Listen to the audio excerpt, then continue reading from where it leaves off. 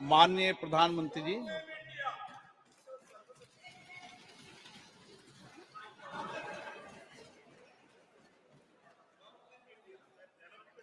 आदरणीय अध्यक्ष जी,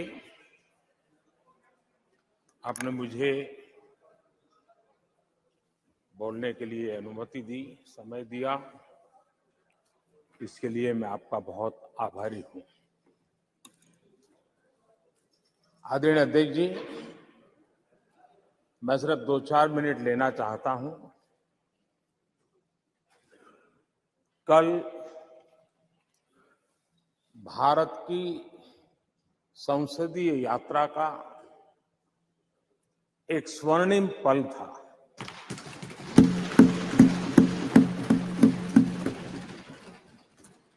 और उस स्वर्णिम पल के हकदार इस सदन के सभी सदस्य हैं। सभी दल के सदस्य, सभी दल के नेता भी हैं। सदन में हो या वह सदन के बाहर हो, वे भी उतने ही हकदार हैं। और इसलिए मैं आज आपके माध्यम से इस बहुत महत्वपूर्ण निर्णय में और देश की मातृशक्ति में नई ऊर्जा भरने में ये कल का निर्णय और आज राज्यसभा के बाद जब हम अंतिम पड़ाव भी पूरा कर लेंगे, देश की मातृशक्ति का जो मिजाज बदलेगा,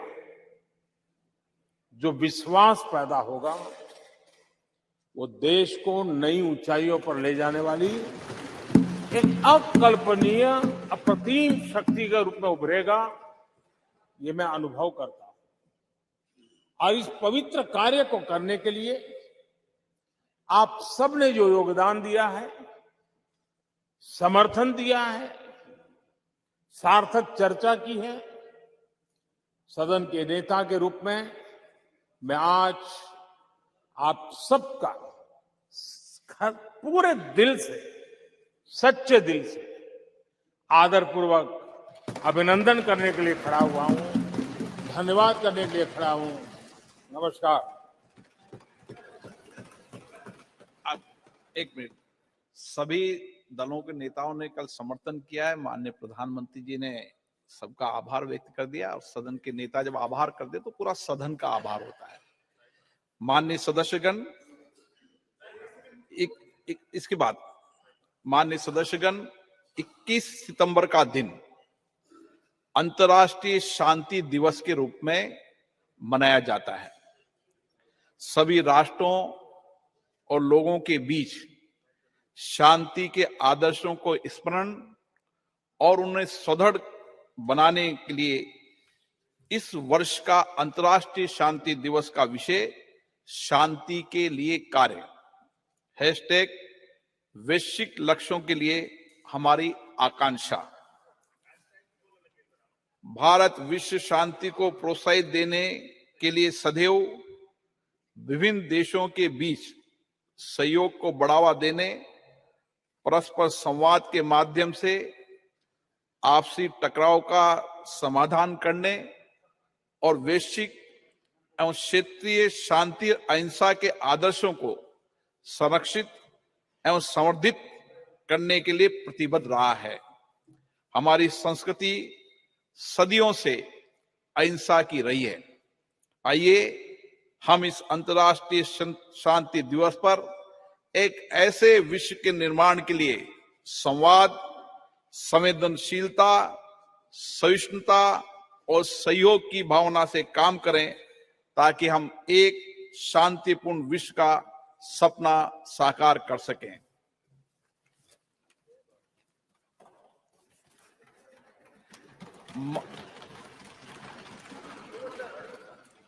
माननीय सदस्यगण, अंतरिक्ष के क्षेत्र में हमारी महत्वपूर्ण उपलब्धियों के लिए पूरे देश को बधाई देते हुए मुझे बेहद खुशी हो रही है। इन उपलब्धियों से प्रत्येक भारतीय गौरवान्वित हुआ है और वैश्विक स्तर पर हमारे देश का कद बढ़ा है। 23 अगस्त 2023 को चंद्रमा के दक्षिणी ध्रुव के पास उतरने वाला पहला देश बनकर हमने एक ऐतिहासिक उपलब्धि हासिल की है। चंद्रयान 3 की मिशन की सफलता हमारे वैज्ञानिकों के अथक प्रतिबद्धता का प्रमाण है, जो निरंतर ब्रह्मांड के सुदूर क्षेत्रों तक पहुंचने का प्रयास करते आए हैं। इस सदन के माध्यम से मैं इस अभूतपूर्व उपलब्धि के लिए इसरो के सभी वैज्ञानिकों और इंजीनियरों और भारत के लोगों को बधाई देता हूं। भारत विश्व कल्याण के लिए अपनी सफलताओं और उपलब्धियों को दूसरों के साथ साझा करने में विश्वास रखता है। इसलिए हमने चंद्रयान 3 की सफलता को विश्व के वैज्ञानिक समुदाय और पूरी मानवता को समर्पित किया है। हमारे प्रज्ञान रोवर ने हमें चंद्रमा पर sulphur, oxygen, aluminium, calcium, iron जैसे तत्वों की मौजूदगी सहित अन्य अमूल्य जानकारी भेजी है, जिससे अंतरिक्ष के बारे में मानव ज्ञान में वृद्धि होगी और भावी अभूतपूर्व खोजों का मार्ग प्रशस्त होगा। 23 अगस्त को राष्ट्रीय अंतरिक्ष दिवस के रूप में मनाना उचित होगा। एक ऐसा दिन होगा जो हमारी भावी पीढ़ियों को जीवन में उच्च महत्वाकांक्षाएं रखने और उन्हें साकार करने के लिए कड़ी मेहनत के लिए प्रेरित करता रहेगा। मैं चंद्रमा पर चंद्रयान 2 के पद चिन्हों को तिरंगा पॉइंट और चंद्रयान 3 के लैंडिंग स्थल को शिव शक्ति पॉइंट का नाम दिए जाने का भी स्वागत करता हूं। ये नाम हमारी सदियों पुरानी विरासत के सम्मान के साथ हमारी वैज्ञानिक महत्वाकांक्षाओं और प्रयासों के प्रतीक हैं। अंतरिक्ष अन्वेषण के क्षेत्र में प्रगति जारी रखते हुए चंद्रयान 3 की सफलता के 10 दिनों के भीतर हमने 2 सितंबर 2023 को अपना पहला सौर मिशन आदित्य L1 लॉन्च किया। ये सूर्य का अध्ययन करने वाला हमारा पहला वैज्ञानिक मिशन है, जिससे सूर्य के भीतर होने वाली भौतिक प्रक्रियाओं और पृथ्वी पर उनके प्रभाव के बारे में जानकारी में वृद्धि होगी। चंद्रयान 3 और आदित्य L1 सफल अंतरिक्ष कार्यक्रम होने के साथ ही भारत की वैज्ञानिक और तकनीकी शक्ति के उदय और हमारी प्रतिभा और क्षमता के प्रतीक हैं। इन दोनों मिशनों में बड़ी संख्या में महिला वैज्ञानिकों ने आगे बढ़कर नेतृत्व किया है, जिससे नए भारत में महिलाओं के योगदान का पता चलता है। इन दोनों मिशनों को पूरी तरह से भारत में डिजाइन और निर्मित किया है। हमारे अंतरिक्ष कार्यक्रम की जो बात दूसरों से अलग करती है, वह हमारी सभी परियोजनाओं में कम लागत। इससे अंतरिक्ष प्रौद्योगिकी में हमारी बढ़ती क्षमताओं के साथ साथ हमारे वैज्ञानिकों की प्रतिभा का परिचय भी मिलता है। इन उपलब्धियों के फलस्वरूप भारत ने अंतरिक्ष के क्षेत्र में विश्व में अग्रणी देशों में अपना स्थान बनाया है। ये सभी उपलब्धियां प्रधानमंत्री माननीय नरेंद्र मोदी जी के नेतृत्व में भारत सरकार के अथक प्रयासों से संभव हुई है। प्रधानमंत्री बनने से पहले भी श्री मोदी जी अंतरिक्ष में गहरी रुचि रही है और चंद्रयान मिशनों के साथ उनका गहरा भावनात्मक जुड़ाव रहा है। 2008 में जब चंद्रयान 1 का सफल प्रक्षेपण हुआ था, वो इसरो गए और व्यक्तिगत रूप से वैज्ञानिकों को बधाई दी। 2019 में जब अंतिम समय में कुछ तकनीकी खराबी के कारण चंद्रयान 2 वांछित उद्देश्य प्राप्त नहीं कर पाए, तो उन्होंने हमारे वैज्ञानिकों के बीच जाकर उन्हें विफलताओं की चिंता किए बिना लक्ष्य प्राप्ति के प्रयास के लिए प्रेरित किया। कोविड-19 के समय जब पूरी दुनिया संकट में जूझ रही थी, ऐसे में माननीय प्रधानमंत्री श्री नरेंद्र मोदी जी इस विपदा का उपयोग अवसर के रूप में किया करते हुए अंतरिक्ष क्षेत्र सहित देश की अर्थव्यवस्था के विभिन्न क्षेत्रों में महत्वपूर्ण सुधार लाने के लिए प्रयासरत रहे। उनके इन्हीं प्रयासों के फलस्वरूप हम विश्व अंतरिक्ष शक्ति बनने की दिशा में आगे बढ़ रहे हैं। पिछले कुछ सालों में अंतरिक्ष स्टार्टअपों की संख्या में रिकॉर्ड वृद्धि हुई है। पिछले साल निजी क्षेत्र में निर्मित पहले रॉकेट विक्रम एस का प्रक्षेपण हुआ है। युवा स्कूली छात्रों ने 2 उपग्रह आजादी सेट और आजादी सेट 2 लॉन्च किए। अंतरिक्ष प्रौद्योगिकी क्षेत्र में हमें महत्वपूर्ण सफलता मिली है, जैसे प्रक्षेपण वाहनों का परीक्षण एक बार में 104 उपग्रह लॉन्च करके हमने विश्व रिकॉर्ड बनाया है। इन उपलब्धियों के फलस्वरूप भारत में दुनिया का नजरिया बदला है। हमारे देश को लेकर विश्व समुदाय के दृष्टिकोण में बदलाव आया है। माननीय प्रधानमंत्री नरेंद्र मोदी जी के दूरदर्शी नेतृत्व और विज्ञान और नवाचार को बढ़ावा देने के कारण ही संभव हो पाया है। हमारा सफल अंतरिक्ष कार्यक्रम उनके जय विज्ञान जय अनुसंधान के आह्वान का सबसे बड़ा प्रमाण है। ये विज्ञान और नवाचार का सबसे अच्छा उदाहरण है, जिसमें स्टार्टअप एमएसएमई को बढ़ावा मिला है, रोजगार अवसरों का सृजन हुआ है, हमारे विकास को भी गति मिली है।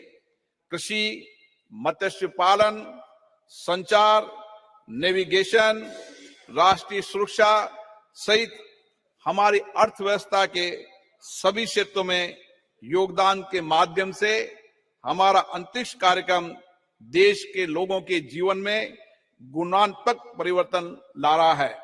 हमें विश्वास है इन उपलब्धियों में हमारी आने वाली पीढ़ियों को बड़े सपने देखने और अपने सपनों को साकार करने के लिए कड़ी मेहनत की प्रेरणा मिलेगी। सभी देशवासियों को 2047 तक एक विकसित भारत बनाने के लिए मिलकर कार्य करना होगा और अपने आप को पुनः समर्पित करना होगा। मुझे विश्वास है ये प्रतिष्ठित सदन इस ऐतिहासिक उपलब्धियों में प्रधानमंत्री मोदी जी के नेतृत्व की सराहना करने, भारत के लोगों विशेष रूप से युवाओं का उत्साहवर्धन करने तथा महिलाओं के योगदान के साथ सभी संगठनों और व्यक्तियों के योगदान की सराहना करने में मेरा साथ देगा। सभा पटल पर रखे जाने वाले पत्र। Item number 1 Shri Ashwini Kumar Choubey. अध्यक्ष महोदय, आपकी अनुमति से मैं आज की संशोधित कार्यसूची के क्रम संख्या 1 पर अपने नाम के आगे पर्यावरण, वन एवं जलवायु परिवर्तन मंत्रालय से संबंधित सूचीबद्ध विवरण सभा पटल पर प्रस्तुत करता हूं। आइटम नंबर 2 श्री कृष्णपाल जी। आपकी अनुमति से मैं आज की प्रस्तुत कार्यसूची में क्रम संख्या 2 पर अपने नाम के सम्मुख सूचीबद्ध कागजात सदन के पटल पर रखता हूं। आइटम नंबर श्री दानवे राव साहेब। अध्यक्ष महोदय, मैं आज की प्रदर्शित कार्यसूची में मेरे नाम के सामने क्रम संख्या 3 पर उल्लेखित कागजात को सभा पटल पर रखता हूं। Item number 4 Shri Pankaj Chaudhary. अध्यक्ष महोदय, मैं आज की संशोधित कार्यसूची में मत संख्या 4 पर मेरे नाम के सामने वर्णित कागजात आपकी अनुमति से सदन के पटल पर रखता हूं। Item number 5 Shri Devi Singh Chauhan. Daewoo Singh. Honorable Speaker, sir, with your kind permission, I rise to lay on the table of the House the papers mentions against my name at serial number 5 in today's revised list of business. Item number 6 doctor Bharati Pawar. Honorable Speaker, sir, with your permission, I rise to lay on the table of the House papers mentioned against my name at serial number 6 in today's revised list of business. Item number 7 doctor Sanjay Jaiswal. आज की संशोधित कार्यसूची में अपने नाम के सम्मुख यथा सूचीबद्ध प्राक्कलन समिति के प्रतिवेदन संख्या 27 हिंदी और अंग्रेजी संस्करण को प्रस्तुत करता हूं। Item number 8 Shri Vishnu Dayal Ram.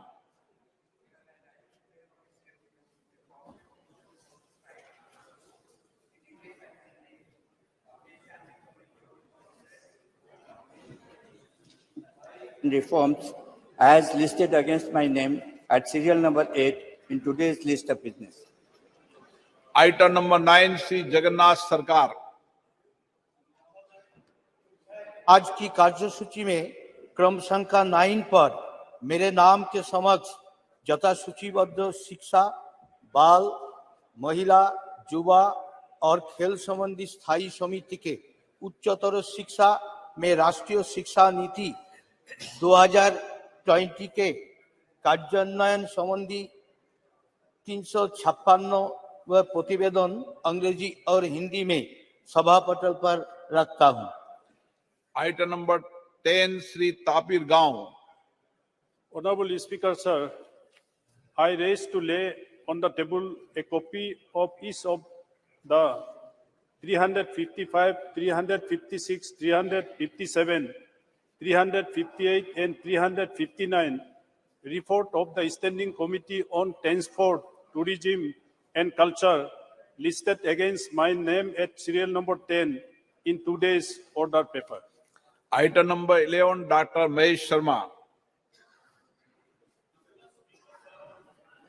With your permission, I rise to lay on the table a copy of the 149th report on the subject implementation of Pradhan Mantri TB Mukt Bharat Abhiyan in Hindi and English of the Standing Committee on Health and Family Welfare.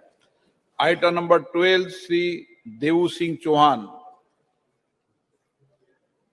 Honorable Speaker, sir, in pursuance of the Direction 73A of the Honorable Speaker Loksabha, I would like to lay a statement showing status of implementation of the recommendations, observations contained in the 44th report of Standing Committee on Communication and Information Technology on demands for grants 2023-24 pertaining to Department of Post on the table of the House. Item number 13 Shri Pralhad Joshi ji. Sir, with your permission, I rise to move the following, that this House do agree with the 45th report of the Business Advisory Committee presented to the House on 20th September 2023. प्रश्न है कि सभा कार्य मंत्रणा समिति दिनांक 20/9/2023 का सभा में प्रस्तुत 45वां प्रतिवेदन से सहमत है। जो सदस्य इसके पक्ष में हाँ कहें, जो सदस्य विरोध में ना कहें, मेरे विचार में निर्णय हाँ वालों के पक्ष में, हाँ वालों के पक्ष में प्रतिवेदन स्वीकृत हुआ। आइटम नंबर 14 चंद्रयान 3 मिशन की सफलता, अंतरिक्ष क्षेत्र में हमारे राष्ट्र की अन्य उपलब्धियों के बारे में आज चर्चा होगी। मैं सभी माननीय सदस्यों से आग्रह करता हूं कि सभी वो अपने विचार रखें। पर्याप्त सबको अवसर दूंगा, लेकिन सब बोल लें, ऐसी मेरी अपेक्षा है। From the House under what rule this, whether it is 184 Order 93, under what rule? Item number 14 मैंने शुरू किया है। इसका विषय श्री राजनाथ सिंह जी।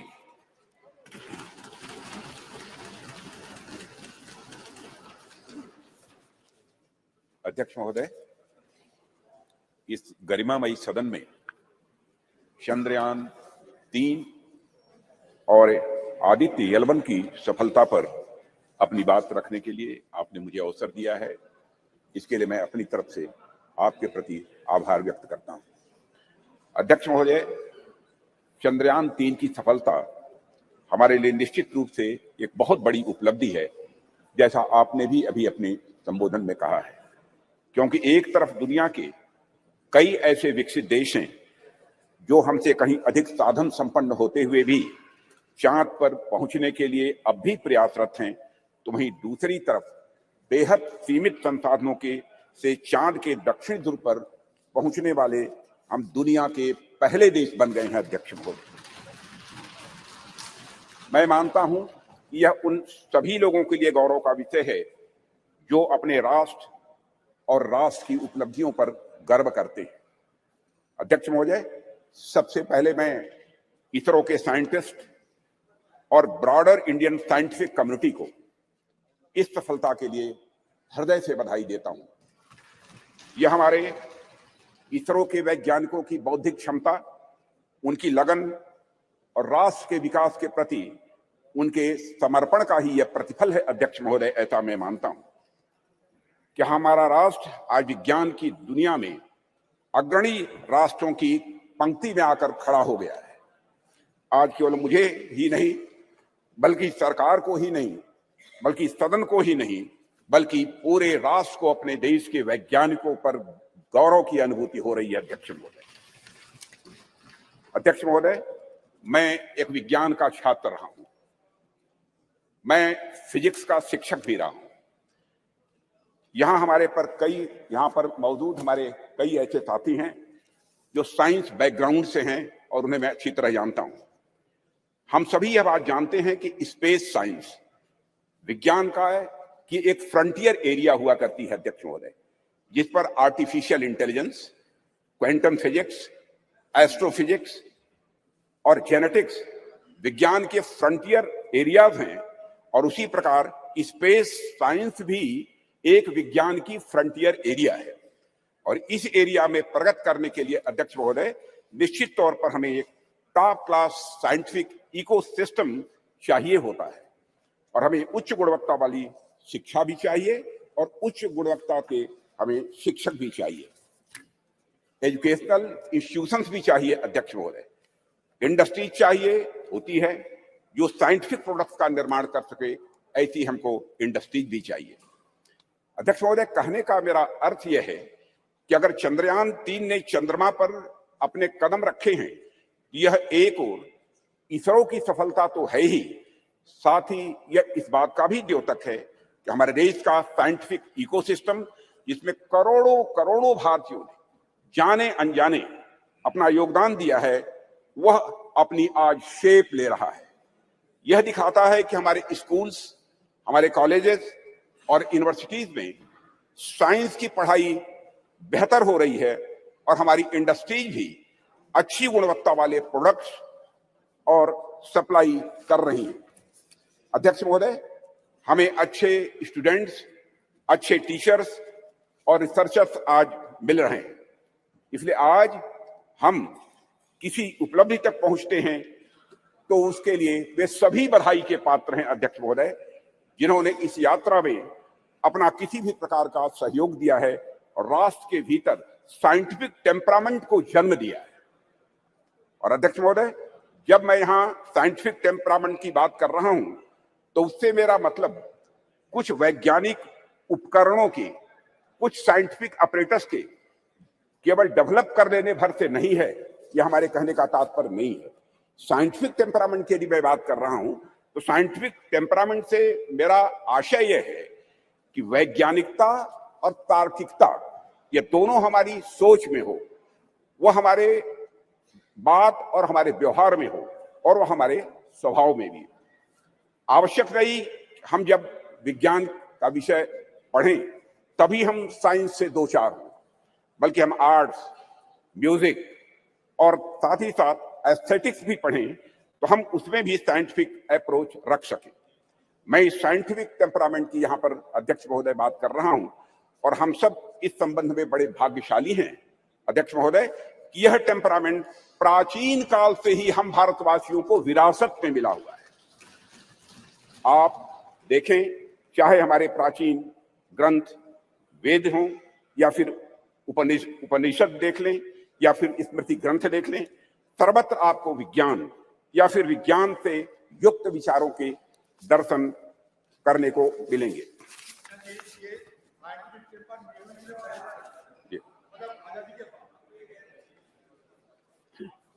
अध्यक्ष महोदय, मैथ्स, साइंस, मेडिसिन, लॉजिक आदि से जुड़े जितने भी फार्मूले यानी सूत्र हैं, हमें हमारे प्राचीन ग्रंथों में भी ये दिखाई देते हैं, जो ग्रंथ हमारी संस्कृत के आधार हैं। इनके मैं उदाहरण दे सकता हूं, लेकिन लंबा समय लगेगा अध्यक्ष महोदय, उस विस्तार में मैं नहीं जाना चाहता।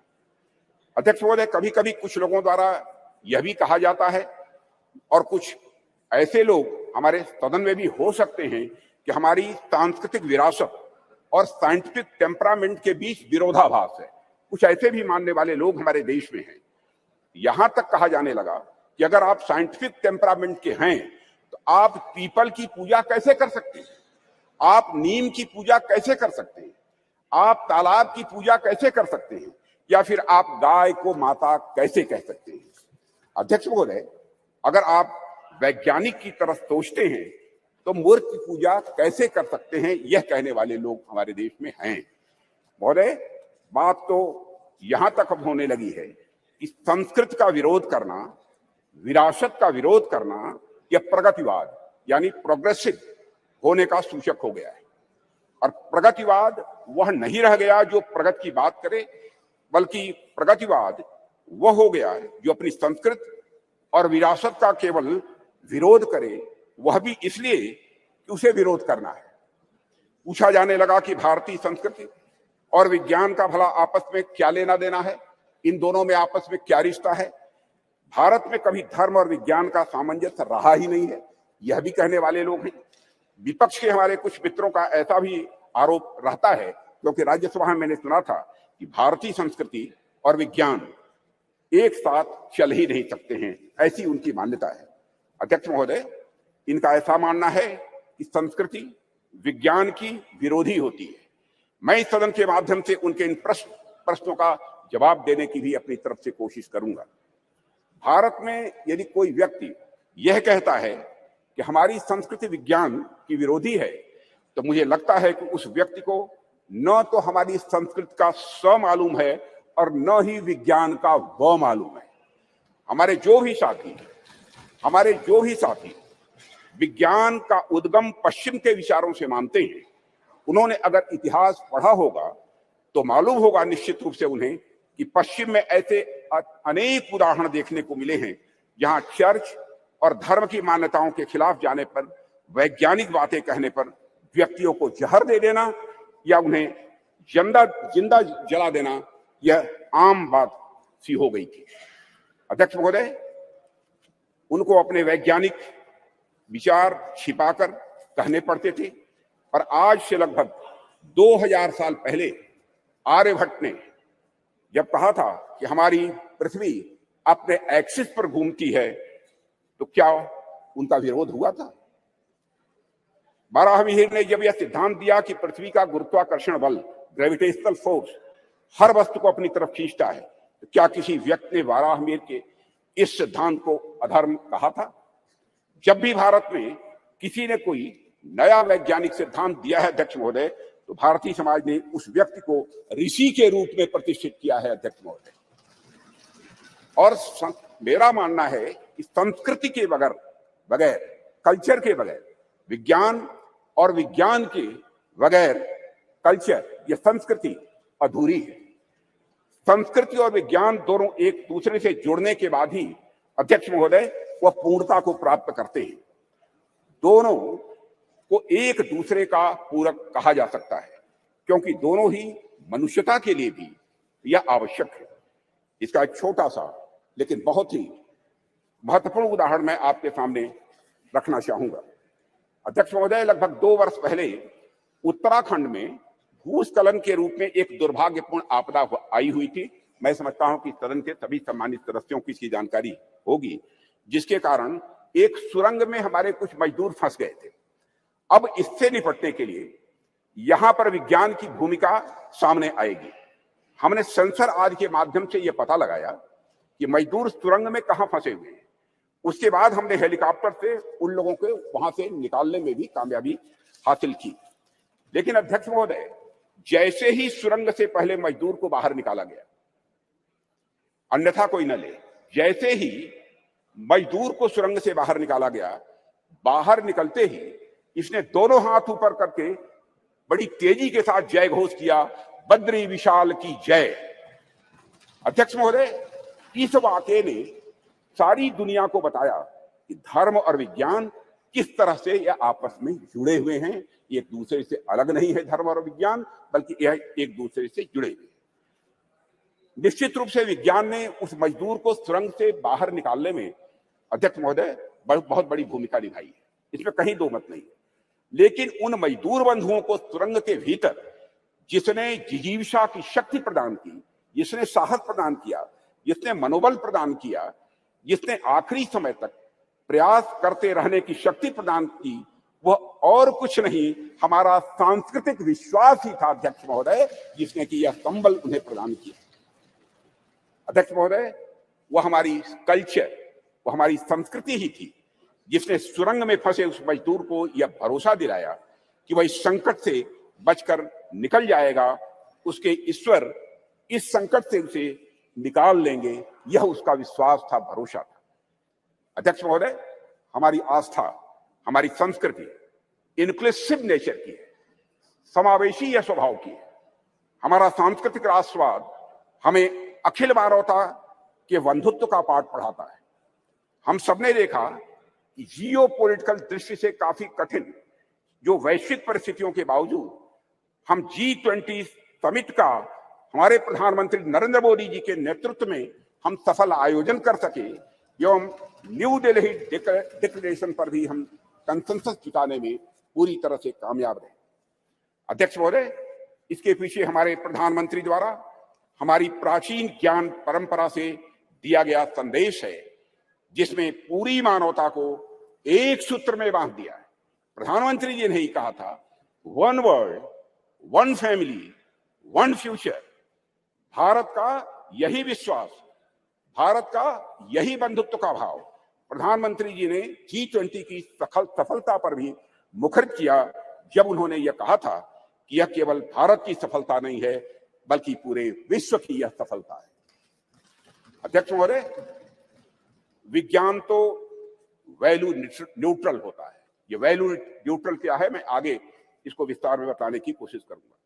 चंद्रयान जैसे अंतरिक्ष यान हो, या परमाणु के भीतर छिपी शक्ति हो, या फिर DNA एडिटिंग की टेक्नोलॉजी हो, विज्ञान हमेशा यह मूल्य निरपेक्ष होता है, यानी वैल्यू न्यूट्रल होता है। विज्ञान हमें परमाणु शक्ति का ज्ञान दे सकता है अध्यक्ष महोदय, लेकिन वह संस्कृति ही है, वह कल्चर ही है जो हमें मार्ग दिखलाएगी उस परमाणु शक्ति का उपयोग हम ऊर्जा के रूप में स्वयं के विकास में करते हैं, या फिर हथियार के रूप में अन्य का विनाश करने में हम करते हैं। कहते हैं, with great power comes great responsibility. इसलिए जैसे जैसे हमारी शक्ति बढ़ती जाती है अध्यक्ष महोदय, वैसे वैसे हमारे संस्कारों का महत्व भी स्वाभाविक रूप से यह बढ़ता जाता है। प्रारंभ में मानव के पास बहुत सारे विकसित हथियार नहीं थे, ऐसे में यदि उससे कुछ नुकसान भी होता था तो बहुत बड़े पैमाने पर नहीं होता था। पर अध्यक्ष महोदय, आज जब मानव के पास परमाणु शक्ति आ गई है और मानव ने चंद्रमा तक पहुंचने के भी रास्ते खोज लिए हैं, तब ऐसी शक्तियों का दुरुपयोग भी उसी पैमाने पर संभव है। इस संभावना को भी नकारा नहीं जा सकता है। इसे मैं एक उदाहरण के माध्यम से इस सदन के समक्ष रखना चाहूंगा। अध्यक्ष महोदय, जब मैं जर्मन फिलॉसफर नीत्शे ने गॉड इज डेड कहकर अपने महामानव को सामाजिक नैतिकता से मुक्त किया, तो उसका नतीजा जर्मनी में नाजीवाद के कहर के रूप में प्रकट हुआ था। जर्मनी में हुए नरसंहार में मानवता को खत्म करने के लिए जो ऑपरेटर्स, जो उपकरण प्रयोग में लाए गए थे, जिन हथियारों या फिर जिन केमिकल्स का प्रयोग हुआ था, निश्चित रूप से वे सभी विज्ञान की ही देन थे अध्यक्ष महोदय। लेकिन नैतिकता और मानवीयता के गुणों के अभाव में उन सभी वैज्ञानिक खोजों का किस प्रकार दुरुपयोग हुआ, इसे हम सभी अच्छी तरह जानते हैं। सेकेंड वर्ल्ड वॉर में हिरोशिमा और नागासाकी पर जो बम गिराए गए थे, वह निश्चित ही विज्ञान की ही देन से अध्यक्ष महोदय। वह विज्ञान की शक्ति के प्रतिनिधि थे, पर अभाव था तो धार्मिक शक्ति और नैतिक शक्ति का अभाव था। अगर उनके भीतर धार्मिक और नैतिक शक्तियां जब प्रबल होती तो इतिहास को इस काले कृत्य से बचाया जा सकता था अध्यक्ष महोदय। इसलिए विज्ञान कितनी भी प्रगति कर ले अध्यक्ष महोदय, विज्ञान चाहे कितनी भी प्रगति कर ले, वह संस्कृति और संस्कारों के बिना सदैव अधूरा रहेगा, ऐसी हमारी मान्यता है अध्यक्ष महोदय। जैसा कि मार्टिन लूथर किंग ने कहा है कि science gives man knowledge which is power, religion gives man wisdom which is control. अध्यक्ष महोदय, एक बात पर मैं समझता हूं कि ध्यान देने की हम सभी को जरूरत है। जिस टेक्नोलॉजी का इस्तेमाल वैज्ञानिक किसी यान को चांद या मंगल पर भेजने के लिए करते हैं, कमोबेश उसी टेक्नोलॉजी का इस्तेमाल मिसाइल में भी काफी हद तक किया जाता है। पहला उपयोग मानवता के विकास में होता है अध्यक्ष महोदय, जबकि दूसरा उपयोग मानवता के विनाश में होता है। पर अपना अपना सबका इंटरेस्ट है, सबकी अपनी अपनी रुचि है कि कुछ राष्ट्रों का ध्यान पहले वाले उपयोग पर अधिक होता है और कुछ राष्ट्रों का ध्यान दूसरे वाले उपयोग पर अधिक होता है। अध्यक्ष महोदय, कई बार कुछ लोगों का यह भी आरोप रहता है, अब देश में ऑलरेडी जमीनी विकास के इतने कार्य करने के लिए पड़े हैं जिसमें रिसोर्सेस की जरूरत होती है, संसाधनों की जरूरत होती है, तो ऐसे में चंद्रयान जैसे मिशन भेजने की क्या आवश्यकता है। अध्यक्ष महोदय, इन प्रश्नों का भी जवाब मैं आपकी अनुमति से इस सदन के समक्ष रखना चाहूंगा। जब हम इस प्रकार के मिशन भेजते हैं या फिर हम किसी प्रकार की वैज्ञानिक प्रगति हम करते हैं, तो इसका जमीनी विकास से किसी भी प्रकार का विरोधाभास नहीं होता है। हम यदि स्पेस रिलेटेड कोई भी मिशन भेजते हैं तो बाहरी तौर पर दिखने में सिर्फ स्पेस से रिलेटेड यह लग सकता है हम सबको, लेकिन वास्तव में उसका प्रभाव आम जनमानस पर भी पड़ता है। इस सच्चाई को भी नकारा नहीं जा सकता। अध्यक्ष महोदय, हमारे यह स्पेस प्रोग्राम्स भारत का तो नाम रोशन करते ही हैं, लेकिन साथ ही साथ इन मिशन का जो बहुआयामी उपयोग होता है उसका प्रभाव आम जनता के ऊपर भी बहुत ज्यादा पड़ता है। स्पेस मिशन हमें अनेक प्रकार से सहायता प्रदान करते हैं, जैसे यदि हम इसके माध्यम से रेनफॉल पैटर्न यानी वर्षा होने का जो पैटर्न है, इसका बेहतर प्रेडिक्शन यदि कर रहे हैं कि हमारे किसान बंधु बांधवों के लिए फायदेमंद आगे हो रहा है। यदि हम इसके माध्यम से चक्रवात, साइक्लोन को यदि हम प्रेडिक्ट करते हैं तो हमारे कोस्टल एरियाज में रह रहे लोगों के लिए भी अध्यक्ष महोदय यह लाभदायक हो। इस प्रकार के प्रेडिक्शंस हमारे मछुआरों के लिए लाभदायक सिद्ध होंगे। यह तो मैंने एक दो उदाहरण केवल दिए हैं अध्यक्ष महोदय। बाकी स्पेस एप्लीकेशन से डेवलपमेंट में जो मदद मिलती है उससे भी मैं समझता हूं सदन के अधिकांश सदस्य अच्छी तरह परिचित हैं। इन सबसे भी महत्वपूर्ण बात यह होती है कि जब भी हम इस प्रकार के मिशन स्पेस में या फिर चंद्रमा और सूर्य की ओर भेजते हैं तो सुदूर गांव में बैठे किसी बच्चे के मन में साइंटिफिक टेम्परामेंट स्वाभाविक रूप से जगता है और उसके भीतर भी इस बात की अलख जगती है अध्यक्ष महोदय कि वह भी आगे चलकर कुछ ऐसे ही करेगा। उसके अंदर यह प्रेरणा आती है कि एक दिन वह भी वैज्ञानिक बनकर भारत का नाम दुनिया में रोशन करेगा। और यही कुछ करने की तमन्ना ही अध्यक्ष महोदय राष्ट्र को स्वाभाविक रूप से आगे ले जाने का काम करती है। चंद्रयान 3 की सफलता से कितने रामानुजन, कितने भाभा या साराभाई अपने लक्ष्य की ओर आगे बढ़े होंगे, यह हमें आज नहीं कुछ वर्षों के बाद यह पता लगेगा। अध्यक्ष महोदय, हमारे प्रधानमंत्री मोदी जी के नेतृत्व में हम संस्कृति और विज्ञान दोनों को समान रूप से महत्व देते हुए आगे बढ़ रहे हैं। और ऐसा बिल्कुल भी नहीं है, ऐसा बिल्कुल भी नहीं है कि यदि हम एक को महत्व दे रहे हैं तो दूसरे का महत्व कम हो जाएगा।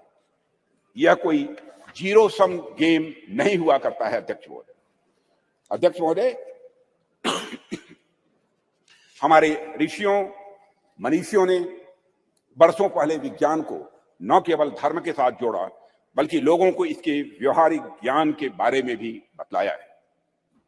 उनका मानना था यदि विज्ञान को सुव्यवस्थित ढंग से संवार कर मनुष्य के वेलफेयर के लिए, उनके कल्याण के लिए लगाया जाए तो स्वाभाविक रूप से वह अपने आप धर्म बन जाता है। यही वजह है कि हमारे वेद, उपनिषद, दर्शन आदि जितने भी धर्म ग्रंथ हैं उनमें विज्ञान स्वाभाविक रूप से यह पिरोया हुआ हम पाते हैं। उदाहरण के तौर पर वैदिक रिचुअल्स में, स्वर्ण सूत्रों में ज्योमेट्री का सिद्धांत ये निहित पाए जाते हैं। जैसे मैं बतलाना चाहूंगा इस सदन को अध्यक्ष महोदय, जैसे हवन कुंड हम बनाते हैं तो वह भी हमारे प्राचीन ज्योमेट्रिक कंसेप्ट पर ही आधारित होता है। यह बिल्कुल हमारी जनता के मन में, उनकी सोच में यह पूरी तरह से रचा बसा है। और यही कारण है कि बड़े बड़े वैज्ञानिक भी सांस्कृतिक विरासत की महत्ता को अच्छी तरह स्वीकार करते हैं। अध्यक्ष महोदय, अभी चंद्रयान 3 की सफलता के नायक डॉक्टर यश सोमनाथ, जिनका पूरे सदन ने अभिनंदन किया, उनके साथ सारे वैज्ञानिकों का अभिनंदन किया, डॉक्टर यश सोमनाथ जी ने भी इस बात की ओर इशारा किया था कि वेदों में कई सारी वैज्ञानिक पृष्ठभूमि वाली बातें कही गई है। भारत के प्रसिद्ध गणितज्ञ श्रीनिवास रामानुजन का तो संस्कृत के प्रति इतना गहरा विश्वास था कि वे अपने गणित के क्षेत्र में किए गए किसी भी कार्य को स्पिरिचुअलिज्म, अध्यात्म का ही वह अंग मानते थे। और अध्यक्ष महोदय, इसीलिए जो लोग यह कहते हैं कि हमें अपनी संस्कृति से विरक्त होकर विज्ञान को अपनाना चाहिए, दरअसल उन लोगों का यह समझना पड़ेगा उन्हें कि संस्कृत और विज्ञान एक दूसरे के विरोधी नहीं है, बल्कि संस्कृत और विज्ञान एक दूसरे के पूरक है। अध्यक्ष महोदय, मैं देश का रक्षा मंत्री हूं, रक्षा मंत्रालय का दायित्व तो मेरे ऊपर है और देश की सुरक्षा का कार्यभार देख रहा हूं। जब मैं यहां आ रहा था तो मैं रास्ते मैंने सोचा कि चंद्रयान 3 की सफलता को देश के रक्षा मंत्री होने के नाते मैं किस नजरिए से देखता हूं। इस पर भी मैंने अपनी कुछ बातें आपके सामने में रखना चाहूंगा। मैं अपनी बात पर आऊं इसके लिए मैं आपको थोड़ा पीछे भी ले जाना चाहूंगा अध्यक्ष महोदय, और कुछ एक उदाहरण भी इस सदन के समक्ष आपके माध्यम से रखना चाहूंगा। आप सभी सदन के लोग अच्छी तरह अवगत हैं कि कुछ ही समय पहले हमारे प्रधानमंत्री मोदी जी ने के प्रयासों से काशी तमिल संगमम का भव्य और सफल आयोजन किया गया था। उसके कुछ समय बाद ही सौराष्ट्र तमिल संगमम का भी आयोजन उनके द्वारा किया गया था। अध्यक्ष महोदय, इसके पहले का एक और उदाहरण देखिए कि सरकार के प्रयासों से कैसे उज्जैन में बाबा महाकाल के क्षेत्र में भव्य कॉरिडोर का निर्माण किया गया। विश्व की प्राचीनतम नगरी ज्ञान नगरी काशी में बाबा विश्वनाथ धाम के परिसर के पुनरुद्धार का काम भी वहां पर किया गया। प्रधानमंत्री मोदी जी ने बाबा विश्वनाथ के चरणों में श्रद्धा के सुमन अर्पित किए अध्यक्ष महोदय। और राम मंदिर का एक और उदाहरण इसके साथ ही अध्यक्ष महोदय में देना चाहूंगा। जो रामचंद्र जी देश के जनमानस में निवास करते हैं, उन राजा जी को अयोध्या में निवास करना कितना मुश्किल कार्य हो गया था। जाने कितनी पीढ़ियां इस प्रतीक्षा में ही निकल गई कि रामलला के मंदिर का निर्माण कभी होगा कि नहीं होगा। सैकड़ों वर्षों से राम मंदिर बनने का सपना पाले बैठे उन भक्तों ने इसे बस एक सपना भर ही मान लिया था, कभी न पूरा होने वाला सपना ऐसा मान लिया था। पर माननीय प्रधानमंत्री जी के नेतृत्व में सरकार का प्रयास देखिए अध्यक्ष महोदय कि आज अयोध्या में राम मंदिर के निर्माण का कार्य बड़े जोर शोर के साथ चल रहा है। और अध्यक्ष महोदय, राष्ट्र में सांस्कृतिक उत्कर्ष के एक नए युग का प्रारंभ हुआ है। राष्ट्र के प्रयासों से भगवान राम अपने नए अवतार में जल्द ही जनता के सामने होंगे और यह भारतवासियों की मैं समझता हूं एक बहुत बड़ी, बहुत शानदार यह उपलब्धि होगी। अध्यक्ष महोदय, इस प्रकार के कुछ और उदाहरण देखिए। गंगा जैसी अनेक नदियों का पुनरुद्धार किया गया। हम देशव्यापी अभियान चलाकर हम गंगा, यमुना और नर्मदा जैसी नदियों की सफाई और उनके संरक्षण का कार्य कर रहे हैं। ऐसे ही अनेक उपक्रम सरकार द्वारा किए जा रहे हैं जो हमारी संस्कृति और परंपरा से जुड़ी चीजों को सहेजने और सुरक्षित रखने का वो काम कर रहे हैं। अध्यक्ष महोदय, आप सभी राष्ट्र के उपयुक्त विकास के लिए अनेक प्रकार की सुरक्षा से भी मैं समझता हूं सदन के सम्मानित सदस्य अच्छी तरह अवगत होंगे। आप सभी सीमा सुरक्षा, आर्थिक सुरक्षा, सामाजिक सुरक्षा, खाद्य सुरक्षा, ऊर्जा सुरक्षा और पर्यावरण सुरक्षा के बारे में मैं समझता हूं हम सभी समय समय पर चर्चा भी करते रहते हैं। अब तो पूरी हिम्मत है, पूरी हिम्मत है, पूरी हिम्मत है, पूरी हिम्मत है।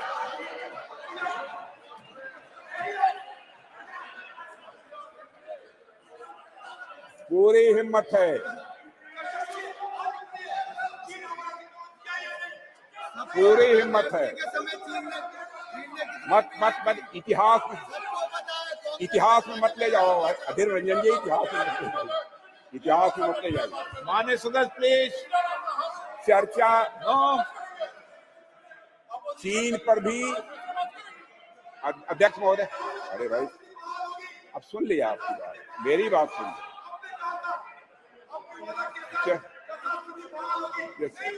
माननीय सदस्य आपको मौका देंगे जब आप बोलना, सबको पर्याप्त समय, पर्याप्त अवसर मिलेगा। और मैं बतलाना चाहता हूं अध्यक्ष महोदय, मैं बीच में कहीं पर अपने को डिबेट नहीं करना चाहता हूं। मैं चर्चा करने को तैयार हूं और सीना चौड़ा करके मैं चर्चा करने को तैयार हूं। अध्यक्ष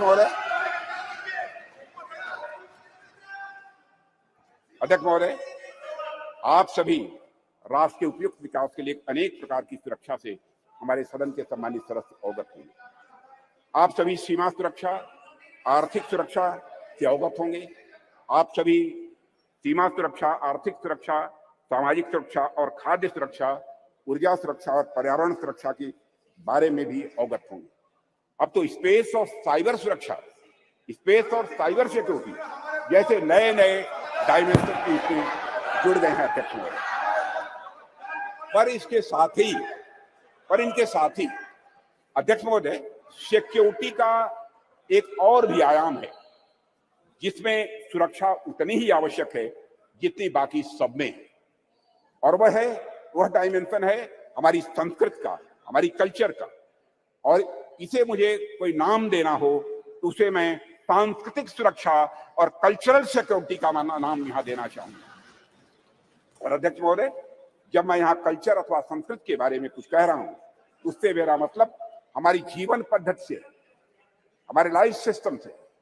संस्कृत से मेरा मतलब हमारे खान पान, वेशभूषा, रीति रिवाज, रहन सहन और हमारे विचारों से है। अध्यक्ष महोदय, मैं किसी राष्ट्र की अस्मिता को अक्षुण्ण रखने के लिए जिस तरह से वहां की सीमाई सुरक्षा और बाकी अन्य चीजों की सुरक्षा आवश्यक होती है, उसी प्रकार उसकी अस्मिता को बनाए रखने के लिए वहां की संस्कृति की सुरक्षा भी उतनी ही आवश्यक होती है। और अध्यक्ष महोदय, और इन उदाहरणों से मैंने यह स्पष्ट करने का प्रयास किया है कि हमारी सरकार भारतीय सांस्कृतिक विरासत को तवज्जो देते हुए सांस्कृतिक सुरक्षा के प्रति भी उतनी ही गंभीर है जितनी अन्य बाकी सुरक्षा के प्रति हमारी सरकार गंभीर है। अध्यक्ष महोदय, आज जब यहां पर चंद्रयान की चर्चा हो रही है, तो मैं सांस्कृतिक पुनर्जागरण के इन उदाहरणों को आपके सामने क्यों रख रहा हूं। अध्यक्ष महोदय, वैसे तो ये दोनों निश्चित रूप से अलग अलग विषय हैं, इसमें कहीं दो मत नहीं है, और ध्यान से देखेंगे तो यह सदन के सभी सम्मानित सदस्य यह पाएंगे कि इनके भीतर एक गहरा संबंध है, इन दोनों के बीच एक गहरा रिश्ता है। अध्यक्ष महोदय, विश्व का इतिहास उठाकर कोई देखे तो आप पाएंगे कोई भी ऐसा राष्ट्र नहीं है, कोई भी ऐसा समाज नहीं है जिसने सांस्कृतिक पुनर्जागरण के बिना आर्थिक, सामाजिक, राजनीतिक और वैज्ञानिक प्रगति की हो। दुनिया में कोई देश नहीं मिलेगा। जब तक संस्कृति समाज को जीवंत नहीं करती, उन्नत नहीं करती, उसे एक दिशा नहीं देती, तब तक समाज जड़ बना रहता है।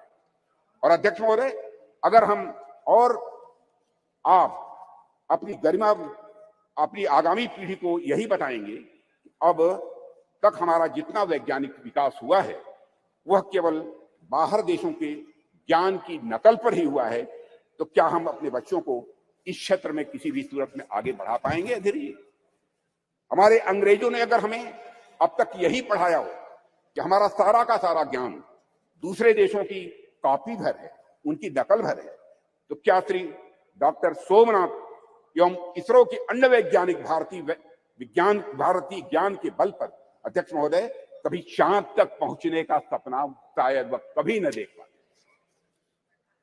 अगर उन्हें इस बात का विश्वास हुआ, अगर उनके मन में संकल्प जगा, तो इसलिए कि उन्हें मालूम था कि उनके पूर्वज आर्यभट्ट थे, उनके पूर्वज वराहमिहिर थे, उन्हें मालूम था कि उनके पूर्वज भास्कराचार्य थे, उनके पूर्वज ब्रह्मगुप्त थे और उनके पूर्वज सवाई जय सिंह थे। अध्यक्ष महोदय, इसलिए उनको यह प्रेरणा प्राप्त हुई।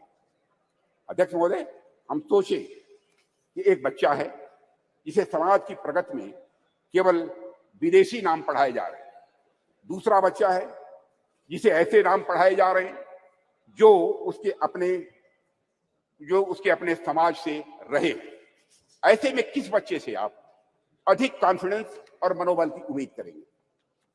यह स्वाभाविक है अध्यक्ष महोदय कि वैसे तो मुझे बाहरी नामों से कोई इतराज नहीं है अध्यक्ष महोदय, ज्ञान विज्ञान में उनका भी महत्वपूर्ण योगदान है, यह भी मैं स्पष्ट करना चाहूंगा। पर हमारे बच्चों के मन मस्तिष्क में केवल और केवल बाहरी नाम यदि छाए रहे तो ऐसी स्थिति में बच्चा अपने बल पर समाज के विकास के सपने को जीवन में कभी नहीं देख सकता है। उसमें सपने भी आएंगे तो बाहर के समाज के विकास के ही सपने आएंगे। इसलिए अध्यक्ष महोदय, जब हम महिलाओं और छोटी बच्चों को इंस्पायर करने की बात करते हैं तो हमें यह प्रयास करते हैं कि उनके सामने विमेन आइकन का उदाहरण रखें। तो जब हम भारतीय बच्चों को इंस्पायर करने के लिए, प्रेरित करने का हम प्रयास करते हैं, तो क्या हमारा यह कर्तव्य नहीं होना चाहिए कि हम उनके सामने भारतीय आइकन्स का भी उदाहरण प्रस्तुत करें? इसलिए अगर हमें अपने समाज, अपने राष्ट्र को आगे ले जाना है अध्यक्ष महोदय, हम अपने समाज और संस्कृति से सीखें, हमारे अपने आइकन्स को अपने बात व्यवहार में प्रतिष्ठित करें और उनका अनुकरण करें। यही हम सभी के लिए श्रेयस्कर होगा। अध्यक्ष महोदय, एक बात और मैं यहां कहना चाहूंगा और वह यह है कि चंद्रयान 3 की सफलता में देश की नारी की शक्ति की योगदान की मैं यहां चर्चा करूंगा। पूरा सदन अच्छी तरह जानता है कि इस मिशन में महिला साइंटिस्ट का भी बहुत बड़ा महत्वपूर्ण योगदान है। यह मिशन अगर इतना सफल हो पाया है तो इसके पीछे हमारे देश की नारी शक्ति का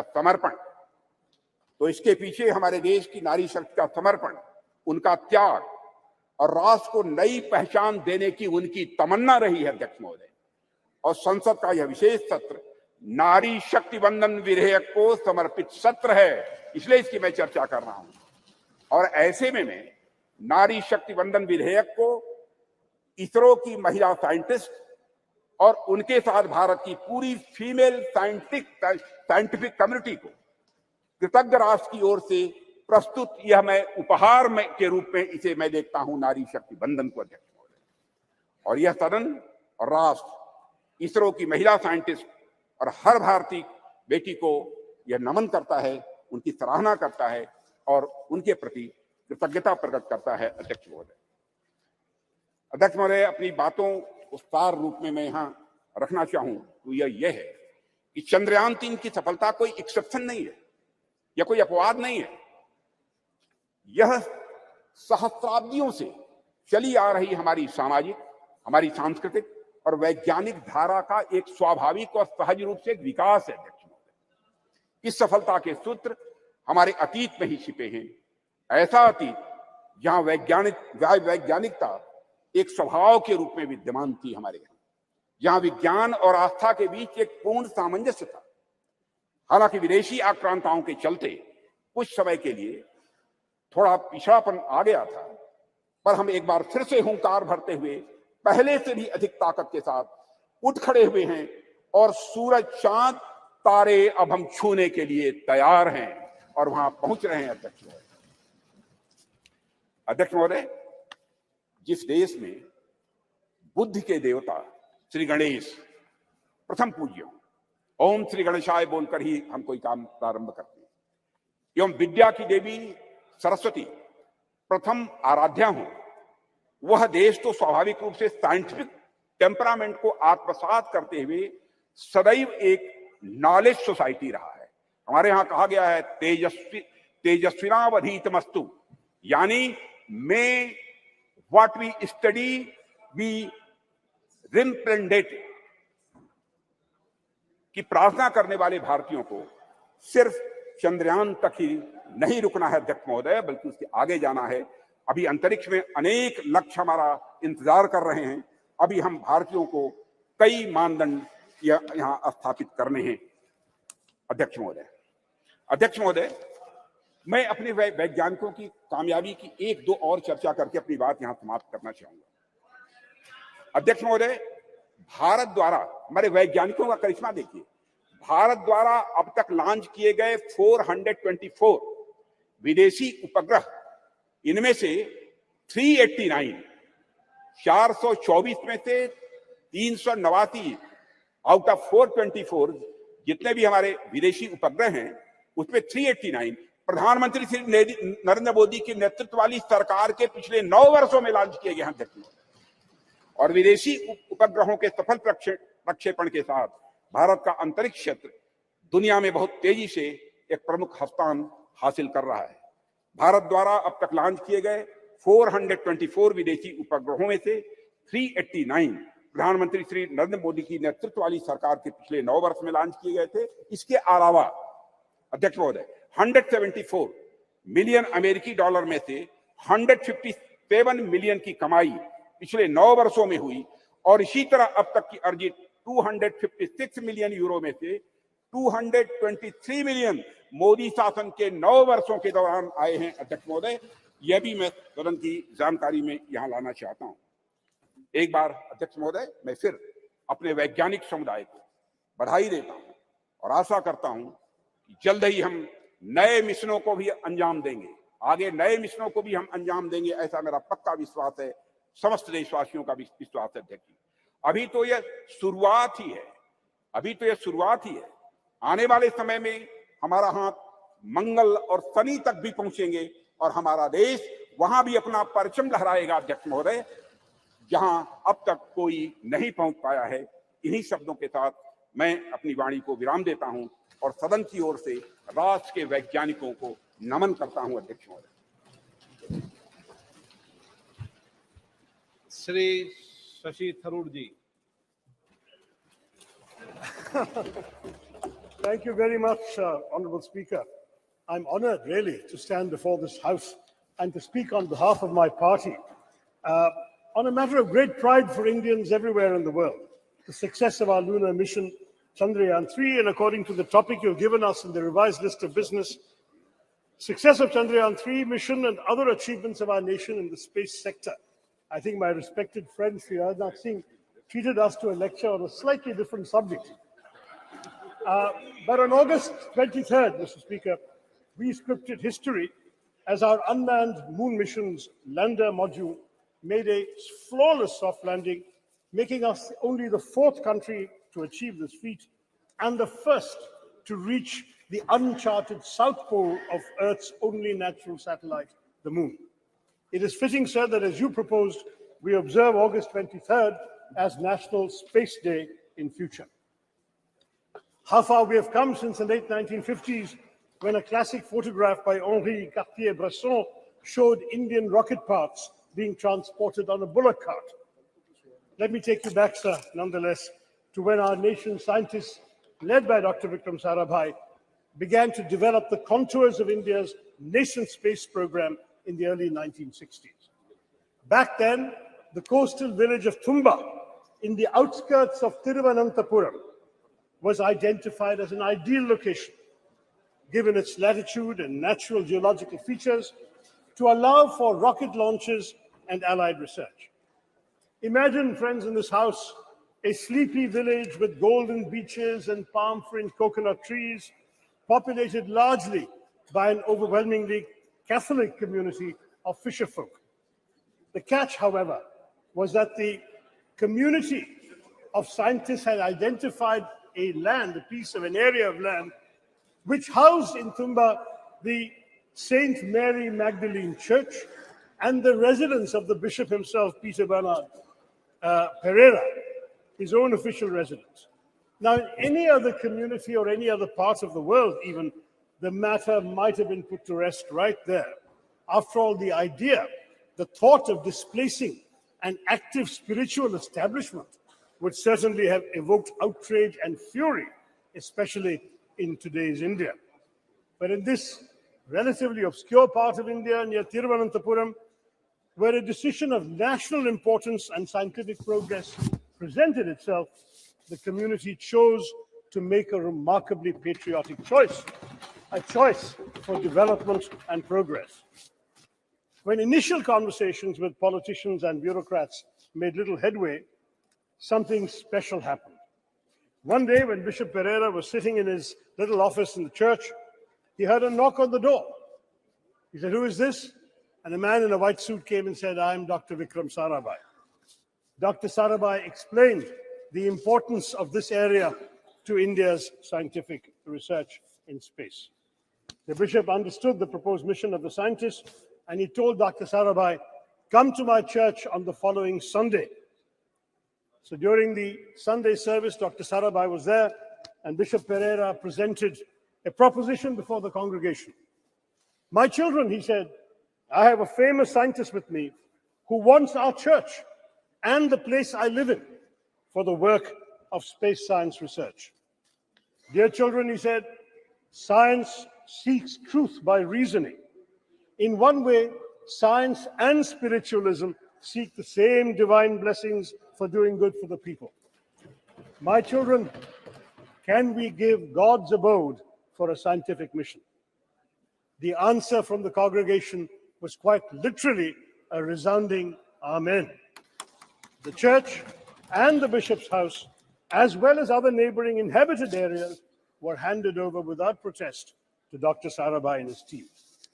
Thus was established in 1962 the Tumba Equatorial Rocket Launching Station, or TERLS, which would later be renamed Vikram Sarabhai Space Center after the death of the legendary Dr. Sarabhai 9 years later. A year after TRLS was established, India launched its first two-stage rocket, our first foray into space, from Thiruvananthapuram. As our late president, Dr. APJ Abdul Kalam, who was part of the original launch team in 1963, and he went on to work from the church building himself, he wrote later, looking back at this remarkable episode, "Today among us, Professor Vikram Sarabhai is not there, Reverend Dr. Bernard Peter Pereira is not there, but those who are responsible for the creation and make the flower and blossom will themselves be a different kind of flower, as described in the Bhagavad Gita," he said. And he quotes the Gita, "See the flower, how generously it distributes perfume and honey. It gives to all, gives freely of its love. When its work is done, it falls away quietly. Try to be like the flower, unassuming despite all its qualities." That is what a lot of ISRO's foundations have been, sir. Unassuming, but with the power to change the world. One of the world's oldest and most ambitious, it arose from the physical research laboratory established in Ahmedabad in 1947, the year of our independence and the brutal partition with Pakistan. Our visionary first Prime Minister, Jawaharlal Nehru, then created the Indian National Committee for Space Research, or INCOSPA, marking our country's official entry into space exploration. This committee was set up on the recommendation of the Scientific Advisory Committee to the Cabinet for the promotion and exploration of space and its utilization for peaceful purposes, a committee led by the legendary Homi Bhabha. Then in 1962, as we've seen, TRLS was established. On 15th August 1969, our 22nd Independence Day, under the trusted guidance of Vikram Sarabhai, INCOSPAR and TRLS became the Indian Space Research Organization, ISRO giving Indian space a developmental boost. There was a tragic setback, as I mentioned, when Dr. Sarabhai died suddenly of a heart attack at the age of just 52. Dr. Satish Dhawan, the head of the Indian Institute of Science in Bangalore, was invited by then Prime Minister Indira Gandhi to lead the organization because she knew that the vision and legacy of Vikram Sarabhai could only be fulfilled by someone like Dhawan. He accepted the invitation, though on condition that the headquarters be shifted to Bangalore, and guided ISRO as a leader who is still admired by many. In July of 1979, sir, our first satellite launch vehicle failed, and Mr. Dhawan, an exemplary leader, took responsibility for it. He gave a statement saying, "Dear friends, we have failed today. I want to support my technologists, my scientists, my staff, so that next year they succeed." The very next year, they did succeed. This is ISRO's history. Every setback became a stepping stone to greater success. And so we Indians are proud of our space program for good reason. Since then, ISRO has undertaken missions to the moon, Chandrayaan 1, 2, and 3, and the failure of 2 became a stepping stone to the success of 3, to Mars, the Mangalyaan Mars Orbiter mission, and we have created our own launch vehicles and satellites. Moreover, of course, as the Speaker has said, India launched the Solar Observatory Aditya L1 this month and aims to put 2 or 3 people into low Earth orbits by the end of this year to emulate the legendary Rakesh Sharma, who orbited the planet on a Soviet spacecraft in 1984. Notably, Indian space research is the only program which has been a civilian program from the very beginning. We are focused on the development angle, like the use of space for rural development, weather forecasting, and communication, in addition to high-end research. And this, sir, is just the beginning. India's space program is set literally to skyrocket. Experts predict that India could account for at least 10% of the global space economy in the next decade, up sharply from 2% currently. India's space program bolsters our development, having made important contributions even in seemingly unrelated areas such as disaster management, education, healthcare, agriculture, fisheries, and urban planning. Moreover, it serves India's global diplomacy as well, sir, enhancing our credibility and influence. Those who once scoffed at the idea that a poor developing country aspired to send rockets into space must concede that India is now a technological force to be reckoned with in the world. To my mind, there is yet another sterling triumph within India's Chandrayaan moment. It has become a good occasion to recognize the alumni of unsung engineering colleges everywhere in India. Indians are rightly and justifiably obsessed with the IITs, but Chandrayaan 3's landing, especially 4 years after the failure of Chandrayaan 2, was attributable to many, many scientists from far less glamorous educational backgrounds. While the ISRO chairman, S. Somnath, is a product of TKM College of Engineering in Kollam, represented by my friend Premachandran, at least 8 of his other colleagues graduated from the College of Engineering, CET, Thiruvananthapuram. Somnath Institution was founded in 1956 by a successful Muslim cashew merchant, Tangal Kunju Musliar, abbreviated soon enough to TKM, and has gone on to establish a stellar local reputation, while CET in my constituency, established in 1939 as the first engineering college in then Travancore state, retains its record and repute as the premier engineering college in the state of Kerala.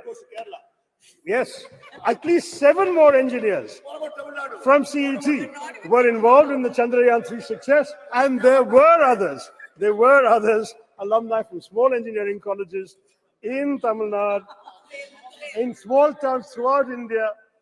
We've had graduates of these small colleges contributing to ISRO because, let's face it, We must, yes, indeed. It was in the very first launch, Dr. Abdul Kalam. We must proudly salute these alumni of unsung engineering colleges because they serve the public sector with dedication and are the backbone of national enterprises like ISRO. As I wrote on social media at that time, if IITians went to Silicon Valley, CETians took us to the moon.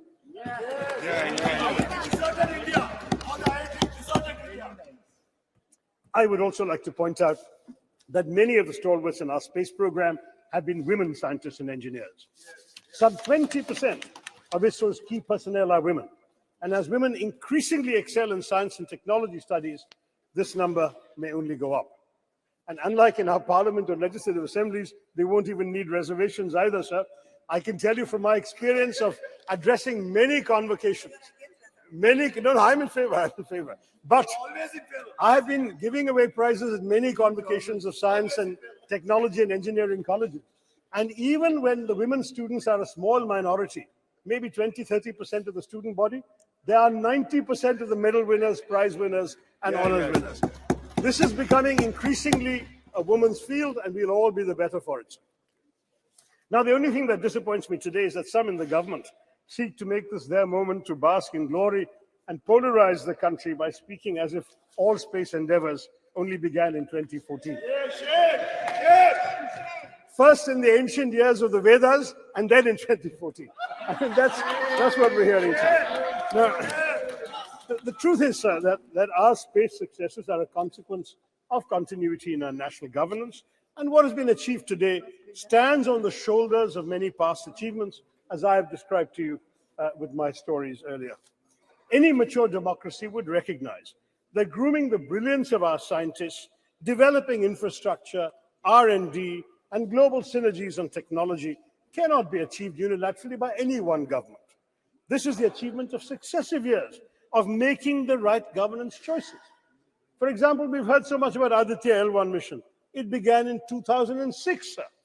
It took 17 years to be conceived, planned, executed, and finally launched this year. Thus, the Chandrayaan triumph is truly pan-Indian.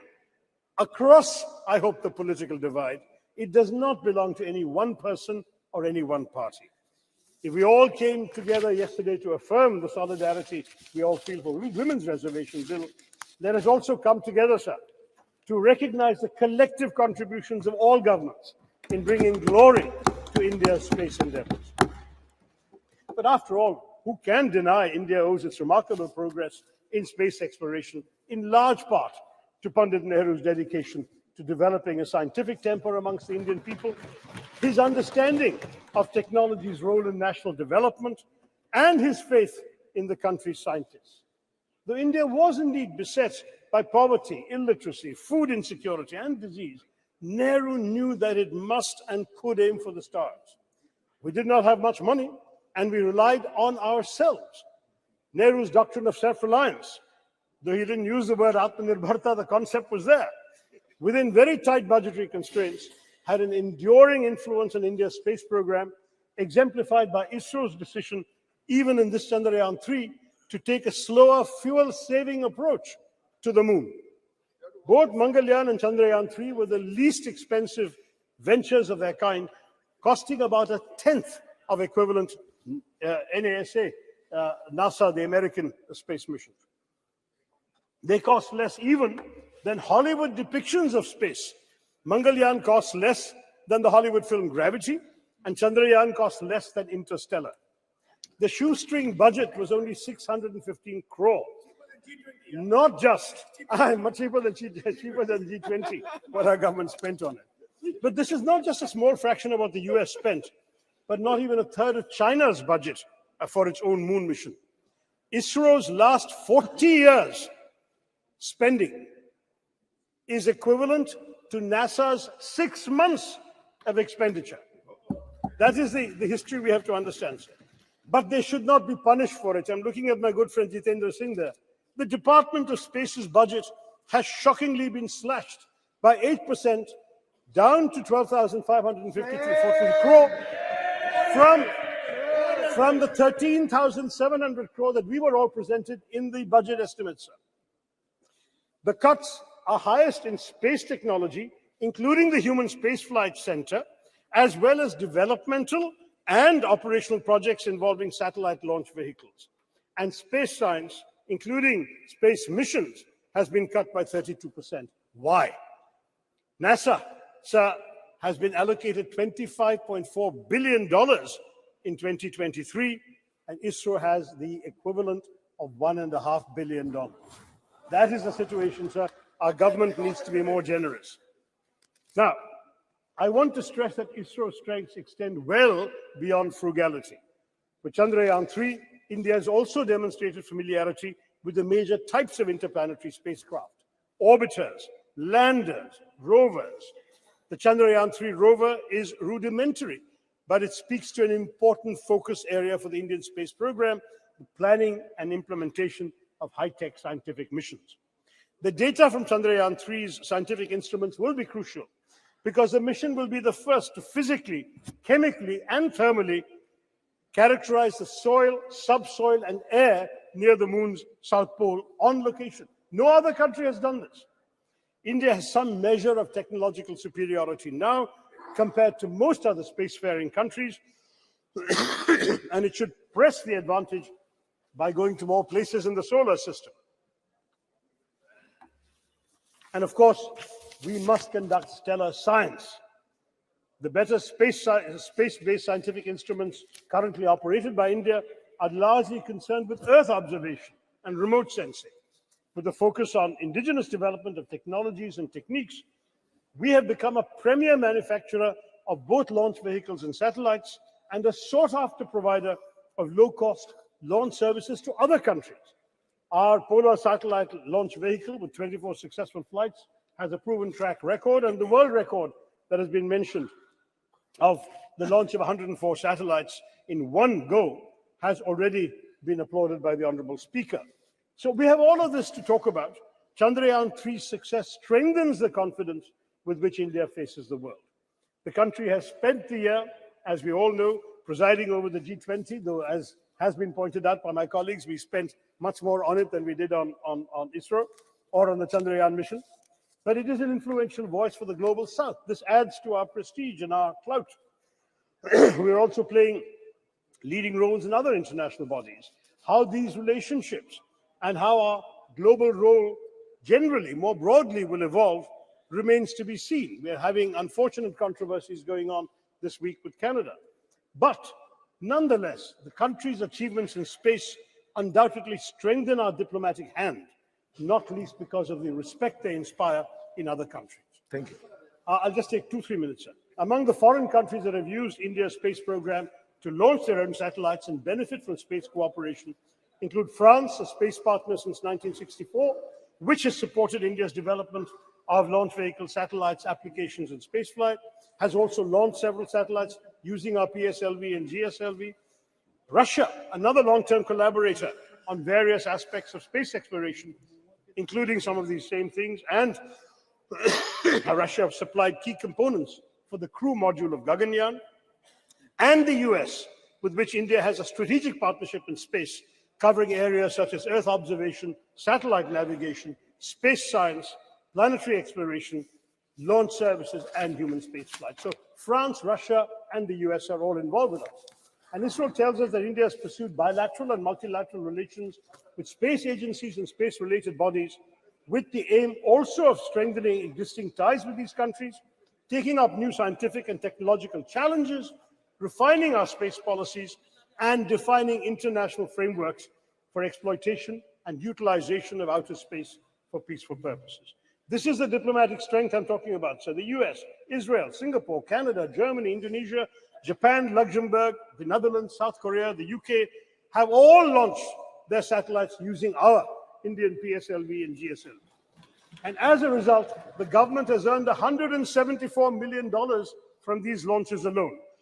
It's all the more a pity that our government has trimmed the budget for space education and research between last year and this one, even though on the whole our expenditure on space has gone up, and I know Jitendra will tell us that.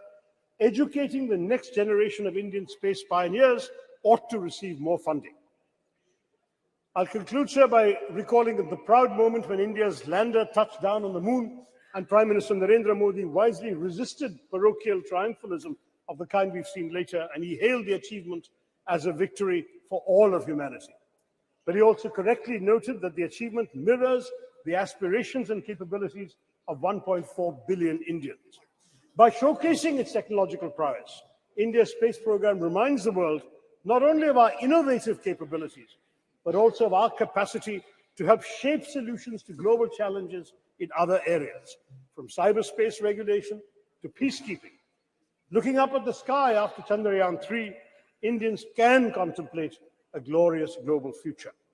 We are showing the world that India can be a standard setter rather than just a follower of rules made by developed countries.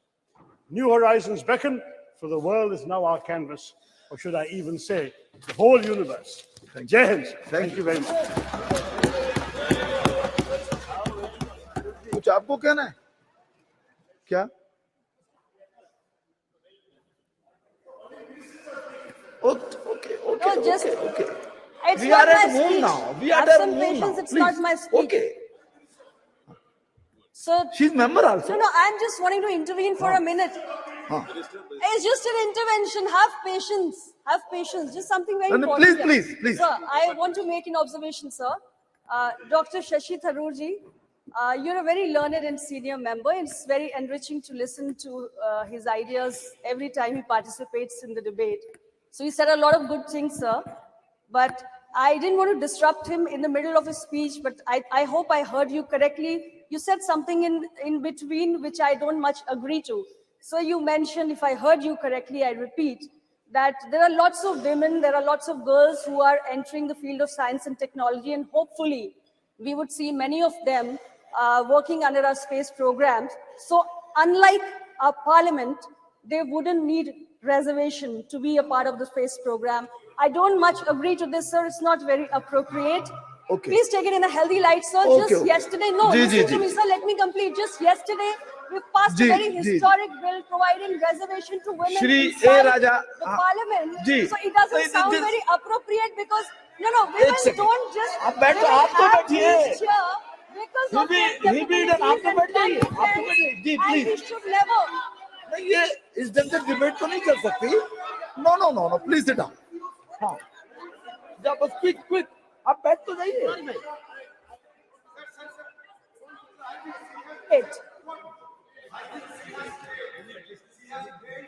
नहीं आप बैठ जाइए. Sir, your party has supported this very historic bill, sir, which means you agree to the idea of providing reservation to women for them to reach जी आप बैठिए please. Only A Raja. Only no आप भी बैठ जाइए. बाद में बात कर लीजिए please. Mister A Raja. No एक सेकेंड. मिस्टर थरूर बैठ जाइए. प्लीज बैठ जाइए. नो भाई. अधीर जी आप बैठिए. आप बैठ जाइए. आप बैठिए तो सही. आप भी बैठ जाइए ma'am. Nothing is going on now. Okay. Now please. एक सेकंड क्या कहना चाहते हैं आप?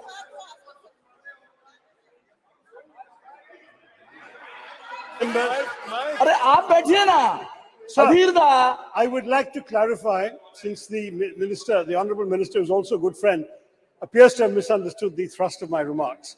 I would like to clarify that I meant no disrespect to either women in general or the very many honourable women in this House who have been elected without any benefit of reservation for all these years. Okay. We have said, sir, that we need reservation because the numbers are not enough. And that is why we passed the Women's Reservation Bill yesterday. I'm saying that in science and technology, we already have 20% in ISRO and the numbers are going up, sir. That's my point. That's it. Thank you. जी sir हो गया. कुछ कहना आपको क्या? Sir अध्यक्ष महोदय, मुझे लग रहा है we need not carry this further because I'm very sure and I trust my friend Shashi ji has never been anti-woman. Ji Mr. Chairman, sir. Okay. ठीक है. Mr. Chairman, sir. हाँ. It should be in good humor I must always. express my gratitude. Please. Mr. Chairman, sir, I must express my gratitude to invite me to speak on this important issue. Sir,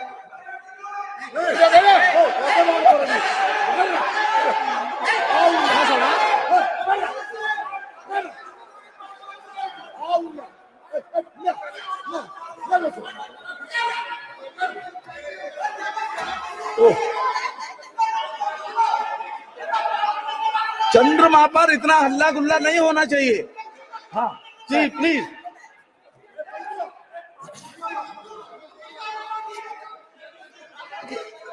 चंद्रमा शांति और शीतलता का प्रतीक है. चंद्रमा शांति और शीतलता का प्रतीक है. इतना हंगामा नहीं होना चाहिए. Now, please, Mr. A. Raja, only you are going on record only. Sir. Please.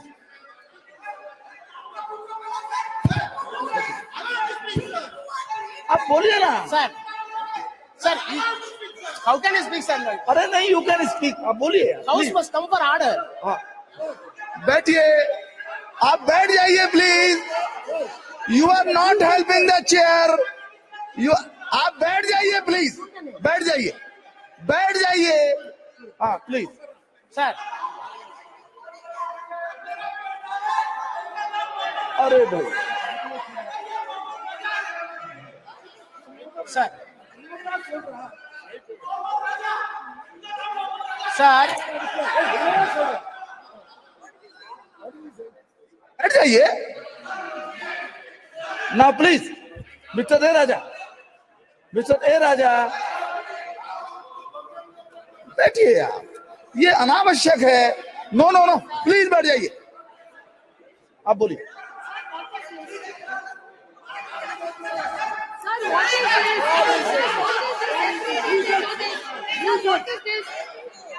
Yesterday also the same thing. Rakesh Singh ji, Rakesh Singh ji, wait कीजिए. Rakesh Singh ji, what?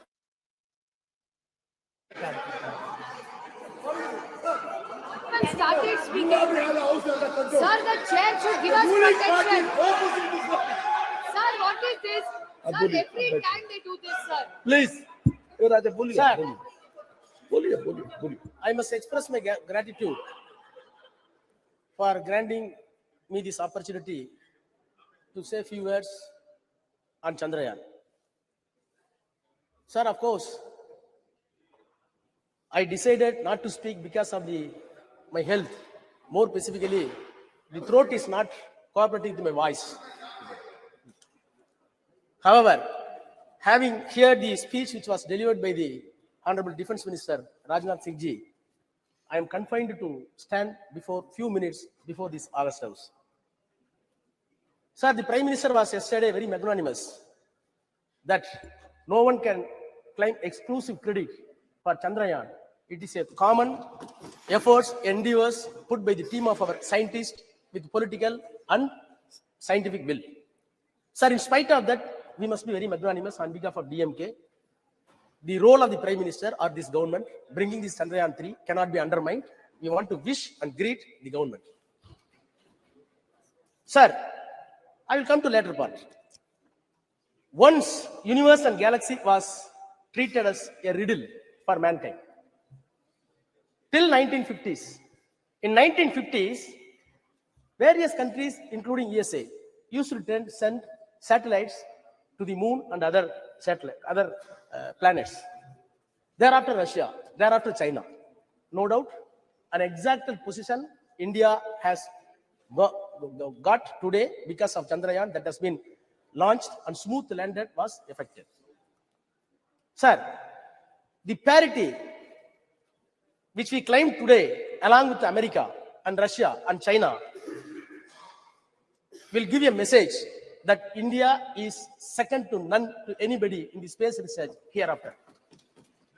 Sir, between 1957 to 58, when Soviet Union launched Sputnik 1, Sputnik 2, Sputnik 3, and the US launched Alpha, Pandit Jawaharlal Nehru shared with his view in the parliament that this is a new age of Sputnik. Sir, I must share this house that Tamil is one of the classical language recognized by the world and this government. Sir, Tamil has have deep-rooted scientific measures in the literature. Since the Honorable Defense Minister says the Sanskrit is having such a tremendous potentiality in science, I am not defaming any language. Admittedly, this country is having two culture based on the Tamil and Sanskrit. The C.P. Ramasamy is a known educationalist who served as a Vice Chancellor, later the Diwan of Tiruvangur. Maybe Sasi may be well aware about his knowledge and prose. He admitted that there are two cultures in the country. One is headed by Sanskrit by way of Aryan culture, and one is Tamil in the basis of the Dravidian culture. Sir, I am entitled, having said the Defense Minister, now I am entitled to say what Dravidian and Tamil language says about science. Sir, you cannot imagine. When I read Tolkappiyam, that is 3,500 years back, nobody can believe. It says this country was not created by a single man. This country was produced by evaluation of science. How? Nilam, Neer, Thi, Vali, Visumbodu, Kalanda, Aindin, Mayakam, Ivulaham. What does it mean in English? Sir, there is a metabolical change out of water, land, fire, air, and space, what we call Panchabhutas. Panchabhutas. The entire world that has been made because of these Panchabhutas, you cannot create a new thing. New building has come. Does it mean to say Delhi weight has gone? No. For this bench, somewhere else a tree has been cut off. So this is the science which was later, after all 200 years back, it was scientifically put into a proper phrase that the weight of the universe is constant by Newton. 300 years back, English law says by Newton that the weight of the universe is constant. But whereas 3,500 years back, Nilam, Thi, Neer, Vali, Visumbu, Aindodu Kalanda Mayakam, metabolical change of the water, land, space, everything. So, are we not entitled to have pride for 3,000 years back? You should be. Sir, Tiruvalluvar. Everybody believed that the earth is static. Other planets are revolving around, including sun. It was believed, even in the Christianity, even in the Hinduism, even in the Islam. But 2,500 years back, he said, Sulandrum Yerpinnadu Ulagam, Ulandrum Ulave Talai. He said, the earth is revolving. Earth is revolving 2,000 years back, Tiruvalluvar says. In spite of that, it is at the biggest of agriculture, at the biggest of flowing. This is a science. Sir, Bharati, last century, early century, he said, Vana Yalapo, Kadal Meena Yalapo, Sandira Mandalati Yel Kandu Delivo. Vana Yalapo, what does it mean? We will measure the space. Quite Bharati, who is a scholar in Sanskrit, he said in Tamil, Vana Yalapo, we will measure the space. Kadal Meena Yalapo, we will measure the sea and fishes. Then ocean. Then the Chandara Mandalati Yel Kandu Delivo. We will study and research the moon, which will be benefit to the mankind. These are all the Tamil literature. You cannot find any Tamil literature as far as science. You cannot say one incident that the language Tamil is traveling as against the science. Sir, Bharati is being a Tamil and Sanskrit scholar. In spite of that, when the science comes, he did not shut down the mythological. He did not stick on the mythological value. Sir, today I am very proud as a student of Dravidian School of Thought, which was designed by Periyar EVR, and it was articulated by Dr. Annadurai, and it was came to power after Kalaignar, respected our leader Dr. Kalaignar Karunanidhi. Along with them, today, the number one Chief Minister of Tamil Nadu, Honorable M.K.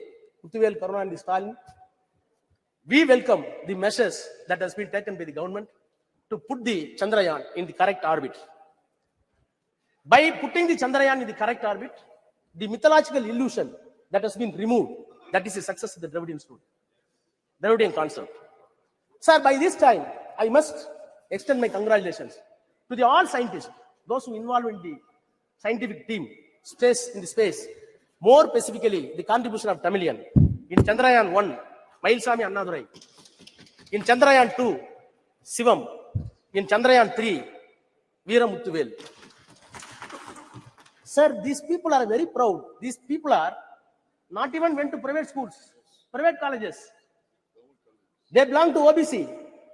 Very ordinary. They came from very ordinary, gullible mass and studied in the government school. In spite of that, they contributed that India has reached the moon because of not the students from convent, not from the students of any other exalted institution abroad, by the government colleges and government schools. Sir, they did not know Hindi and Sanskrit. These scientists did not know Sanskrit and Hindi. They know only Tamil and English. In spite of that, they exalted such a position. Sir, I am looking back the history of space research since 1952, as put in my friend Shashi Tharoor. Sir, rightly he said, when Indian National Committee for Space Research, INCSR, was set up by the Pandit Jawaharlal Nehru under the chairmanship of Vikram Sarabhai, and later it was developed to renamed as ISRO. Sir, I am disturbed when such a remarkable phenomenon took place and the nation got pride. We must introspect other mode of thoughts and views. Sir, I heard the defense minister very patiently. I recall my memories and check it up with the documents in the parliament just 1 hour back. In 2004, in my 30s, I was Minister of State Health in the Council of Ministers headed by Vajpayee, Dr. Vajpayee. He is known for protecting the Raj Dharma in politics. Sir, that time, a debate was brought by the honorable member from Andhra, Jaipal Reddy, a veteran leader in Congress. The motion is drop the 3 cabinet ministers from the cabinet. One of the person he named is Murali Manohar Joshi, then the HRD minister. Sir, the motion was moved by Jaipal Reddy. The house was rapt attention. Murali Manohar Joshi was there. Atal Bihari Vajpayee was there. Then the Arun Jaitley said, I quote, I have always regarded Dr. Murali Manohar Joshi as a genius scholar, but my philosophical problem with him is that he is confused himself, history with mythology, philosophy with theology, astronomy with astronomy. And he further went, Mr. Joshi, you want to change the syllabus and you want to give a saffron syllabus for the students. I am entitled to call, he said, I am entitled to call you in the house that you are a textbook terrorist. Unquote. Sir, I was part of the government, in BJP government, no doubt. The reason is something different. This is not the place to elucidate. Nothing is different. But sir, the accusation that was made by the Murali Manohar Joshi still continues in the mouth of Defense Minister Rajnath Singh. Sir, no doubt, government has done a great job. When the satellites were successfully sent by the America and Russia, Prime Minister Nehru wrote to all chief ministers, please note this. We have not sent it. India did not send it. Not able to send. But in spite of that, Prime Minister wrote letter to all the chief ministers, I quote, intrusion of the man into outer space, and unquote. Letter further says, it is very important. Our narrow world, we are entangled with all kinds of rivalries in the name of caste, greed, and religion, and national conflicts, which have no meaning in this new age of science and space, unquote. Sir, when the Chandrayaan sent to the moon, naturally your mind and heart must enlarge. Whereas I feel with all my sincerity that one side you are sending the Chandrayaan to the space and your heart and brain going down somewhere else, which contradictions. What happened to my elder leader, T.R. Balu is here. Sethu Samudram project, which is a dream for us. It was completely stopped because of mythology, not by science. Sir, among the Chandrayaan celebration, sir, it is very painful. No, you, sir, nothing. क्या क्या point of order है? Indian Constitution, Sir, I will finish Article 1 minute. 25. No. Some point of order is there. Mr. Raja, some point of order is there. It should be listened. आप बैठ जाइए ma'am. आप बैठिए. सुनिए. Article 25 जी जी. भारत का संविधान 25 sir, वो कहता है कि कोई भी आदमी किसी भी धर्म को मानने के लिए स्वतंत्र है और किसी आदमी को यह आजादी नहीं है कि वो उसके धर्म के आस्था के ऊपर जो अटैक करे. ये भारत का संविधान कहता है. ये बार बार जो है हमारे ऊपर अटैक कर रहे हैं. हम सनातन को मानते हैं, हम हिंदू हैं और आपको कोई राइट नहीं है हमारे ऊपर अटैक करने के लिए. बैठिए बैठिए. ओके. देख लेंगे इसको, देख लेंगे. बैठ जाइए. जी. बैठिए. Mister Raja, please. Mr. Raja, now please continue. Continue. And be careful. Sometimes mythology and history, they are mixed. They can't be separated altogether. You please take care of those things. Please. Okay. No. Please, बैठ जाइए. आप Mr. Raja, only Mr. Raja. Yes, please.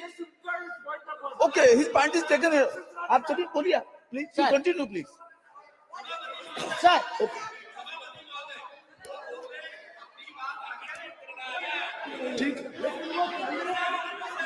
ठीक है बैठिए. बोलिए. Sir. जी. बोलिए. sir, We should be Sir. careful. sir. I am repeating the Sir. words.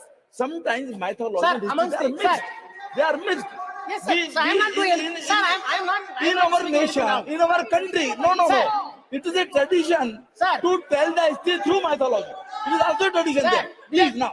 Sir, without any Balu sahab, reservation. you are very senior, sir. Sir, Please. without any reservation, cutting across the political parties, we are ready to shower encomium upon this government, the Prime Minister, no doubt. But am I not entitled to say the other side also?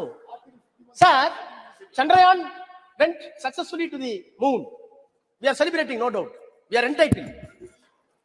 The world should know that where India is going as a superpower of fourth place after USA, after Russia, after China, no doubt. I am also Indian. I am having my own pride towards the country, towards the Prime Minister, towards the ministers. But, sir, my heart is, sir, my heart is bleeding. Sir, my heart is bleeding. One side, Prime Minister was jubilant for Chandrayaan 3. Other side, Prime Minister was very proud to launch Vishwakarma scheme. For what purpose? At the age of 18, boys, you want to launch the scheme to enslave a barber as barber ever. To enslave a shoemaker as a shoemaker ever. To enslave a goldsmith as a goldsmith ever. No. To enslave a carpenter as a carpenter No. ever. Please. आप बैठिए ना. आप बैठिए. बालू साहब, please come to the Chandrayaan only. Vishwakarma Yojana here is not to be discussed now. Please. You repel बैठिए. it. No. You repel it. There could be different interpretation repel also. it. Mr. Raja, there could be different Sir. interpretation also. Please Sir. don't go into those details. Please. This is the minute problem for our. Sir, No. sir, when I am seeing, sir, the advertisement came. The advertisement came in the newspaper. You see the photograph. The man is chewing the shoe, and another man is moving the gold. Is there scientific? No, Mr. Raja, please. Sir. No. Sir. It doesn't mean like that. No, Sir. please. Sir. It doesn't mean like that. To help Sir, some sir, barber. sir. To help some. No. Austin will. Okay. Sir. Ji. Sir. नहीं. अब बैठिए. देखिए ये एक second. Austin. ये No. मैं मेरा एक आपसे Sir, निवेदन I है. will complete after that. You can. जी. चलिए. Sir, the Nehru's political and scientific temper was assessed by one David Michael. He said, I quote, "The arrival of humanity on the moon was interpreted by Nehru as an opportunity to emancipate humanity in India from all cycles. Unquote. So, how we are viewing this Chandrayaan? It is not a mere scientific glory. Other side, it should give equal sociological effect to the common people to maintain equality and give all accessible science to everybody. Sir, I am finally, sir, I plead government, don't give any unscientific color to Chandrayaan. Yes. America did not do that. USSR did not do that. China did not do that. Please put the name of, please. Now I'm finishing. Sir, please put the name of Vikram Sarabhai name for Chandrayaan 3. Thank you. Yes, very good, very good. Shri Saugat Rai ji. Sir, I rise to speak.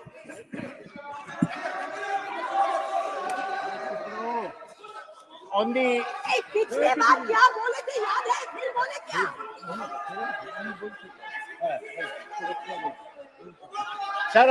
Sir, I rise to speak on the success of the Chandrayaan. I congratulate S. Somnath and all the scientists of ISRO.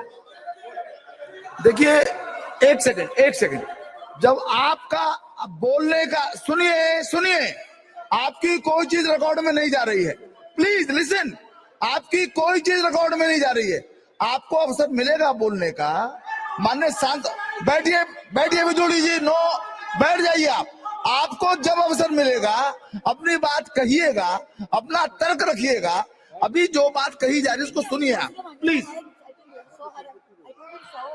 Sir, please.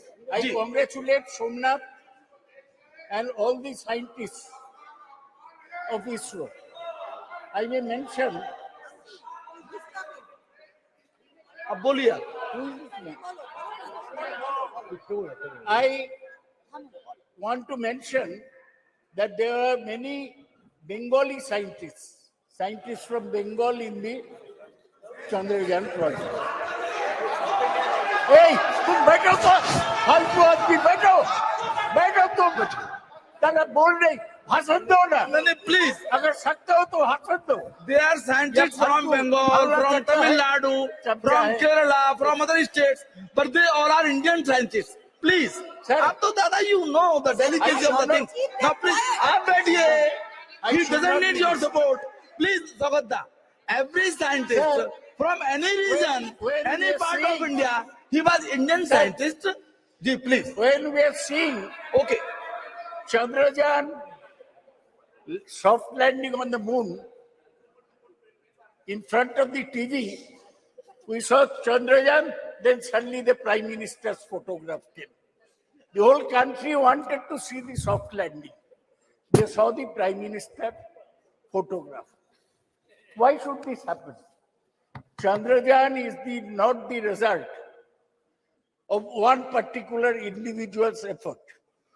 It is the result of 50 years of scientific work done by hundreds of scientists throughout the country. Sir, I was very pleased to hear Rajnath Singh speak on scientific temperament. The man who spoke of scientific temperament in this country was Jawaharlal Nehru. Scientific temperament means you do not accept anything without experiment, without logic. Science is knowledge which is certain and systematic. I am like Rajnath Singh, former professor of physics. But in my physics, while speaking on Chandrayaan, I don't bring Ram Mandir like Rajnath Singh. There's no connection between the two. Sir,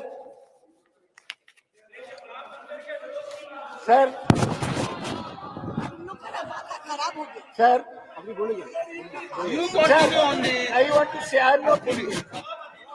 Sir, I want to say when somebody in top position says that Ganesh had plastic surgery in the ancient days, I do not accept this. When somebody says that Kauravas were born due to in vitro fertilization, I do not accept this. When somebody says that in Ramayana, the Pushpak Rath was a discovery by the ancient Indians, I do not accept this. I accept only that which is proved by science. Let me make it very clear. Sir, let me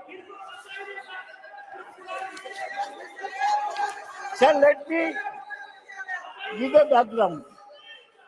Sir, the background is this. In 1957, the Soviets sent the Sputnik to the space. In 1961, Yuri Gagarin became the first person in space. In 1963, Valentina Tereshkova became the first woman in space. It was at this time that Jawaharlal Nehru felt that we must go into space science. In 1962, he set up the INCOSPAR, Indian National Committee for Space Research, headed by Dr. Vikram Sarabhai, a cosmic ray physicist.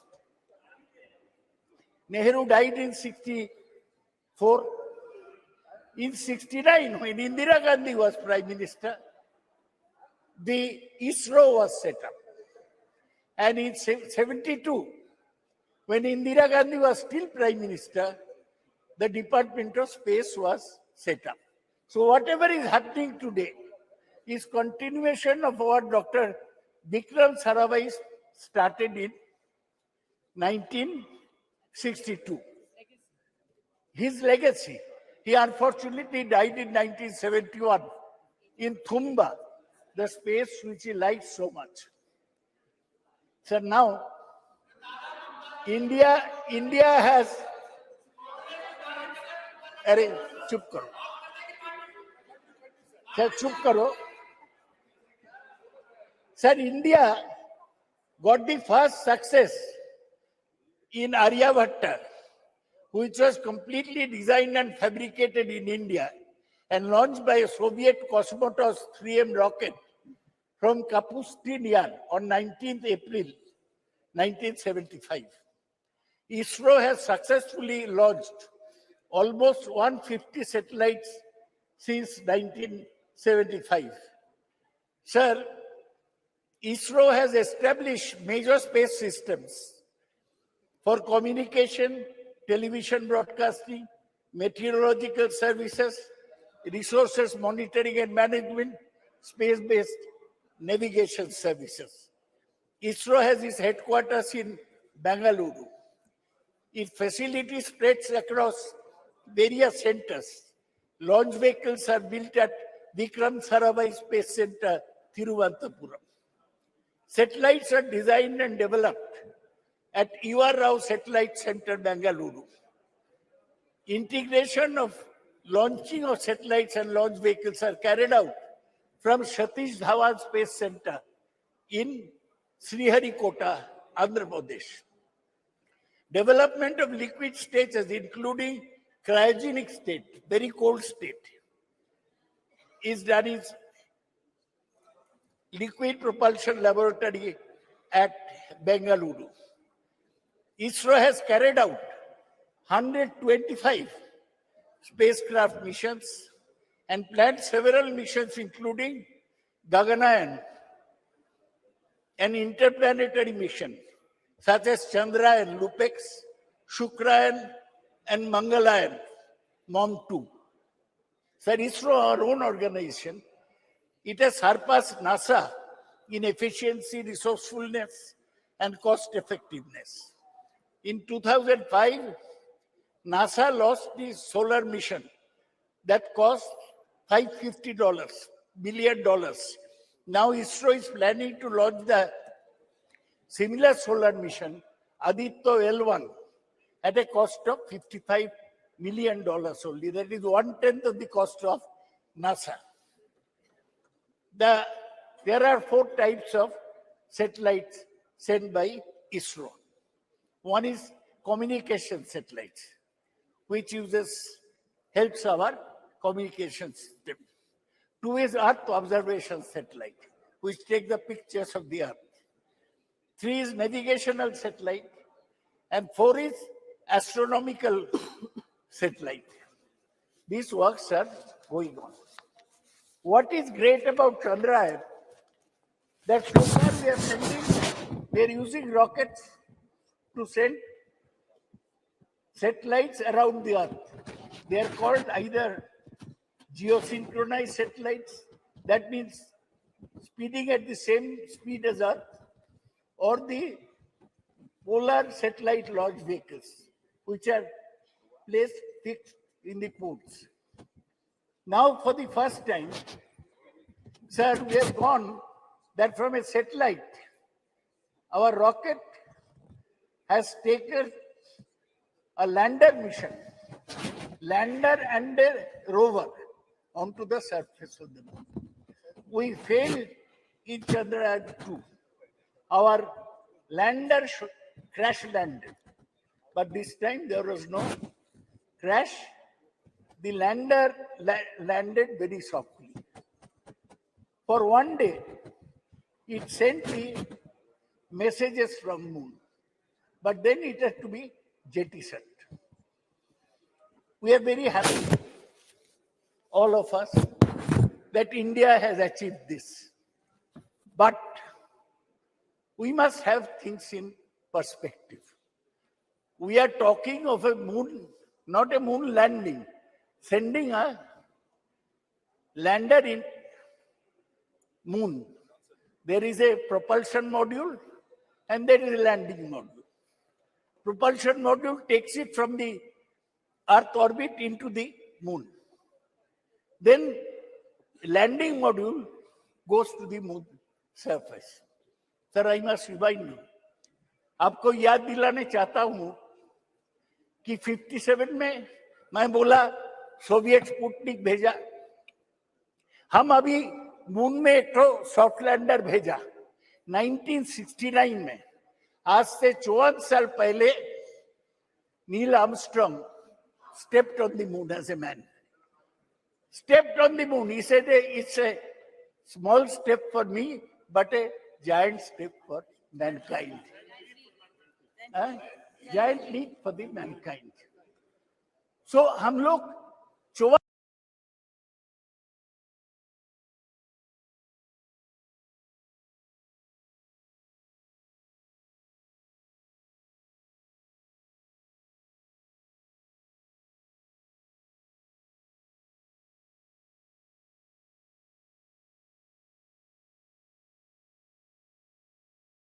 नहीं है, तो हमें balance करके चलना चाहिए.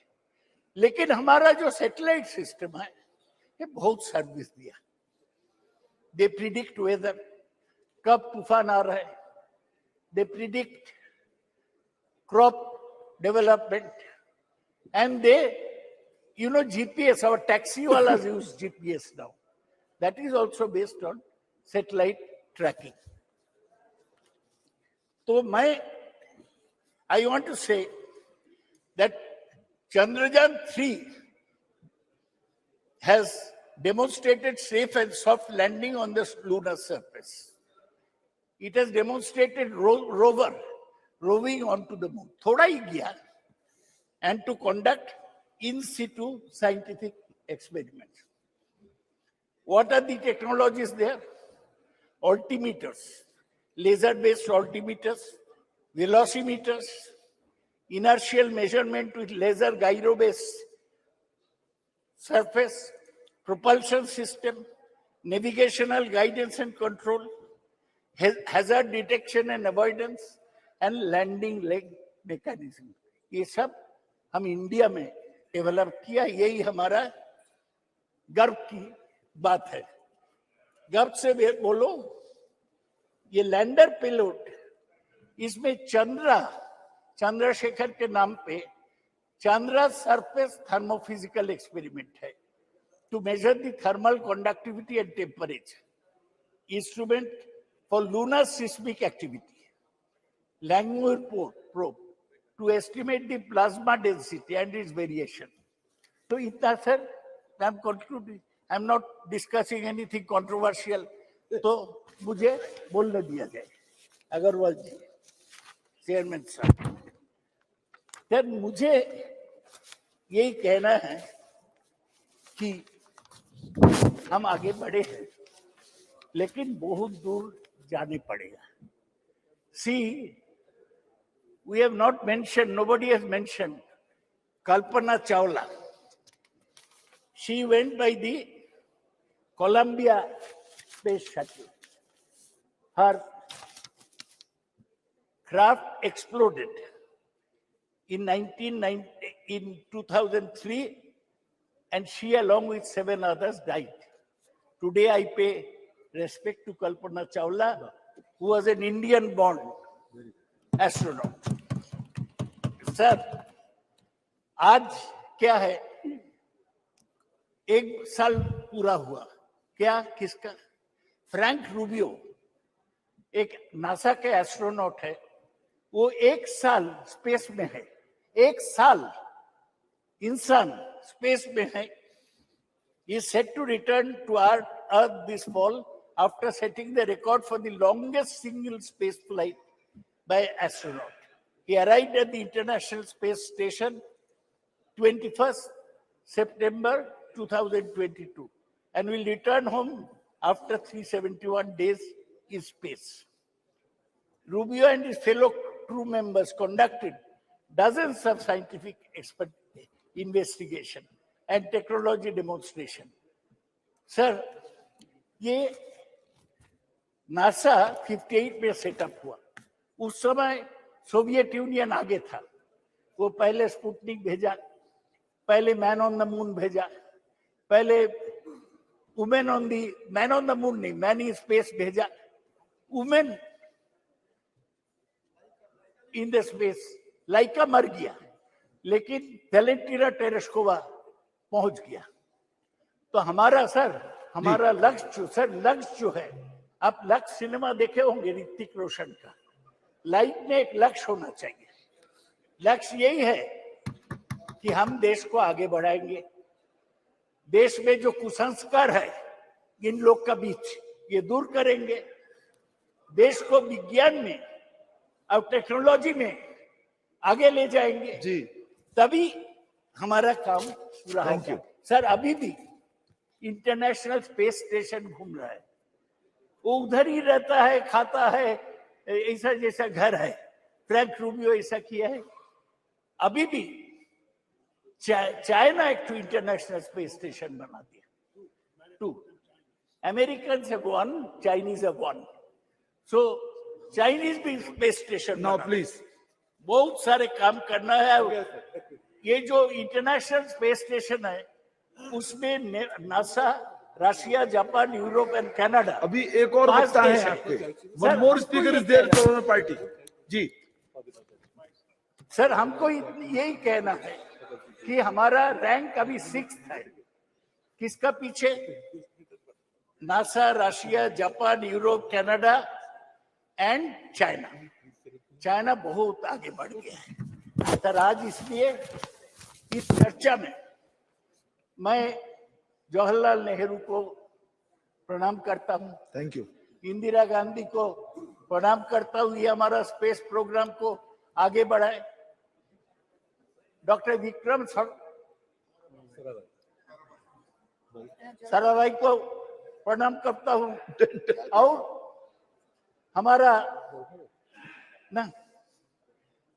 हमारा सतीश धवन और युवा राव, इन लोगों को प्रणाम करता हूं. ये सब लोग मिलके हमारा स्पेस प्रोग्राम आगे बढ़ाया. ये बीजेपी का कोई कंट्रीब्यूशन नहीं है, ये साइंटिस्ट का कंट्रीब्यूशन है. Thank you. लक्ष्य में Shri लाबू Shri Krishna ji.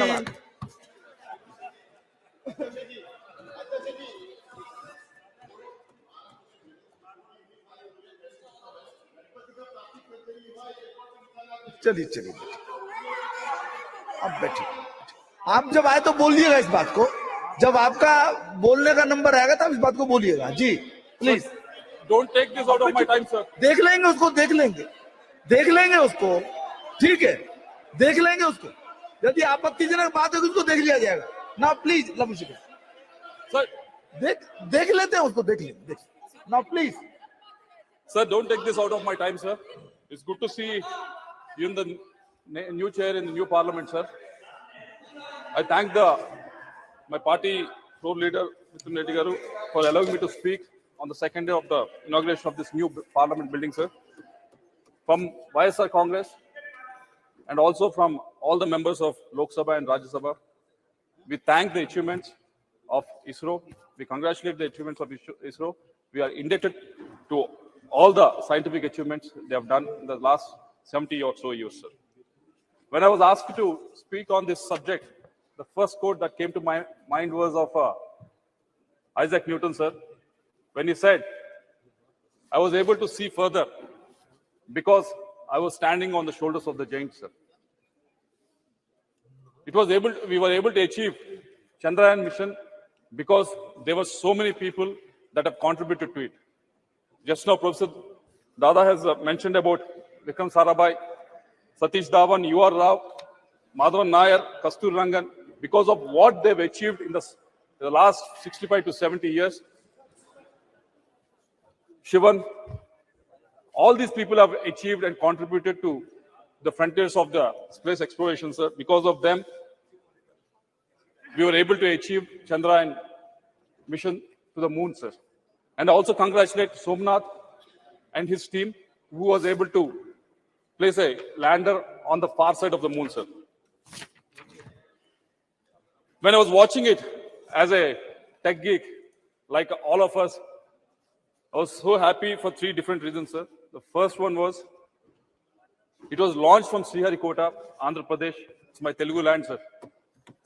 And it has been found to be lucky for all the launches, and they've all been successful, sir. And the second reason that I'm really happy was because of when I was going through the profiles of all the contributors for this success, all the scientists who were involved in this, majority of them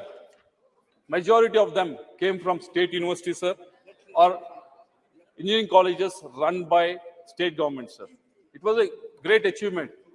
They didn't come from any IITs or NITs, sir. They just came from the state-run universities, sir.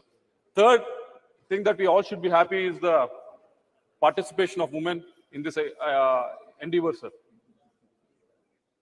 They all dressed in country saris very beautifully, but they were having that vigor to make sure that our Chandrayaan mission was very successful, sir.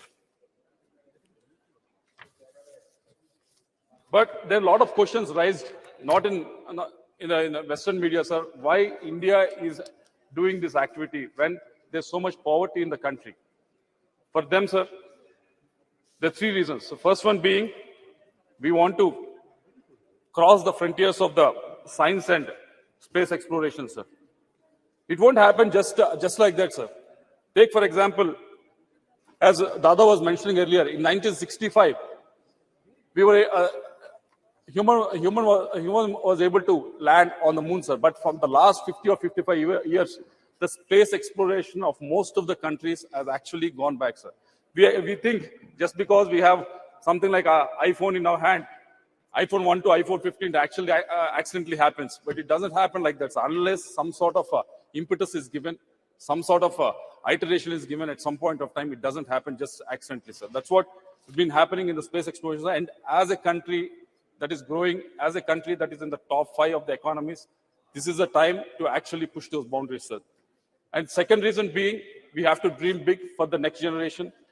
And we have to prove to the next generation that anything can be possible in India, sir.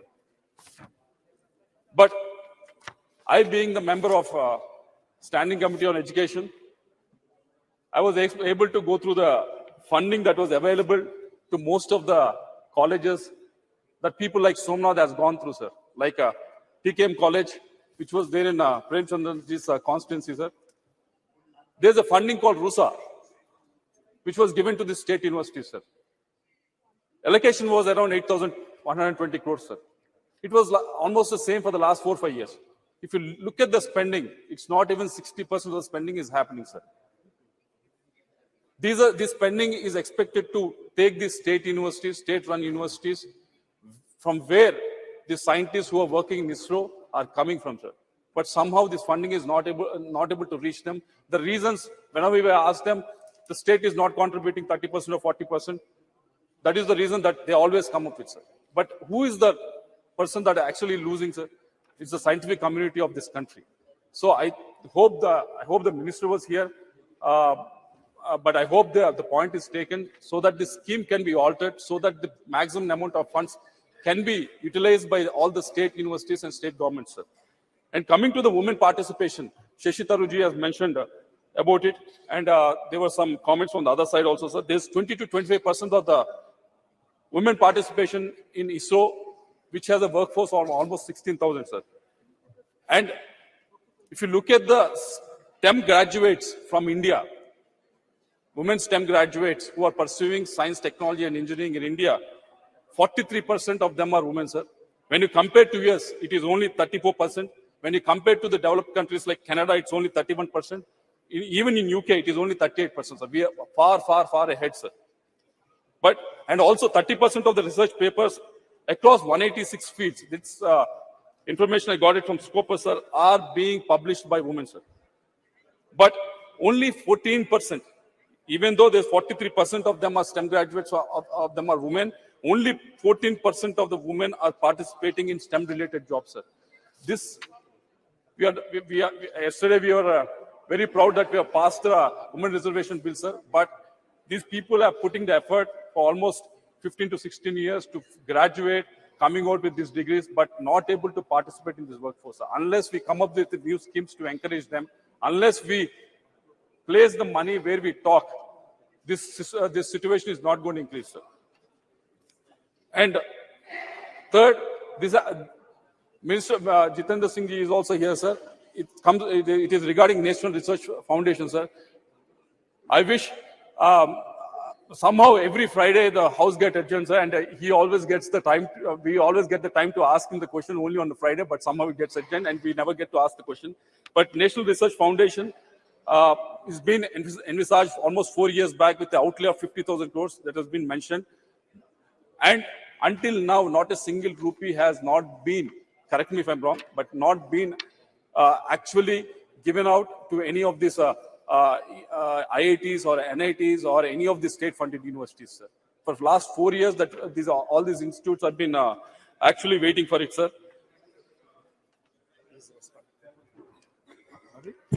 Mike, please. Yeah. Mike, sir, Mike. Because it's still being structured. So when my turn comes to speak, I'll elaborate on that. Yes, sir. I'll also elaborate on, because out of this 50,000 crores, we thought it's all coming from the state government, sir, but we have been told that 36,000 crores are supposed to be mopped up from the private. If you can give us the modalities of how you're going to raise it. I don't want to interrupt you, no. So I'll elaborate when my turn comes. Yes, because you're right. Almost 36,000 will be from non-government sources. That's the difference now. Because yes. Dada, please. Dada, Bede, please. Because we are actually at one of the lowest globally, sir, with respect to the spending on the research. Only 0.7% of the GDP is spent on the research, sir. So that's why I expect the minister to answer it when elaborate it when you're speaking of it, sir. And the other point being, I've been speaking to a lot of the startups who are in the space exploration, sir, and most of them have come up with a request. You are doing PLI, Production Linked Incentive Scheme, for all the industries, coming from food sector to steel and every other industry. But somehow this PLI scheme is not being implemented for the space technology, sir. So if the minister can actually take it up. And also the second suggestion that they came up with is regarding GST exemptions for private satellite launch service providers, sir. There's a company called Skyroot, which is based out of Hyderabad. They're trying to the most of the cost that happens is during the launch, sir. And this company, Skyroot, is trying to reduce the cost, like how SpaceX is doing. But indigenously, they're trying to reduce it. So if some sort of encouragement can be given with regards to this, that will be a big favor to them, sir. Because let me put this on record, so because there's no disrespect to our scientific community or anything like that, sir. But if you look at GSLV Mark IV, correct me if I'm wrong, it can only put 4 tons into the geostationary orbit, sir. Whereas Long March 5, which is the Chinese one, can put almost 14 tons satellite in the same orbit, sir. And also in the lower orbit, GSLV Mark IV can only place 7 tons of the satellites, sir, whereas Long March 5, which is of the Chinese one, can put almost 25 tons in the lower orbit, sir. Because there's a huge difference in our payload capacity and their payload capacity. So this can be closed down only if the participation of the private players in this whole thing, sir. So I wish the government, yes, our scientific community is doing exceedingly well with a frugal funding that is available for them, sir. But they will do much, much better if the funding can be increased, sir, and also if the private participation is increased, sir. I'll end up by saying what our Prime Minister has, I keep on quoting, abhi samay hai aur sahi samay hai.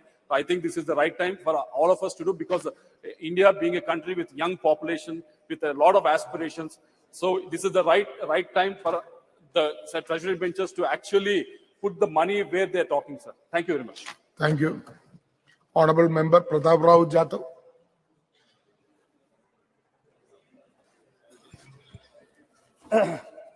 धन्यवाद अध्यक्ष जी।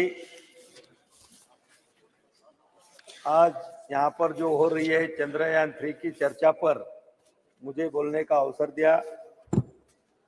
अध्यक्ष जी, भारतीय अंतरिक्ष अनुसंधान संगठन का गठन 15 अगस्त 1969 में ग्रहों की खोज और अंतरिक्ष विज्ञान अनुसंधान को आगे बढ़ाने के राष्ट्रीय विकास में अंतरिक्ष प्रौद्योगिकी विकसित करने में और उपयोग करने के दृष्टि से किया गया था। मेरे पहले बहुत सारे सदस्यों ने यहाँ पर बहुत सारे बातें यहाँ पर कही, मैं उसको दोहराऊंगा नहीं। लेकिन अध्यक्ष जी, आजादी के बाद से अब तक भारत ने अंतरिक्ष का सफर शानदार तरीके से तय किया है। साइकिल व बैलगाड़ी से शुरू हुई हमारी अंतरिक्ष की यात्रा मंगल और चांद तक पहुंच गई है और सूरज के तरफ भी हम निकल चुके हैं। आज भारत मानव को अंतरिक्ष में भेजने की तैयारी भी कर रहा है। अध्यक्ष महोदय,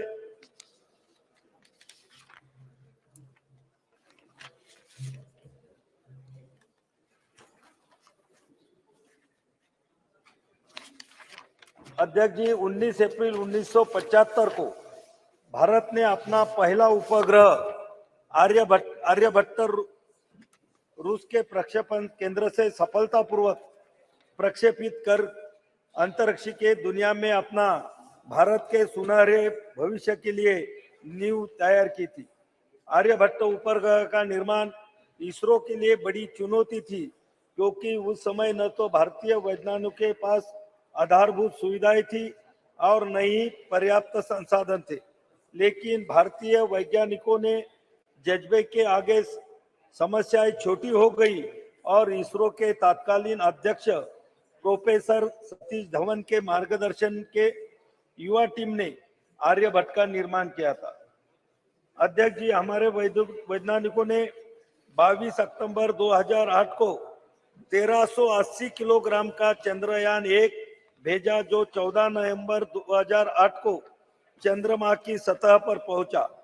चांद पर तिरंगा लहराते ही भारत चंद्रमा पर अपना झंडा लगाने वाला चौथा देश बन गया। अध्यक्ष जी,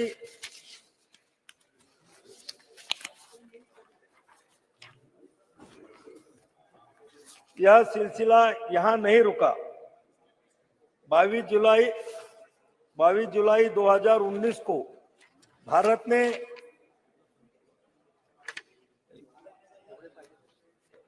अध्यक्ष जी, माननीय प्रधानमंत्री श्री मोदी जी की नेतृत्व में नेविगेशन के कार्यक्रम में भी बहुत तेजी आई। अध्यक्ष जी, कारगिल युद्ध में के दौरान अमेरिका ने अपना नेविगेशन सिस्टम भारत को देने से मना कर दिया था। जिससे हमारी सेना को कारगिल की पहाड़ियों पर दुश्मन के छुपे ठिकानों का पता लगाना मुश्किल हो गया था, लेकिन हमारे सैनिकों के अदम्य साहस का परिचय दिया और कारगिल युद्ध में विजय प्राप्त की। तत्कालीन प्रधानमंत्री श्रद्धेय अटल बिहारी वाजपेयी जी ने ठान लिया था कि भारत अपना नेविगेशन सिस्टम तैयार करेगा। अध्यक्ष जी, माननीय प्रधानमंत्री मोदी जी के नेतृत्व में 11 अप्रैल 2018 को इसरो ने नेविगेशन उपग्रह IRNSS लॉन्च किया। यह स्वदेशी तकनीक से निर्मित था और इसके साथ ही भारत के पास अब अमेरिका के GPS सिस्टम की तरह अपना नेविगेशन सिस्टम है। अध्यक्ष जी, 27 मार्च 19 को इसरो ने एक और बड़ी उपलब्धि हासिल की थी। इन दिनों सैटेलाइट से एक लाइव भारतीय सैटेलाइट को नष्ट करने में सफलता मिली। अंतरिक्ष में सैटेलाइट को मार गिराने वाला भारत चौथा देश बना। इतना ही नहीं, 1 अप्रैल 2019 को इसरो ने इलेक्ट्रॉनिक इंटेलिजेंस उपग्रह समेत 29 उपग्रहों को एक साथ प्रक्षेपित किया। इसमें 28 विदेशी उपग्रह शामिल थे। पहली बार इसरो ने एक ही मशीन से 3 अलग अलग कक्षाओं में उपग्रहों को स्थापित किया। अध्यक्ष जी, इसरो के समक्ष बहुत चुनौतियां थी, जैसे कि अंतरिक्ष यात्रियों की प्रशिक्षित करने और मानव अंतरिक्ष उड़ाने के लिए लॉन्च व्हीकल की उन्नत तकनीक भी कमी थी। श्रीहरिकोटा स्थित सतीश धवन अंतरिक्ष केंद्र में तकनीकी दक्षता का अभाव, निजी क्षेत्र की सीमित भूमिका, परियोजना का धीमा कार्यान्वयन, सरकार द्वारा पर्याप्त समर्थन नहीं होना, बजट की कमी। लेकिन जब केंद्र में माननीय श्री मोदी जी के नेतृत्व में NDA की सरकार आई, परियोजनाओं के क्रियान्वयन में तेजी आई और बजट की कमी भी दूर हुई। अध्यक्ष जी, चंद्रयान 2 से मिली सीख और राष्ट्रीय स्तर के विशेषज्ञों द्वारा दिए गए सुझावों के आधार पर चंद्रयान 3 पर भी काम किया और सफल प्रक्षेपण किया। अंतरिक्ष विज्ञान के क्षेत्र में मिली लंबी छलांग लगाई। इसरो ने वैज्ञानिकों की इस बड़ी कामयाबी से देश भर में खुशी की लहर आई और दुनिया ने भारत की बड़ी उपलब्धि को खुले दिल से सैल्यूट किया।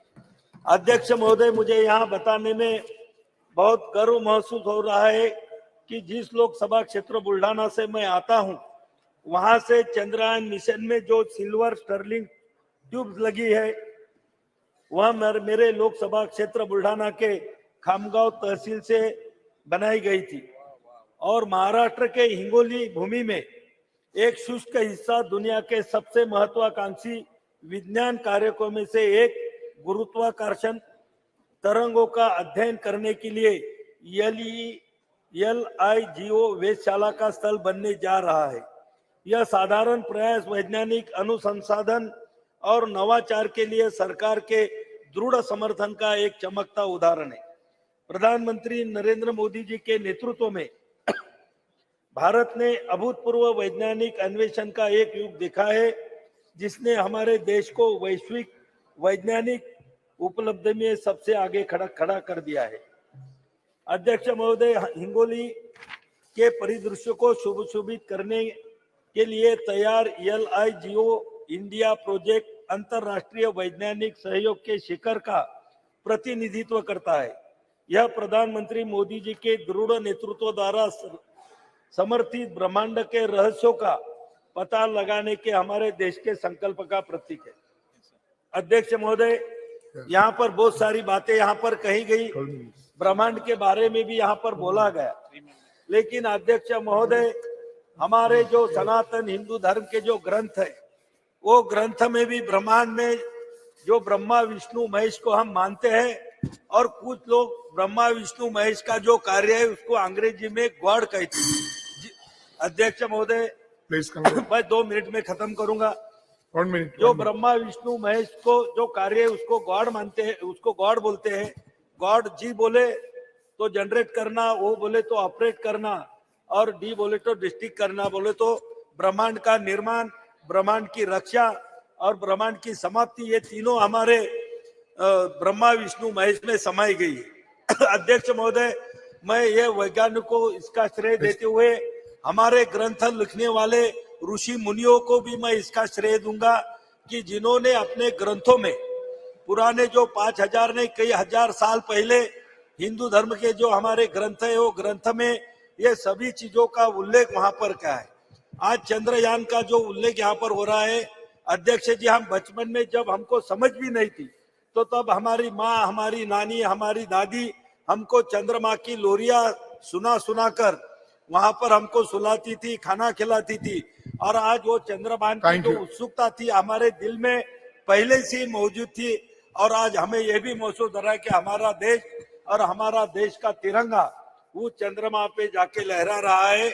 मैं हमारे वैज्ञानिकों को और उनको पूरा सपोर्ट करने वाले हमारे एनडीए सरकार को, आदरणीय नरेंद्र मोदी जी को बहुत बहुत धन्यवाद देता हूं और मैं मेरी भाषण समाप्त करता हूं। धन्यवाद। ऑनरेबल मेंबर दिनेश कामित जी। माननीय सभापति महोदय, आपने मुझे चंद्रयान 3 की सफलता पर बोलने का मौका दिया, इसके लिए बहुत बहुत धन्यवाद। महोदय, मैं सबसे पहले भारतीय वैज्ञानिकों का आभार प्रकट करता हूं कि उन लोगों के प्रयास से हमारा देश का नाम गौरवान्वित हुआ है।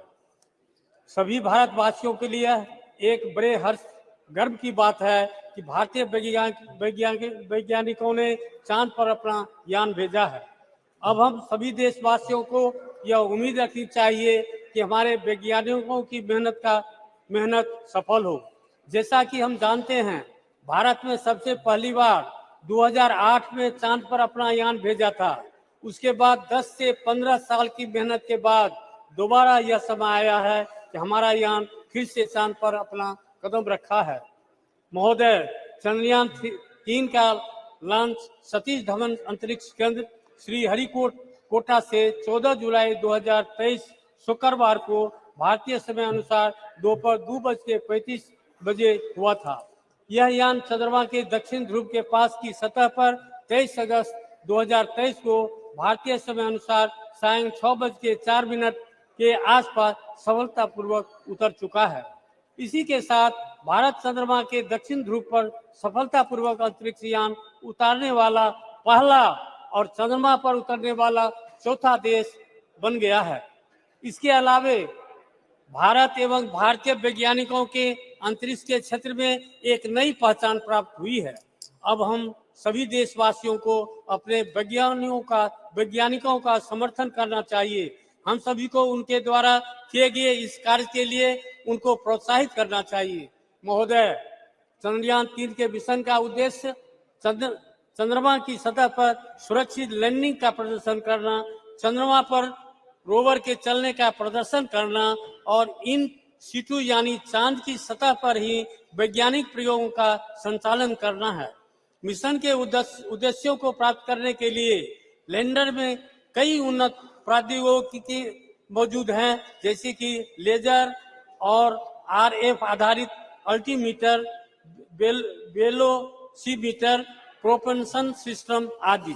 ऐसी उन्नत तकनीकों को पृथ्वी की स्थितियों में सफलतापूर्वक प्रदर्शित करने के लिए कई लैंडर विशेष परीक्षण जैसे integrate core test, integrate hot test और लैंडर लैंग मैगजीन प्रदर्शन भारत परीक्षण की योजना बनाई गई है और इसे सफलतापूर्वक किया गया है। महोदय, चंद्रयान 3 के माध्यम से भारत का लक्ष्य अपनी तकनीकी कौशल, वैज्ञानिक क्षमताओं और अंतरिक्ष अन्वेषण के प्रति अपनी प्रतिबद्धता को प्रदर्शित करना है।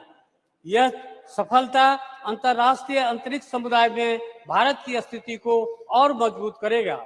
यह मिशन युवा पीढ़ी को विज्ञान, प्रौद्योगिकी, इंजीनियरिंग और गणित में कैरियर बनाने के लिए प्रेरित करेगा तथा विश्व में भारत की प्रतिष्ठा को बढ़ाने का काम करेगा।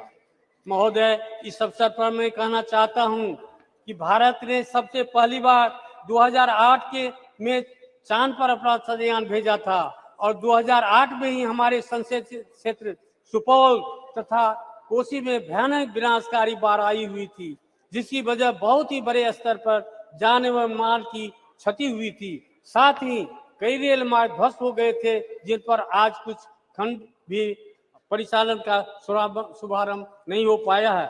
महोदय, सदन के माध्यम से मैं माननीय प्रधानमंत्री, माननीय रेल मंत्री जी से आग्रह करता हूं कि पूर्वी मध्य रेलवे के समस्तीपुर मंडल अंतर्गत ललित ग्राम से फारबिसगंज तक सीआरएस का इंस्पेक्शन 11 जनवरी को हो चुका है, किंतु अभी तक उस खंड पर रेल परिचालन का शुभारंभ नहीं हो रहा है। बस मालिकों द्वारा जनता का शोषण हो रहा है, जबकि कई बार माननीय रेल मंत्री से संपर्क करके उनका ध्यान आकर्षित किया, उस पर अतिशीघ्र रेल परिचालन का शुभारंभ किया जाए। जोगबनी दानापुर तथा जोगबनी सहरसा एक्सप्रेस ट्रेन का शुभारंभ किया जाए, जिसे रेलवे बोर्ड के द्वारा जोगबनी से चलने वाली ट्रेन जिनका नया समय सारणी निर्गत हो चुका है, उसे भी हरी झंडी दिखाकर परिचालन शुभारंभ किया जाए। साथ ही राजधानी एक्सप्रेस गाड़ी 12,527 और 12,528 सरायगढ़ या सुपौल तक विस्तार किया जाए, जिससे सुपौल जिला सहित कोसी तथा सीमावर्ती क्षेत्र के सभी जनता को इसका लाभ मिले। महोदय, इसी के साथ पुनः मैं अपने पूरे संसदीय क्षेत्र की जनता की तरफ से हार्दिक धन्यवाद एवं बधाई देता हूं और ईश्वर से यह प्रार्थना करता हूं कि आप सभी वैज्ञानिकों को उनके कार्य क्षेत्र में सूर्य की तरह तेज प्रकाश बना रहे और इसी तरह देश को सर्वोच्च सम्मान मिलता रहे। इन्हीं शब्दों के साथ बहुत बहुत धन्यवाद। थैंक यू, धन्यवाद। Honourable member Shri Achyutanand Samanta ji. I would like to thank Honorable Chair to grant me this wonderful opportunity to participate in the discussions regarding success of Chandrayaan-3 mission and other achievements of our nation in the space sector. It's my first address in this new house that has brought with the historic passage of Nari Shakti Bandhan Adhiniyam, and today we are to discuss the other momentous milestone of soft landing of Chandrayaan-3 near the south pole of the moon, making Bharat the fourth country to achieve a soft landing on the moon after the US, Soviet Union, and also China. 23rd August, all of us were glued to the screen and were keeping updates of what was happening second by second. Whole of India watched it through group live streams with finger crossed, becoming a part of this majestic lunar mission by heart. And when it landed, there was celebration and joy all over. It was the victory of each of 140 crore Indians. Really, it was the day when we saw the best of the poetic and literary references of Chand in relation with the space achievement. चांद पे घर, चंदा मामा के पास, चांद दिलाऊंगा, etc., etc., and so on. In this regard, Russia's president acknowledged the impressive progress made by India in science and technology. South Africa president celebrated the moment as a significant achievement for the BRICS coalition, while Nepal's prime minister termed it historic. The European Space Agency was thoroughly impressed, and the United States praised the success for its inspirational and historic significance. In this regard, we acknowledge this and celebrate the significant contribution of Indian scientists who made this possible. It is their efforts and perseverance that paid off. They are shining examples of knowledge, dedication, and expertise.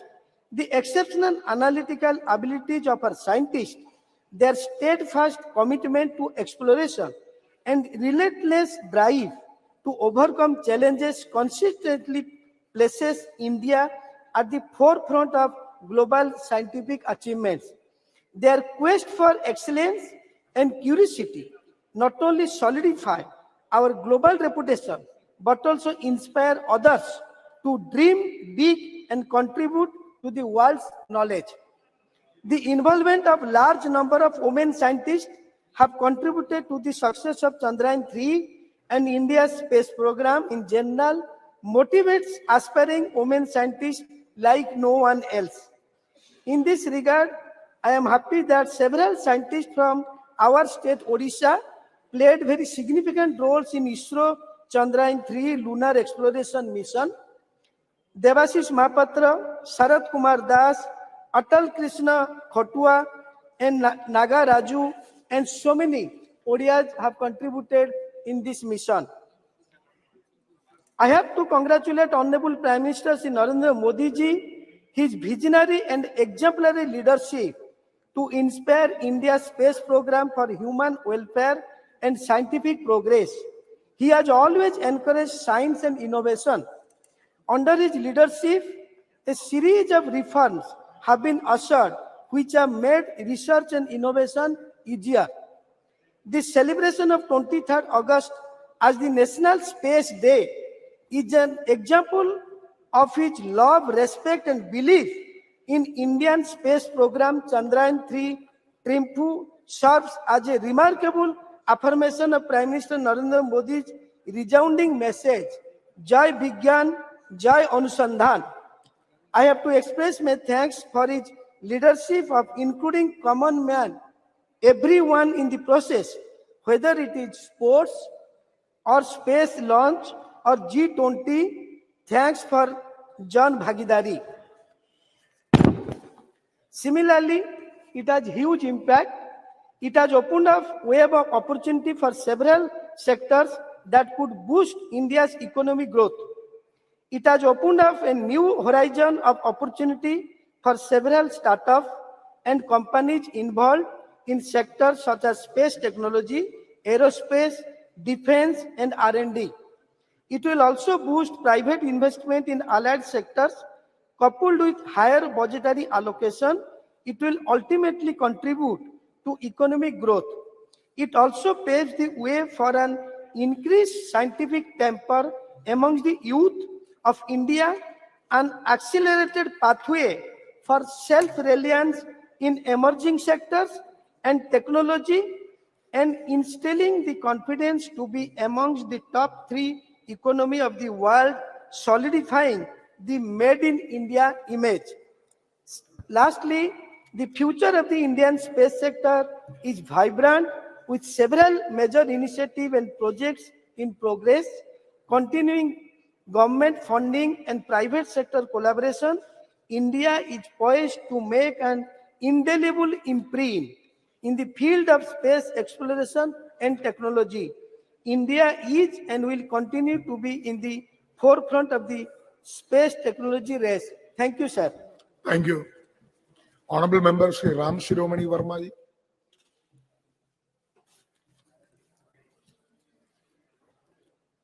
अध्यक्ष महोदय, आपने मुझे महत्वपूर्ण विषय चंद्रयान की सफलता पर अपने विचार रखने का मौका दिया।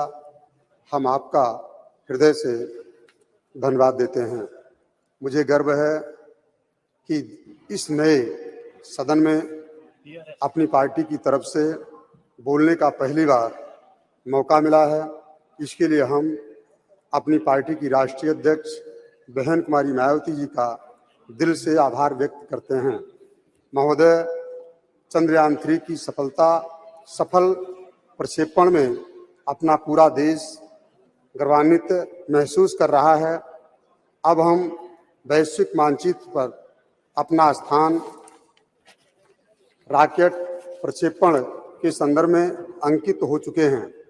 इस सफल प्रक्षेपण हेतु मैं इसरो के वैज्ञानिकों, इंजीनियरों सहित उक्त चंद्रयान के लिए काम करने वाले समस्त कर्मचारियों को भी, जो दिन रात मेहनत करके चंद्रयान-3 को सफल बनाया है और आज विश्व में भारत पहले स्थान पर अंतरिक्ष प्रक्षेपण के मामले में पहुंच चुका है। मैं और मेरी बहुजन समाज पार्टी और देश के सभी सम्मानित नागरिकों की तरफ से इसरो के सभी वैज्ञानिकों को दिल से धन्यवाद देते हैं और विश्वास करते हैं कि समय समय पर देश की जनता की मांग को देखते हुए नित्य प्रतिदिन हमारे वैज्ञानिक अपनी लगन, परिश्रम और मेहनत से सफल अंतरिक्ष प्रक्षेपण करते रहेंगे। इसी के साथ अपने लोकसभा क्षेत्र श्रावस्ती की सम्मानित जनता जनार्दन की तरफ से भी समस्त वैज्ञानिकों को बधाई देता हूं। बहुत बहुत धन्यवाद।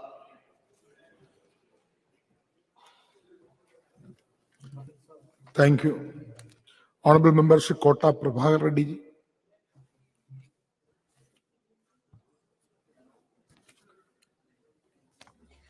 नया सदन में पहली बार बात करने का मौका मिला, बहुत बहुत धन्यवाद speaker ji. I extend my heartfelt congratulations to all of us on the notable achievement of the Chandrayaan-3 today.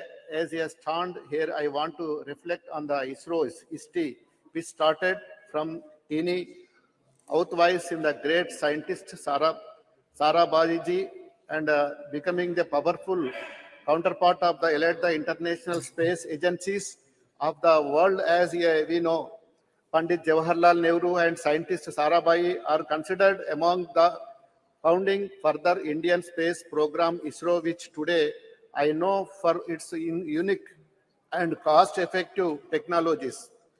In this regards, we express our heartfelt gratitude to all the Honorable Prime Minister standing with the Nehruji, to our current Prime Minister and the Narendra Modi ji for the invaluable contribution of the transforming ISRO's trajectory into the historic one, and I pay my respects to all of the scientists from the Aryabhatta to Somanath ji for the having contributed so much to the nation of the mission to the space. ISRO, through its hard work and the achievements, becomes a great role model, not just for the other countries, but also amongst the private companies invested in the space exploration, which ISRO was set up in the 1960s. Moon and Mars missions were not too in the agenda.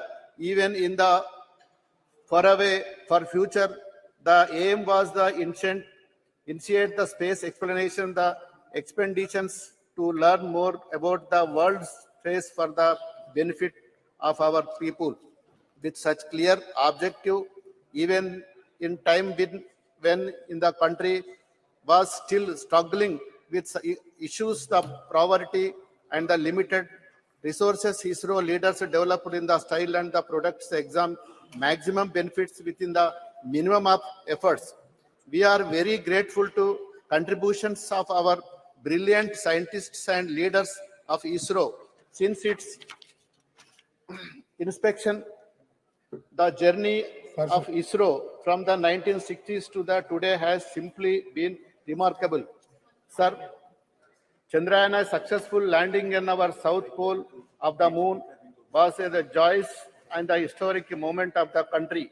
The country joined in the elite club of the countries to soft land and on the moon.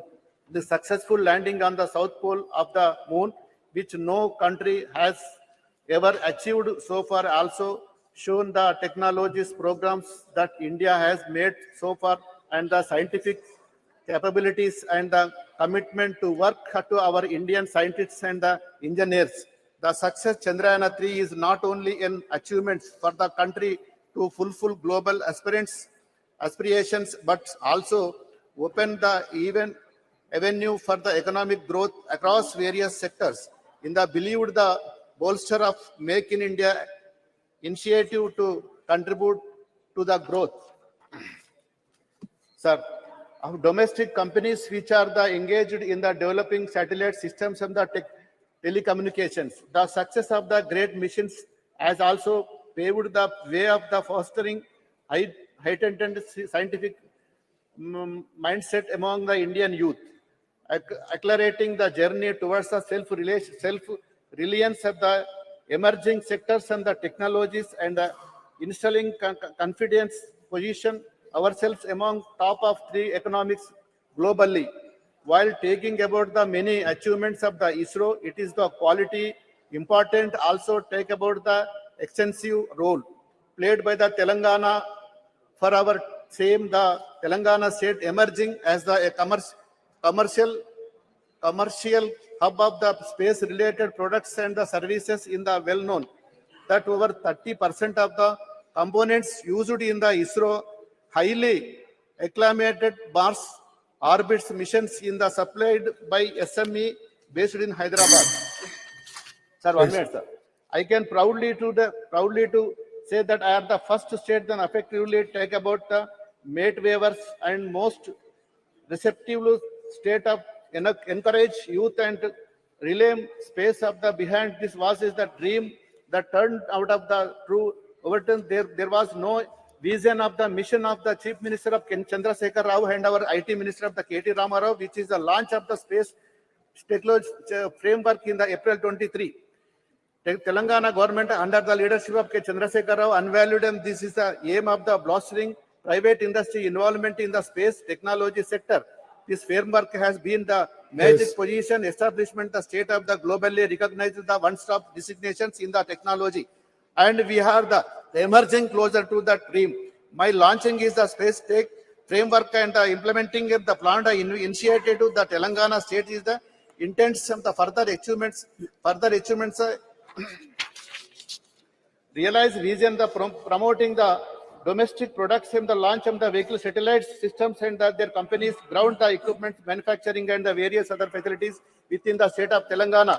The state's government of Indian can be matched, guided by the vision of the Chandrasekhar Rao Chief Minister, dedicated effort the Ramarao young individuals of the T-Hub established by Telangana government are the achieving the remarks factors and across the various domestic expansional talents in the Telangana, pushing the boundaries, achieving the significant milestones in the nations of the setup and the provide the satellite launch of the history. Hyderabad startup companies spended the door of the new opportunities in the Indian space sectors. 1 minute, sir.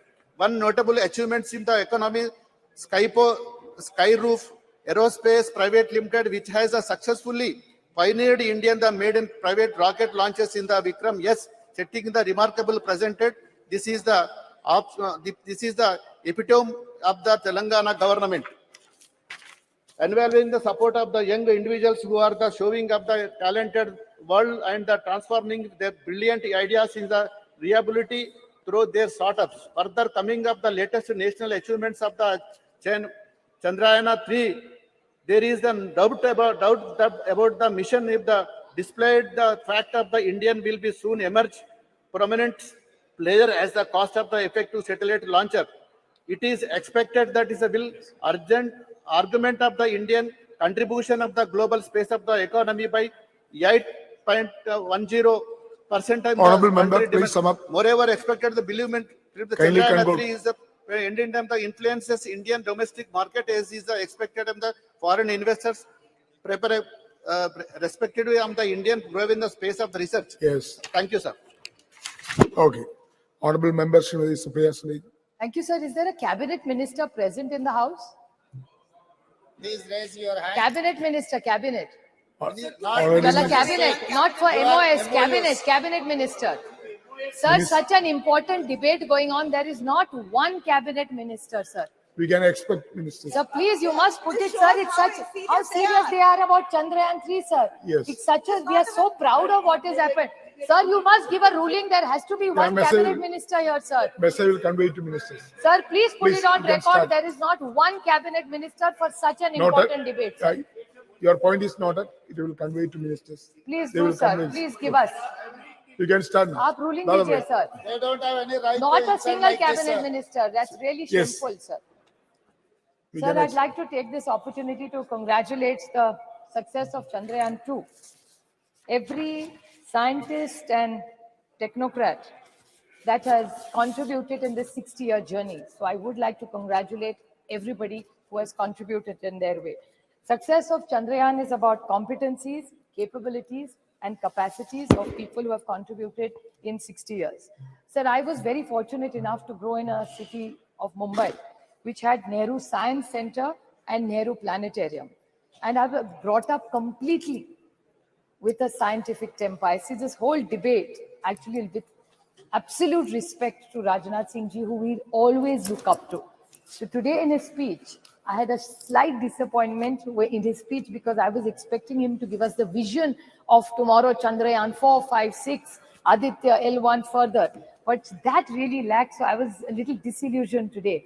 And I am very strong about tradition, about values, about culture and heritage. These are all the things we are all brought up with. But today, as a proud Indian, I felt from the treasury benches that completely lacked in the speeches that came from me. I will not repeat the points about Dr. Tharoor and Dr. Roy said, but I would definitely put it on record that it was like Pandit Jawaharlal Nehru and Dr. Sarabhai, who we grew up learning and reading about. It was Dr. E.V. Chitnis also, who substantially contributed in the growth story of ISRO. And it was, of course, Professor Dhawan, Dr. Brahman Prakash, who was one of the best metallurgists India has ever had. U.R. Rao, Dr. Nair, Dr. Kasturanga, Dr. Krishna, Dr. Shivam, and now Dr. Somnathan, who have contributed to the growth of ISRO where we are today. Sir, the Honorable Prime Minister always talks about indigenous growth of India. I would like to put it on record that I was very fortunate enough to get elected from a constituency called Baramati in Pune district in Maharashtra, sir. I'm very proudly happy to share with you, sir, there's an industry over 100 years started by Walchand Hirachand.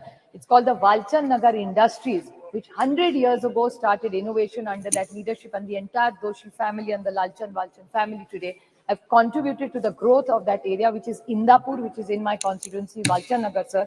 And they have made immense parts to this entire Chandrayaan जो बना है sir, उसमें वालचंद नगर की और इंदापुर की बहुत बड़ी then है, और ये सब वालचंद हीराचंद ग्रुप ने बनाया है. तो 100 साल से ये फैक्ट्री इसमें एक काम कर रही है, और मैं I would like to put it on record कि इन्होंने 100 साल में जो काम किया, इंडिजिनियस जो कहते हैं, आत्मनिर्भर भारत, तो ये वालचंद ग्रुप का बहुत बड़ा योगदान. इसरो के जो पार्ट्स बनते हैं वो मेरे निर्वाचन क्षेत्र है, कि मेरा भाग्य कैसे निर्वाचन क्षेत्र से मैं चुन के आती हूँ सर.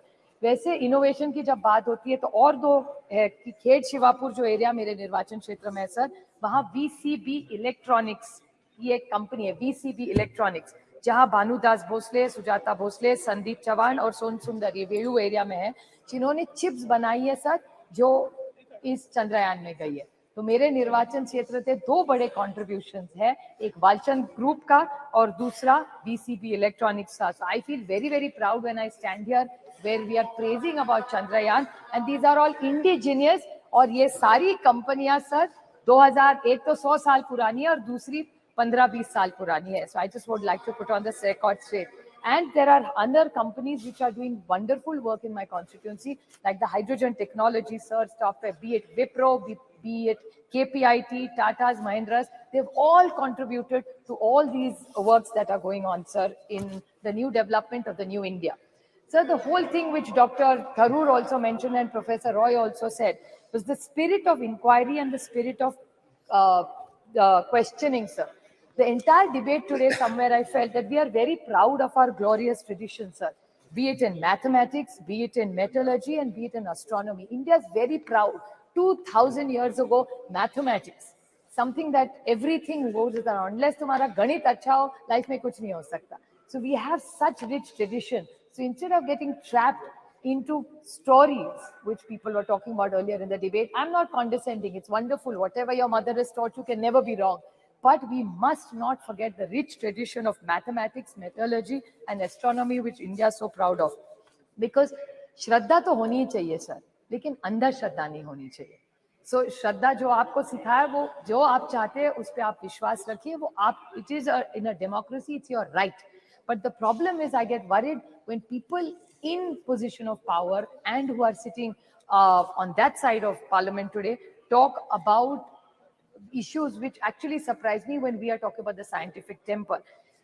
मेरे महाराष्ट्र में सर पिछले हफ्ते एक डॉक्टर आया था जो ब्लैंकेट्स डालता है लोगों पे, और ब्लैंकेट डालने के बाद वो बोलता है कि आपकी तबीयत ठीक हो जाएगी. सर आप सोचिए, एक तरफ हम लोग चंद्रयान 3 की बात करें और दूसरे जगह एक भारतीय जनता पार्टी का MLA बोल रहा है कि ब्लैंकेट डालिए आपकी तबीयत ठीक हो जाएगी. ये कैसे चलेगा? तो श्रद्धा जरूर होनी चाहिए, लेकिन अंदर श्रद्धा नहीं होनी चाहिए. आपको याद होगा sir, B Ed Sri Dabolkar, Sri Gauri Lankesh, Govind Pansare and Kalburgi ji. What were they? How did they die, sir?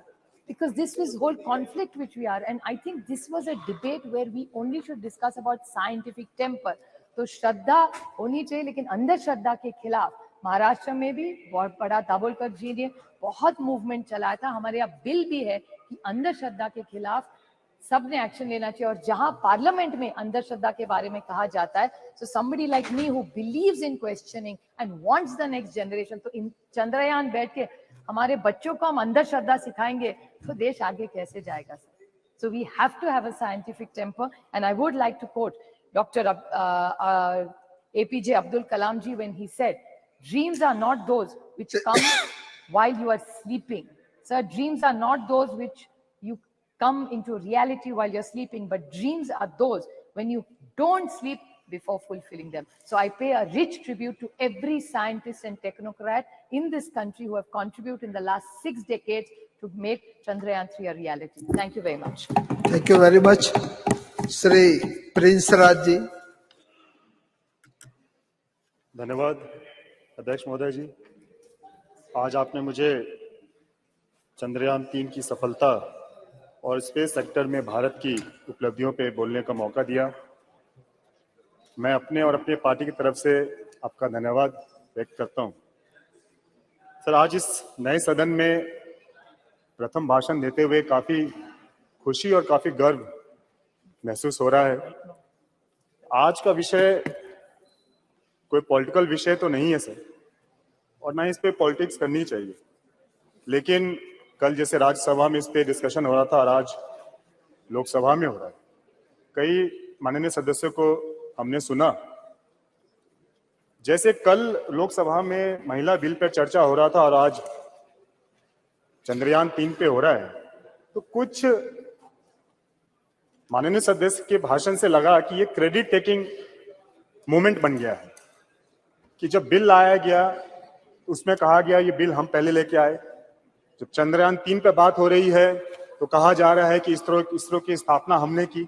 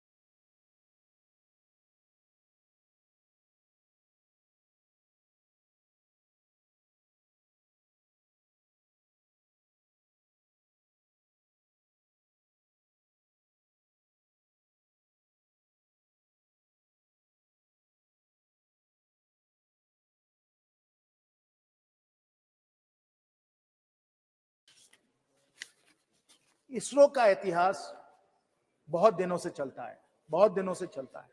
मैं चंद्रयान पे आता हूं, लेकिन अगर हमें चंद्रयान को समझना है तो हम उसको पहले आर्यभट्ट सैटेलाइट को समझना होगा, जो सोवियट्स ने 1975 में जिन्होंने अर्थ ऑर्बिट में डाला। उसके बाद हम लोगों का खुद का लॉन्च व्हीकल सैटेलाइट 1980 में गया। फिर रोहिणी सैटेलाइट्स गए, इनसैट सैटेलाइट्स गए, IRS सैटेलाइट्स गए। ये सब सैटेलाइट्स गए, एक लंबी हम लोगों ने एक कड़ी बनाई इसकी। हम लोगों ने नए नए लॉन्च व्हीकल्स हम लोगों ने तैयार किए, polar synchronous launch vehicle, GSLV, और फिर छात्रों के लिए भी स्मॉल सैटेलाइट्स को भी हम लोगों ने लॉन्च करने की क्षमता की। और हम लोगों ने मंगलयान को भी हम लोग जाकर, मार्स को भी जाकर हम लोगों ने ऑर्बिट में हम लोगों ने अपना सैटेलाइट भेजा। और आपको याद होगा तब हम लोगों ने सब जगह कहा था कि इतनी किफायती तरीके से हम लोग कर रहे हैं कि बॉलीवुड की पिक्चर के, हॉलीवुड के पिक्चर के बजट से कम तक हम लोग मंगलयान के द्वारा हम लोग मार्स तक पहुंच सकते हैं। ये हमारी क्षमता है। और अगर ये क्षमता है, अगर माननीय प्रधानमंत्री जी ये काम में लगे हुए हैं, अगर पूरा भारत इस काम में लगा हुआ है, तो हमें समझना चाहिए कि स्पेस जो है और चांद पहुंचना कितना प्रेरणा का स्रोत है, और इसको कितने दिनों से इसको एक लक्ष्य बनाया गया। और उसमें मैं अमेरिका की भी बात करना चाहता हूं, क्योंकि अगर जो अमेरिकन जो स्पेस कैपेबिलिटीज है उससे हम लोग सब लोग प्रेरित हैं। और खासकर जॉन एफ कैनेडी का एक बहुत ही जाना माना एक भाषण है जो मैं अभी कोट करना चाहूंगा। और जॉन एफ कैनेडी ने कहा था, वो हम लोगों को याद करना चाहिए। जॉन एफ कैनेडी ने 1962 में कहा था, Why some say the moon? Why some say the moon? Why choose this as our goal? This replies to India. Why choose the moon? Why is this our goal? And why, they may well ask, why climb the highest mountain? Why climb the highest mountain? Because it is there. New hopes for knowledge and peace are there. We choose to go to the moon this decade and do the other things, not because they are easy. We choose to go to the moon. This applies to India. We choose to go to the moon not because they are easy, but because they are hard. अगर हम बड़े लक्ष्य अगर हम लोग हासिल करने के लिए हम लोग अपनी आकांक्षाओं को बनाते हैं, अगर हम इस भवन का निर्माण 3-4 साल में कर सकते हैं, इसलिए नहीं क्योंकि ये आसान काम है, इसलिए क्योंकि ये मुश्किल काम है. Not because it is easy, because it is hard that we choose to go to the moon. It is not easy. It is not easy to build this parliament building in 3 or 4 years. It's not easy, but because it is hard, we have chosen to do it. It is hard to build all the roads and highways and everything else, but because it is hard, we want to do it, because that's the new India we want to build. It is hard. It is hard to be able to feed 80 crore people with the Garib Kalyan Yojana, but क्योंकि मुश्किल है, इसलिए हम इसको करने के लिए प्रतिबद्ध हैं और हमने करके दिखाया. It is not because it is easy, but because it is hard. And it is hard. अगर कोई समझता है कि चंद्रयान चांद में पहुंच गया और कोई भी इसे कर सकता है, तो मैं आपको लूना 25 के बारे में बताना चाहता हूं. लूना 25 के बारे में. और आप जानिए कि अगर 1950s में स्पेस रेस चालू हुआ और अगर जॉन एफ कैनेडी ने कहा कि हम लोगों को 1960s में ही हम लोगों को मून पे पहुंचना है, तो क्यों किया उन्होंने? क्योंकि उनके सामने एक चुनौती थी, एक कंपटीशन था. और वो कंपटीशन किसके साथ था? वो सोवियत यूनियन के साथ था, क्योंकि सोवियत यूनियन ने स्पेस फ्लाइट और स्पेस का पायनियरिंग जो उन्होंने किया था, यूरी गगारिन वगैरह आप सबको याद होगा. उस स्पेस रेस के कारण जॉन एफ कैनेडी ने कहा कि we must get to the moon. वही सोवियत यूनियन, वही स्पेस प्रोग्राम उसी समय जब चंद्रयान अगस्त में पहुंच रहा था south pole of the moon, उनका लूना 25 जो था वो भी अगस्त में फेल हो गया. Not because it is easy, it is because it is hard that we go to the moon. The Russians who developed, who pioneered space flight, they were the ones who were not able to succeed. They tried a South Pole landing and they failed. They failed. And they used a 30 kg robotic launcher, a 1750 kg launch mass, not because it is easy. What did we do? Instead of putting a 1750 kg launch mass, Professor Saab, we put a 4000 kg launch mass and a much larger payload on Chandrayaan 3.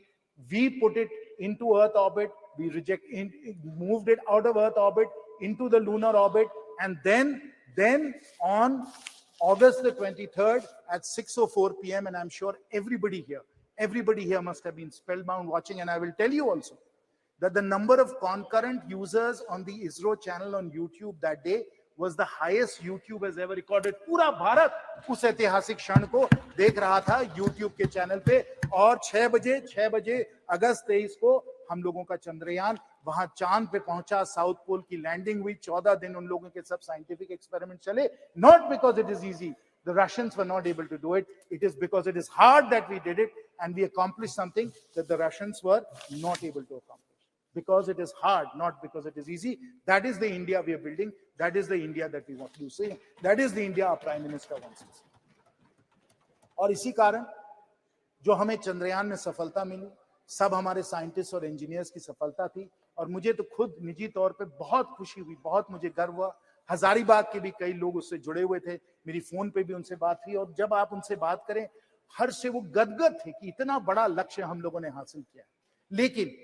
लेकिन ये तो एक और ही कड़ी, अभी हमें और बहुत दूर जाना है, बहुत दूर जाना है।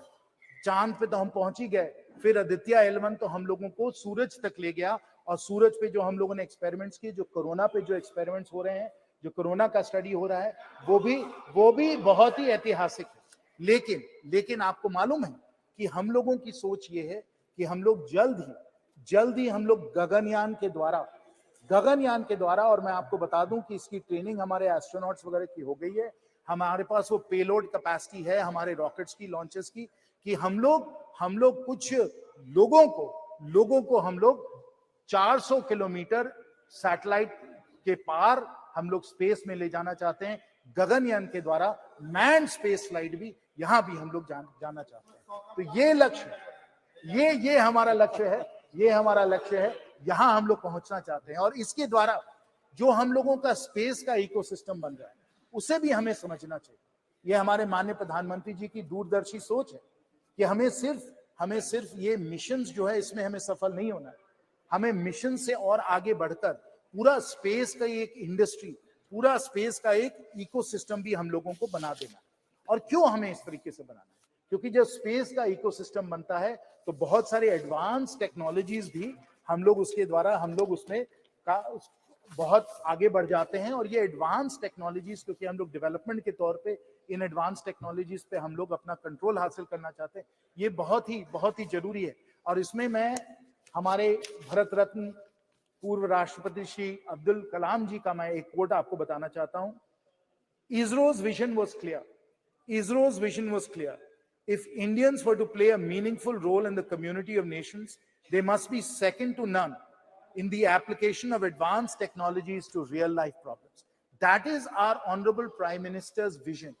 We use the space ecosystem to develop the knowledge and the ability and the capabilities to deal with these advanced technologies, whether they pertain to material science, whether they pertain to telecommunications, whether they pertain to remote sensing, weather forecasting, all of these different advanced technologies in computing, in semiconductors, all of them will come within our capability set if we are able to push the space ecosystem. And I will conclude, Sabhavati Mohoday ji, with the vision that we take our 140 startups, they become thousands of startups, we generate tens of unicorns, and they become among the world's leading space companies, pushing these advanced technologies, taking India not just to the moon, not just to the sun, but to the stars.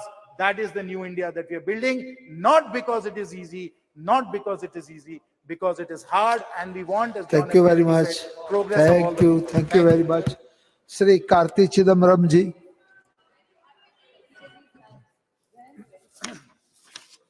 Sir, there are certain events in a nation's history which uplifts the entire national mood.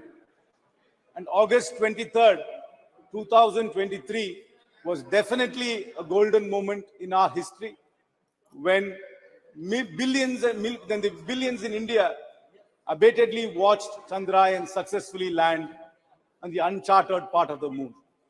It was really an epoch-making day, and it was a day which lifted up the spirits of entire India.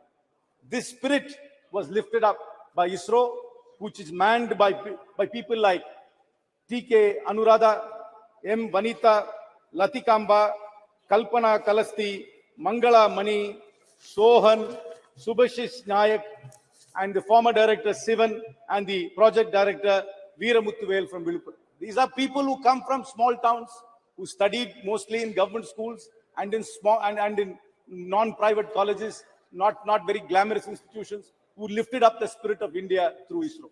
So this house, I'm sure, and the entire nation pays great tribute to them. Sir, it's not surprising that our defense minister, who was a physics lecturer, veered into philosophy, veered into spiritualism, veered into faith. Every physicist, including Oppenheimer, who was the father of the atom bomb, eventually became a philosopher. And I'm sure our defense minister has got a philosophical side to it. But sir, the point is, we confuse spiritualism and faith.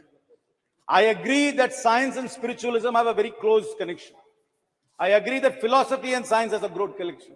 But sometimes we confuse faith to be spiritualism and science.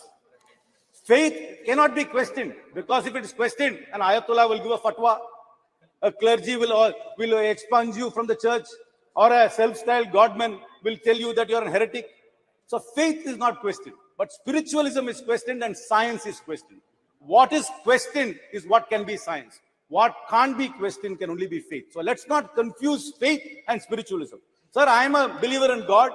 I have faith in astrology. I have faith in God. I have faith in ritualism. That is my faith. But that should not be confused with spiritualism or with science. What is science is it must be experimentally proved. It must be tested. Spiritualism is also tested. Nothing which is permanent can be science, because science is constantly questioned. But faith, we believe, is permanent and can't be questioned. So let us never confuse that. And in today's world, faith, myth, mythology, fable are being used by charlatans in the guise of science. And in today's political environment, this confusion is getting even worse. So it is very, very important that we maintain the scientific temper of India, which has been showcased by ISRO and by the various scientists I listed up. Sir, it is actually baffling. This question of us landing in the moon, people have said we have launched the cheapest moon mission in the world. This moon mission was cheaper than the two Hollywood movies which are produced about space. I completely agree with that. But it also poses some very serious questions to us. As a people, as a nation, I'm not pointing fingers at the government. How can we as a nation, which is able to land in the uncharted part of the moon, still have manual scavenging? How can we not build roads which don't go away in one monsoon? While we have this great scientific capacity, where have we lost this? I completely understand our heritage and our history has been very closely associated with science and with astronomy. In Tamil Nadu, you come to the Brigadishwara temple, you will talk about that building for thousands of years. But I'm not sure whether we are going to be talking about this parliament 1,000 years from now. I'm not sure whether this building will last 1,000 years from now. Where have we lost that? That is where we really need to focus. I am completely in agreement that we must research, we must test, we must go back to our roots to find out where did we lose this science which we already had. How can we as a people have this contrast, landing in the moon and having manual scavenging at the same time? How can we be there? We're launching satellites for everybody else, but can't manage a road in a monsoon. Why can't we do that? There is something seriously wrong in our society if we can't leverage on the scientific advancements we've been making. We really need to reach out. There are geniuses in every town, in every village. Then ISRO is being the classic example of little town India. ISRO is not about Ivy League schools. ISRO is not about IITs. ISRO is not about Oxford and Cambridge. ISRO's success is about the genius of India. If you want to call it Bharat as well. And we need to unleash that genius. And how do we do that? I have a proposal to the government. Please institute fellowships, scholarships, and internships for ISRO in government schools, particularly aimed at government schools. You are very, very good in running national campaigns, I must confess. Please run a national campaign. Identify the next Kalpana Chawla. Identify the next Vikram Sarabhai from the government schools of India. Run a nationwide program. Encourage people to believe that they can also be part of it. Because people, until this landing happened, many people don't even know that ISRO was there. Many people do not know that they can become scientists. And here we have living examples of people from small towns who went to government schools becoming great scientists. Run a national campaign, run fellowships, run scholarships, and run internships. Open the doors of ISRO to the average Indian who's so curious, who's fired by ambition, who's fired by aspiration to be part of it. Sir, this is a great day and a great time in our lives. It is important for us to merge our historic scientific knowledge with modern science. But let us never ever confuse ourselves. Let us never ever confuse ourselves with charlatans who confuse faith and who use that as a propaganda. I know many years ago, I am a firm believer in the Lord Ganesha, but they were telling us that Ganesha was drinking milk.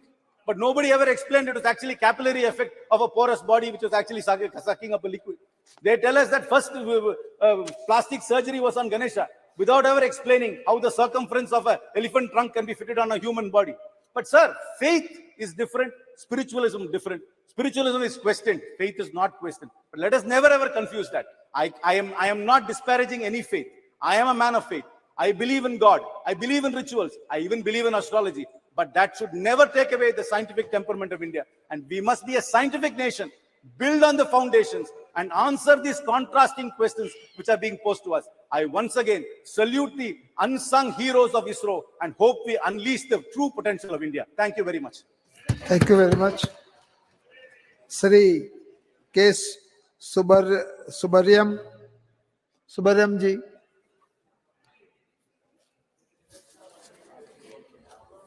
Speaker sir, மனிதர்களை மூட நம்பிக்கையிலிருந்து விடுவிப்பது விஞ்ஞானம். மனிதர்களுக்கு இடையில் நிலவக்கூடிய மூட பழக்க வழக்கங்களும் நம்பிக்கைகளும் விஷமத்தனமான விஷம் நிறைந்த கருத்துக்கள் புதர்போல் மண்டி வளர வாய்ப்பளிக்கிறது. எனவே மனிதர்களை மூட நம்பிக்கைகளிலிருந்து விடுவிக்க வேண்டிய அவசியம் இன்றைக்கு நம்முடைய இந்திய நாட்டில் ஏற்பட்டிருக்கிறது. அதற்கு இந்த விஞ்ஞானம் மிகப்பெரிய அளவிற்கு துணை நிற்கிறது. முதலில் இதற்கு நாம் நன்றி சொல்ல வேண்டியது ஜவஹர்லால் நேரு அவர்களைத்தான். எதிர்கால இந்தியா எந்த திசை வழியில் வளர வேண்டும் என்று ஊடுருவி கண்டு உணர்ந்து முன்கூட்டியே தடம் போட்டு விட்டு சென்றவர் மறக்க முடியாத மகத்தான மனிதர் ஜவஹர்லால் நேரு. நேரு அவர்கள்தான் விதை போட்டார். நேரு போட்ட விதைதான் இன்றைக்கு சந்திராயனாக சந்திராயன் 1, 2, 3 என்று வளர்ந்திருக்கிறது. புதிய புதிய விவரங்களை மனிதர்களுக்கு தந்து கொண்டிருக்கிறது. அதற்கு துணை புரிந்த நேரு அவர்களுக்கு என்னுடைய நன்றியை முதலிலே தெரிவித்துக் கொள்கிறேன். ஒரு 50 ஆண்டு கால தொடர் முயற்சியின் விளைவாகத்தான் இந்த சந்திராயன் வெற்றி அடைந்திருக்கிறது.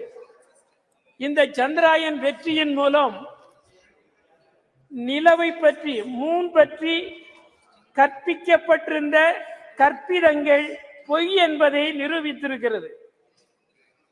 இதுவரையிலும் சொல்லப்பட்டு வந்த நிலவு குறித்து சொல்லப்பட்டு வந்த விஷயங்கள் முற்றிலும் சந்திராயன் 3 தகர்த்தெறிந்திருக்கிறது. இந்த மூட கருத்துக்கு முற்றிலும் தவறு என்று உணர்த்தப்பட்டிருக்கிறது. அதற்காகவும் விஞ்ஞானிகள் முதல் சாமானிய வேலைகளை செய்து உதவிய அனைவருக்கும் நெஞ்சம் நிறைந்த நன்றிகளை வாழ்த்துக்களை தெரிவித்துக் கொள்ள விரும்புகிறோம். சயின்டிபிக் டெம்பர் என்பதுதான் அரசியல் சட்டம் முன்வைத்திருக்கிற ஒன்று. ஆனால் சயின்டிபிக் டெம்பர் வலியுறுத்தப்பட்டுள்ள அரசியல் சட்டத்தினால் உறுதிமொழி எடுத்து பதவியேற்றுக் கொண்டவர்கள் தவறான கருத்துக்களின் அடிப்படையில் தவறான கருத்துக்களை மக்களுக்கு ஊட்டி தவறான திசை வழிக்கு அழைத்து சென்று கொண்டிருக்கிற விபரீதமான போக்கு இங்கே வளர்ந்து வருகிறது இந்தியாவில். இவையெல்லாம் கவலையோடு கவனிக்கப்பட வேண்டிய விஷயங்களாகும். இதற்கு விஞ்ஞானத்தின் துணை கொண்டுதான் நாம் தீர்வளிக்க வேண்டும். அதற்குரிய நடவடிக்கைகளை மேற்கொள்ள வேண்டியிருக்கிறது. உலக அளவில் விஞ்ஞான வளர்ச்சியில் குறிப்பிடத்தக்க வெற்றியை இன்றைக்கு இந்தியா பெற்றிருக்கிறது.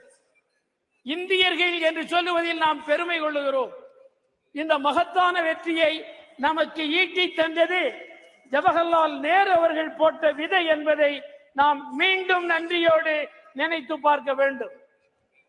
அதனுடைய விளைவாகத்தான் இன்றைக்கு ஒரு நல்ல நிலை ஏற்பட்டிருக்கிறது.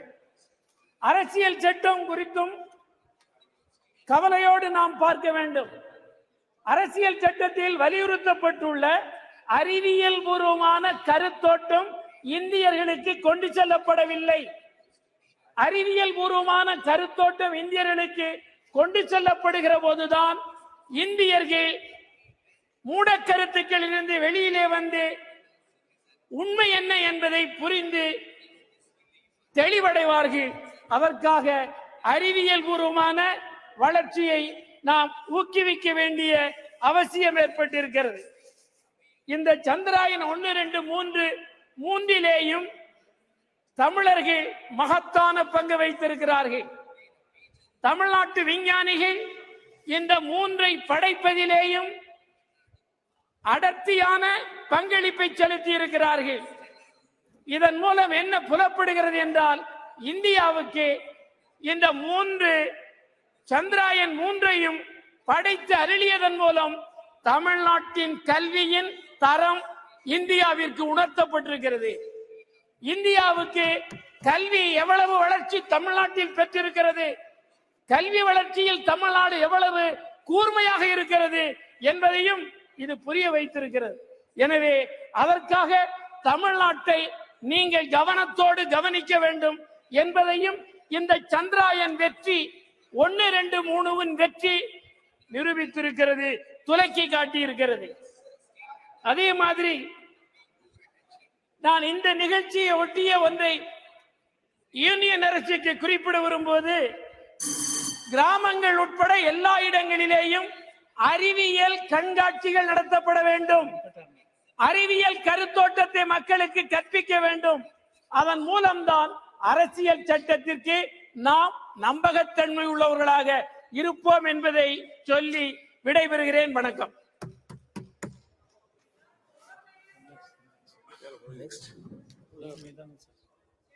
Honorable Member Sumidanand Saraswati.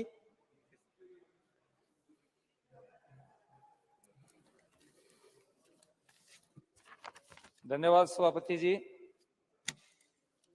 आपने मुझे बोलने का मौका दिया है। सबसे पहले मैं माननीय अध्यक्ष जी का बहुत बहुत आभार व्यक्त करना चाहूंगा कि उन्होंने एक बहुत ही महत्वपूर्ण विषय पर चंद्रयान 3 की सफलता के ऊपर ये चर्चा करने का मौका दिया है। इसके साथ ही मैं निवेदन करना चाहूंगा, जहां हमारे देश के साइंटिस्ट ने, वैज्ञानिकों ने एक सफल कार्यक्रम आयोजित किया। 14 जुलाई को चंद्रयान ने पृथ्वी से उड़ान भरी और 23 अगस्त को सफलतापूर्वक जब चंद्रमा के दक्षिण ध्रुव के ऊपर यह चंद्रयान उतरा, जहां का वातावरण अलग ही रहता है, 200 डिग्री माइनस तक का टेम्परेचर जाता है, अंधकार छाया रहता है, ऐसे स्थान के ऊपर यान को उतारने वाला भारत दुनिया का प्रथम देश बना। इसलिए मैं देशवासियों को भी, माननीय प्रधानमंत्री जी को भी और हमारे सभी साइंटिस्ट को बहुत बहुत बधाई, साधुवाद और आभार व्यक्त करना चाहूंगा। मैं निवेदन करना चाहता हूं, हमारा देश ऐसा देश है जो ऋषियों का, मुनियों का देश है। अभी चिदम्बरम जी बोल रहे थे, उससे पहले हमारे कई वक्ताओं ने इस विषय पर रखा। हम कई बार भटक जाते हैं, जब कोई अध्यात्म की बात आती है, धर्म की बात आती है, तो विचलित होने का प्रयास करते हैं। हम जब अपने प्राचीन साहित्य को देखते हैं, इतिहास को उठा करके देखते हैं, वेदों को देखते हैं, तो हमारे यहाँ प्राचीन साहित्य में इस प्रकार का स्पष्ट उल्लेख मिलता है। हम अपने प्राचीन ऋषियों को देखते हैं, ऋषि का अर्थ क्या है? ऋषियों मंत्र दृष्टारः, जो विचार पर, मंत्र पर विचार करता है, चिंतन करता है, मनन करता है। और मैं तो निवेदन करूंगा कि जो आधुनिक साइंटिस्ट हैं, वैज्ञानिक हैं, ये हमारे आधुनिक ऋषि हैं। इन्होंने देश को जिस प्रकार से आगे बढ़ाया है, देश का नाम समुज्वल किया है। हम यदि रामायण काल को देखेंगे, उसमें भी हमारे यहाँ बहुत सारे इस प्रकार के वैज्ञानिक थे। पुष्पक विमान का उल्लेख रामायण में मिलता है, जो साउंडलेस था, ध्वनि रहित था। हमारे यहाँ भास्कर आचार्य का जो ग्रंथ है बृहद विमान शास्त्र, मैंने उस ग्रंथ को अच्छी तरह से पढ़ा है एक संस्कृत का विद्यार्थी होने के नाते। उसमें जिस प्रकार के विमानों का उल्लेख मिलता है, आज भी साउंडलेस विमान हम तैयार नहीं कर पाए हैं। और रात्रि को जो विमान उड़ते थे तो अंधेरे के अंदर भी दिखाई देता था। तो उस स्थान तक पहुंचते पहुंचते हमारे दुनिया के वैज्ञानिकों को भी अभी अध्ययन करना पड़ेगा, रिसर्च करना पड़ेगा। हमारे के जो दर्शन के विद्वान थे, गौतम थे, कणाद थे, कपिल थे, उन्होंने परमाणु के ऊपर और अणु पर जो विचार किया, हमने उन दर्शनों को कई बार नास्तिक दर्शन कह दिया। जिस ग्रंथ के अंदर यदि धर्म की चर्चा ने उसको नास्तिक कह देते हैं, और यदि धर्म की चर्चा होती उसको अंधविश्वास कह देते हैं। ये दोनों का समन्वय जब तक नहीं होगा, मैं हमेशा एक बात कहा करता हूं, एक पक्षी जैसे उड़ान भरता है, पक्षी के एक पंख को बांध दीजिए, एक पंख को बांधने के बाद पक्षी उड़ान नहीं भर सकता। यदि मनुष्य अपने जीवन में पूर्ण विकास करना चाहता है, कोई भी देश पूर्ण विकास करना चाहता है, वो बिना अध्यात्म के आगे नहीं बढ़ सकता। अध्यात्म से विल पावर मिलता है। विल पावर क्या करता है? जैसे आपने देखा, हमारा 1 साल पहले एक यान हमारा असफल हुआ। माननीय प्रधानमंत्री जी हमारे साइंटिस्ट के बीच में गए और उनकी पीठ थपथपाई, उनको धीरज बंधाया। यदि हम उसमें निराश हो जाते, हताश हो जाते और हमारे अंदर विल पावर नहीं होती, तो हम आगे नहीं बढ़ सकते थे। और उसका परिणाम यह निकला कि विल पावर के कारण, आत्मबल के ऊपर हम आगे बढ़े। और आगे बढ़ते बढ़ते 1 साल के बाद में हमारे साइंटिस्ट ने, हमारे वैज्ञानिकों ने वो काम करके दिखा दिया जिसको पूरी दुनिया ने लोहा माना है। एक निवेदन मैं करना चाहूंगा, जहां हमारे साइंटिस्ट माने सोमनाथ जी की टीम ने काम किया, उसके साथ साथ में जो और भी लोग थे, जैसे प्राय मैं कई बार एक निवेदन किया करता हूं, गाड़ी है, कई करोड़ की गाड़ी है, लेकिन उसमें से अगर बाल का निकाल दिया जाए तो उसमें टायर में हवा नहीं ठहरेगी। तो उसमें लाखों करोड़ों रुपए का इंजन हो और साधन हो, यदि बाल की कीमत को हम नहीं समझेंगे तो वो गाड़ी चल नहीं सकती।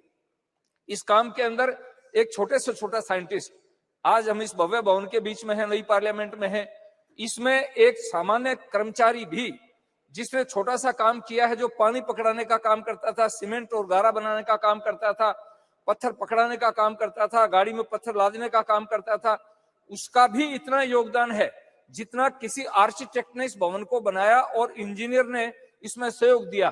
ठीक इसी प्रकार इससे हमारा जो ये यान चंद्रमा पर पहुंचा, उस चंद्रमा पर पहुंचने तक यान में जितने लोगों का सहयोग रहा है, एक सामान्य कर्मचारी जो उनकी टीम के अंदर काम करता था, वो उसमें भागीदारी था।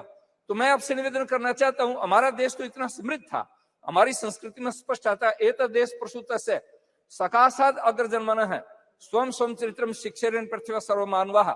हमारे देश के ऋषियों के चरणों में तो नालंदा जैसी यूनिवर्सिटी, अभी G20 हुआ, माने प्रधानमंत्री जी जहां खड़े थे उसके बैकग्राउंड के अंदर नालंदा विश्वविद्यालय का एक बैकग्राउंड दिया। इसलिए दिया कि दुनिया के विद्वान आए थे, दुनिया के नेता आए थे, राष्ट्राध्यक्ष आए थे और आए थे। उन्होंने आकर के जब उसको देखा और उनको बता भी रहे थे, समझा भी रहे थे कि हमारा देश कभी भी ऐसी स्थिति नहीं रही है। बीच में गुलामी की जंजीरों में हम जकड़े गए और गुलामी होने के कारण हम विकास नहीं कर पाए, लेकिन हमारी जो प्राचीन धरोहर थी, उस धरोहर का स्मरण करेंगे, उसका स्मरण करके उसके ऊपर अनुसंधान करेंगे, रिसर्च करेंगे, तो हम और आगे बढ़ सकते हैं। अभी तो हमारे देश ने उड़ान भरी है और अभी चंद्रमा के साथ साथ में सूर्य की तरफ बढ़े हैं। सूर्य का अध्ययन करने के लिए हमारे साइंटिस्ट जो काम कर रहे हैं, और बहुत सारे ग्रह उपग्रह हैं। मैं जब प्राचीन साहित्य को पढ़ता हूं तो प्राचीन साहित्य में उल्लेख मिलता है कि अन्य ग्रहों के ऊपर भी मनुष्य हो सकता है। इस पर हमारे साइंटिस्ट रिसर्च कर रहे हैं और वैज्ञानिकों को मैं सबसे बड़ा आभार इसलिए करना चाहूंगा, कोई भी वैज्ञानिक किसी काम को करता है फुल स्टॉप नहीं लगाता है, वो आगे के लिए रिसर्च का काम छोड़ देता है, अनुसंधान का काम छोड़ देता है। इसलिए मैं निवेदन करना चाहता हूं कि हमारे सारे जितने भी वैज्ञानिक हैं, उन्होंने जिस काम को किया है चंद्रयान 3 के ऊपर और दूसरे इसके ऊपर, प्रारंभ से लेकर के देश की आजादी के बाद में जब से इस काम इसरो का काम प्रारंभ हुआ या हमारी जितने अन्य रिसर्च सेंटर हैं उनमें काम हुआ, उन सब का आभार व्यक्त करता हूं। और खास तौर से आज ये महिला बिल आया है, मैं उन बहनों को भी, महिलाओं को भी बहुत बहुत आभार व्यक्त करूंगा जो इसमें शामिल थी। हमारी नंदिनी हरिनाथ, डॉक्टर रितु कारीधाल, श्रीवास्तव जी, मिनल जी, रोहित, अनुराधा टीके सहित अनेक महिलाएं जो इसमें थी। मेरे क्षेत्र की भी एक बेटी इस टीम के अंदर सम्मिलित थी। मैं उन सबको बहुत बहुत बधाई देना चाहूंगा और मैं आशा करूंगा कि हम अपनी प्राचीन अध्यात्म की धरोहर को लेकर के, प्राचीन दर्शन शास्त्र वेदों की धरोहर को लेकर के और आधुनिक विज्ञान का समन्वय करके इस देश को आगे बढ़ाने का प्रयास करेंगे। मैं पुनः माननीय प्रधानमंत्री जी का आभार व्यक्त करूंगा। कई बार हमें ये कहते साहब आप इनका धन्यवाद क्यों कर रहे हो?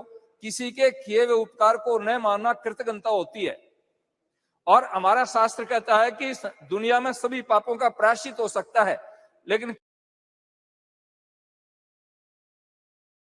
कृतज्ञता का प्रायश्चित नहीं हो सकता। इसलिए हमें उन सभी लोगों के प्रति कृतज्ञ होना चाहिए।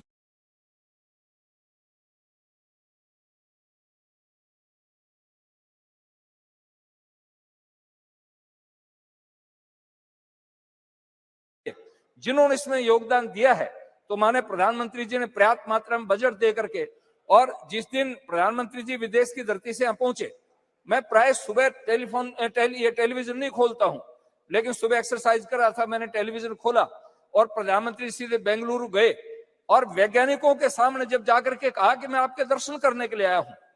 देश की, दुनिया का एक सबसे बड़ा नेता और हमारे साइंटिस्ट के सामने जाकर के जब उनके सामने कहता है मैं आपके दर्शन करने के लिए आया हूं, आप अनुमान लगा सकते हो कि हमारे साइंटिस्ट का कितना प्रोत्साहन बढ़ा होगा, कितना उत्साह बढ़ा होगा। और उत्साह बढ़ने पर ही आदमी काम करता है। तो मैं पुनः माननीय प्रधानमंत्री जी का और हमारे सभी वैज्ञानिकों का बहुत बहुत आभार व्यक्त करता हूं और आशा करूंगा कि हमारा देश दुनिया की बुलंदियों को नापे और ये देश आगे बढ़ता चला जाए। हमारे प्राचीन ऋषियों के जो भाव थे वो भाव सफल हो। धन्यवाद। जय Bharat. Yadav.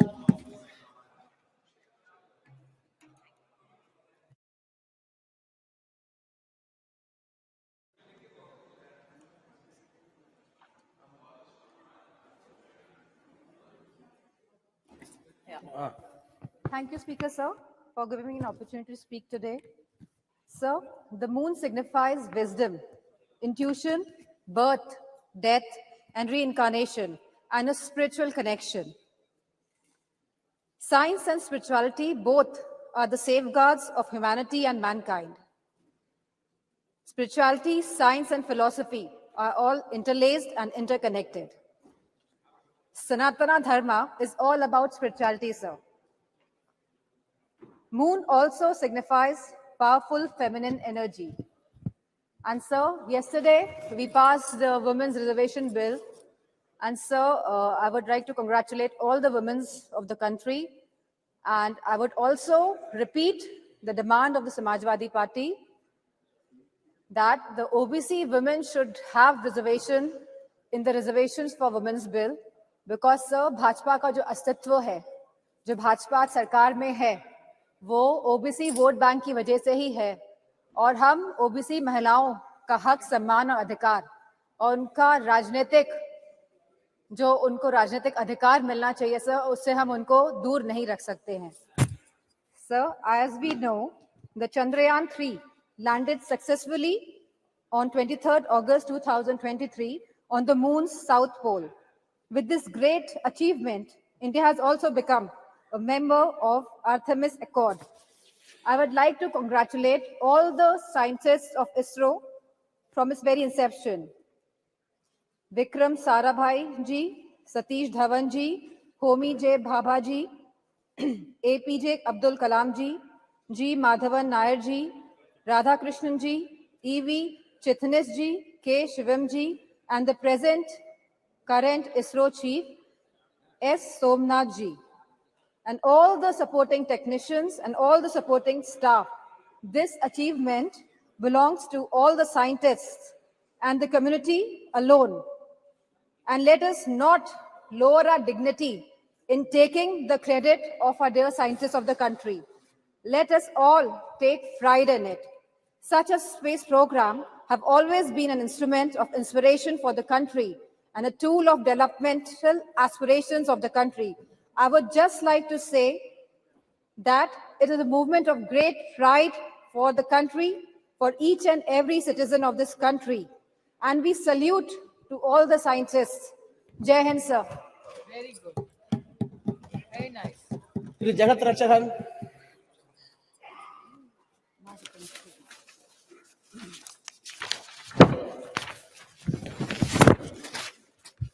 Thank you, Mr. Renowned astronomer Galileo from West had discovered moon in 1678. But our Tamil poet and scholars have spoken about the moon mission way back in 2nd century itself, which can be seen in our Sangam literature. Tamil literature is a testament to the fact that Tamils known the scientific method of measuring the planets and their orbits in the sky, their movement and time scales. Tamil Sangam poet sung about various planets and galaxies in the sky, including the moon. In 1930s, our Tamil poet Mahagavi Bharatiya sung about the moon in his new Aathichudi that we will explore more. Also, our great Tamil poet Kaviyar Kannadasan, who predicted the day in the early 1966, stated in his song, Sandranai Thedi Sendu Kudiyirupoma, Tamilukku Seidi Solli Alaithu Kolvoma, which means we will go in search of the moon and live there, and we will inform our Tamil language to come there and be with us. This is about our love for our language, which is equal to our life. Our great leader and the Prime Minister, Madam Indira Gandhi, pioneered this mission and sent Sri Rakesh Sharma to the space 1984. He was the first Indian to go to the space. We all remember the memories of the Sri Rakesh Sharma briefing Madam Indira Gandhi about his feeling of seeing the beauty of Mother India from this space. We have a long history of our initiative to explore the moon. Whether it is a history of the politics, South is always special. India's third lunar mission, Chandrayaan-3, made India the first country to successfully land near the moon's south pole. Besides the study, Chandrayaan-3 is going to make about moon's history and the search of water, ice in the moon and other materials. It is making me feel very proud about our nation. India may be the fourth nation to launch this mission and the third successful accomplish this. But it is the first developed nation to achieve this as the other all developed countries. We are not only strong technologically, but also the technique such as soft landing, which ensure achieving this mission at the lowest possible cost. No country has ever attempted the soft landing on moon's south pole. The US, China and Russia have attempted the soft landing on moon's equatorial region, but attempting the same of moon's south pole region is considering difficulty due to the rough terrain. As we have achieved this, it will open new chapter for India. Chandrayaan mission entire cost is roughly 650 crores, whereas Hollywood film Avatar budget was around 1,970 crores. This is the proof of testimony our self-reliance and the strength of our own technology and invents, which was possible on account of Make in India initiatives strategic alone, which India emerging as the world's fifth largest economy, we are able to show countries. Pros in security and technology. The new satellite center in Thoothukudi, Kulasegarapatnam, which you are planning to inaugurate. It will go in a long way in promoting the launch of lighting space craft and also bring the much needed foreign exchange. The success of Chandrayaan-3 could contribute significantly Indian space economy projected to be worth 13 billion by 2025. And I wish all the success of our first solar mission, Aditya 1. A pride, our beloved Tamil Nadu Chief Minister, Thiru M.K. Stalin, whose government is also contributed lot of Dravidian models. Mission Director Thiru Veeramuthu of Chandrayaan 3 and the Mission Director Aditya 1, Tirumadi Nisha Sharij. Both of them are from Tamil Nadu, and significantly they completed their primary education from Tamil Nadu government schools in their mother language and Tamil, and rose to such a height and brought pride to our Indian and Tamilians. We are thankful to remember of our Tamil scientist APJ Abdul Kalam, Dr. Mailswamy Annadurai, popular known as a moon man of India, and is a proud movement. Dr. Sivan, Dr. Veeramuthu and other Tamil scientists. I appreciate them, and we are proud to our state being part of such a commendable mission of our country. Thank you very much. Thank you. S9 Masoodi ji. बहुत शुक्रिया chairman साहब, मुझे इस मौके पर बोलने की इजाज़त देने के लिए। जनाब, चंद्रयान 3 की जो कामयाबी से कुतुबी जनूबी जो चांद का है उस पर जो लैंड किया, सर उस पर बजा तौर पर सारे मुल्क को फख्र होना चाहिए। जनाब, हमें उन साइंसदानों पर फख्र है जो इस मिशन के साथ एसोसिएट रहे, छोटे से छोटा जो भी एक साइंटिस्ट या जो टेक्नोक्रेट था उससे बढ़कर जो चेयरमैन है इसरो के, सब मुबारकबादी के मुस्तहिक हैं। जनाब, जब हम इस पर इत्मीनान का इजहार करते हैं तो हमें डिनाई नहीं करना चाहिए जो सरकार का हक बनता है कि हम उसकी सराहना करें और उसको मुबारक दें। प्राइम मिनिस्टर साहब या डॉक्टर जितेंद्र सिंह जी जो इसके साथ वाबस्ता रहे, इनका भी वही हक बनता है। लेकिन जब हम ये बात करते हैं तो हमें सबको ये ज़हननशीन करना चाहिए कि ये कंटिन्यूटी का मामला है। जनाब, जो भी ये सफ़र हमारा रहा फलाम है, तो ये सफ़र की शुरुआत हो गई आज से 50-60 साल पहले, जनाब, जब इसरो का क़याम बामल लाया गया। तो पहले एक मुल्क में एक साइंटिफिक टेम्परामेंट बनाने के लिए जनाब पंडित जवाहरलाल नेहरू और उनके बाद उनके जो साथी थे उनका योगदान रहा, और हमारे जम्मू कश्मीर में बाबा कौम जनाब शेर कश्मीर शेख मुहम्मद ने एक साइंटिफिक टेम्परामेंट बिल्ड करने के लिए पहले दिन से, जो खुद एक साइंस में एक पोस्ट ग्रेजुएट थे 1930 से पहले, जिन्होंने एक मास्टर्स हासिल किया था, उनका बड़ा एम्फेसिस रहा, उनका बड़ा जोर रहा कि वो ये एक साइंटिफिक टेम्परामेंट बिल्डअप हो जाए। तो वो सारा सब मिला के तो जो जम्मू कश्मीर के जो वहाँ के जो अभी फारिग हो गए वहाँ की यूनिवर्सिटी से या बाकी यूनिवर्सिटी, वो सारी दुनिया में आज बहुत ही सराहना उनका रोल है और मुल्क में सराहना रोल है। तो जनाब, इसरो की जो शुरुआत हो गई वो 1962-1960 की दहाई में हुई। तो उस वक्त तो आप खती अफलास से नीचे बड़ी कसीर तादाद रहती थी। जब PL 480 की बात होती थी, जब अभी ग्रीन रेवोल्यूशन नहीं आया था, व्हाइट रेवोल्यूशन नहीं आया था, तब उस वक्त इस पर केंद्रित रहा, तवज्जो रही। तो उस वक्त से जनाब इस पर जो फोकस रहा, तो उसी की एक पड़ाव ये है जो चंद्रयान 3 है, ये उसका पड़ाव है। लेकिन यही अंत नहीं, इसके बाद अभी जो नए प्रयास हो रहे हैं, नए तजुर्बे हो रहे हैं और नए मिशन तश्कील दिए जा रहे हैं, वो भी इस समत में आगे हमें ले जाएंगे। हमारा जो अखला के हवाले से जो हमारी तरक्की की मंजिलें हैं और होंगी, उसके आगे बढ़ेगी। तो जनाब, इसी पर हमें बस नहीं करना है, लेकिन जहाँ तक हमें उनको क्रेडिट देना चाहिए जो पहले दिन से इसके साथ वाबस्ता रहे, जो उन्होंने पहले दिन से साइंटिफिक जो टेम्परामेंट है उसकी बिल्डअप करने में जो उन्होंने अपना रोल किया, वहाँ हमें जनाब आगे ले जाना है। और उसके लिए हमें 2-3 चीज़ें अहम है। एक ये है कि जो आज की तारीख में बड़ा सितारा किया जा रहा है इसरो को, या जो बाकी स्पेस के हवाले से जो रिसर्च प्रोग्राम है, वो होना नहीं चाहिए।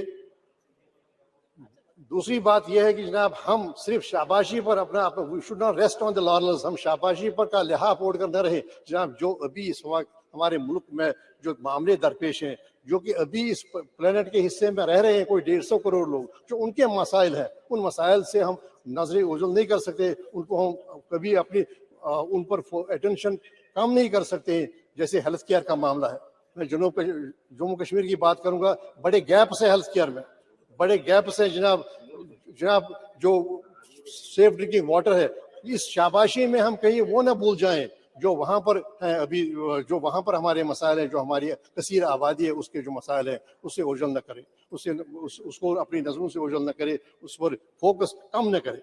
तो जो हमारे इस वक्त के मसाइल हैं तो उन मसाइल की तरफ तवज्जो देने की जरूरत नहीं, जरूरत है सिर्फ हम शाबाशी पर हम नहीं रहेंगे। जब जम्मू कश्मीर का एक बहुत बड़ा मसला है, आज जनाब कनाडा के प्राइम मिनिस्टर ने कहा, एक एडवाइजरी जारी की है कि यहाँ जो वहाँ के नागरिक हैं यहाँ न जाएं, और उसका समर्थन और लोगों ने किया। और देखिए ये एक बड़ी परेशानी का मामला है।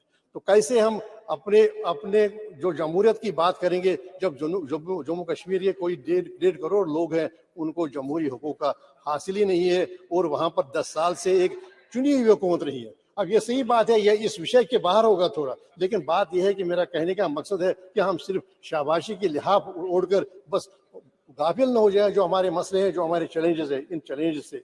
तो यहाँ और एक और इत्मीनान की बात है इस हवाले से, जो इसरो का जो हमारा प्रोग्राम है चंद्रयान का, एक ये है कि हमारे सारे विषयों में हमारी ये खुसूसियत रही, हमारे गौरव है कि हम कुतुबी जनूबी पर ये लैंड किया सौंपी।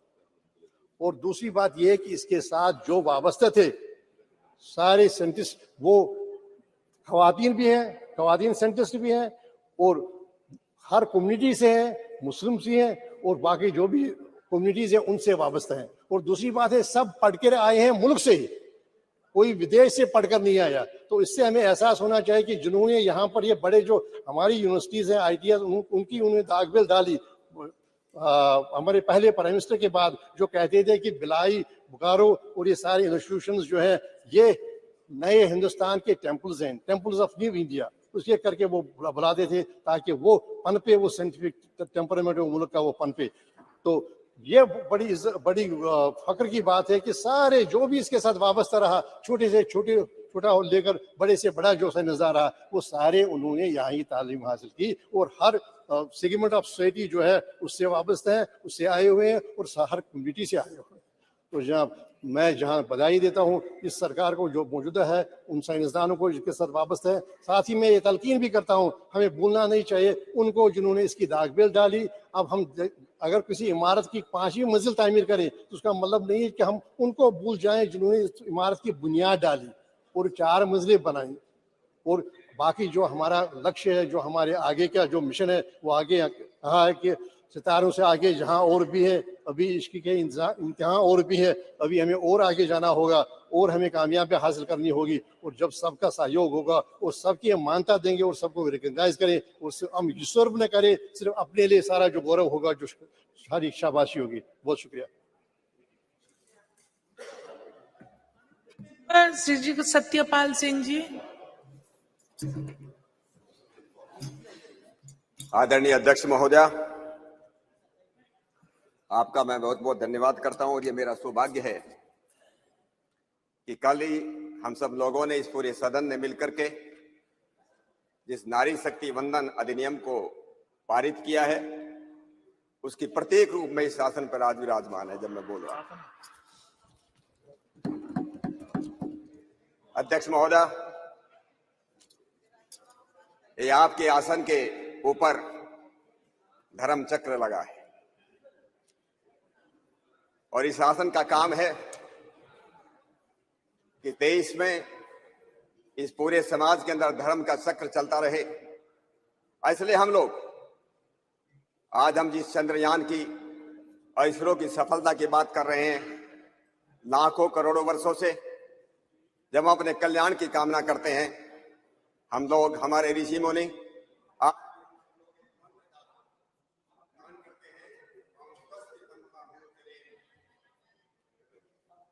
ओम स्वस्ति पंथा मनोचरेम, सूर्य चंद्र मसावी, सूर्य और चंद्रमा की तरह हम कल्याण के मार्ग पर बढ़ते रहें। स्वस्ति पंथा मनोचरेम, सूर्य चंद्र मसावे, पुनर्दत्ता घंता जानता संगे में ही।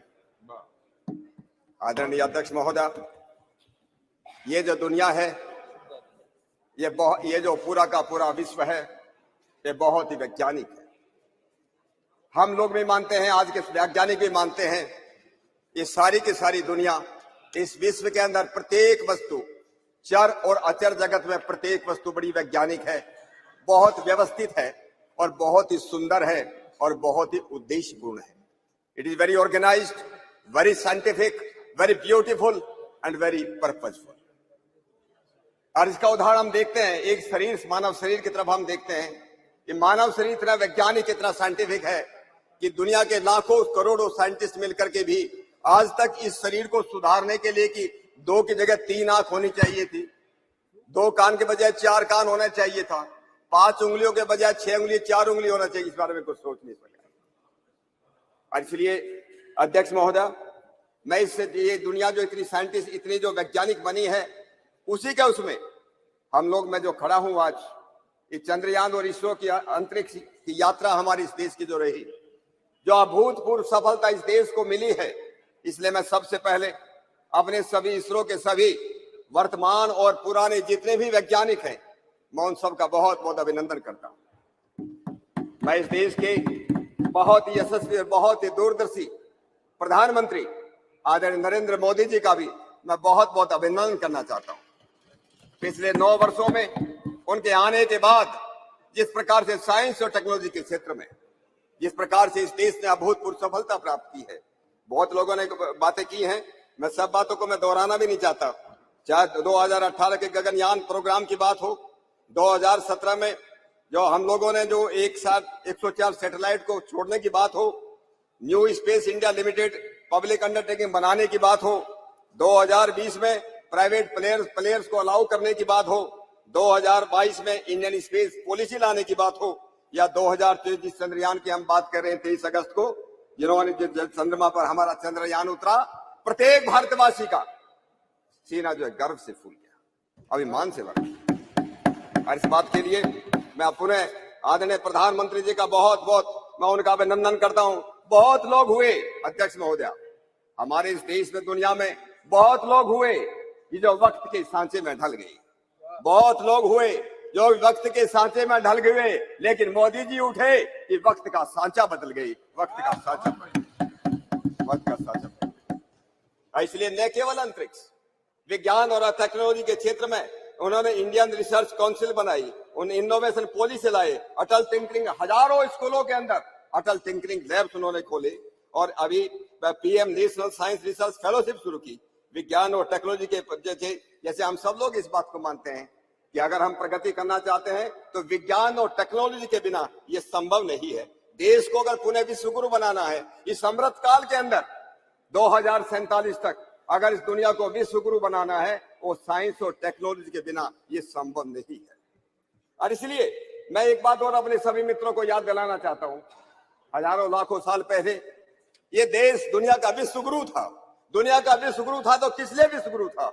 मैं जब इस बात पर विचार करता हूं, इसके मूल में केवल 3 कारण थे। इसका सबसे पहला कारण था कि ज्ञान और विज्ञान के अंदर इस देश की कोई सानी नहीं थी, इस देश की कोई बराबरी नहीं थी, न विज्ञान में न ज्ञान में।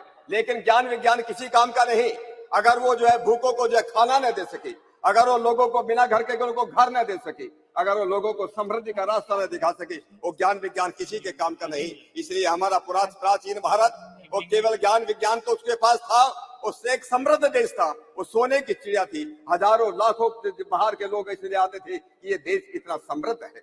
न केवल मात्र समृद्धि लंबे समय तक चल नहीं सकती, ज्ञान विज्ञान भी लंबे समय तक नहीं चल सकता अगर देश के पास वीरता न हो, देश के पास शौर्य न हो। ये 3 कारण थे। ये देश जो था इसलिए दुनिया का विश्व गुरु था। इस ज्ञान विज्ञान की हमारी परंपरा बहुत पुरानी अध्यक्ष महोदय।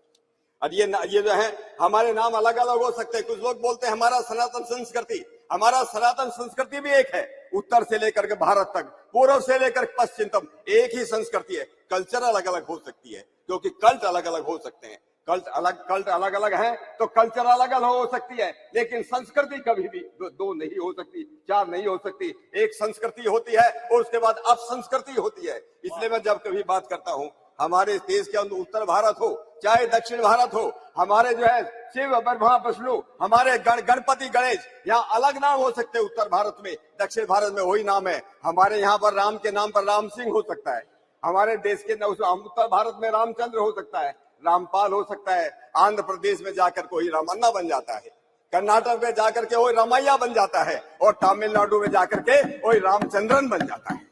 नाम वही है, वही शिव है, अलग अलग उनके नाम है। इसलिए मैं कहता हूं कि हमारी संस्कृति, इस देश की संस्कृति एक है। कुछ लोग आजकल ये भी बोलते हैं ये आर्य संस्कृति, उत्तर भारत में आर्य संस्कृति है और दक्षिण भारत के अंदर द्रविड़ संस्कृति है। मुझको लगता है वो संस्कृति से मुझे लोग कहते हैं उनको जो है इतने वो अनभिज्ञ हैं। द्रविड़ उसको कहते हैं जो वैज्ञानिक होता है, जो विद्वान होता है। हमारे देश के अंदर, प्राचीन भारत के अंदर जिस प्रकार से दक्षिण भारत के अंदर विद्वान पैदा हुए, इसलिए उसको द्रविड़ संस्कृति कहने लगे। मैं कुछ बताना भी चाहता हूं कि हम लोग जो है, जब कभी हम लोग बात करते हैं, हमारे वेद केवल मात्र यज्ञ और कर्म कांड के ग्रंथ नहीं है। कुछ लोगों की ये भ्रांति है। हमारे वेद जो है वो वेद विज्ञान के ज्ञान और विज्ञान के ग्रंथ है। और इसे ज्ञान विज्ञान के साथ कुछ रिकॉर्ड में आदरणीय अध्यक्ष महोदय आपके सामने रखना चाहता हूँ कि हमारे जो है किस प्रकार के हमारे ऋषि महर्षि, अभी स्वामी जी महाराज कह रहे थे हमारे ऋषि कितने बड़े वैज्ञानिक थे। मैं कुछ उदाहरण देता, अभी मैंने कुछ दिन पहले ही माननीय प्रधानमंत्री जी को एक चिट्ठी लिखी है। डॉक्टर जितेंद्र सिंह जी यहाँ पर बैठे हैं, उनके डिपार्टमेंट का एक काम है। मैंने उनको कहा है, महर्षि भारद्वाज ने यंत्र सर्वस्व लिखा, अंशु बोधनी लिखा, आकाश तंत्र लिखा। अरे आकाश में यात्रा करनी हो तो आकाश तंत्र को पढ़ना चाहिए, ये महर्षि भारद्वाज ने लिखा है। केरल में रहने वाले महर्षि अगस्त ने शक्ति तंत्र लिखा, जिसमें 32 प्रकार की पावर, इलेक्ट्रिसिटी, बिजली, अट्रैक्शन, उसके बारे में बहुत विशद वर्णन है। महर्षि साक्षायन ने लोह तंत्र लिखा कि जमीन के नीचे भूगर्भ स्थित जो मिनरल्स है, खनिज है, और उसमें जो है आपको विश्वास नहीं होगा 3007 अलग अलग प्रकार की धातु हम किस प्रकार से बना सकते उसके बारे में उसके वर्णन है। मैं नारद मुनि ने वैश्वानर तंत्र लिखा, उस वैश्वानर तंत्र के अंदर 101 प्रकार के गूढ़ प्रकाश, इंटेंस लाइट के अलग अलग प्रकार हैं। एक 101 और 1007 प्रकार की अग्नियों प्लेन्स का वर्णन है। महर्षि भृगु की भृगु संहिता है, जिसमें 10 शिल्प शास्त्र हैं, 32 शिल्प विद्या है और जो 72 शिल्प कलाएं हैं। राजा भोज तो अभी ज्यादा दिन पहले अध्यक्ष महोदय पैदा नहीं हुआ, 1000 साल पहले राजा भोज पैदा हुए। राजा भोज ने किताब लिखी है सम्रांगण सूत्रधार। उस सम्रांगण सूत्रधार के अंदर एक ऐसे घोड़े का वर्णन है कि इस प्रकार का यंत्र बनाया जा सकता है जो जमीन पे भी चलेगा, पानी में भी चलेगा और आकाश में भी दौड़ेगा। ये राजा भोज की किताब में लिखा हो। मैं आपको एक उदाहरण देना चाहता हूँ अध्यक्ष महोदय। अभी 1975 के अंदर 1975 में इस सम्रांगण सूत्रधार का एक पेज इनको चाइनीज लोगों को मिला। जब चाइनीज लोगों को मिला, जब वहां पर गए, वो तिब्बत की जो राजधानी है क्या उसको लासा में गए तो संस्कृत में लिखा हुआ था, लेकिन उसको लोगों इंटरप्रेट नहीं कर पाए। थोड़ा पानी मंगवा थोड़ा सा भाई। जब उसको इंटरप्रेट नहीं कर पाए, उन्होंने पंजाब यूनिवर्सिटी के अंदर एक अमेरिकन प्रोफेसर आई थी, प्रोफेसर रूथ रेयान। ये रूथ रेयान संस्कृत की विद्वान थी, उनके पास भेजा। रूथ रेयान ने इसका संस्कृत का इंटरप्रेट किया। इंटरप्रेट करके एक कॉपी चाइनीज को भेजी और एक copy Indian institute of science Bangalore को भेजी, इंडियन इंस्टीट्यूट ऑफ साइंस को भेजी। अरे बोलने दीजिए भाई। उसके बाद 10 साल इस पेपर पर रिसर्च करने के बाद उस जमाने में इंडियन इंस्टीट्यूट साइंस के लोगों ने कहा कि हमको जो इस पे सैटेलाइट के बाद हमको कुछ समझ में नहीं आई, लेकिन चाइनीज ने उसके ऊपर रिसर्च किया और चाइनीज ने रिसर्च करके ये सिद्ध किया कि जो इंटरस्टेलर स्पेस क्राफ्ट की बात जो है इसके अंदर दी हुई है। अध्यक्ष महोदय, इस बात का हमको मालूम नहीं चला। मालूम कब चला? जब एक अमेरिकन वैज्ञानिक का नाम है डेविड हैचर चाइल्डरेस, उसने किताब लिखी एंटी ग्रेविटी हैंडबुक।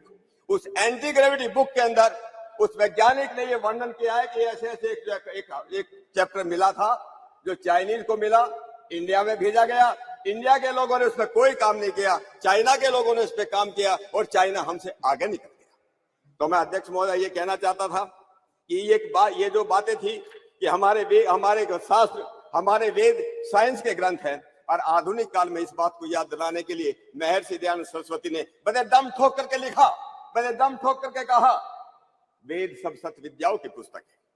वेद में सब सत्य विद्याओं की पुस्तक है। ऋग्वेद आदि भाष्य भूमि का उन्होंने लिखी। ऋग्वेद आदि भाष्य भूमि के अंदर लिखा कि हमारे वेदों के अंदर जो है हमारे विमान विद्या भी है, गणित की विद्या भी है, इस तरह दूसरी प्रकार की विद्या है, इन्होंने कहा। और उसके बाद उन्हीं का एक शिष्य, मैं एक नया उदाहरण देना चाहता हूँ। महर्षि दयानंद का शिष्य, मुंबई की नगरी में रहने वाला एक पंडित, उस पंडित का नाम था पंडित शिवकर बापूजी तलपदे। और बेंगलोर का एक पंडित सुब्राय शास्त्री,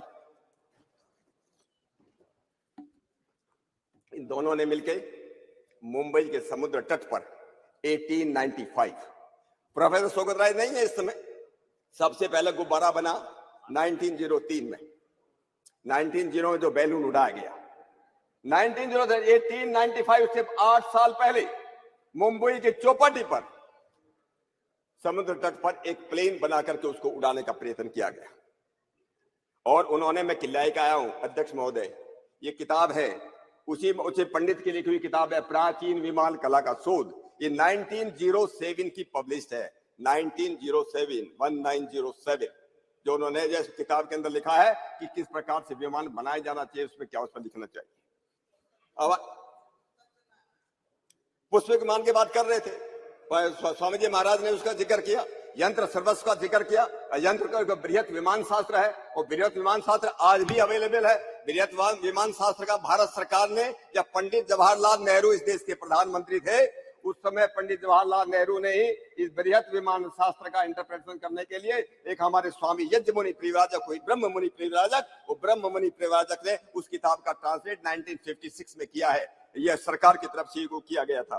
तो मैं आपसे ये कहना चाहता हूं अध्यक्ष महोदय कि हमारे लगभग आज भी 10,000 स्क्रिप्ट, मैन्युस्क्रिप्ट जिसको संस्कृत में बोलते हैं, हमारे तंजौर, तमिलनाडु की तंजौर की लाइब्रेरी में, जिसको सरस्वती महल लाइब्रेरी कहते हैं, मैसूर की ओरिएंटल रिसर्च लाइब्रेरी है, बड़ौदा की ओरिएंटल रिसर्च लाइब्रेरी है, पटना की जगह जगह हजारों ग्रंथ आज भी इस देश के अंदर अवेलेबल है, जहाँ प्राचीन शिल्प कला के बारे में, विमान विद्या के बारे में, आकाश तंत्र के बारे में जो हमारे जो ग्रंथ, मैं 2 मिनट लेता हूँ, समाप्त कीजिए।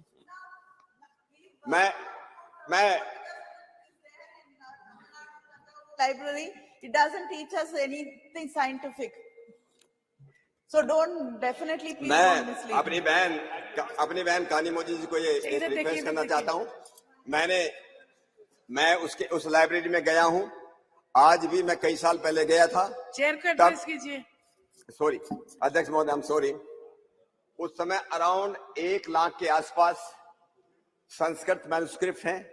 लोग केवल कैटलॉगिंग कर रहे हैं, लेकिन जनरली उनके बारे में क्या उसमें लिखा है, क्या उसमें शास्त्र है, इसके बारे में हम लोगों को बहुत कुछ काम करने की जरूरत है। इतना बड़ा ट्रेजर हाउस हमारे पास तंजौर की लाइब्रेरी में रखा है, उसको हमको उस पे काम करना चाहिए। मैं एक और जिक्र करना चाहता हूं अध्यक्ष महोदय, एक एरिक वॉन डेनिकन करके एक यूएस में एक बहुत बड़े लेखक हुए, वो आप लोग पढ़ सकते हैं किताब में, एरिक वॉन डेनिकन ने एक किताब लिखी है अकॉर्डिंग टू एविडेंस।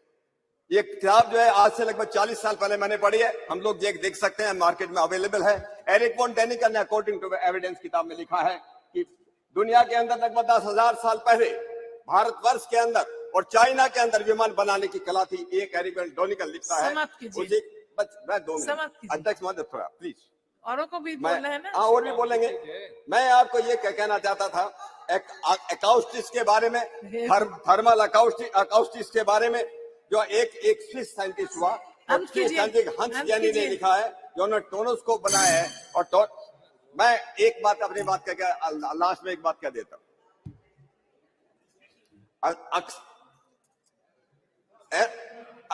मंत्रम अक्षरम नास्ति मूलम अनोस्दम अयोग्यो पुरुषो नास्ति योजिका तुत्र दुर्लभ है।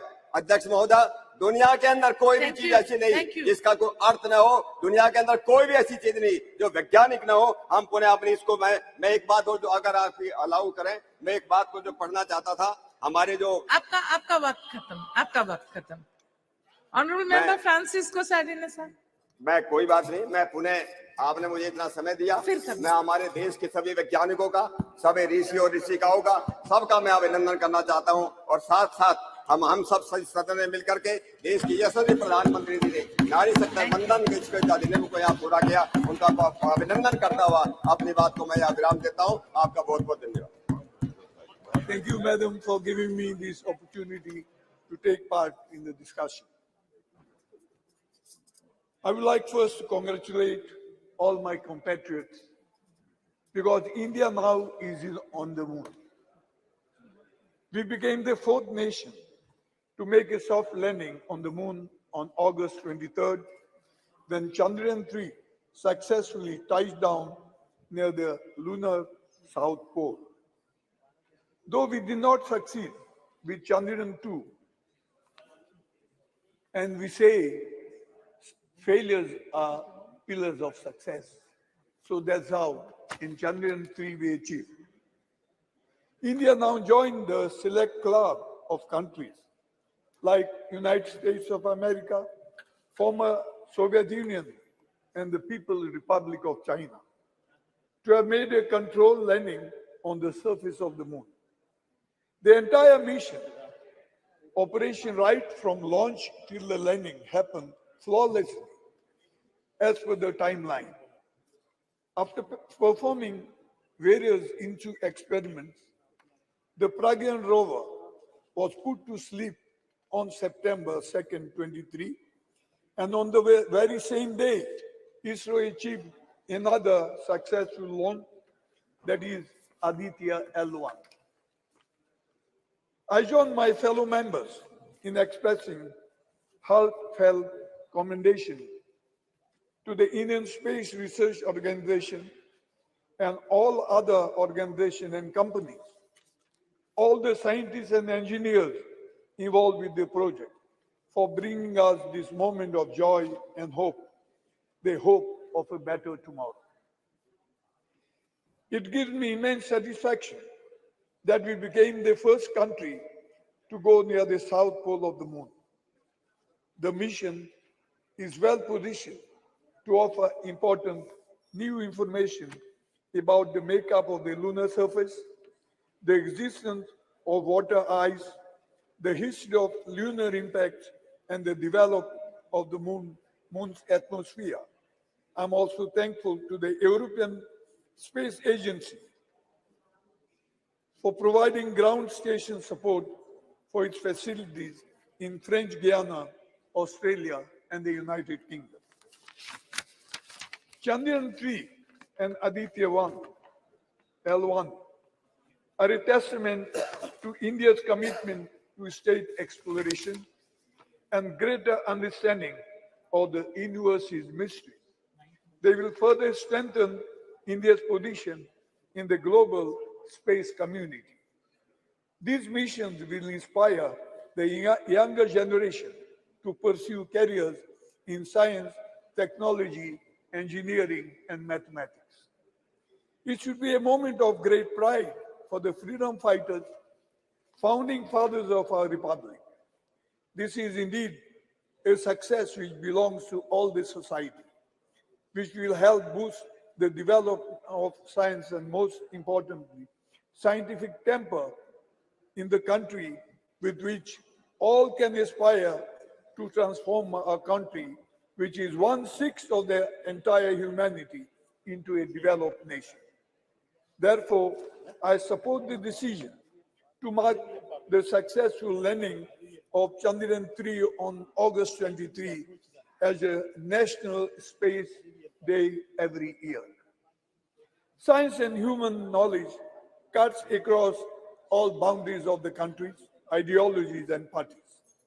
And the space research is undoubtedly the common cause of all of the mankind when we set our gaze on the stars, to the moon and beyond.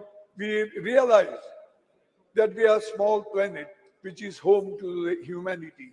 It reminds us our collective existence and our common destiny. It gives us the sense and purpose to find peace and shared happiness for all the mankind. I congratulate all and implore my honorable colleagues and respected members of the country to tap on the rise in the scientific fervor for the all-round success of our society. We need to strive for bringing about social modernity and harmony and surge ahead as we embrace technological modernity. In the end, I congratulate all our past Prime Ministers, Nehru ji, Indira ji, Rajiv ji, Nasir Ahmed ji, and all others for the success of this mission. And I congratulate Modi ji that you are lucky that this achievement took place during his tenure. Thank you, Madam. Thank you, sir. Honorable Member S. Venkatsan. அவைத்தலைவருக்கு வணக்கம். புதிய நாடாளுமன்றத்தின் முதல் உரை சந்திராயனுடைய வெற்றிக்கான பாராட்டு உரையாக அமைந்தது மகிழ்வளிக்கிறது. சந்திராயன் 3 வெற்றி பயணத்திலே ஈடுபட்ட இஸ்ரோவுடைய அனைத்து விஞ்ஞானிகளுக்கும் அனைவருக்கும் எனது வாழ்த்துக்கள். செயற்கை நுண்ணறிவை பயன்படுத்தி விண்கலத்தின் வேகத்தை தீர்மானித்து நிலவின் வழித்தடத்தை துல்லியமாக கணித்து இறங்கியது தொழில்நுட்பத்துறையில் நம்முடைய பாய்ச்சல் வேக முன்னேற்றத்தினுடைய ஒரு சான்று. உலகத்தில் கடந்த 5 ஆண்டுகளில் நிலவு நோக்கிய பயணம் 7 பயணங்கள் நிகழ்ந்திருக்கிறது. நிகழ முயற்சி நடந்திருக்கிறது. அதில் 4 தோல்வி அடைந்திருக்கிறது. 3 வெற்றி, 1 இந்தியா, 2 சீனா. மிக துல்லியமான இடத்தை வெறும் 1.5 கிலோமீட்டர் நீளம், 2 கிலோமீட்டர் அகலத்தில் மிக சரியாக போய் விண்கலத்தை இறக்கிய நம்முடைய விஞ்ஞானிகளுக்கு என்னுடைய வாழ்த்துக்களை தெரிவித்துக் கொள்கிறேன். ஆனால் இந்த அவையில் காலையிலிருந்து நடக்கிற விவாதம் உண்மையில் மிகுந்த கவலை அளிக்கிறது. இது விஞ்ஞானத்தை பற்றிய ஒரு விவாதமா அல்லது வேத புராணங்களை பற்றிய விவாதமா என்ற குழப்பம் இருக்கிறது. இந்த விவாதத்தை ஆரம்பித்து வைத்த அமைச்சர் அவர்கள் புராண இதிகாச கதைகளை அவ்வளவு நேரம் பேசினார். அதை கேட்பதற்கு புதிய பாராளுமன்றத்துக்கு வர வேண்டிய அவசியம் இல்லை. ஒரு கோவில் மடத்திலே அமர்ந்தால் நல்ல கதா காலட்சியத்தை நான் கேட்க முடியும். இப்பொழுது எனக்கு முன்னால் பேசிய ஆளுங்கட்சியினுடைய ஒரு எம்பி கூட சொன்னார், தஞ்சாவூரில் இருக்கிற நூலகத்தில் ஓலைச்சுவடியில் 10,000 ஆண்டுக்கு முன்பு ராக்கெட் விமானத்தை அனுப்பியதற்கான விவரங்கள் அடங்கிய ஏட்டுச்சுவடிகள் இருக்கிறது என்று சொன்னார். நான் ரெண்டு விஷயங்களை இங்கே பதிவு செய்ய கடமைப்பட்டிருக்கிறேன். அதைவிட பல 1000 ஆண்டுகளுக்கு முன்பு சொல்லப்பட்ட கதைகள் எல்லாம் அங்கே இருக்கிறது. ஆனால் அதெல்லாம் கதைகள், வரலாறு கிடையாது அல்லது அறிவியல் கிடையாது. 2, அந்த நூலகத்திற்கு கூட மோடி அரசு கொடுக்க வேண்டிய நிதியை கடந்த 4 ஆண்டுகளாக கொடுக்காமல் வைத்திருக்கிறது என்பதையும் இந்த நேரத்தில் பதிவு செய்ய கடமைப்பட்டிருக்கிறேன். ஆமா, அது 2வது கேள்வி. ஒரு ஓலைச்சுவடி 10,000 ஆண்டுகளாக எப்படி இருக்கும் என்பது ஒரு முக்கியமான கேள்வி. அதிகபட்சம் 1000 ஆண்டுகளுக்குள்ளே தான் எவ்வளவு பாதுகாத்தாலும் இருக்கும் என்பது நமக்கு தெரியும். நண்பர்களே, அறிவியல் சூழலில் நாம் எவ்வளவு பின்தங்கி இருக்கிறோம். இந்தியாவில் 10 லட்சம் பேரில் 262 அறிவியல் ஆய்வாளர்கள் தான் இருக்கிறார்கள். சீனாவில் அது 2500 பேர் இருக்கிறார்கள். பிரிக்ஸ் நாடுகளில் மிக குறைவான எண்ணிக்கையில் நாம் தான். அதே போல ஆய்வுக்கு நாம் ஒதுக்குகிற நிதி ஒருவருக்கு $43 தான் ஒதுக்குகிறோம். பிரேசில் $173 ஒதுக்குகிறது. ரஷ்யா $255 ஒதுக்குகிறது. அது மட்டுமல்ல, இந்த ஆண்டு ஏப்ரல் மாதம் துவங்கி செப்டம்பர் மாதம் வரை பல்வேறு ஆய்வுகளுக்கு, அது பல்கலைக்கழக மாணவர்கள் மற்றும் ஆய்வாளர்களுக்கு, அறிவியல் துறையில் பணியாற்றுகிற ஆய்வாளர்களுக்கு இந்த ஆண்டு ஏப்ரல் டு செப்டம்பர் வரை ஒன்றிய அரசு கொடுத்திருக்கிற நிதி 0. வெறும் செங்கல்லை வைத்து எய்ம்ஸ் படத்தை காட்டுவதை போல வெறும் வாயு சாவடாலை வைத்து சந்திரயான் படத்தை காட்டிக் கொண்டிருக்கிறது ஒன்றிய அரசு. இதனுடைய உச்சமாக 2 விஷயங்களை நான் இங்கே பதிவு செய்ய கடமைப்பட்டிருக்கிறேன். ஒன்று, SSLV கலாம் உருவாக்கிய வகை ராக்கெட். அதற்கான தேவை இன்றைக்கு அதிகமாகி இருக்கிறது. ஒரு ஆண்டுக்கு 1000க்கும் மேற்பட்ட செயற்கைக்கோள்களை விண்ணிலே அனுப்ப வேண்டிய தேவை இருக்கிறது. ஆனால் இன்றைக்கு SSLV ராக்கெட்டை தனியாருக்கு கொடுப்பதற்கான டெண்டர் விடப்பட்டிருக்கிறது. அதாவது லாபகரமான விஷயங்களை தனியாருக்கு கொடுத்துவிட்டு இஸ்ரோவை நட்டத்திலே காட்டுகிற ஒரு வேலை. எப்படி விக்ரம் லேண்டர் போய் இறங்கிய இடத்திற்கு சிவசக்தி என்று பிரதமர் பெயரிட்டார் என்றால், SSLV-யை தனியாருக்கு கொடுக்கிற இந்த மிஷனுக்கு அதானி சக்தி என்று பெயர் வைப்பாரா என்ற கேள்வியை நான் இங்கே கேட்க விரும்புகிறேன். அதே போல இந்த 10 ஆண்டுகளில் எத்தனை வேத ஆய்வு நிறுவனங்களை ஒன்றிய அரசு துவக்கி இருக்கிறது, ஜோதிட ஆய்வு நிறுவனங்களை துவக்கி இருக்கிறது. ஆனால் ஒரே ஒரு அறிவியல் ஆய்வு நிறுவனத்தை கூட ஒன்றிய அரசு துவக்கவில்லை என்பதை இந்த நேரத்தில் சொல்லிக்கொள்ள கடமைப்பட்டிருக்கிறேன். இன்றைக்கு இந்த அவை இவ்வளவு பாராட்டுகிற இஸ்ரோவுக்கு இதே ஆண்டு ஜனவரி மாதம் 13ஆம் தேதி ஒன்றிய அரசு ஒரு சுற்றறிக்கை அனுப்பியது, இஸ்ரோ வாய் திறந்து பேசக்கூடாது என்று. ஜோதிமத் விஷயத்தில், நிலச்சரிவு விஷயத்தில் இஸ்ரோவும் நிலவியல் துறையும் எதுவும் பேசக்கூடாது என்று இந்த ஒன்றிய அரசு சுற்றறிக்கை அனுப்பியது. எப்படி பூமி சூரியனை சுற்றுகிறது என்று சொன்ன கலிலியோவுக்கு வாய்ப்பூட்டு சட்டம் போட்டீர்களோ அதே போல இஸ்ரோவுக்கு நீங்கள் போட்டுக் கொண்டிருக்கிறீர்கள். நண்பர்களே, அறிவியல் என்பதும் விஞ்ஞானம் என்பதும் கேள்வியில் தான் பிறக்கிறது. ஆனால் இன்றைக்கு கேள்வி நேரம் உள்ளிட்ட விஷயத்தை தவிர்த்துவிட்டு இந்தியாவினுடைய அனைத்து முன்னேற்றமும் அறிவியல் பூர்வமான பார்வையிலே இருந்து உருவாகிற விஷயங்கள், அவற்றை எல்லாம் மறுதளித்து புராணங்களை வரலாறு என்றும் இதிகாசங்களை அறிவியல் என்றும் மீண்டும் மீண்டும் நீங்கள் நிலைநிறுத்த நினைக்கிறீர்கள். அது உங்களுடைய பார்வையை மக்களிடம் அம்பலப்படுத்துவதற்கு தான் உறுதி செய்யும். எப்படி ஒரு ராக்கெட் விண்ணிலே போகிற பொழுது அது உதிர்த்து கீழே தள்ளுகிற கரிப்புகையை போல உங்களது பொய்யும் கதைகளும் கீழே விழுந்து இந்தியா வரலாற்று ரீதியாகவும் அறிவியல் ரீதியாகவும் முன்னோக்கி செல்லும். 40-50 ஆண்டுகளுக்கு முன்பு நம்மை பார்த்து ஒரு சைக்கிளிலே ராக்கெட்டை கொண்டு போன இஸ்ரோ தான் இன்றைக்கு செவ்வாய் விண்கலத்திற்கு தன்னுடைய முயற்சியை தொடர்ந்து கொண்டிருக்கிறது. 50 ஆண்டுகளுக்கு முன்பு தொற்று நோயை ஒழிக்க முடியாது என்று சொன்ன உலக நாடுகள் இந்தியாவை சொன்னது. ஆனால் இன்றைக்கு தொற்று நோயை நாம் முழுமையாக ஒழித்திருக்கிறோம். எருமைப்பாலிலே இருந்து பவுடர் உருவாக்கி இந்தியாவின் ஊட்டச்சத்தை வளர்த்திருக்கிறோம். இது அனைத்தும் அறிவியல் பார்வையோடு திடமான ஒரு இந்தியா மூட நம்பிக்கையை தகர்த்து முன்னேறியது. எனவே நீங்கள் உங்களது மூட நம்பிக்கையை தகர்த்து இந்தியாவின் அறிவியல் தலைமுறை முன்னேறும் என்பதை சந்திராயன் பறைசாற்றுகிறது என்று சொல்லி முடிக்கிறேன். வணக்கம். Please, thank you. Honorable Member Tejaswi Surya ji.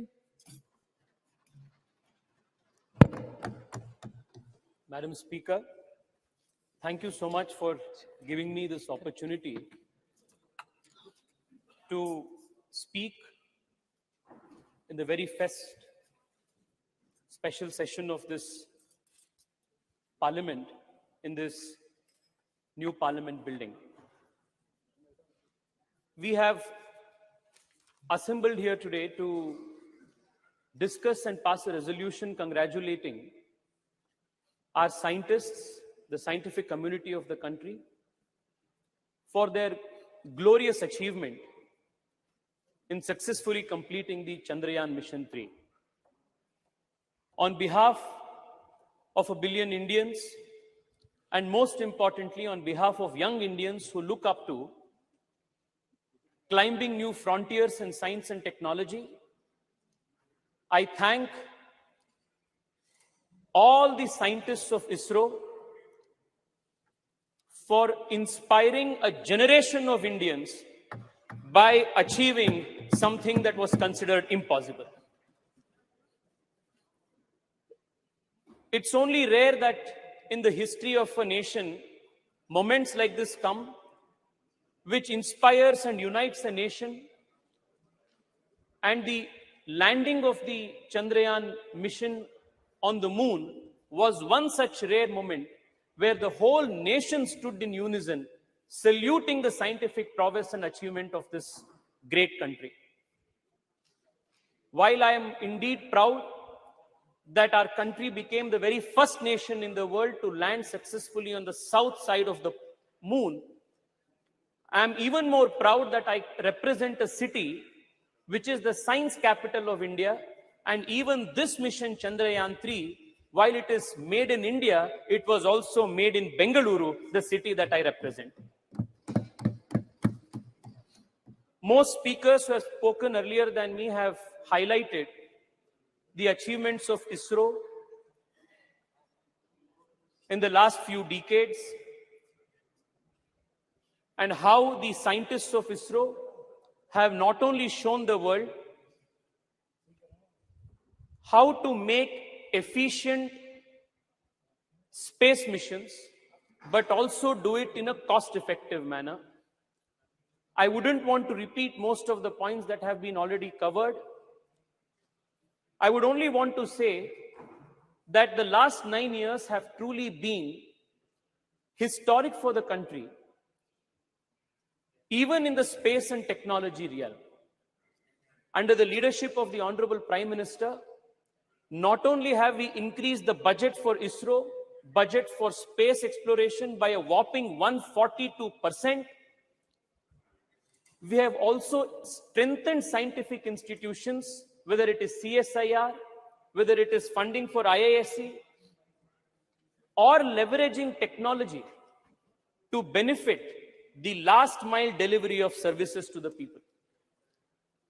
UPI की बात हो या ई-नैम की बात हो, स्टार्टअप से लेकर सेरिकल्चर इंजीनियरिंग तक, स्पोर्ट्स इंजीनियरिंग से लेकर क्वांटम कंप्यूटिंग तक, अटल इनोवेशन मिशन से लेकर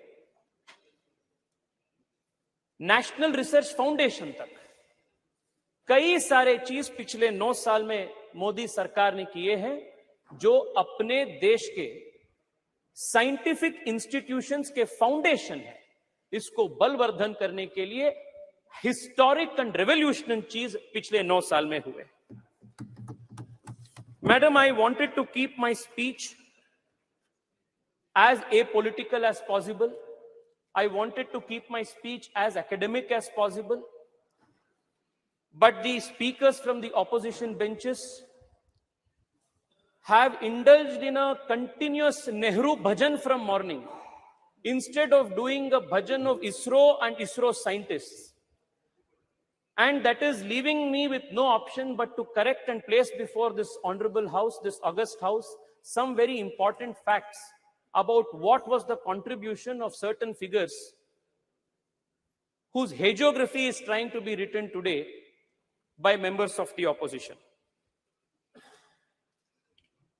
An impression is made to be given that everything scientific in India, all scientific achievements in India, whether it is ISRO, whether it is DRDO, whether it is CISR, whether it is IISc, every scientific achievement in India is credited to Nehru. But the reality is far from that. Madam Speaker, I want to highlight to you the fact that most of the scientific institutions that are a nation's pride today were all started by people in pre-independence India when Nehru had no role to play.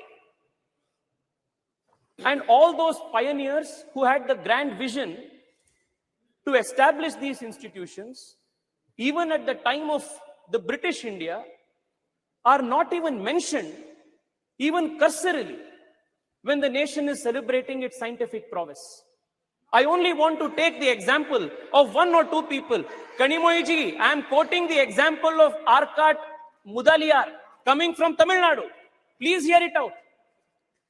In 1940, 1942, when India was not independent, Arcot Ramaswamy Mudaliar, he envisioned an institution by the name Council of Scientific and Industrial Research in India and established it from 1942 to 1942 with the help of Shanti Swarup Bhatnagar.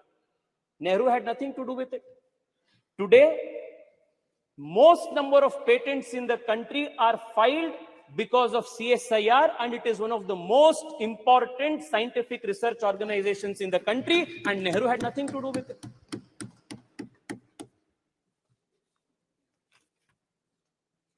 Let me tell you what role Nehru played. Immediately after independence, when the institute, CSIR, was brought under the Ministry of Industries and Commerce. In one of the meetings, at the very beginning of the CSIR after independence, Pandit Nehru says, the members of the governing body will appreciate that it is difficult for me to devote much time to many aspects of the work of the council. For the present everyday work, Dr. Shama Prasad Mukherjee will, however, look after the council. It was because of Dr. Shama Prasad Mukherjee, the founding father of my party, the earlier avatar of the Bharatiya Janata Party, Jan Sangh, that the country's earliest scientific establishments were strengthened and gotten strengthened at the root level. Dr. Shama Prasad Mukherjee, as the Minister of Industries, and Commerce set up the National Physical Laboratory, National Chemical Laboratory, National Metallurgical Laboratory, Fuel Research Institute, Ceramic Research Institute, Central Leather Institute, Central Electrochemical Institute. All of these institutions were started, strengthened, and supported by Dr. Shyama Prasad Mukherjee. But today, Arcot Ramaswamy's name is not mentioned. Dr. Shyama Prasad Mukherjee's name is not mentioned. Shanti Swarup Bhatnagar's name is not mentioned. Morning till now, I have been saying it's only Nehru Bhajan that is going on. The cosmos of the Congress party starts with Nehru and ends with Rahul Gandhi. It is unfortunate, but it is necessary for us to inform the nation through this August House what Nehru truly did, even when it came to atomic research. I want to draw the attention of the members from the opposition when acquisition of missiles and research in atomic bombs, nuclear bombs, for protecting the country's national security, energy security was made to Nehru. This is what Pandit Nehru says, and I quote, the distribution of this toy, the toy that he is mentioning is the atom bomb, a nuclear bomb. The distribution of this toy, the atom bomb, ballistic missiles and the like to countries will not only be dangerous, very dangerous, but it will completely poison the already disturbed atmosphere of the world today. He goes on to then say,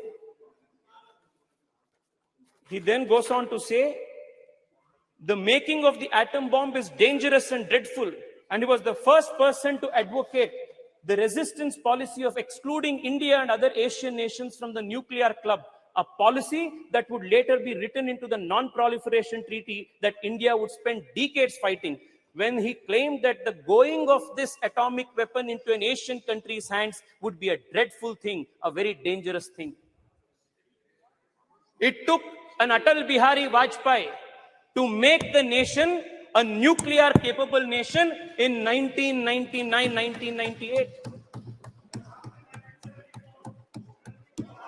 It was very different. You know, Manishji, you know the details. You know how different 1974 and 1998 was. You know what was the difference, Manish? You know what was the difference. You know what was the difference between the two. You know what was the difference between. You know what was the difference between Indiraji's time and what was Atalji's time. We never did it in an apologetic matter. We did it as a matter of conviction. Okay. Madam Speaker, if you look at the history, there is one thing that will be clear. काम हमेशा दूसरों का होता है, credit तो नेहरू का होता है. Even in the case of Chandrayaan, it has been the same case. Chandrayaan first, it was our Prime Minister Atal Bihari Vajpayee who approved Chandrayaan first in 2003. What happened? It was in 2008 that the impact mission reached the moon. And then the Congress government, UPA government, what did they do? The point on which the impact rover met, they named it as Jawahar Point. When Nehru had nothing to do with Chandrayaan 1, the impact point, however, was Jawahar Point. Former ISRO chief, let us talk about Chandrayaan 2.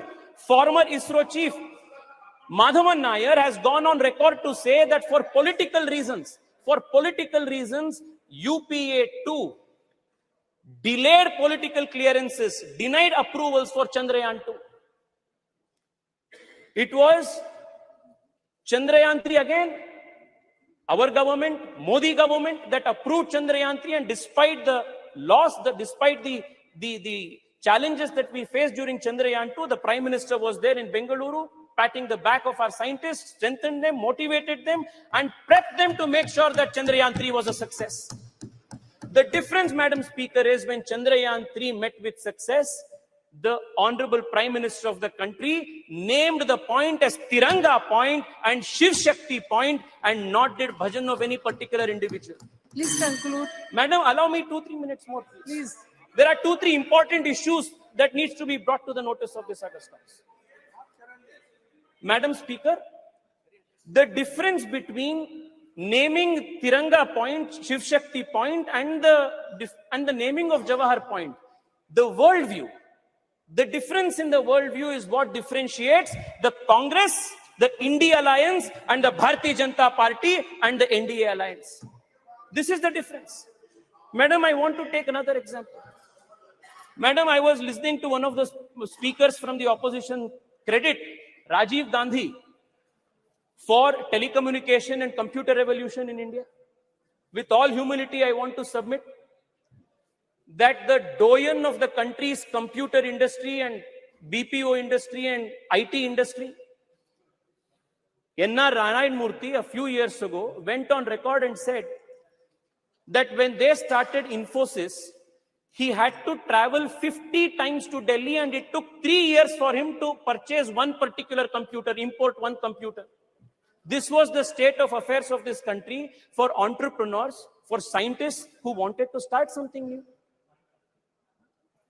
And again, the credit काम किसी ने दूसरे ने किया, credit तो राजीव गांधी को जा रहा है. Madam, I also want to point this out. The exploration of space, the quest to understand what lies in the space is not something new for this civilization. Starting from the Rig Veda to this day, the journey has been continuous. Aryabhata, Varahamihira, Bhaskara, all of them postulated theories on units of time, of understanding how the heliocentrism of the solar system works. All of these indicate the natural quest of the Indian mind to understand the secrets that lie beyond the space. Never in our history, never in our civilizational history was any scientific man or woman persecuted, hunted down for their beliefs, for their theories and postulates. Whereas in other civilizations, you will find examples of the Hypatia of Alexandria who was stoned to death. Galileo Galilei, Nicholas Copernicus, Johannes Kepler, many such scientific minds were persecuted for various reasons. But this is the only civilization in the whole world where scientists and people of science have never been persecuted all through the civilizational history.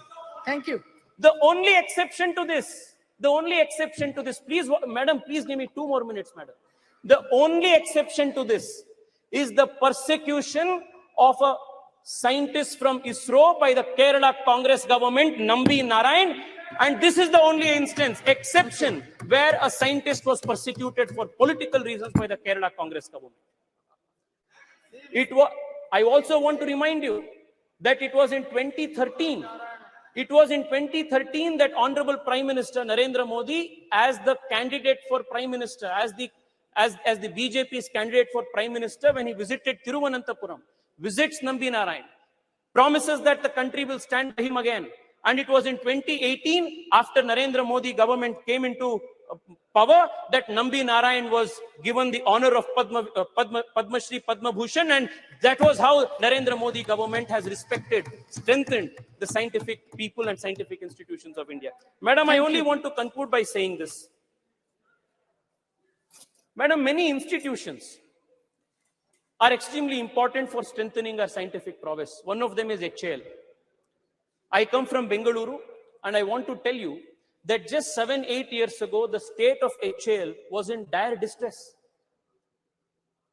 Today, not only is the company, the organization manufacturing LCA Tejas, but in recent meeting of the Honorable Prime Minister in Delhi, in US, along with GE, they have gotten into a memorandum of understanding to manufacture GE 414 F1414 engines with 80% technology transfer that is going to make India a superpower in this. Madam, Madam Speaker, I will conclude with just this. I will conclude in 1 minute, madam. In 1 minute.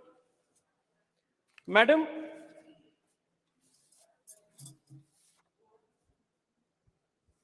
the coming decade whether it is geopolitically, whether it is energy security, whether it is any other aspect of our national politics or geopolitics, it is going to be directly influenced by how India performs and how India takes the lead in important areas of emerging technology. And I must credit the Narendra Modi government for making India future-proof and tomorrow-ready by institutionalizing and supporting important scientific missions. I would want to read out only 4 or 5 of them. The National Quantum Enabled Science and Technology Program, National Quantum Technologies Application Program, National Research Foundation, National Supercomputer Mission, the National Green Hydrogen Mission. All of these are important programs that the government of India has undertaken to make India a pioneer in emerging technologies. One of the points that was made by Karti Chidambaram ji, one of the points that he made, a very relevant point that he made, was how to popularize science among young people and students. I want to tell him that the Modi government in the last few years has been working with a mission focus to popularize science among children. And the Atal Innovation Mission and building of 10,000 Atal Tinkering Labs in our high schools with the objective of nurturing 10 lakh young minds who will explore the frontiers of science is an example of how the Narendra Modi government is trying to make science and technology a popular culture in the whole country. Madam, I only want to conclude by saying this. Please conclude. Please. I will conclude. The other people. Madam, all of these aspects that has taken place in the last 9 years. I mentioned UPI, Digital India, Startup India, to the startups that are now emerging in space technology. One of the most promising startups in space called Pixel Space is run by an Indian engineer who comes from a small town called Chikmagalur, has raised a few $1 million from Google. The boy, Awais Ahmed, is a CEO of this and hails from Chikmagalur. It is possible only because the Modi government opened the space technology space for private players. Madam, the next few decades is going to be extremely important for the country in strengthening our industrial, our scientific institutions and making India future ready, India tomorrow ready. And we are extremely fortunate that at such an important point in history, we have the leadership of Narendra Modi, who has been leading this country with such foresight and vision. I want to once again congratulate the Prime Minister for his deftful leading of this country, deftful leadership for this country at such an important time. Thank you so much, ma'am. Thank you.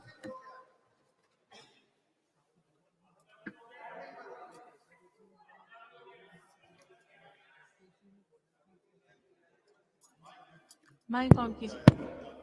Madam, thank you for allowing me to speak on the success of Chandrayaan-3 in this special session and this new Parliament House. I stand here today to speak on behalf of my party, All India Trinamool Congress. It makes me immensely proud as an Indian that we achieved this paramount feat. The feat we have achieved shall inspire millions and millions of kids across the country to be scientists and astronauts. As our Honorable Chief Minister Mamata Banerjee, Srimati Mamata Banerjee said, we are indeed in super league of space.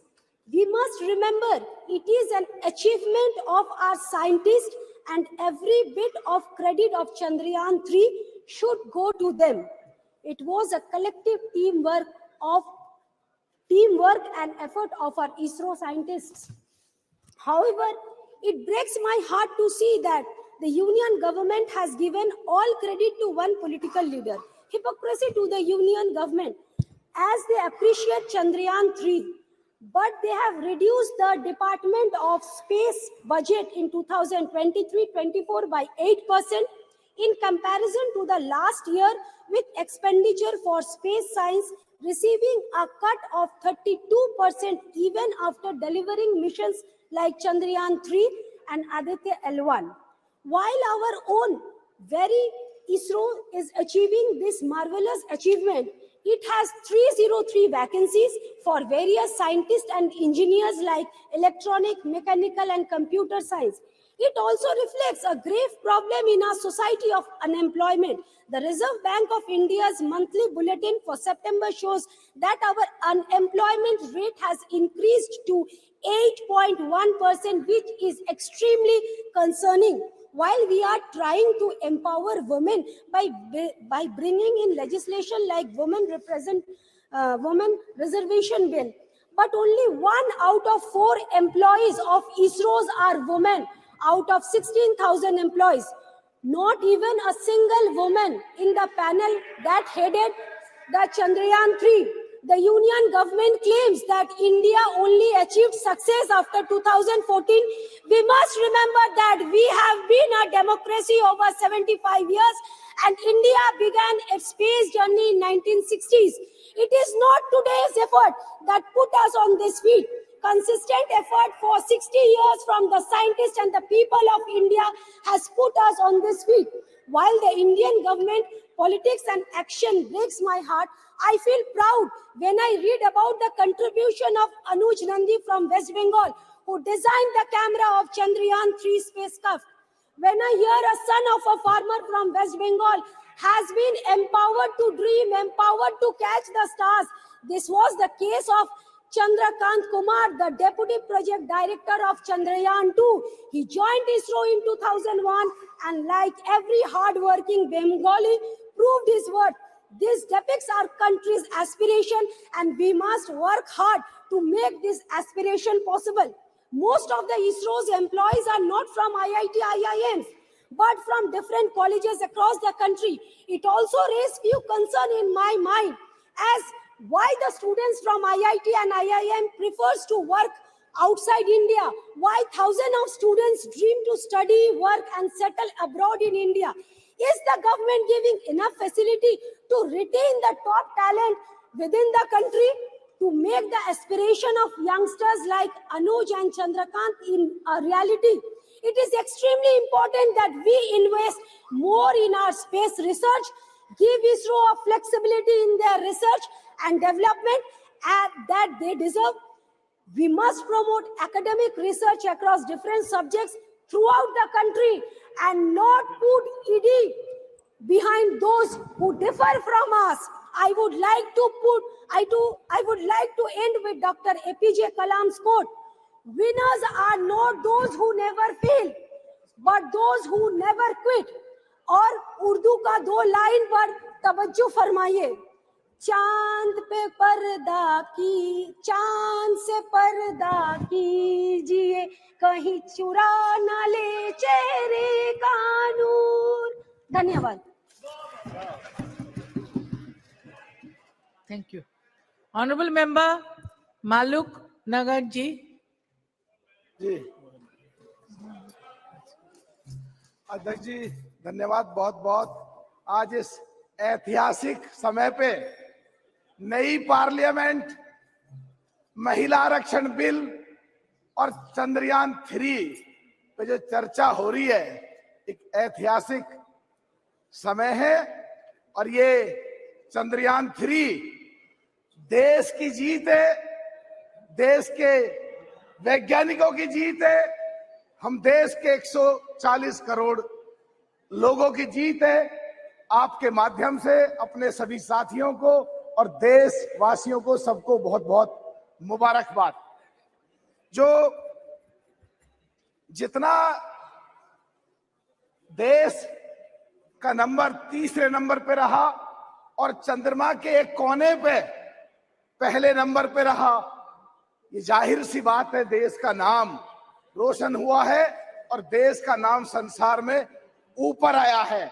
और इसके लिए ये अच्छी बात भी है और कहीं ना कहीं पूरे संसार में छोटी मोटी कहीं ना कहीं कोई जलन भी है. जिस तरह कनाडा में पिछले दिनों घटना घटी और हमारी सरकार ने संज्ञान लिया और संज्ञान लेने के बाद जो बढ़ता हुआ कद है देश का, और जो कश्मीर के लिए उन्होंने, जैसे हमने बैन किया कनाडा वालों को, कश्मीर के लिए जो बैन किया है कि वहां खतरा है, तो मैं आपके माध्यम से बताना चाहता हूं कि 17 तारीख को लाल चौक के पास पार्क में एक बहुत बड़ी रैली मैं करके आया हूं, और मसूदी साहब हमारे बैठे थे, ज्यादातर लोग इनके क्षेत्र के थे जो मुसलमान गुजर थे, तो वहां बिल्कुल ऐसी कोई बात नहीं है जिस तरह का वहां कनाडा में बात फैलाई जा रही है। तो ये भी एक इस बारे में मैं बताना चाह रहा हूं। और पिछले दिनों सरकार ने जो 68-70 सालों से उन गुजर बकरवालों के साथ उनको न्याय नहीं मिला, जो पिछले दिनों न्याय मिला और उनका कोटा जो फिक्स किया, उससे वहां खुशी की लहर भी बहुत थी। पर कुछ पार्टियां वहां गुमराह कर रही हैं कि तुम्हारे कोटे में कहीं कोटा लिया जाएगा। तो मुझे पूरा यकीन है कि आने वाले समय में वो क्लियर हो जाएगा और सरकार सहानुभूति पूर्वक सोचेगी और उनके कोटे को कम नहीं करेगी। अगर किन्हीं लोगों को कोटा देना भी है, पहाड़ी या दूसरे पर कास्ट के लोगों को, तो उनका एसटी से अलग कोटा फिक्स करेंगे और अलग उनको कोई सुविधा देंगे। मुझे पूरी उम्मीद है उन लोगों को जब न्याय मिला है 68-70 सालों के बाद, तो उनका कोई अब उनके साथ अन्याय नहीं होगा। आज जो सुबह में राजनाथ जी को सुनना था कि विज्ञान और संस्कृति दोनों को साथ जोड़ के बताया, अच्छी बात थी बहुत। और हमारे साथी कुछ ट्रैप में आके संस्कृति या दूसरी चीजों पे जो खिलाफ बोल रहे थे, तो मेरे हिसाब से जो गठबंधन, ये महागठबंधन जो बनने जा रहा है, अगर इनको आने वाले समय में कमजोर करना है तो ट्रैप में जो आ रहे हैं, मेरे हिसाब से वो देश के लिए और देश की जनता के लिए किसी भी तरह ठीक नहीं है।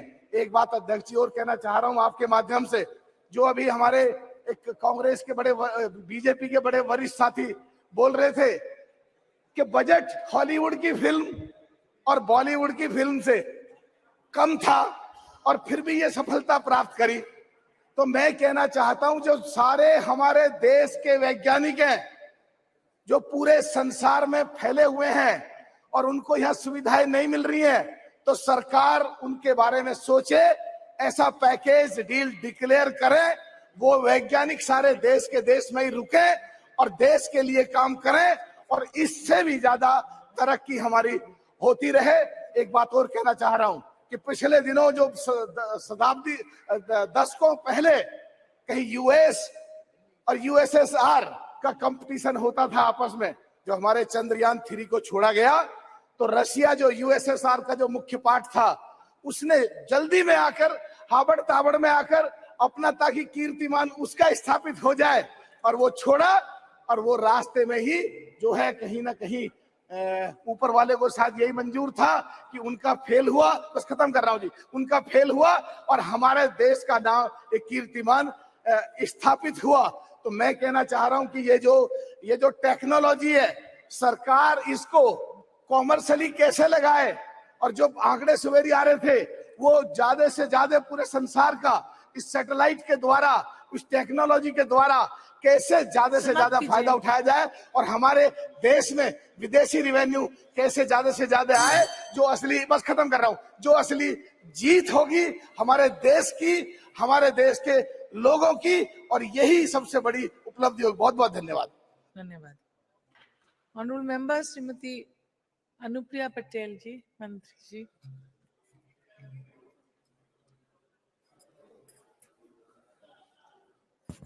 धन्यवाद सभापति महोदया। इस महत्वपूर्ण विषय पर आपने मुझे मेरी बात रखने का अवसर दिया। आज हम इस नए संसद भवन के अंदर चंद्रयान 3 की सफलता और भारत की अंतरिक्ष के क्षेत्र में जो भी उपलब्धियां रही हैं उसके संबंध में विचारों का आदान प्रदान कर रहे हैं।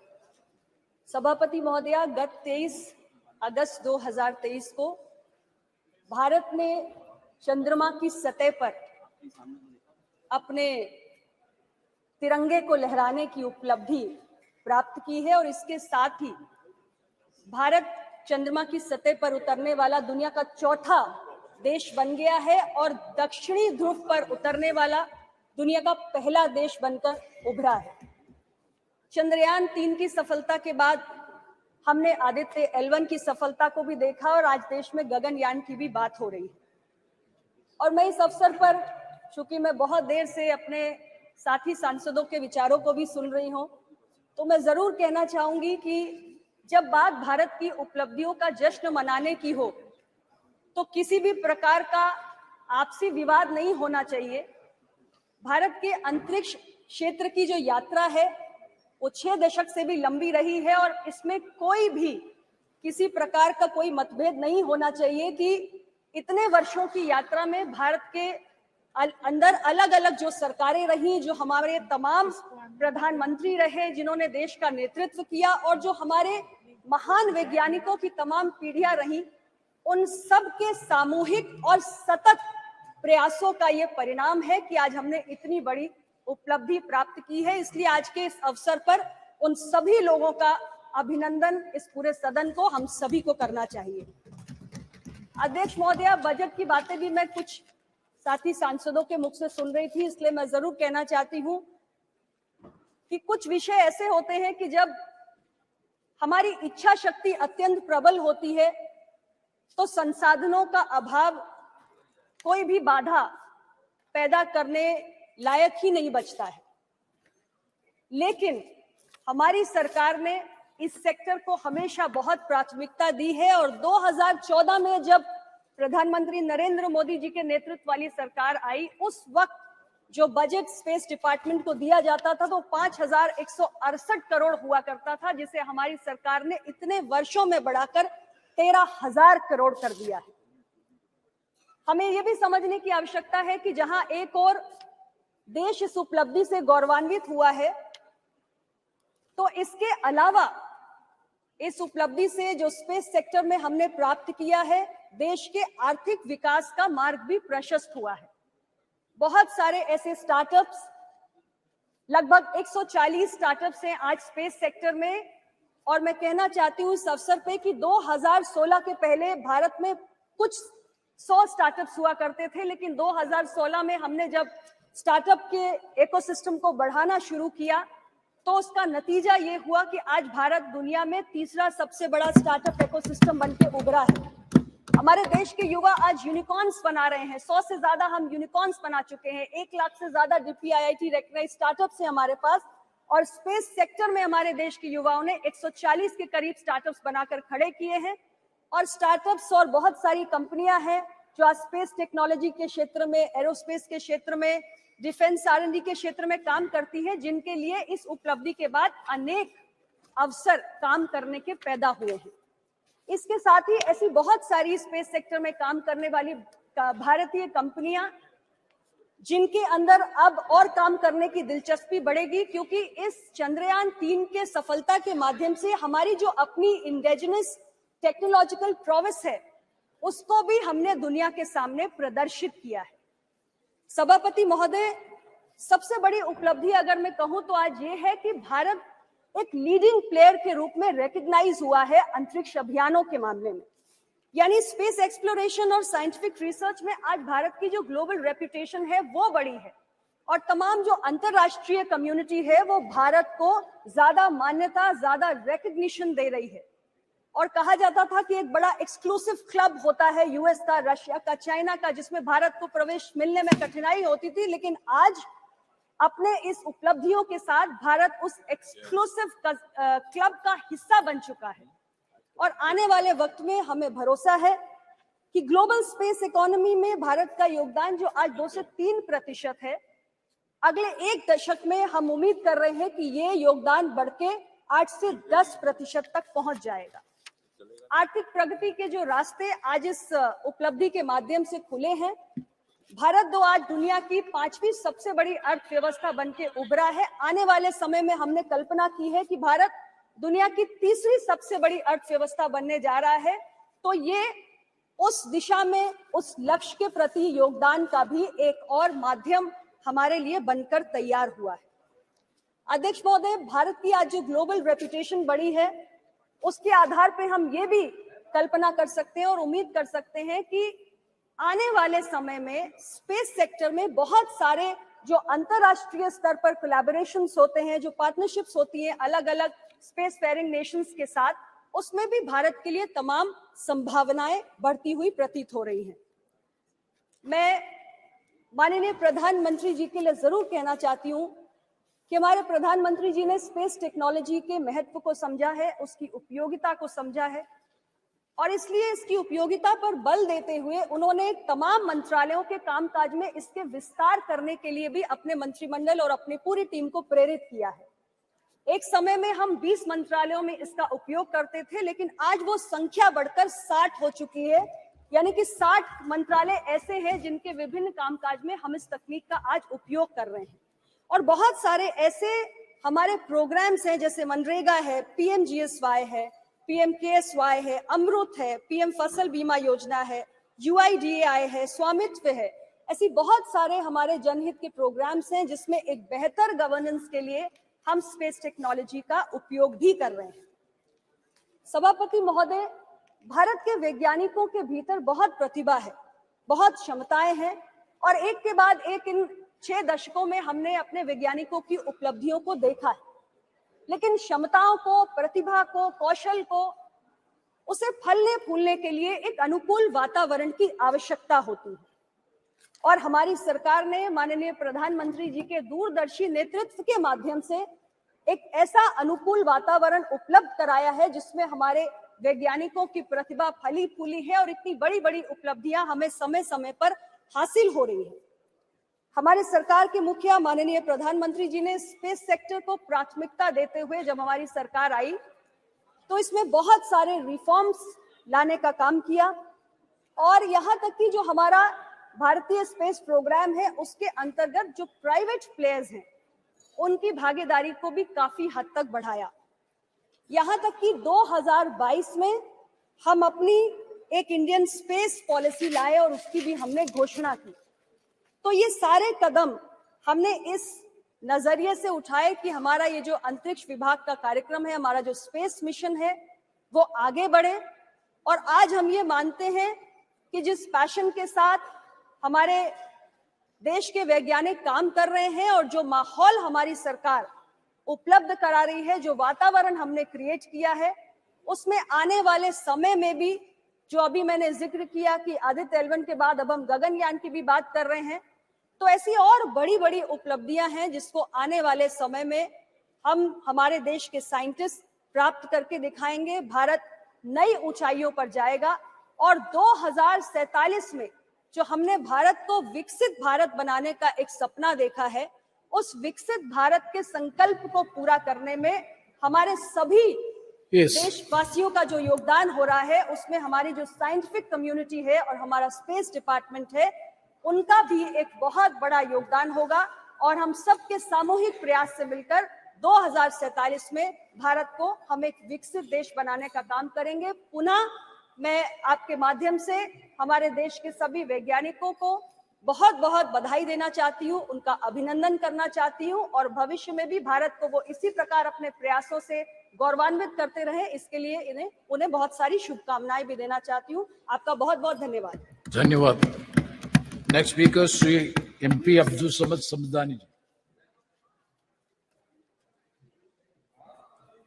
Thank you, sir. Thank you, sir, for permitting me to take part in this very important discussion on Chandrayaan. Sir, moon has always captured the imagination of humanity. And sir, the moon landing is quite natural. It has captured not only the imagination of the countrymen, all the people of the country. Not only that, sir, the whole country is rejoicing upon this great achievement of India becoming only the 4th nation in the moon landing after the US, Russia, and China. Sir, the poet of all the languages has celebrated moon. I am reminded of a couplet, sir. कल 14वीं की रात थी, कल 14वीं की रात थी, शब भर रहा चर्चा तेरा, शब भर रहा चर्चा तेरा। कुछ ने कहा यह चांद है, कुछ ने कहा चेहरा तेरा। और ये चेहरा सर देश का चेहरा है, देश का चेहरा है। इस पर हर भारतवासी को फख्र है, गर्व है। And also, sir, it is the achievement of the ISRO, the great scientists of the country. When we say this is the achievement of the government of the country, sir, I have to reiterate the point that the government is a continuous entity. Government is a continuous entity, sir, that the present government also has to acknowledge.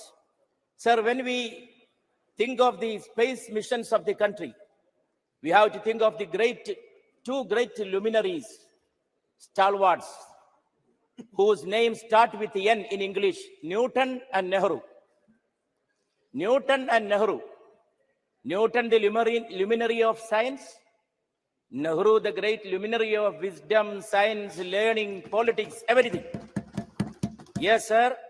And sir, there is a famous statement of Sir Isaac Newton, which has become almost like a metaphor. Standing on the shoulders of giants. Everybody knows the importance of the message of this statement. Everybody making some achievement in the field of science, technology, in any branch of learning, wisdom, sir, they have to acknowledge the past, the heritage of the past, the stalwarts who have made the present generation deserving for this great achievement. And also, sir, we have to salute to other great luminaries. One Maulana Abul Kalam Azad, the philosopher, minister of education, the comrade of Nehruji, who was the first as the minister of education when India attained independence.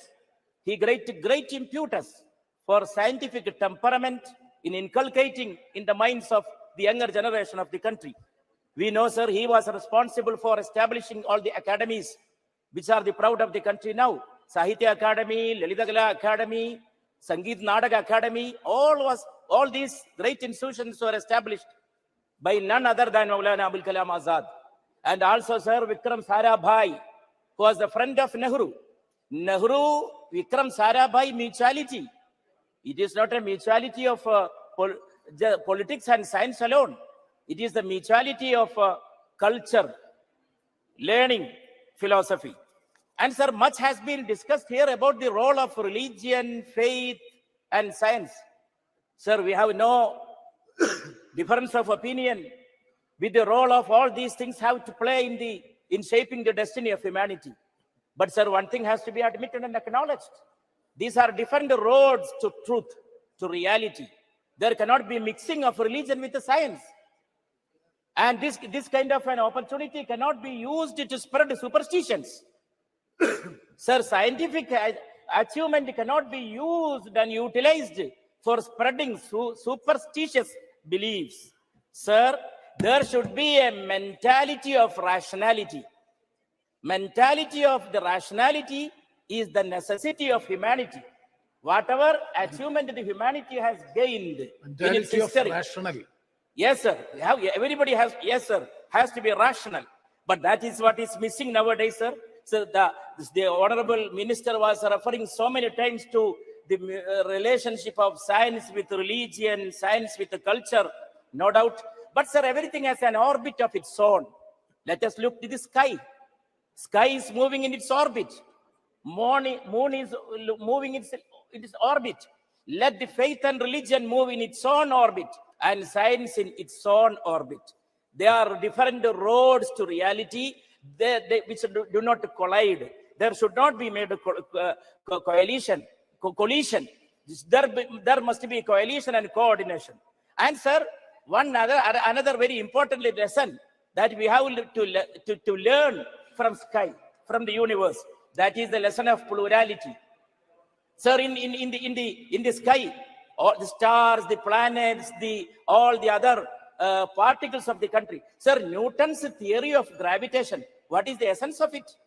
Yes. Every particle is attracting another particle of the universe, attracting.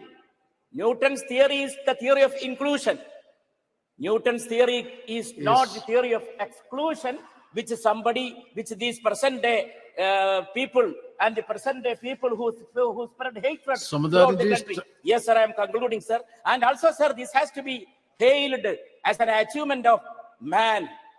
सुना है खाक से तेरी नमूद है लेकिन तेरी सरिश्त में है कौकबी व महताबी. Though man is made of clay, He is made of that essence of moon and star, Kaukabi wa Mehtabi. These particles are there inside man. And also, sir, in this kind of a very important juncture, we have to inculcate, we have to spread the culture of pluralism.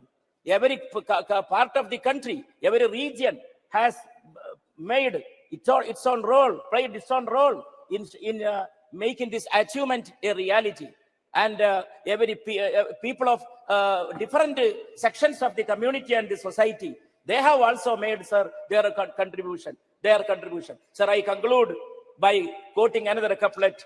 बेचैन इस कदर था कि सोया न रात भर, बेचैन इस कदर था कि सोया न रात भर, पलकों से लिख रहा था तेरा नाम चांद पर, पलकों से लिख रहा था तेरा नाम चांद पर. हमारे देश का नाम चांद पर लिखने का वो प्रोसेस नेहरू जी ने शुरू किया. अब वो हमें फख्र है, हमें गर्व है वो जारी रखने में. Thank you, sir. Thank you so much. Thank you very much. Now the supplementary business. Honorable Minister Sri Pankaj Chaudhary ji to move the resolution. सभापति महोदय, मेरे वरिष्ठ सहयोगी श्रीमती निर्मला सीतारमण की ओर से मैं निम्नलिखित प्रस्ताव प्रस्तुत करता हूँ. सीमा शुल्क टैरिफ अधिनियम 1975 के अनुसरण में ये सदन 19 अगस्त 2023 के सूचना संख्या 47/2023 सीमा शुल्क GSR 616E दिनांक 19 अगस्त 2023 को मंजूरी देता है, जिसमें HSS कोड 070310 के तहत आने वाले प्याज के निर्यात पर निर्यात शुल्क लेवी लगाने के लिए सीमा शुल्क टैरिफ अधिनियम के द्वितीय अनुसूची में संशोधन की मांग की गई है. दूसरा, सीमा शुल्क टैरिफ अधिनियम 1975 की धारा 8 के अनुसरण में ये सदन एत द्वारा अधिसूचना संख्या 49/2023 सीमा शुल्क दिनांक 25 अगस्त 2023 GSR 628E दिनांक 25 अगस्त 2023 को मंजूरी देता है, जिसमें HSS कोड 1006310 के तहत आने वाले परबाइल्ड चावल के निर्यात पर निर्यात शुल्क लेवी लगाने के लिए सीमा शुल्क टैरिफ अधिनियम की द्वितीय सूचना में संशोधन की मांग की गई है. प्रश्न है कि माननीय मंत्री जी द्वारा प्रस्तुत संविधान की संकल्प को स्वीकृत किया जाए. जो सदस्य इसके पक्ष में है वो हाँ कहे, जो सदस्य विरोध में है वो ना कहे. मेरे विचार में निर्णय हाँ वालों के पक्ष में हुआ, हाँ वालों के पक्ष में हुआ. संवैधानिक संकल्प स्वीकृत हुआ. नेक्स्ट, श्री इम्तियाज जलील. चंद्रयान 3 जब चांद पर लैंड हुआ तो सारी दुनिया में हमारी दखल ली गई और पूरे देश में बड़े गर्व का एक माहौल था, खुशी का माहौल था.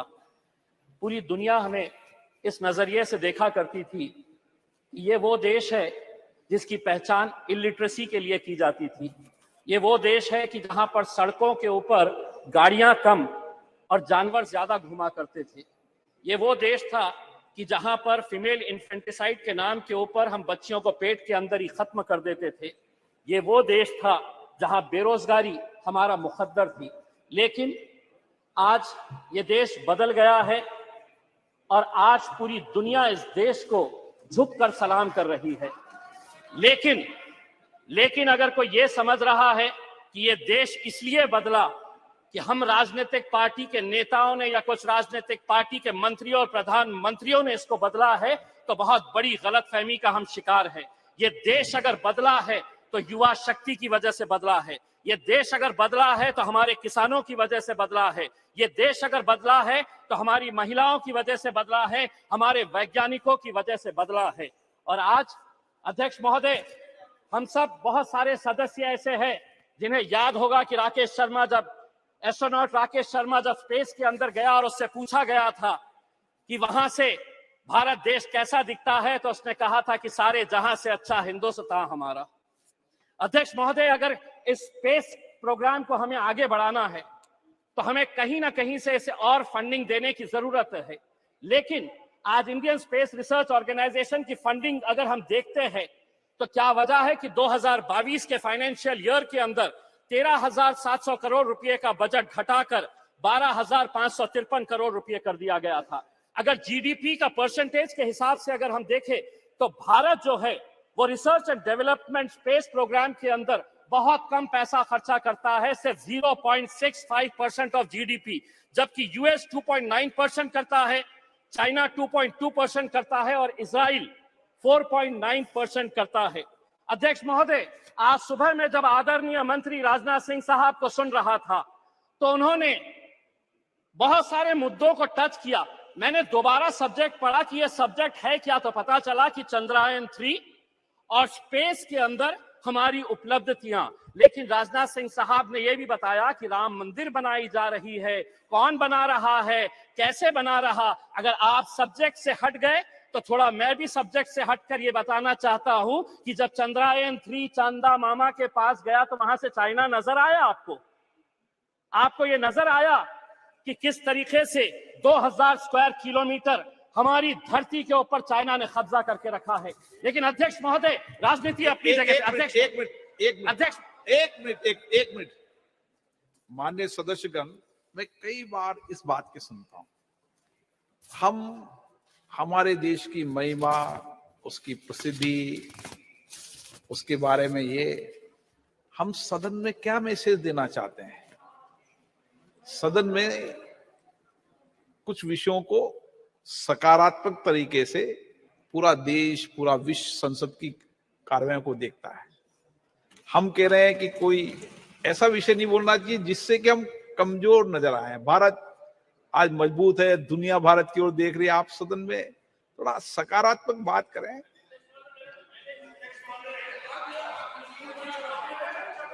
हाँ, वो विषय अलग है, वो विषय है। मनीष जी, आपका विषय महत्वपूर्ण है। के ऊपर मैं नहीं हटा अध्यक्ष महोदय, पढ़ते भी रहते हैं। अगर मंत्री जी अगर ट्रैक के ऊपर हटकर दूसरी बातों के ऊपर चले गए तो मजबूरन हमें भी थोड़ा सा ट्रैक के ऊपर हटना पड़ा। लेकिन अध्यक्ष महोदय, राजनीति अपनी जगह के ऊपर। मुझे आज खुशी है कि चंद्रयान के अंदर जितने लोगों का योगदान रहा है उसमें 4 मैं लोगों का खास तौर से नाम लेना चाहूंगा। यकीनन जो हमारे साइंटिस्ट है, इस प्रोजेक्ट के डायरेक्टर है सोमनाथ, इसरो के chairperson, mission director S Mohan Kumar, project director Veera Muthuvel, इनके साथ जितनी भी टीम। लेकिन अध्यक्ष महोदय, इसी दिल्ली के जामिया मिलिया इस्लामिया के 2 लड़के भी थे उसी टीम के अंदर जिन्होंने चंद्रयान को वहां तक पहुंचाने का काम किया, मोहम्मद काशिफ और अरीब अहमद। आसाम के एक लड़का और एक लड़की थी। आपने रिजर्वेशन नहीं दिया मुसलमानों को, महिला रिजर्वेशन के अंदर मुसलमानों का, लेकिन एक बच्ची इसरो के अंदर भी है जो आसाम से आती है, यास्मीन नाजनीन और बहरुल इस्लाम। तो हमें खुशी इस बात की है। अध्यक्ष महोदय, हमें आज भी वो तस्वीर याद आती है कि जो 2019 के अंदर जब ये चंद्रयान 2 का मिशन फेल हुआ तो हम देख रहे थे कि कैसे वो साइंटिस्ट की आंखों के अंदर आंसू थे। वही मंजर 2023 का देखिए, जब वो किस तरीके से खुश हो रहे थे। जब वो 2019 के अंदर नाकामयाब हुए तो उन्हें इस बात का दर्द नहीं सताया कि हम फेल हो गए।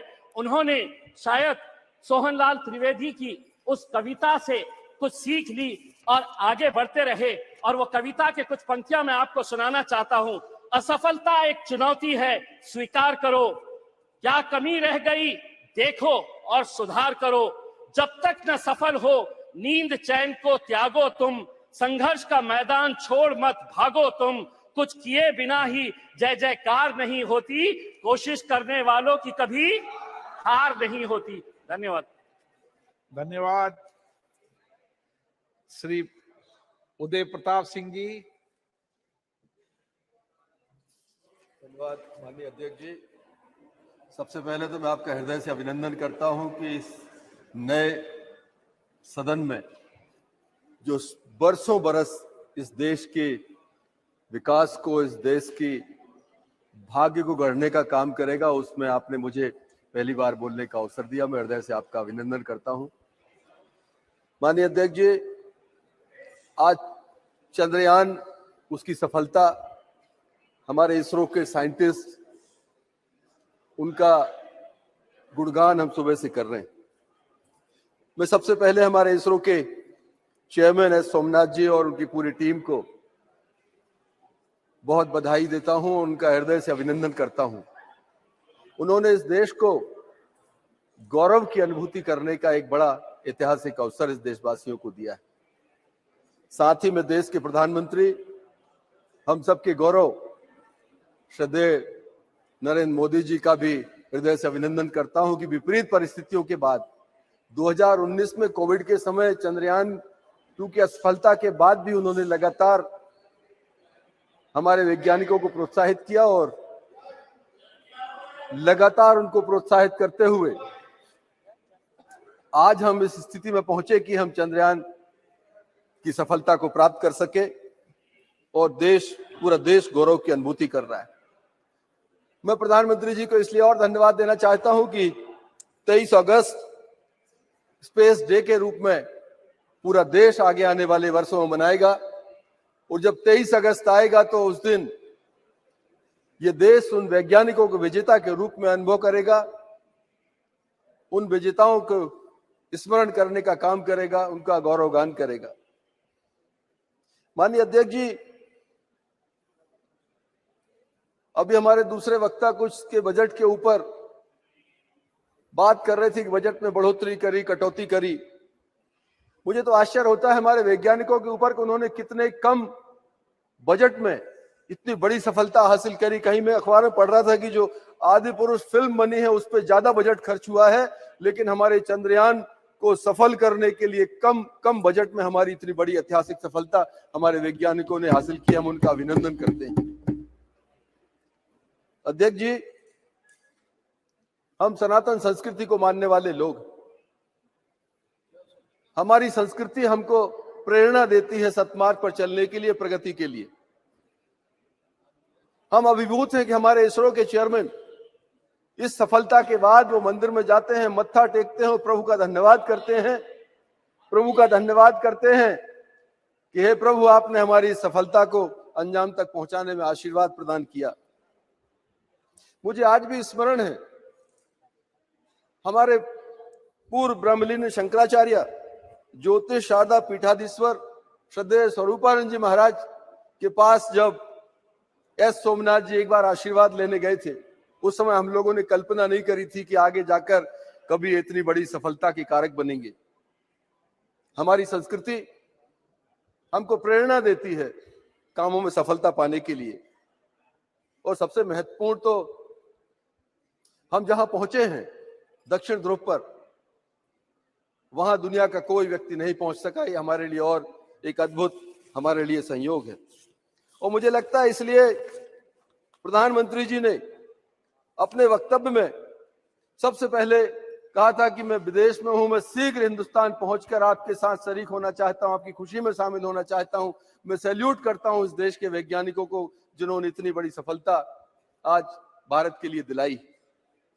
और ये हमारे लिए बहुत गौरव का विषय है कि हर चुनौती में प्रधानमंत्री जी इस देश में हर व्यक्ति के साथ खड़े होते हैं, हर खुशी में उसके सहभागी बनते हैं, हर दुख में उसके पीछे ढांढस बंधाने के लिए खड़े रहते हैं। ये हमारे लिए एक गौरव का विषय है। माननीय अध्यक्ष जी, हम भाग्यशाली हैं। हम वो पीढ़ी हैं संसद में काम करने वालों की जिन्होंने पुरानी संसद में भी काम किया, जो अब संविधान सदन बन गई, और आपके नेतृत्व में हम इस नए सदन के अंदर भी अपना उद्बोधन देश के सामने रख पा रहे हैं, इस ऑगस्ट हाउस में अपनी बात कर पा रहे हैं। हम वो गौरवशाली, वो भाग्यशाली पीढ़ी है। माननीय अध्यक्ष जी, आपके नेतृत्व में माननीय प्रधानमंत्री जी के प्रधानमंत्री बनने के बाद हमें वो गौरव की अनुभूतियां दोनों सदनों के अंदर मिली है। शायद वो पहले की पीढ़ियां भी वो अनुभव नहीं कर सकी और आगे आने वाली पीढ़ियां दूसरे तरह का अनुभव करेंगी, लेकिन जिन चीजों को हमने जिया है शायद वो अवसर दूसरों को नहीं मिलेगा। हमने प्रधानमंत्री जी के नेतृत्व में जीएसटी इस देश के अंदर लेकर आए। हम लोगों ने प्रधानमंत्री जी के नेतृत्व में 370 धारा हटाने का काम किया। ये वही सदन है, हमें अवसर मिला कि राम मंदिर निर्माण का काम 350-400 वर्ष के बाद अगर इस देश में, भारतवर्ष में दोबारा चालू हुआ है तो हमारी इसी संसद के कार्यकाल में चालू हुआ है। 3 तलाक जैसा बड़ा कानून, हम उन भाग्यशाली लोगों में हैं कि हमारे सांसद रहते हुए अवसर हमारे प्रधानमंत्री जी ने हमको दिया है। सबसे महत्वपूर्ण कल का जो दिन था, मैं संसद के गौरवगान की बात कर रहा हूं। कल का जो दिवस था, हमारे जीवन में जो गौरवशाली अवसर आते हैं हमारे जीवन में जो गौरवशाली क्षण आते हैं उनको स्मरण करने का ये दिवस है। नई संसद के अंदर गणेश चतुर्थी के दिन भगवान गणेश की पूजा अर्चना करने के बाद इस देश में महिलाओं के लिए जो आरक्षण हमारे प्रधानमंत्री जी के नेतृत्व में सदन ने जो सर्वानुमति से पास किया है, ये गौरव भी हमको मिलना था। हम धन्यवाद देते माननीय अध्यक्ष जी कि आपके नेतृत्व में हमारी सरकार ने, इस सदन ने वो महत्वपूर्ण काम किया है। मैं पुनः आपका अभिनंदन करते हुए हमारे चंद्रयान 3 के सफलता में सहभागी चेयरमैन से लेकर हमारे छोटे छोटे वैज्ञानिकों तक इस बड़े यज्ञ में जिस व्यक्ति ने भी आहुति दी है, उन सब का अभिनंदन करते हुए, उनका वंदन करते हुए अपनी वाणी को विराम देता हूं। श्रीमती हेमा मालिनी। धन्यवाद। I am extremely happy and delighted to be speaking in this beautiful new Sansad Bhavan for the first time. Thank you so much for giving this opportunity. अध्यक्ष महोदय, सबसे पहले मैं सभी माननीय सदस्य सांसदों को धन्यवाद करती हूं। नए सांसद भवन के पहले कानून के रूप में नारी शक्ति वंदन अधिनियम 2023 विशाल बहुमत से पारित करने के लिए गृह मंत्री श्री अमित शाह जी को, कानून मंत्री अर्जुन मेघवाल जी को ऐतिहासिक भाषण के लिए आभार व्यक्त करती हूं और आपको भी और हमारे प्रधानमंत्री जी को भी अभिनंदन करती हूं।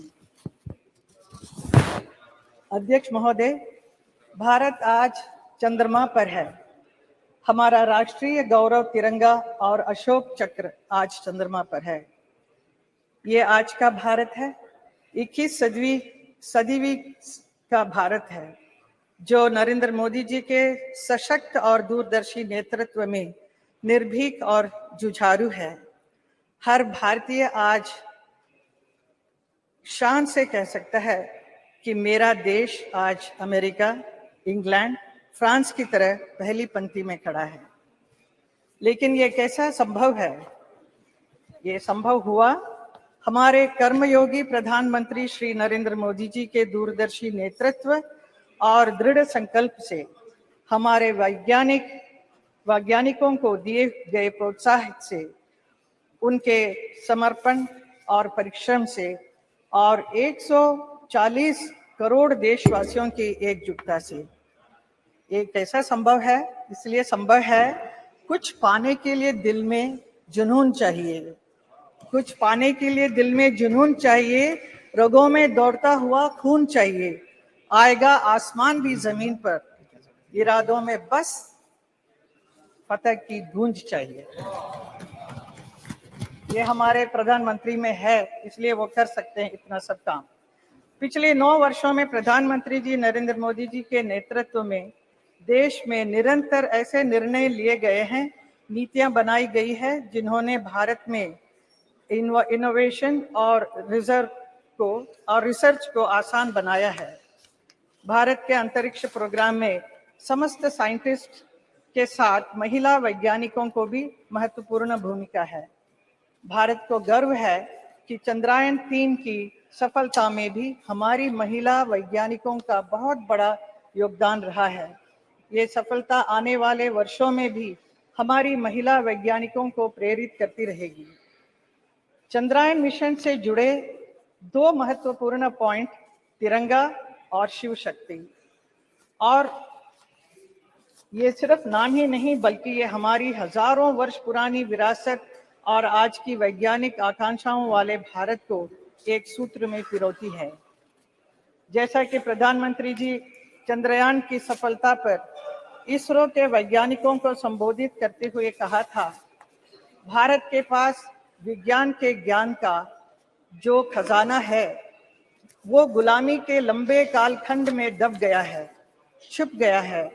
आजादी के इस अमृत काल में हमें इस खजाने को भी ढूंढना है, उस पर रिसर्च भी करनी है और दुनिया को इसके बारे में बताना भी है। भारत दुनिया की सबसे युवा प्रतिभा वालों देश है। नई पीढ़ी के लिए ये संदेश है कि भारत के प्राचीन ग्रंथों में खगोलीय सूत्रों को वैज्ञानिक रूप से साबित करने के लिए और उनका नए सिरे से अध्ययन करने के लिए आगे आए। यही भावना 2047 में विकसित भारत के सपने को साकार करेगी।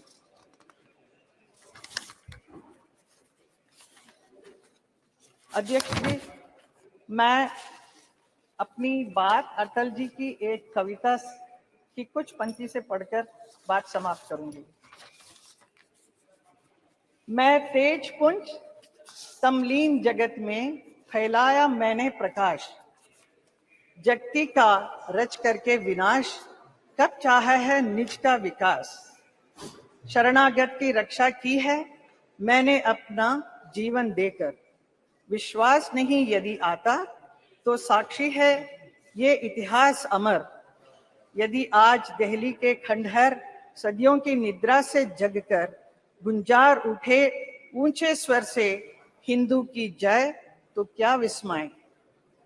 हिंदू तन मन, हिंदू जीवन, रग रग हिंदू मेरा परिचय। धन्यवाद। श्री के Ram Mohan Naidu.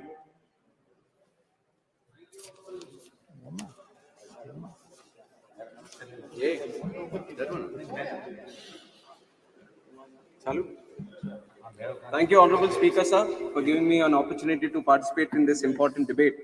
I stand before you with immense pride and joy. I think both are on. I stand before you with immense pride and joy as I reflect upon the recent successes of ISRO Chandrayaan-3, which is the world's first mission to successfully land on the lunar South Pole, and Aditya L1, which was the first satellite mission to study the sun. Sir, these achievements are not just a milestone, they are a testament to the unwavering dedication, hard work, and remarkable journey of our nation's space program, fueled by the tireless work of our scientists, engineers, and our support team at ISRO.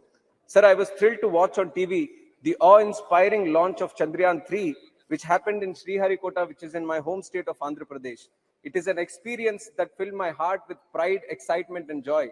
The sight of our spacecraft ascending into the cosmos was nothing short of breathtaking. It was a moment that resonated deeply with every Indian and a moment that affirmed our status as Vishwa Guru. I also would like to take a second and appreciate all scientists, including the Telugu scientists who have contributed to the Chandrayaan mission. What makes Chandrayaan-3's triumph even more inspiring is the journey that led us here. It reminds us that failure should never deter us. Instead, it should propel us to return stronger. Chandrayaan-2 faced its own challenges, but our scientists and engineers demonstrated an unwavering spirit of resilience and determination. So they refused to let adversity define their journey, and their efforts bore fruit with the resounding success of Chandrayaan-3. In the words of our visionary leader, Sri Chandrababu Naidu Garu, every crisis creates an opportunity, and those who fight in those situations will emerge as leaders. This is precisely what our ISRO scientists have demonstrated to the world. They have seized the opportunity, overcome the challenges, and emerged as leaders in the space exploration program. Respected sir, as we speak about the successes of ISRO, the first name that comes to the young minds of this country is our beloved former president, Abdul Kalam ji, sir. He is commonly known as the people's president also. We have all heard inspiring stories of his association with ISRO. And it is an honor for TDP, as Sri Nara Chandrababu Naidu Garu, the then convener of NDA, was the one who proposed and supported the nomination of Kalam as the president of our nation. And I'm certain that Dr. Kalam, had he been among us today, he would have been filled with immense joy and satisfaction seeing the success today. He also preached to this great nation to dream big and achieve big. But sir, ISRO not only dreamt big, but it dreamt of the impossible and achieved what no other country could today. It's now upon the central government to take these great technological advances and breakthroughs and use them for the benefit of 140 crore people of this country, sir. And I take immense pride in serving under the leadership of Chandrababu Naidu Garu, who encapsulates the above thought brilliantly. I would like to highlight certain programs where our leader engaged with ISRO to help resolve issues faced by the people of Andhra Pradesh when he was the chief minister, sir. The lightning alert system, which was initiative launched to help warn people about possible lightning and staying safe, sir. And it was a lot of beneficial program for my constituency of Srikakulam, as it is a cyclone prone area. and envisioning the use of satellite imagery for crop health monitoring, yield protections, and crop insurance payouts, sir. And the government is today using it for Pradhan Mantri Fasal Bima Yojana also, and building spatial dashboards to monitor big development infra projects like Polavaram and other ones, sir. Monitoring groundwater levels and actively working with our young entrepreneurs to develop technology that can benefit the common man. We should also acknowledge the rapid growth in our private sector's involvement in the development of space technologies over the last few years. Young startups like Dhruva Space, Satshore, Digantara, Skyroot Aerospace, Bellatrix, and many others across India have achieved remarkable success over the last few years. I urge the central government to actively engage, assist, and tap into the potential of such organizations to accelerate our country's overall progress in space research and satellite technology. I also applaud the government for launching programs such as Atal Tinkering Labs and legislation such as Anusandhan National Research Foundation Act 2023 that are aimed towards fostering the spirit of learning and scientific temperament in our country, sir. Sir, before I conclude, I would like to bring the attention of the House to the case of Sri Nambi Narayan, a stark reminder of how motivated, petty vindictiveness can uproot and put back years of scientific development and innovation. It puts fear in the hearts of people and discourages them from carrying forward the works of their leaders, lest they be termed traitors to the nation themselves. Even though he has been cleared of all the charges, the years lost fighting the allegations took an obvious toll on his health and reputation, sir. The country lost out as well on the possible immense contributions this brilliant mind could have made to our space program. Sir, we live in strange times where the corrupt are putting the honest and sincere in jail, sir. We see a similar chain of events unfold in my state of Andhra Pradesh, where our beloved leader Chandrababu Naidu, who worked relentlessly for 45 years with an unblemished career, have been jailed. Sir, if I'm speaking anything unparliamentary, you have the right to expunge it, sir. But I'm not speaking anything unparliamentary. Within my limits of being a parliamentarian, I'm speaking in this house, sir, who has worked relentlessly for 45 years with an unblemished career, has been jailed on trumped up charges, which is an obvious case of regime revenge litigation. What incentives do young leaders like me have when honesty is being impeached? On the other hand, another leader from my state, surrounded by sycophants, will be celebrating 10th year anniversary of being out on bail this 23rd September for looting our country of 43,000 crores, sir. Sir, respected sir, we need to fix our system before it is taken for granted. Sir, 2 lines and I'm concluding. Please conclude. Concluding, sir. Sir, many of them who have benefited from CBN's policies and leadership over the years have come out on the streets to show their concern over his arrest. Not only in Andhra Pradesh, but in Hyderabad, Bangalore, Delhi, not only in India, but cities across USA, UK, Australia, and many other countries. There is support pouring in, sir. Through you, I appeal to the members of this august house to raise their voices collectively against the grave injustice and blatant assassination of democracy unfolding in Andhra Pradesh. You please, he is not speaking anything unparliamentary. Please, you can dispute it. You can dispute. Suppose anything, anything unparliamentary, objectionable, it will be looked into. But unnecessarily, you don't create noise because you can very well dispute it after when your turn comes. No. He is comparing Nambi Narayan's case. Let me conclude, sir. Let me conclude. Please, let him complete. Let me conclude. You conclude. Let me conclude, sir. Yeah. Last 4.5 years, I'm seeing, sir, the members of parliament from ICP. After his their speech, only you can agenda very well, is to you can stop very well me say. and my members from speaking. There is nothing else. Yes. I'll just conclude. Very last point, sir. As I conclude, I am reminded of Martin Luther King's quote: "Injustice anywhere is a threat to justice everywhere," sir. Thank you. Jai Hind. Save democracy. Thank you very in much, Andhra Pradesh. Sri Pratap Sarangi ji. No. You give your name when your turn. No. When your turn comes, you can speak.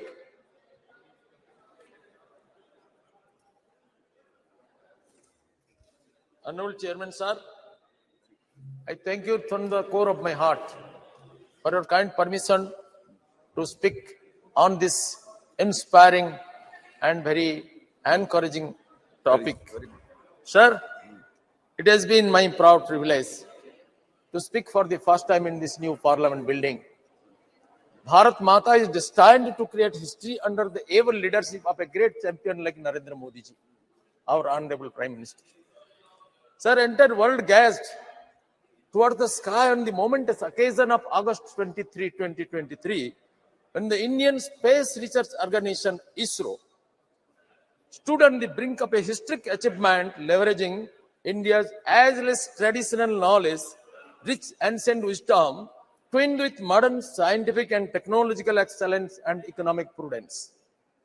With the Chandrayaan-3 August mission, touching down on the enigmatic and uncharted south pole of the moon, it's a day of anticipation and wonder, hope and aspiration.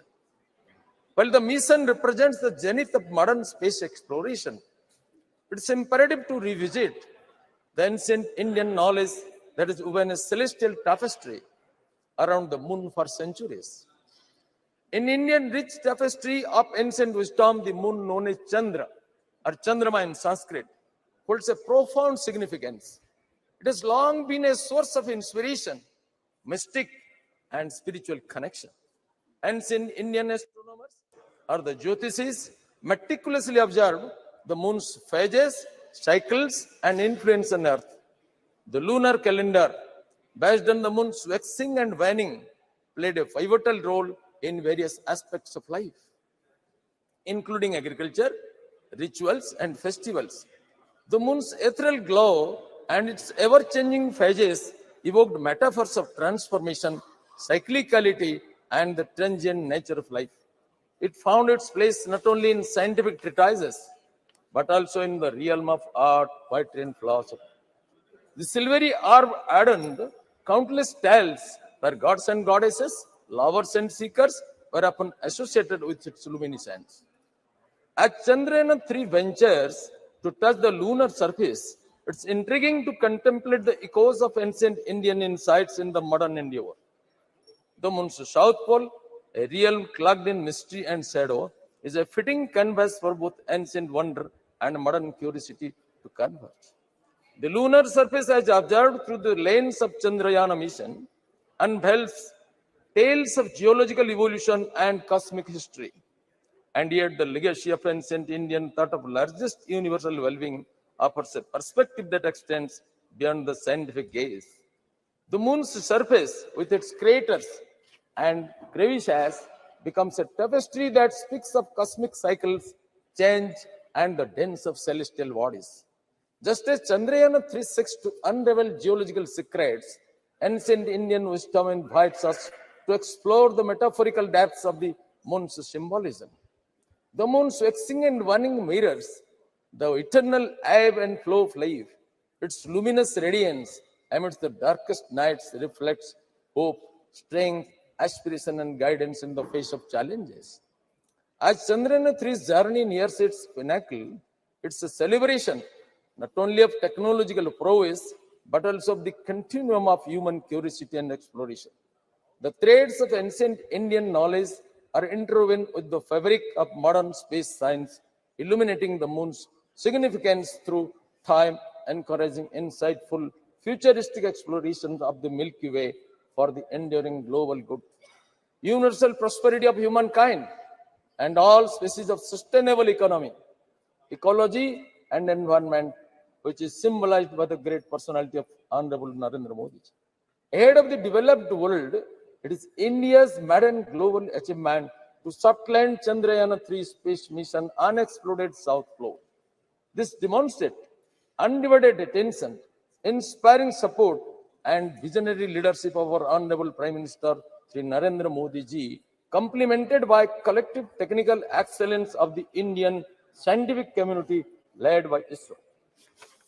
Sir, ISRO के वैज्ञानिकों का श्रद्धा, पूर्ण श्रद्धा, असामान्य एकाग्रता, प्रचंड साहस, दृढ़ निश्चय, दुर्वार संकल्प और राष्ट्र के प्रति समर्पित चरित्र और अखंड साधना के कारण और हमारे विजनरी लीडर, राष्ट्रगत प्राण, अद्भुत सामर्थ्य का अधिकारी, असंभव के महानायक, यशस्वी प्रधानमंत्री श्रीमान नरेंद्र मोदी जी के कुशल और प्रेरणादायी नेतृत्व के कारण यह संभव हुआ है.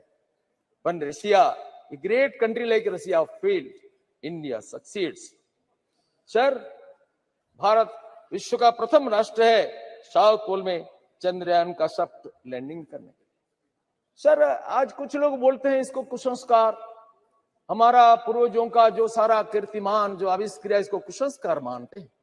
सर विश्व में जब कोई सभ्यता का उन्मेष नहीं हुआ था, आधुनिक यूरोप और अमेरिका के पूर्वजों ने जब अरण्य में अपने को नीले रंग में रंजित करके विचरण करते थे, भाषा भाव में संकेत के द्वारा भाव विनिमय करते थे, कभी कभी खाद्याभाव के कारण नरमांस भी खा जाते थे।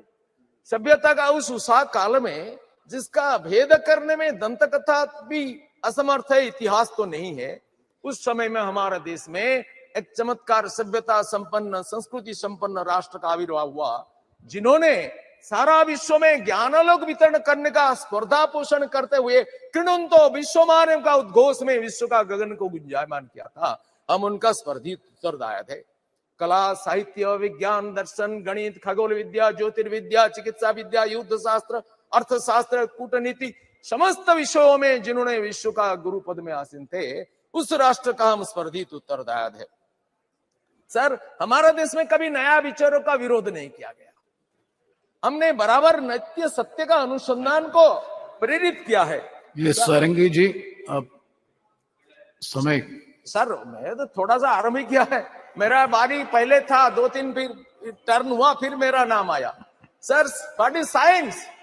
Sir the present day civilisation in which we live in is the product of a particular discipline of human mind known as modern science. And what is science? Sir, science can be broadly divided into two different parts. First is pure science, then is applied science. And pure science is nothing but a pursuit, a search after truth, a search after unbiased, unprejudiced, free from all dogmas, search after truth of nature. And applied science is an invention developed after these findings of the search after truth. Sir, so Chandrayaan is also an invention developed after these findings of the truth of pure science. Sir, now I can say that India has developed such truths ages ago, which modern science might take ages to rediscover. हमारे पूर्वजों ने जिस ज्ञान विज्ञान का आविष्कार किया, इसमें यह विराट पुरुष का आविष्कार हुआ। चंद्रमा मनसो जातो चक्षु सूर्य जायत।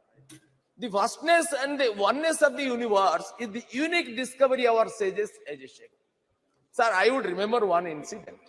A great scientist, a Nobel laureate in physics, an American physicist, Dr. John Hobson, he wrote in a book that Swami Vivekananda posed a challenge to modern science when he asked, can we activate matter and energy?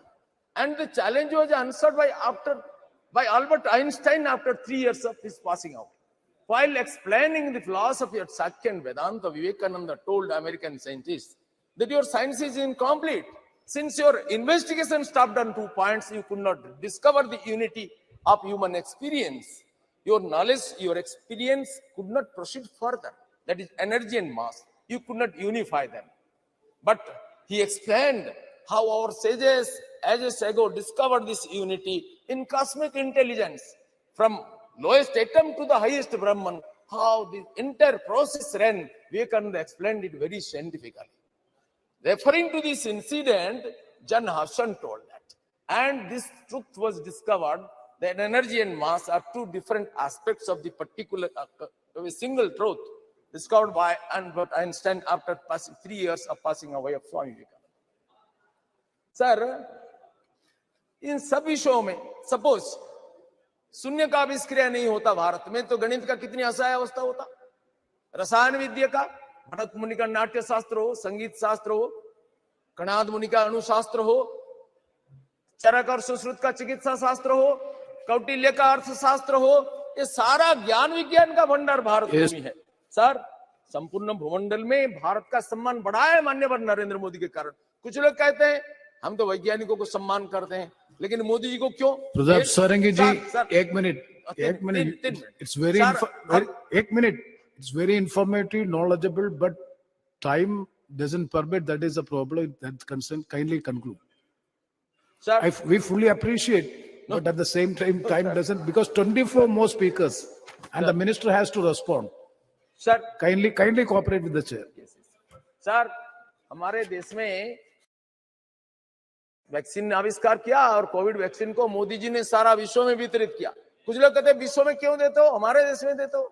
Sir इस युग है दुनिया का expansion का युग है। विवेकानंद कहते हैं unselfish is life, selfishness is death. Helping others is life, not helping others is death. Strength is life, weakness is death. India was weak, nobody respected her. India became strong, America respected her, Australia respected, the world respected. Sir Chandrayaan mission में हमारी सफलता, ये हमारा विस्तार का, हमारा शक्ति का नमूना है। और माननीय मोदी जी ने घोषणा किया कि ये हमारी ये सफलता सारा विश्व का ज्ञान भंडार को समृद्ध करेगा, न केवल हमारा देश का मोनोपोली का विषय होगा।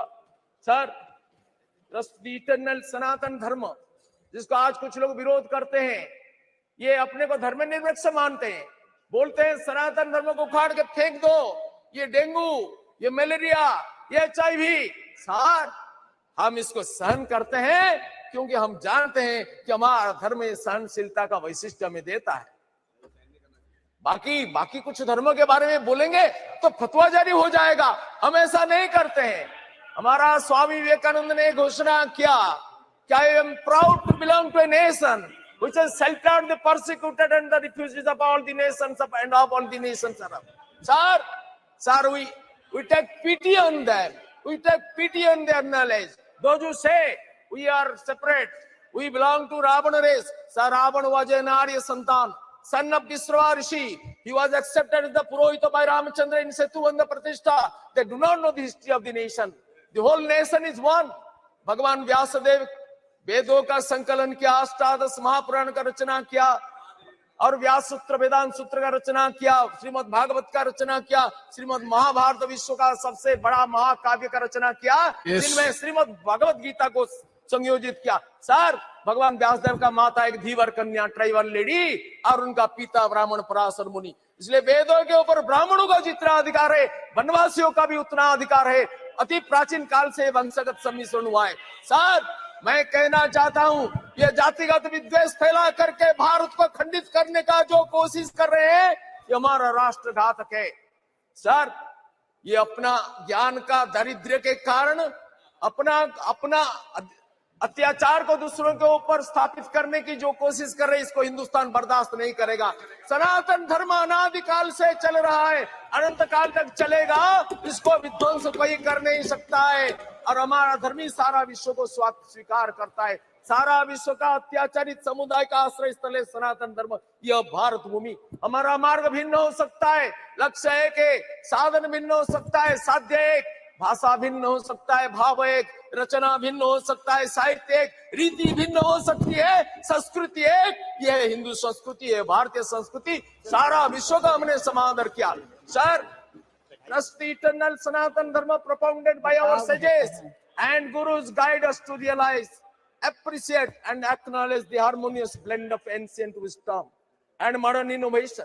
Chandrayaan-3's success stands as a testament to humanity's unceasing quest to reach the unreached, uncover the uncovered, the unknown, bridging the realm of old and new, ancient and modern, and embracing the moon's wisdom that has inspired generations both past and present.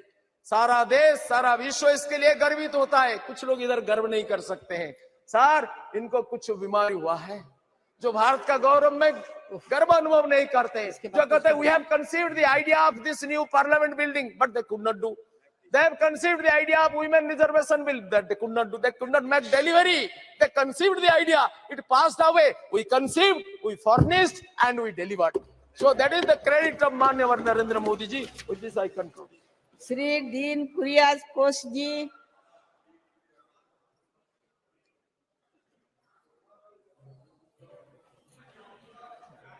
Sir, Madam, thank you very much, Madam, for getting this opportunity. And I would like to start.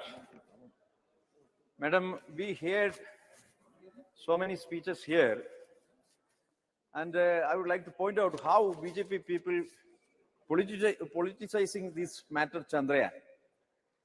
We heard Honorable Member Tejaswi Surya's speech just before. Unnecessarily, he criticized Pandit Jawaharlal Nehru and Congress party. Madam, we don't want the certificate of them, but history is there.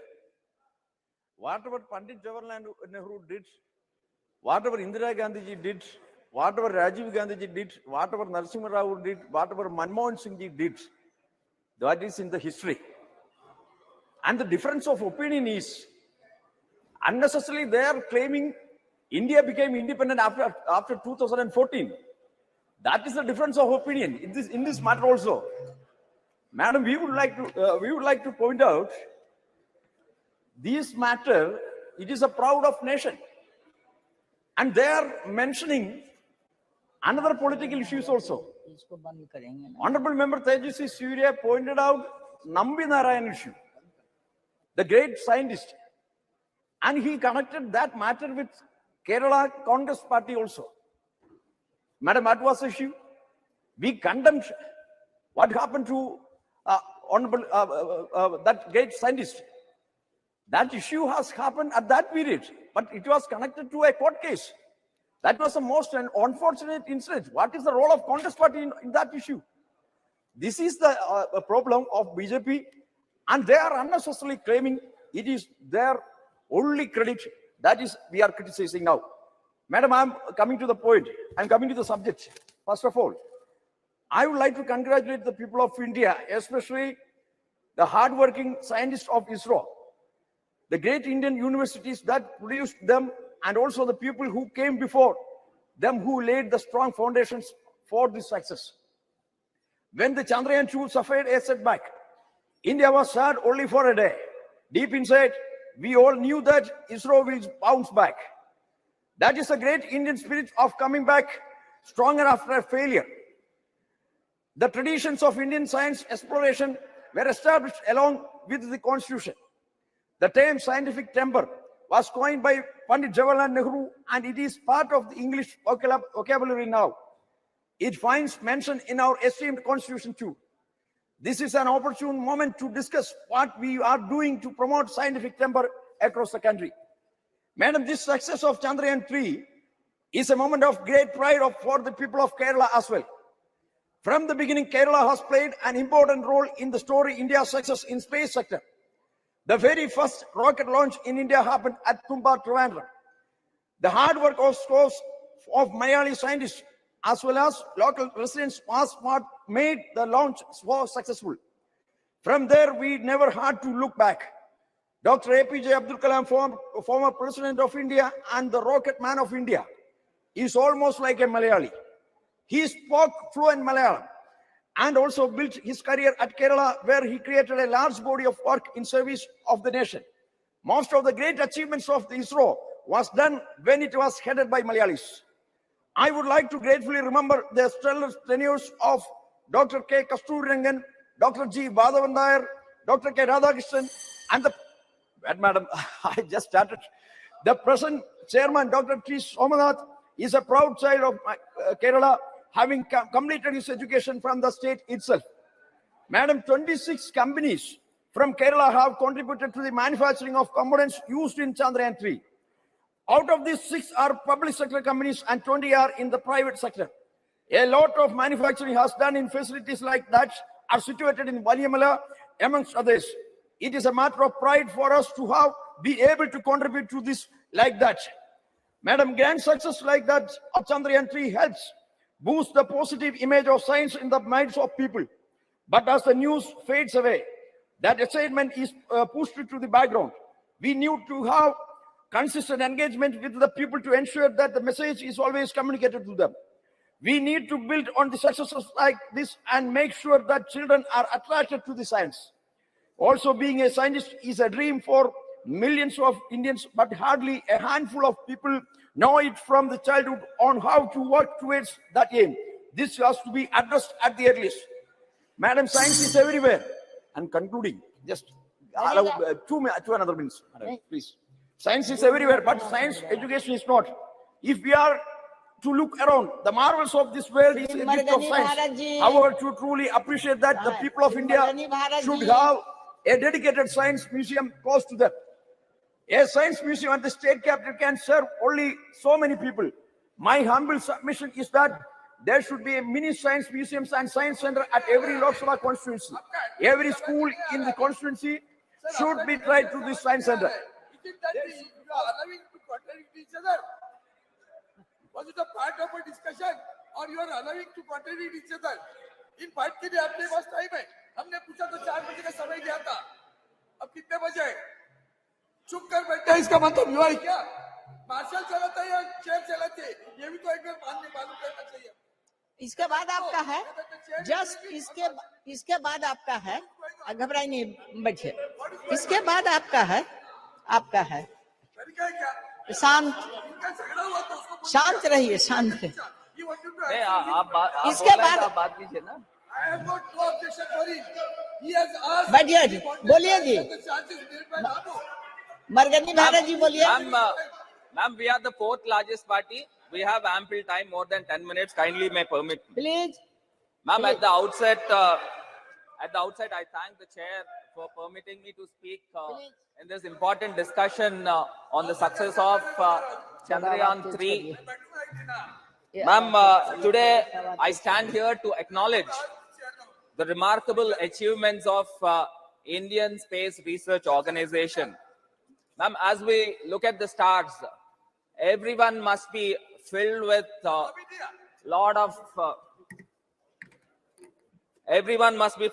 immense pleasure and pride, ma'am, for the accomplishments of ISRO. These testaments of our scientists, it's years of hard work, persistence, and dedication, ma'am.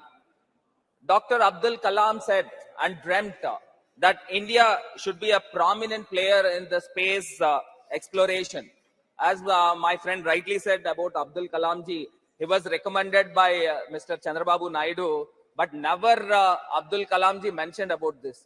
And these people are proclaiming that we have appointed Mr. Abdul Kalam.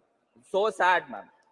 And one more thing, the ISRO remarkable achievements in the space exploration with the success of Chandrayaan 3 and as well as the first lunar exploration is Aditya L1, ma'am. The ISRO journey, which began in 1969, has been nothing short of extraordinary, ma'am. Ma'am, the ISRO provides services like the weather forecasting, broadcasting, networking, navigation, and geographic information, and so on. But the Chandrayaan 3 soft landing on the moon, on the lunar surface, solidifies the India's dominance in the space sector, ma'am. Earlier in 2019, with the failure of the Chandrayaan 2 and the Russians module also the same, the lot of pressure with our scientists, and finally, when the Vikram lander headed on the surface of the moon with 6,000 kilometers speed, which is 10 times faster than a plane, which is unimaginable, ma'am. To land in that speed on the earth is unimaginable.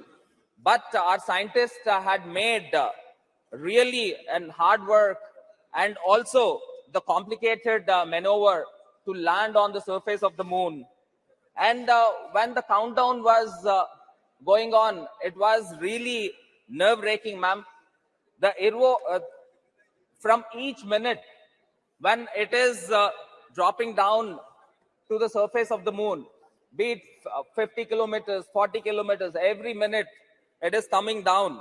And finally, to landed on the moon when the chairman of the ISRO, Mr. Somnath, has announced India is on the moon.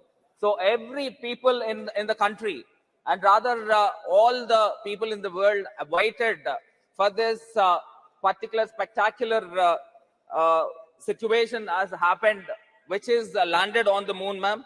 And as we speak, ma'am, the India's rover drove down on the moon, on the south pole of the moon, and perhaps no other country in the world has landed on the south pole.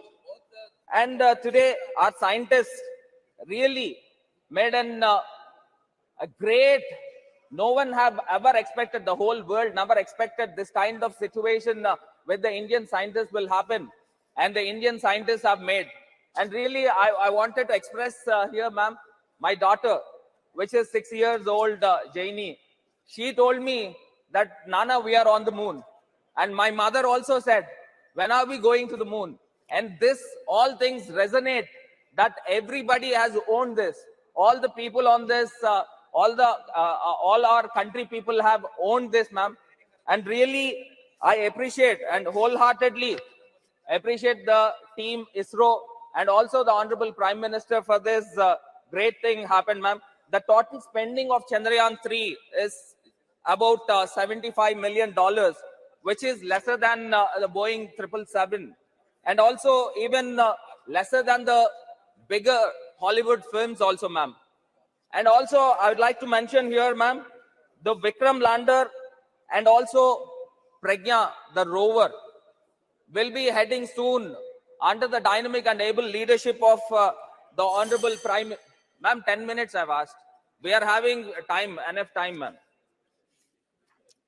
Ma'am, with these words, from the words of Dr. Vikram Sarabhai, the visionary founder of ISRO, ma'am, and I quote, the space is not just a destination, but a frontier of endless possibilities, ma'am. Let's not forget the historic moment when the Prime Minister announced the landing site, the Chandrayaan-3, would be named Shiv Shakti, ma'am. The name Shiv Shakti signifies our deep-rooted cultural reverences, and also the recent, the Luna, the recent Aditya L1 also, it's truly remarkable, ma'am. And coming to the recent, one of my good friends from TDP has mentioned, ma'am, give me 1 minute of time. Give me 1 minute of time. Mentioned, he was just thinking about, the chair has asked to speak about Chandrayaan, but he is thinking about his leader, Chandrababu Naidu. And I wanted to mention here, the Chandrababu Naidu was arrested with a scam of 3,300 crores. 3,300 crores, where the Siemens has confessed when the CID has intervened, under the section of IPC 164 of CRPC, Siemens said that we have nothing to do with the MOU of the skill development. And now I wanted to mention here, sir, ma'am, the Mr. Naidu has arrested under the relevant sections of criminal conspiracy, cheating and dishonesty, forgery. In addition to that, CID has invoked the Prevention of Corruption Act. And these all things had happened, ma'am. More skeletons will tumble out from the Chandrababu Naidu's closet, and TDP is the party of miscreants, and TDP is resorting to the crimes and 352, Madam, 352. Rule 352. Ma'am, Rule 352, a member while speaking shall not refer to any matter of fact on which a judicial decision is pending. He's talking about a case which is pending in the court, madam. If, madam, according to this rule, you have to expunge everything that he has spoken. Madam, this is a case that is pending in the court. According to Rule 352, according Shri Arvind Sambhaji. अरे बैठ जाओ. Thank you chairman madam. मैं आज मेरी वेदना प्रदर्शित करता हूं. पहले जिस ढंग से पार्लियामेंट चल रहा है वो बायस नहीं होना चाहिए. So that should be taken into consideration first. एक सेंटेंस में समझ जाना चाहिए. पहली तो बात let me heartily congratulate Shri Somnath ji, his entire team of ISRO, the scientists and all those ancillaries who were supporting the functioning of the or launching of this satellite. There was BSNL also. Let it be very clear from this also. And therefore, I heartily congratulate on behalf of my party, my leader, Uddhavji Thackeray, and millions of followers too, of him. Madam, you, every one of us know that the Vikram Sarabhai, during the regime of Nehru, who thought of space research, an Indian committee on space research was formed during the regime of the Pandit Nehru ji. मुझे इतना ही बताना है कि उतना सब होने के बाद में आज भी हम 75 साल में क्या हुआ, ये हमारा डायलॉग है रोज का। अब पता चला होगा आज तो 75 साल में क्या हुआ। 60 साल पूर्व इसरो की बनाया गया। अब इसरो बनने के बाद में आज इस जो मंजिल हमने पाई है उसकी सराहना 140 करोड़ जनता तो करती है, पूरी दुनिया कर रही है और उसका हमें प्राइड है। It's a really pride movement for every one of in the country. उसमें और एक बताता हूं कि कितनी छोटी बातें कैसी होती है मैडम, कि जब से ये चल रहा है संशोधन, तो एक चेन्नई के एक साइंटिस्ट जो कुछ साइंटिस्ट है, उसका नेम है Chennai based amateur space enthusiast name Shanmuga Subramaniam, skilled in image analysis, identified the location for lander debris and NASA later confirmed it. वो जो डेब्रिस गिरा था वो एक कोई इसरो का नहीं है, वो स्पेस का ऐसा ही उसका संशोधन करता है। इतना मतलब लोगों के रगों में गया कि जो कुछ हो रहा है उसमें लोग भी पार्टिसिपेट करने लगे हैं, तो उसकी सराहना जितनी करी उतनी कम होगी। Madam you everyone of know that अभी आदित्य भी है, कुछ लोगों को आदित्य नाम से भी डर लगता है आजकल, पता नहीं है, लेकिन हमारे ये अच्छा हुआ कि आदित्य एल जी वहां गए हैं। वो आदित्य एल जो इमेजेस बनाता है उसमें VLCC करके visible emission line coronagraphy and suit solar ultraviolet imager, ये सोलर वाले जो सूट बनाते हैं SUIT inter university centre for astronomy and astrophysics is done by Pune Institute. So this is everybody is contributing on all these things. I mean the अब इस जब मैं विक्रम साराभाई जी की बात कर रहा हूँ, Tata institute of social science is and the Colombo Observatory is in my constituency, it is in Mumbai. आज मुझे उनकी याद आती है, अब्दुल कलाम जी की और खास करके इंदिरा गांधी जी की। जब राकेश शर्मा जी गए थे तो वो एक फोन पे बात हुई और राकेश शर्मा जी से पूछा स्वर्गीय इंदिरा गांधी जी ने, हमारा हिंदुस्तान कैसे दिखता है? सारे जहां से अच्छा हिंदुस्तान हमारा। वो सारे जहां से अच्छा हिंदुस्तान आज दुनिया में सबको पता चला कि हिंदुस्तान छोटा नहीं है, बहुत बड़ा हो गया है। चांद पे गया, अब सूरज को भी उसकी भी जान ले, उसकी भी रिसर्च करने के लिए, संशोधन करने के लिए हमारा ऑर्बिट लैंडर उधर बड़ा खड़ा है, वहां आदित्य एल लैंडर ऑर्बिट में खड़ा है। अब आज सुबह जो बातें हुई उसको थोड़ा सा स्पर्श करूंगा, ज्यादा नहीं बोलूंगा। धर्म और विज्ञान दोनों एक दूसरे से हाथ जुड़े हुए, सही है। धर्म किसको कहे, ये बात आती है मन में कि जब हम सावरकर जी की बात करते हैं तो उन्होंने खास करके धर्म के बारे में व्याख्या की है। धर्म क्या है, हिंदू नाम कैसे गिरा, सिंधु से हिंदू कैसे हुए। तो ये सारा जो है अभी हमारे सारंगी जी बताए सही है, हजारों वर्ष से हमारे पास आया है, हजारों वर्षों से है। हमारे तुकाराम संत तुकाराम जी का एक अभंग है, अणु रेणु या तोकडा तुका आकाशा एवढा, मराठी में अणु it's an atom, Renu, so all those things have been there in our I can say epics, in your granthas, in your all those abhangas, it is existing. लेकिन इसमें एक बड़ी बात आपने कही, उसके खास करके आपको धन्यवाद देता हूँ। हम बड़े दिल के लोग हैं, कोई छोटा से है तो उससे क्या ध्यान देना है। हम जहर को हम नहीं फैलाना चाहिए, हम जहर को फैलाना चाहते हैं, वो अच्छी बात नहीं मुझे लगती। संस्कृति, परंपरा और श्रद्धा, ये श्रद्धा जो बात है, श्रद्धा क्या है, हर एक की श्रद्धा अलग अलग होती है। 2 मिनट में खत्म करता हूँ। हर एक की श्रद्धा अलग अलग होती है। हमारे हिंदू मंदिर में जाता है तो भी हिंदू है, नहीं जाता तो भी हिंदू है, पूजा करता है तो भी हिंदू है, भगवान को नहीं मानता तो भी हिंदू ही है। यही तो बड़प्पन है अपने। हम परिवर्तनीय हैं। हमारे प्रबोधनकार ठाकरे जी, जो हमारे बाला साहब ठाकरे जी के पिताजी रहे, शाहू फुले आंबेडकर जी, ये सारे परिवर्तनीय थी। इसीलिए तो धर्म में जो परिवर्तन आया बड़ा स्वागतपूर्ण है। और अब जब हम, इसलिए मैंने सावरकर जी का जरा सा जिक्र किया, ज्यादा बात नहीं करना चाहता हूँ कि इसको लेकर हम राजनीति खेल रहे, वो अच्छा नहीं लग रहा है मुझे। आज हम चंद्रमा की बात कर रहे हैं। अब चंद्रमा की जब बात करते तो मैंने अभी एक बात कही और दूसरी बात और भी करना चाहता हूँ कि उन्होंने सुबह एक बात कही कि वहां भूस्खलन हुआ और भूस्खलन में जो बचे उन लोगों ने बद्री विशाल की जय कहा, अच्छी बात है। भगवान के ऊपर श्रद्धा है, लेकिन जो मर गए उनका क्या करे? वो किस पर श्रद्धा जताए, वो किसको बुरा कहे? तो इसलिए हमारा धर्म समझने की कोशिश करने की आवश्यकता है। टेम्परामेंट एंड साइंटिस्ट वो जो बात है वो ज्यादा स्वागत की है, मान लिया उसको। और मैं चाहता हूं कि जिस ढंग से चंद्रमा पर हम गए हैं और सूरज की हम संशोधन कर रहे हैं, मुझे नहीं लगता हमारा इसरो और देर करेगा। एक दिन आएगा जब चंद्रमा पर हिंदुस्तानी उतर कर आएगा और तिरंगा मशीन, तिरंगा रोवर, एक सेकंड वाक्य तो पूरा करने दो। तिरंगा रोवर नहीं फैलाएगा, तिरंगा हिंदुस्तानी फैलाएगा। और वही सावरकर जी को हिंदुस्तानी वाक्य जब बड़ा अच्छा लगता था। मैं आपने मुझे समय दिया, धन्यवाद sir.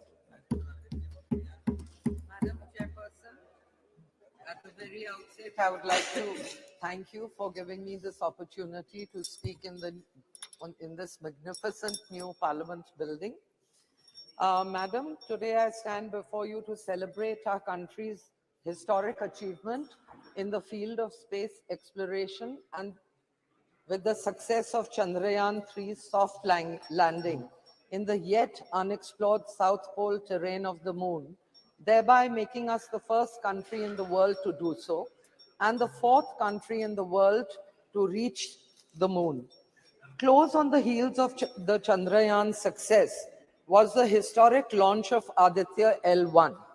Both these missions have showcased our indigenous technological prowess and made every citizen of the country proud indeed. However, in the spirit of Vasudhaiva Kutumbakam, we cannot alone take this glory, and we have to share it with the rest of the world. This achievement is a testament to our Honorable Prime Minister's dedication, perseverance, ingenuity, commitment to advancing scientific knowledge and space technology, his exemplary proclivity for taking bold decisions, and last but not the least, to the diligence and unwavering spirit of the scientists and engineers of ISRO. The Indian space research and its ecosystem have been in an upbeat mood since the Honorable Prime Minister announced space sector reforms with enhanced participation of private players in the Indian space program, and also approved the Indian space policy in 2022. The success of the Chandrayaan-3 has been the logical extension of a series of key missions undertaken by ISRO in the last decade, and will be followed by many more ambitious projects, to name one, Gaganyaan, in the future under the visionary leadership of Honorable Prime Minister. In 2017, PSLV C-37 created a world record by successfully placing 104 satellites in orbit in a single launch. The New Space India Limited, NSIL, launched in 2019, has presently signed 19 technology transfer agreements and successfully transferred 8 ISRO-developed technologies to the Indian industry.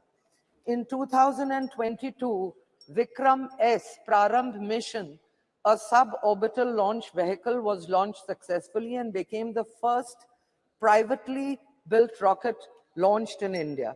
ISRO in the last 9 years has launched 52 launch vehicles and 57 spacecraft missions. Chandrayaan-3's success has established our country as part of an exclusive club alongside the US, Russia, and China, and has enhanced our global reputation as a serious player in the field of space exploration and R&D.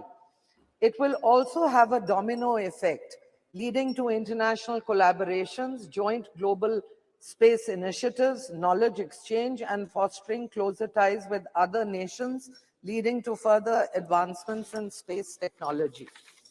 Madam, currently India contributes around 2 to 3% to the global space economy, which is expected to increase to 8 to 10% in the next decade. Our astute Honorable Prime Minister recognized the benefits of space technology and has expanded its usage to 60 line ministries for improved governance. Even during the COVID outbreak, the navigation and geospatial technologies were used efficiently to coordinate relief deployment. India has joined 5 nations capable of adopting navigation satellite system capacity. The Indian Regional Navigation Satellite System, launched by Honorable Prime Minister in 2015, has helped save the lives of fishermen amid extreme weather conditions. India already has more than 140 startups, and the successful lunar mission will provide a huge boost to them. It will establish India's position as a cost-effective satellite launcher benefiting aerospace and defense sectors.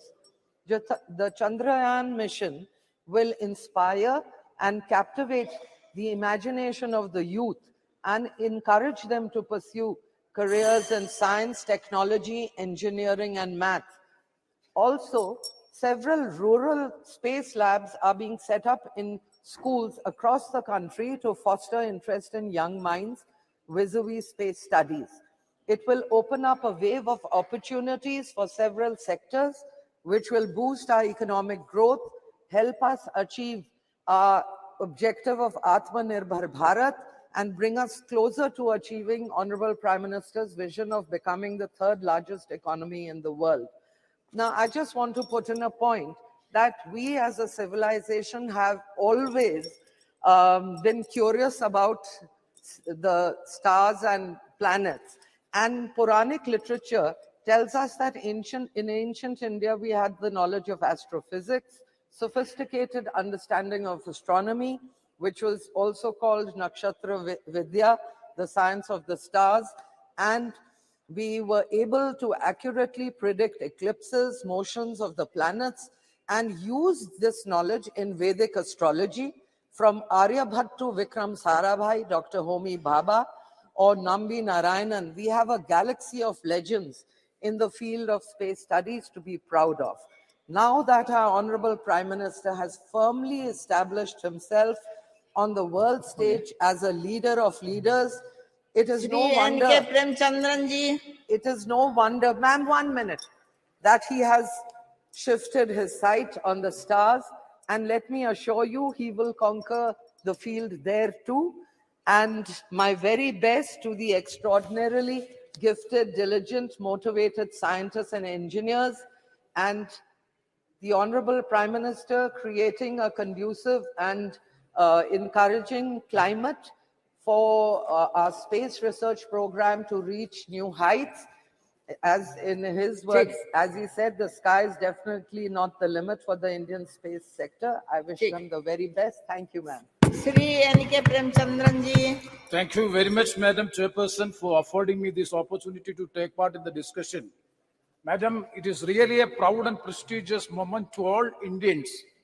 On 23rd of August 2023, in the history-making soft landing of Chandrayaan-3 in the moon's south pole.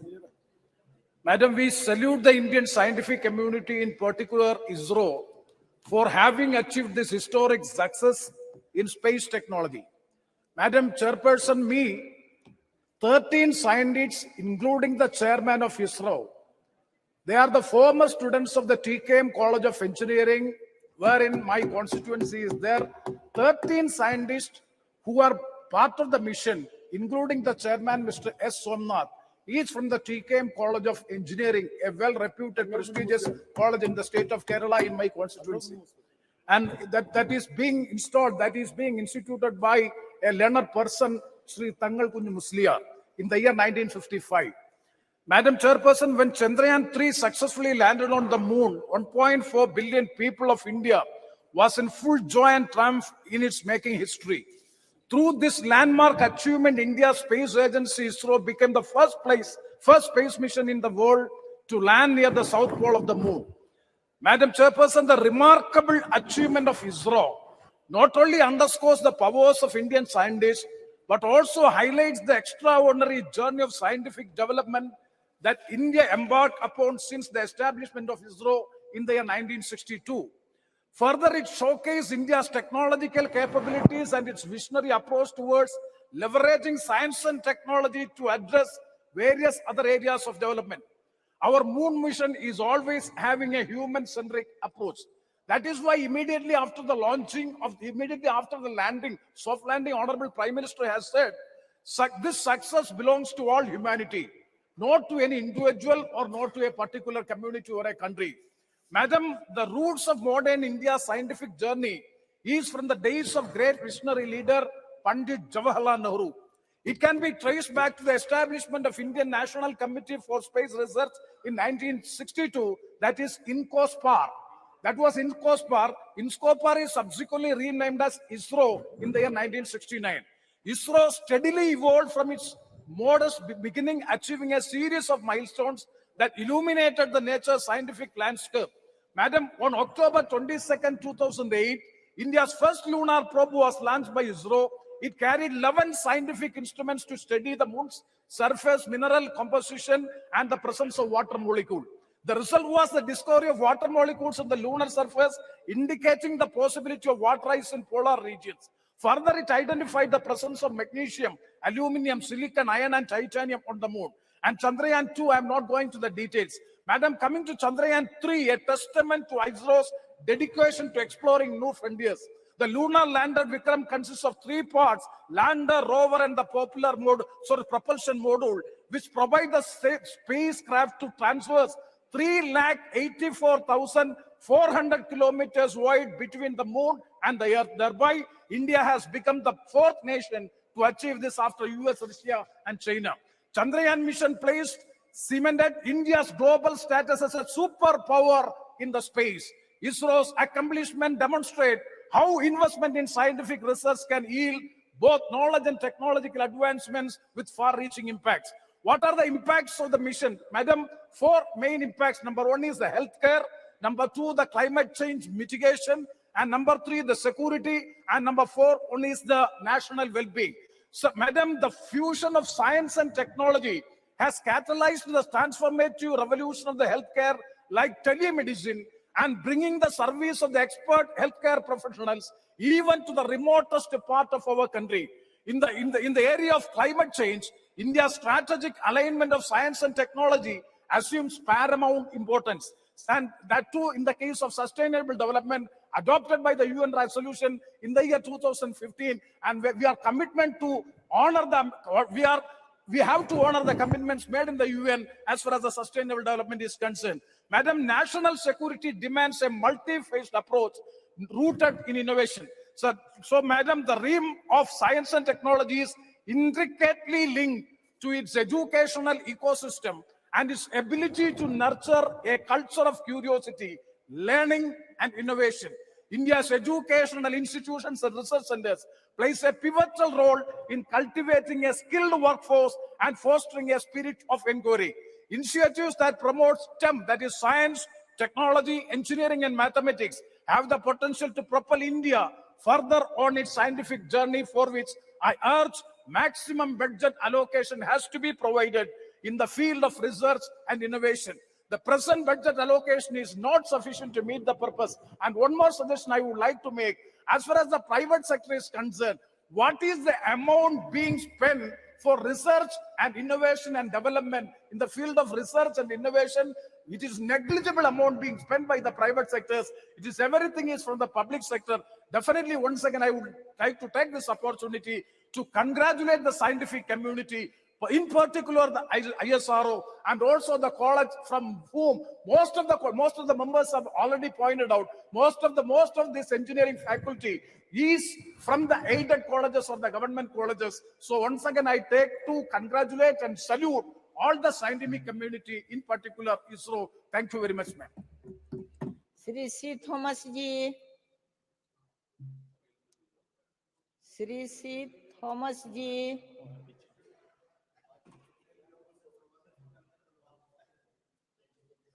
उतना पीछे आ गया तो बैठ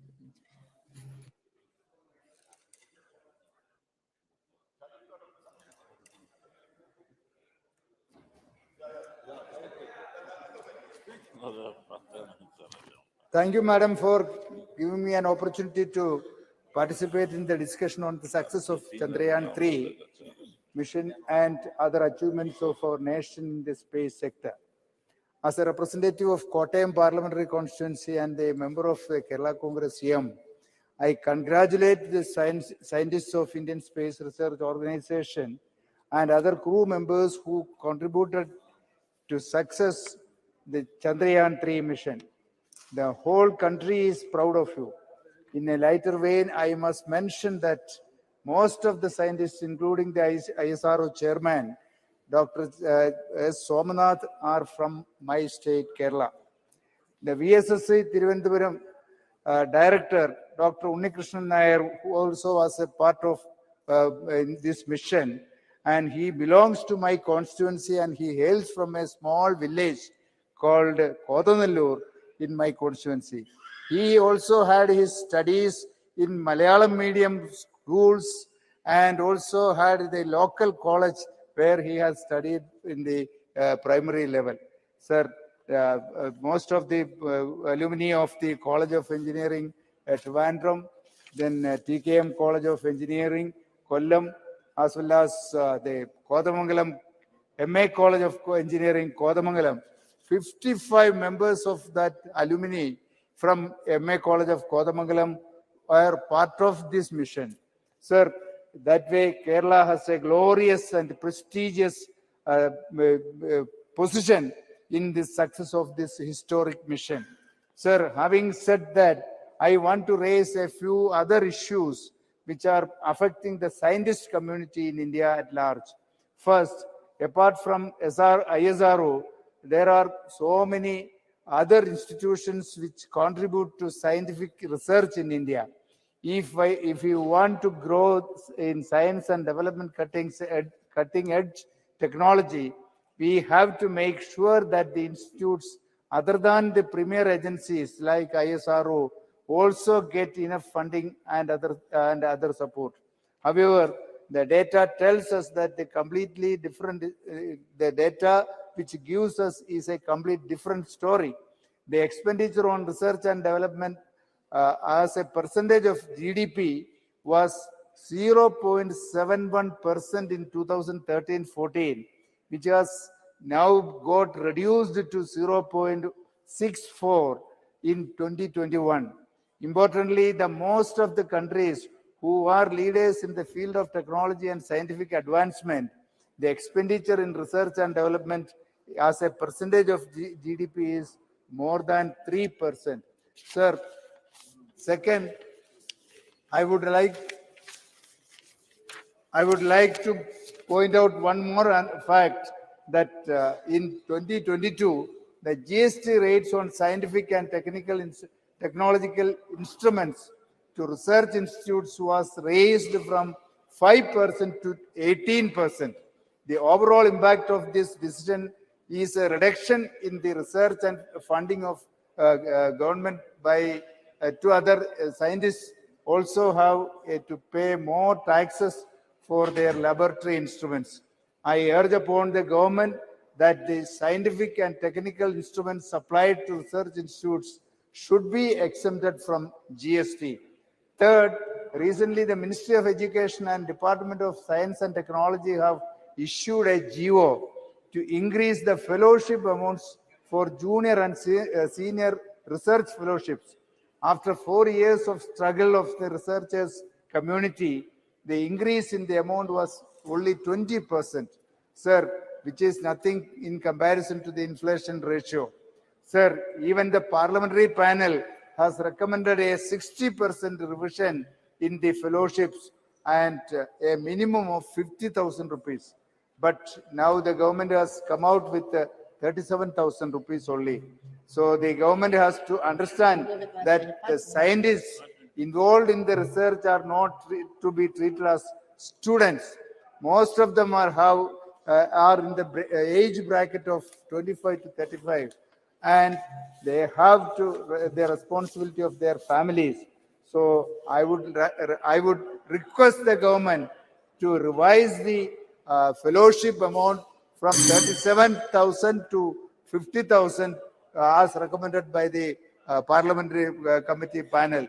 Sir, while we celebrate the success of Chandrayaan 3 and the successful missions of ISRO, we must not forget that that in order to become at par with the developed economies in terms of scientific and technological advancements, the government has to provide enough funding and support to the scientist community. Thank you, Madam. Shri B. Mahtab ji. Morning, my good friend Honorable Shashi Tharoor ji, Honorable Prem Chandran ji, and other friends from Kerala are saying he belongs to my constituency, scientists belong to their constituency. Good, but they are proud Indians and all of us are proud of them. And the second thing which they need also to acknowledge, that after doing the successful mission of Chandrayaan, they went to Tirupati temple and they went to other temples also to offer their greetings and pranam. In fairness, they also ought to have said that. Shri B. Mahtab ji.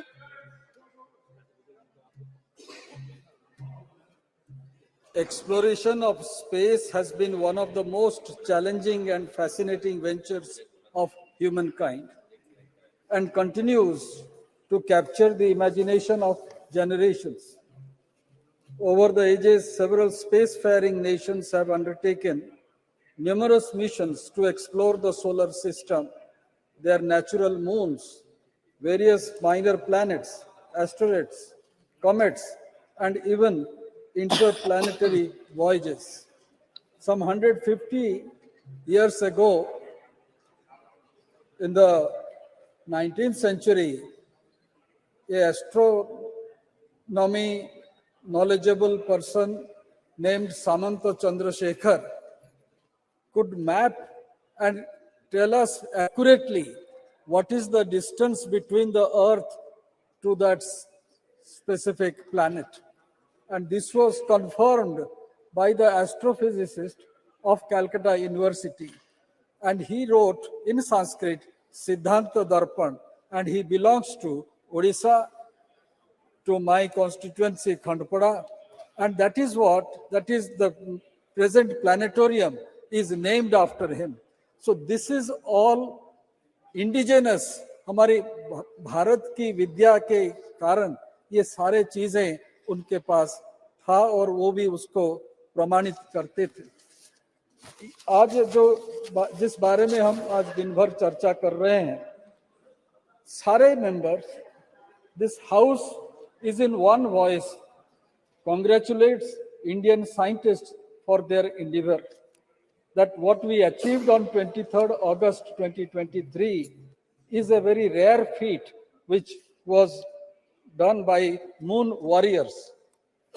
I'll just give two instances, madam.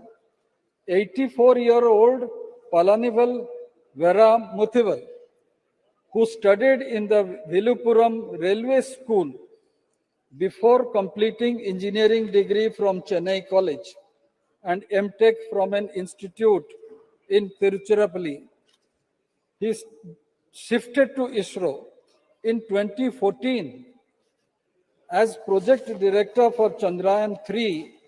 For the past 4 years, on the slender shoulders lay the enormous weight meeting the nation's space expectation.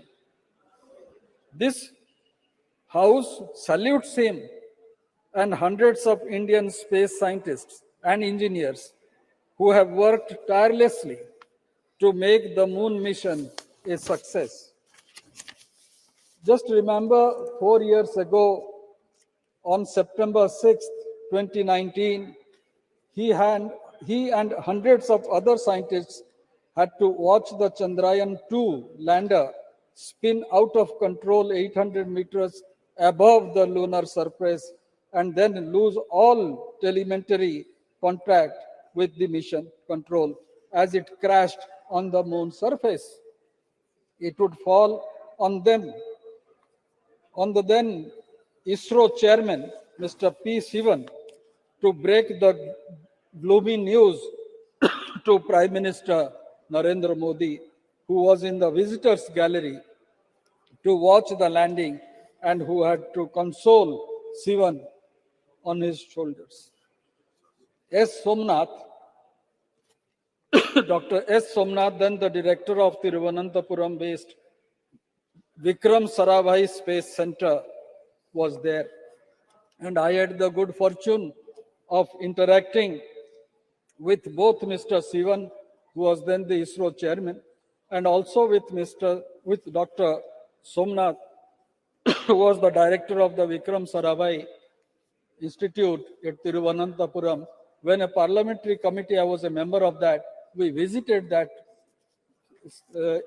institute, and we could understand the difficulty in which they have been making progress. 4 years later, this tall, fit, and unflappable Somnath would once again find sitting in front of the console of MOX 2 as ISRO chairman as the countdown began. Failure is the pillar of success. Our scientists learned from failure. PM Modi encouraged them, and that is why during these 4 years, the success has been achieved. The leadership quality of our Prime Minister definitely enthused our scientists to a very great extent. Otherwise, it would not have been successful. They took no chances. ISRO chairman Dr. S. Somnath says, failure gives you much more understanding than success. Having reached the moon, ISRO is now trying to find its place under the sun. Now Aditya L1 spacecraft is in its long journey. In all these missions, ISRO is focusing on doing what it does best, that is technological innovation in a cost-effective manner. When we compare the expenditure that is being made by European Union or by United States, NASA, or even by China, our investment, our expenditure is comparatively much, much less. The process of synergy is happening, and in just 3 years, we have more than 150 private startups in the space sector. It is not only the government which is investing, this private investment, which is very important if India's space sector has to expand rapidly. It cannot depend on government funding only. India is emerging in the new global order. And in that respect, I believe today, when the parliament is deliberating on this great mission of our Indian scientists, we should not forget.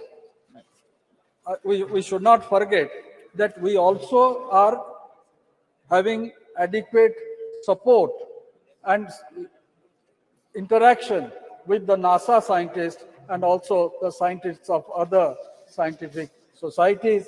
And the world looks up to Chandrayaan-3 with great anticipation, expectations, and hope, and at the same time waits for it to uncover many more new features and mysteries of the moon and the universe. Thank you, ma'am. Shri Soumitra Khan ji.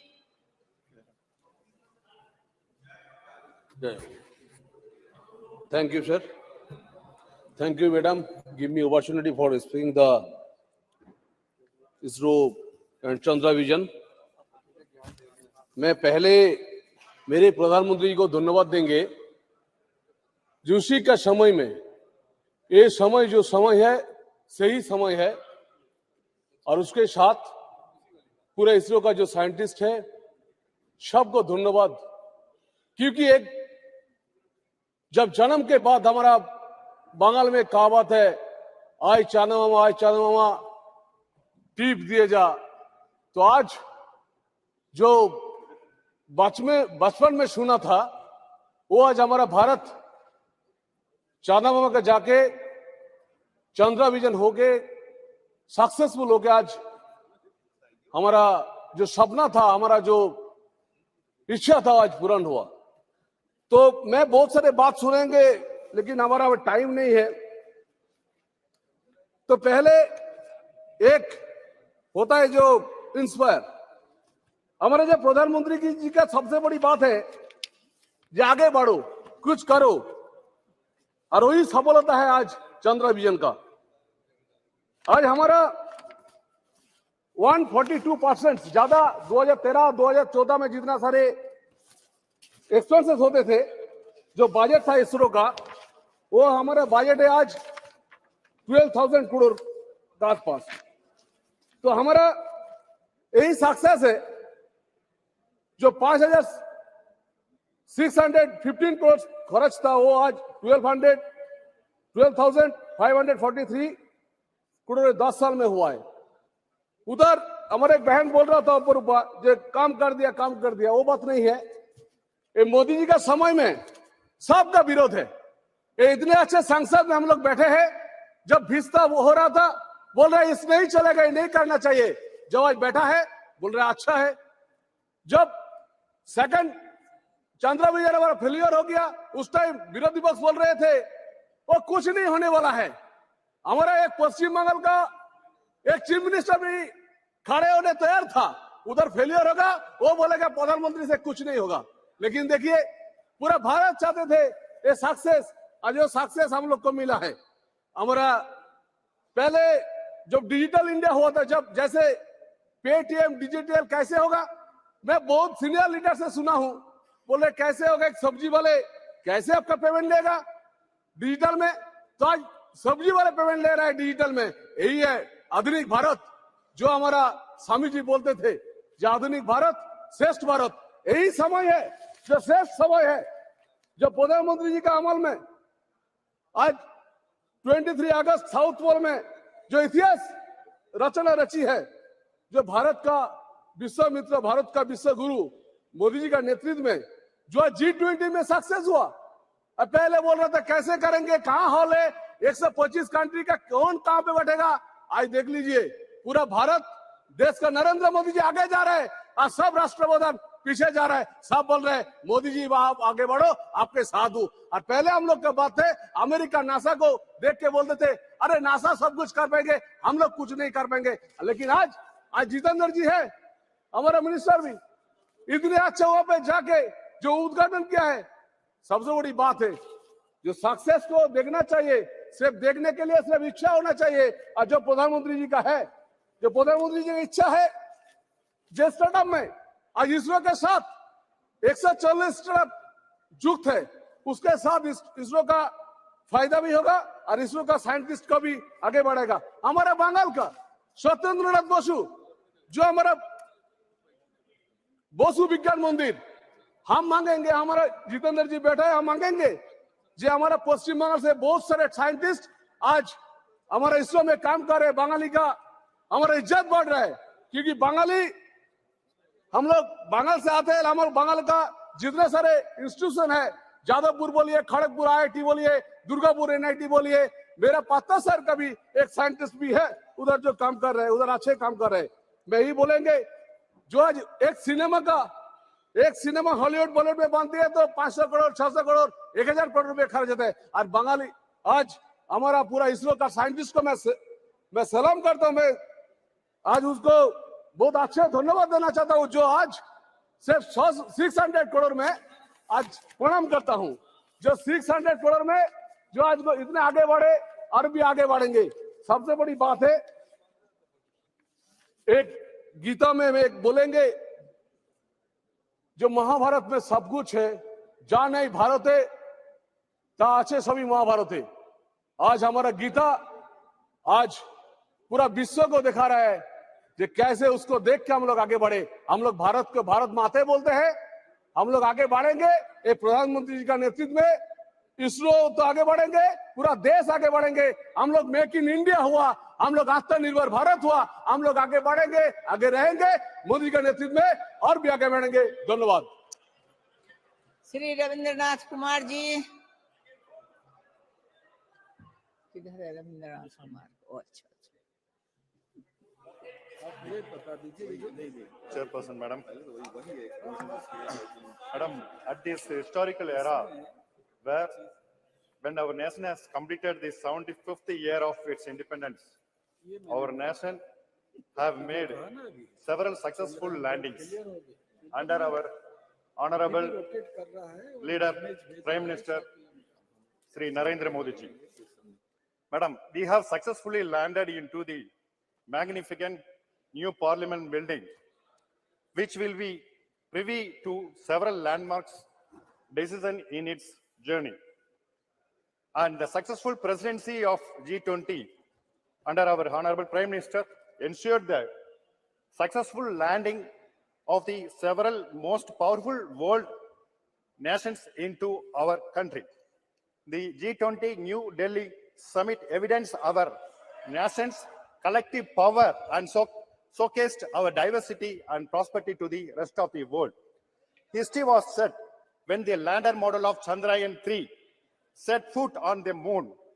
India became the first nation to reach the unexplored south pole of the moon in the world, and it doesn't matter who lands second, and the whole world congratulated our Honorable Prime Minister when Bharat earned a place in record books. Our Honorable Prime Minister Sri Narendra Modi ji leaves a legacy not only to our nation but to the many several world nations which aspire to become space power. I wish to take this opportunity to congratulate the ISRO chairperson S. Somnath, Project Director Veera Muthuvel, Deputy Director Kalpana Halahasti, VSSC Director S. Unnikishan Nair, and Sankaran Srikanth, the former chairman of ISRO, and Sivan, and the entire team of heroes behind the historical mission, ma'am. Ma'am, apart from contributing with the expert project management team from Chandrayaan-3 mission, I am delighted to say that from Tamil Nadu, in the district of Namakkal, has contributed to the mission with the supply of soil for testing this Chandrayaan mission capacity. And finally, I finish in 1 minute, ma'am. I am equally proud that Tamil Nadu is home to many top scientists of the world, notably Sir C.V. Raman, astrophysicist Radhakrishnan, S. Chandrasekhar, who later on called as mathematician Sri Srinivasa Ramanujan, and notably our former president Bharat Ratna APJ Abdul Kalam, who was also the project director of India's first SLV rocket. And finally, I conclude with the vision, our vision of our Honorable Prime Minister shall help in expanding our space sector, further contributing to the overall progress of the country. I hope that our country will leave an even more prominent mark on the history of space travel and India's human space missions in the coming years. Ma'am, after achieving its target at present, the Chandrayaan lander is in sleeping mode. I wish this week, anytime again, it will come to backup mode. With this, I conclude, ma'am. Thank you. माननीय सदस्यगण, अभी मेरे पास वक्ताओं की लंबी सूची है। यदि सभा की सहमति हो तो सभा की कार्रवाई 8 बजे तक बढ़ा दी जाए।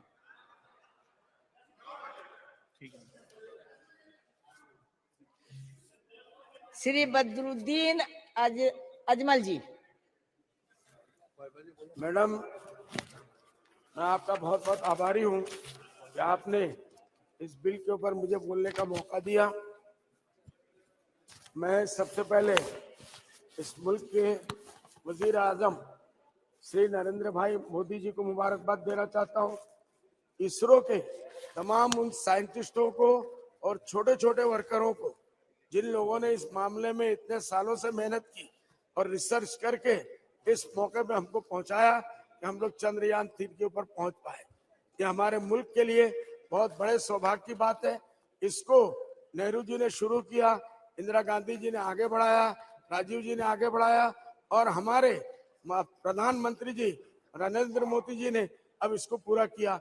मैं उसको दिल की गहराई से उनको मैं मुबारकबाद देना चाहता हूँ।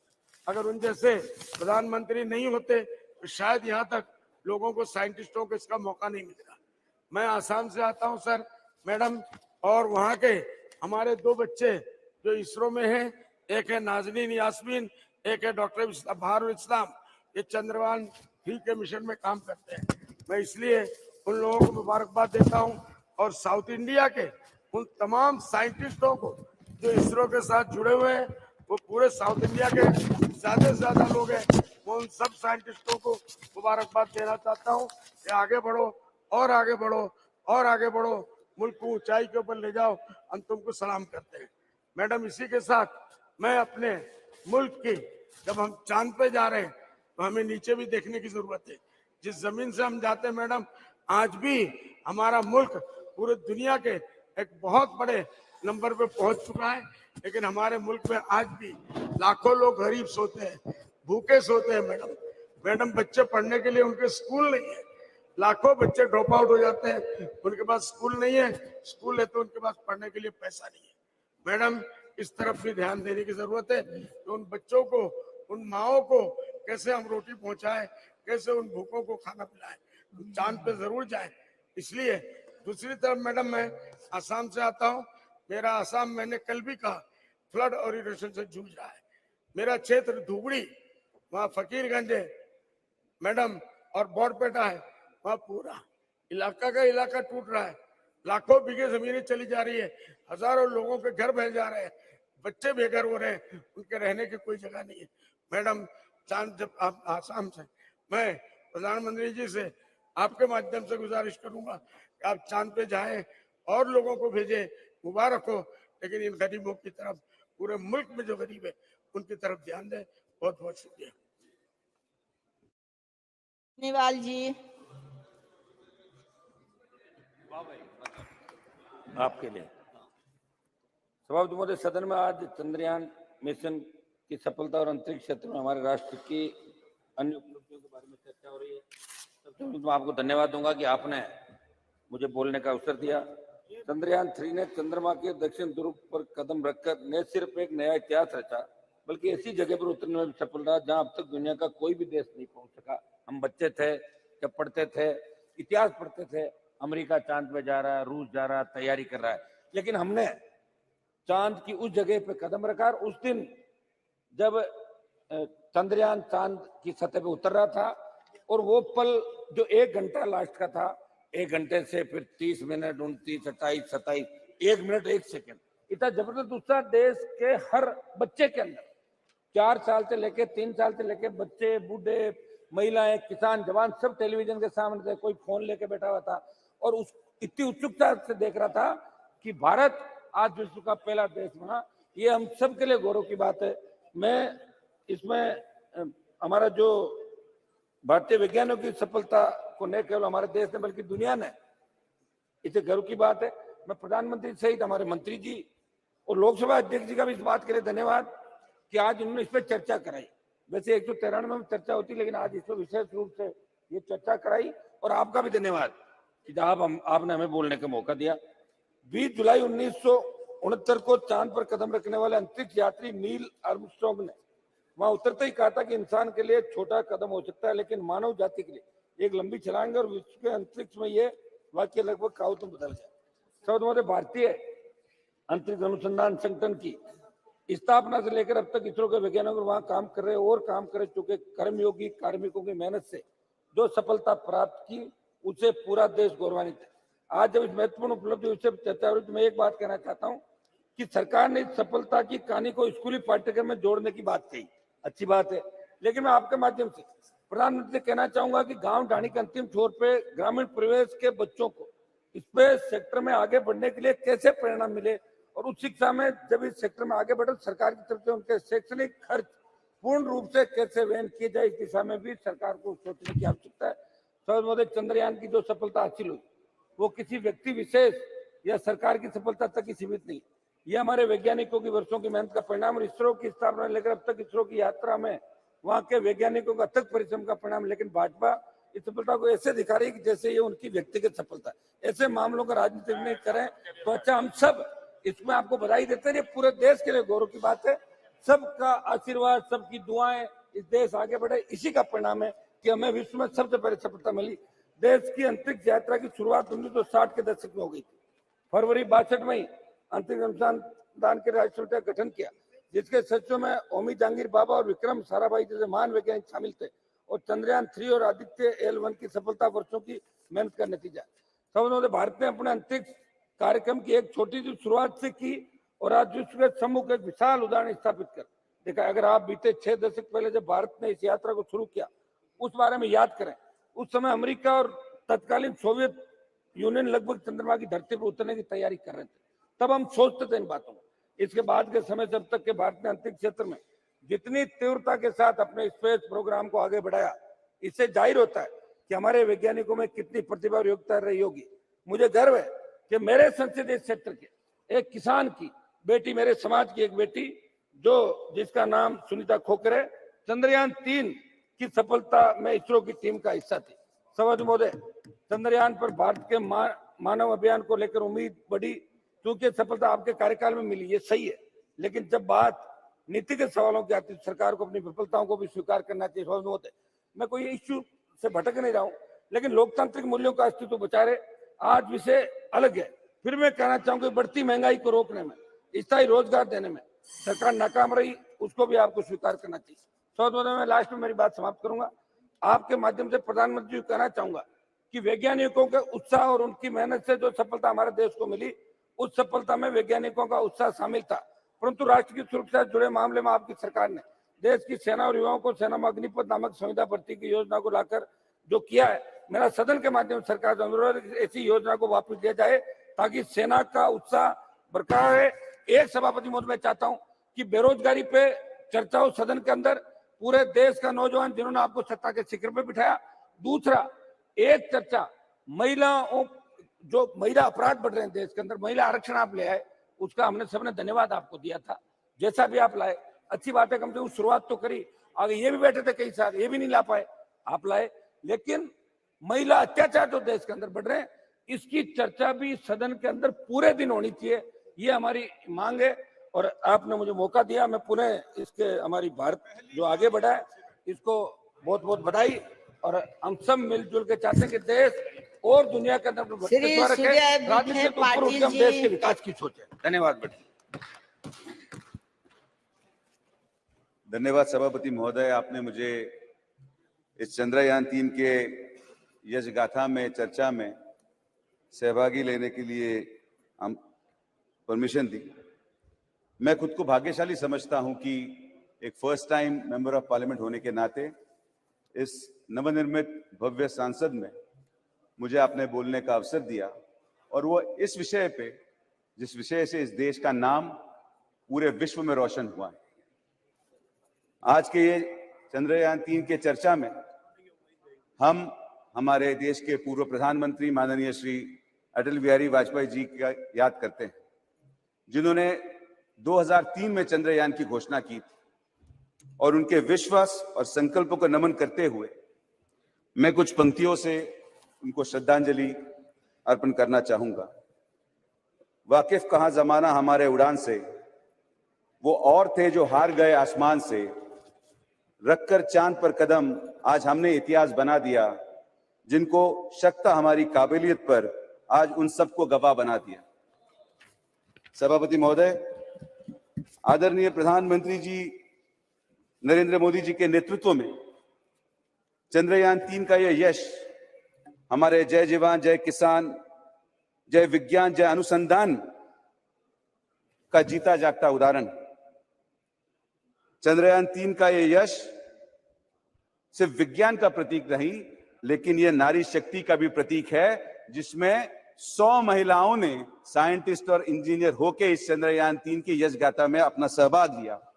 और आदरणीय मोदी जी के नेतृत्व में कल पारित किया गया नारी शक्ति वंदन अधिनियम इन्हीं महिलाओं को भारत के विज्ञान की आवाज इन संसद में उठाने के लिए प्रेरित करेगी। और अब वो दिन दूर नहीं कि कुछ सालों में इस देश का स्पेस मिनिस्टर एक इसरो की महिला अपने विज्ञान के माध्यम से इस देश को अवगत करेगी।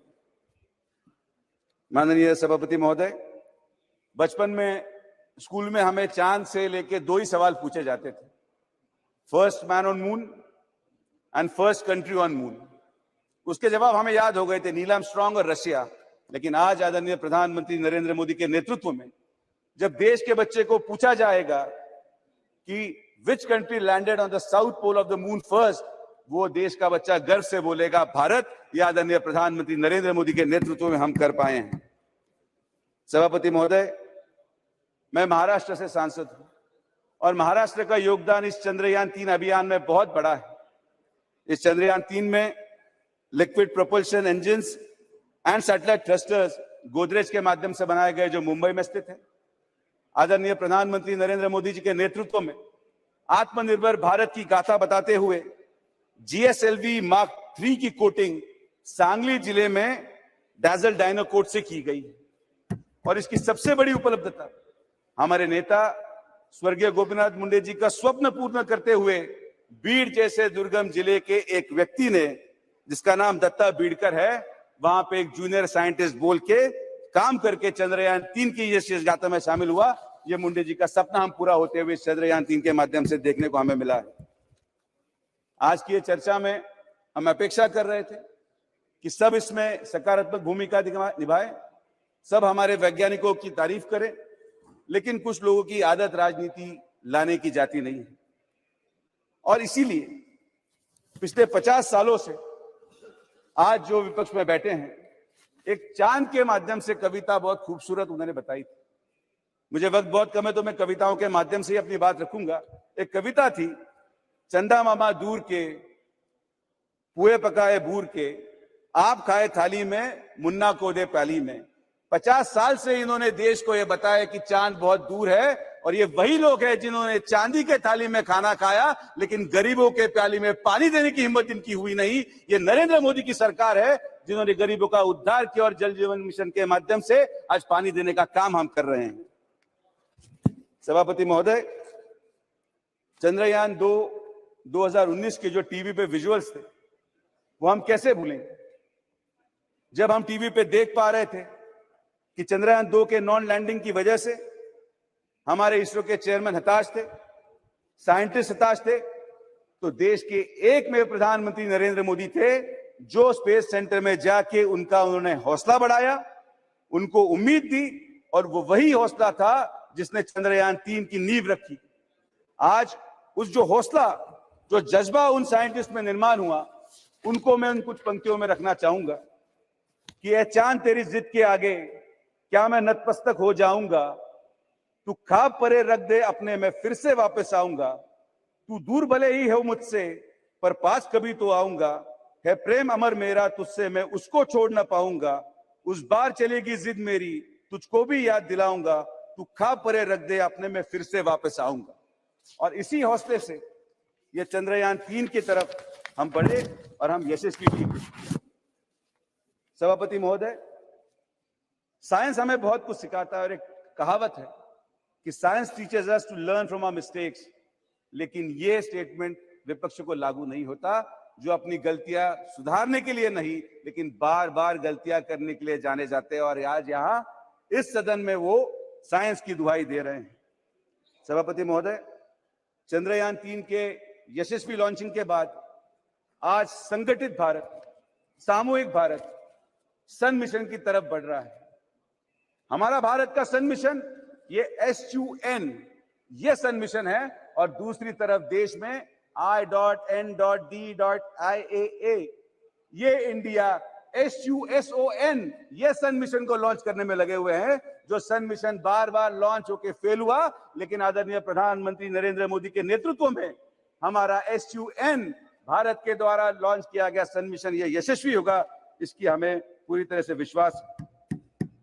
आपके माध्यम से आज इंडिया नासा के आर्टेमिस अकॉर्ड में सहभागी हुआ है।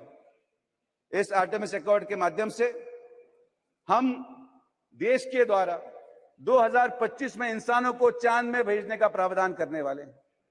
मुझे खुशी है कि 2024 के इलेक्शन के बाद काफी ऐसे लोग रहेंगे जो पूरी तरीके से खाली हो जाएंगे। मेरी विनती है सरकार से कि आपके माध्यम से उन खाली लोगों को 2025 में चांद में भेजने का प्रावधान सभापति महोदय आपके माध्यम से 2024 के बाद किया जाए। तारीखों का अपना अलग महत्व है।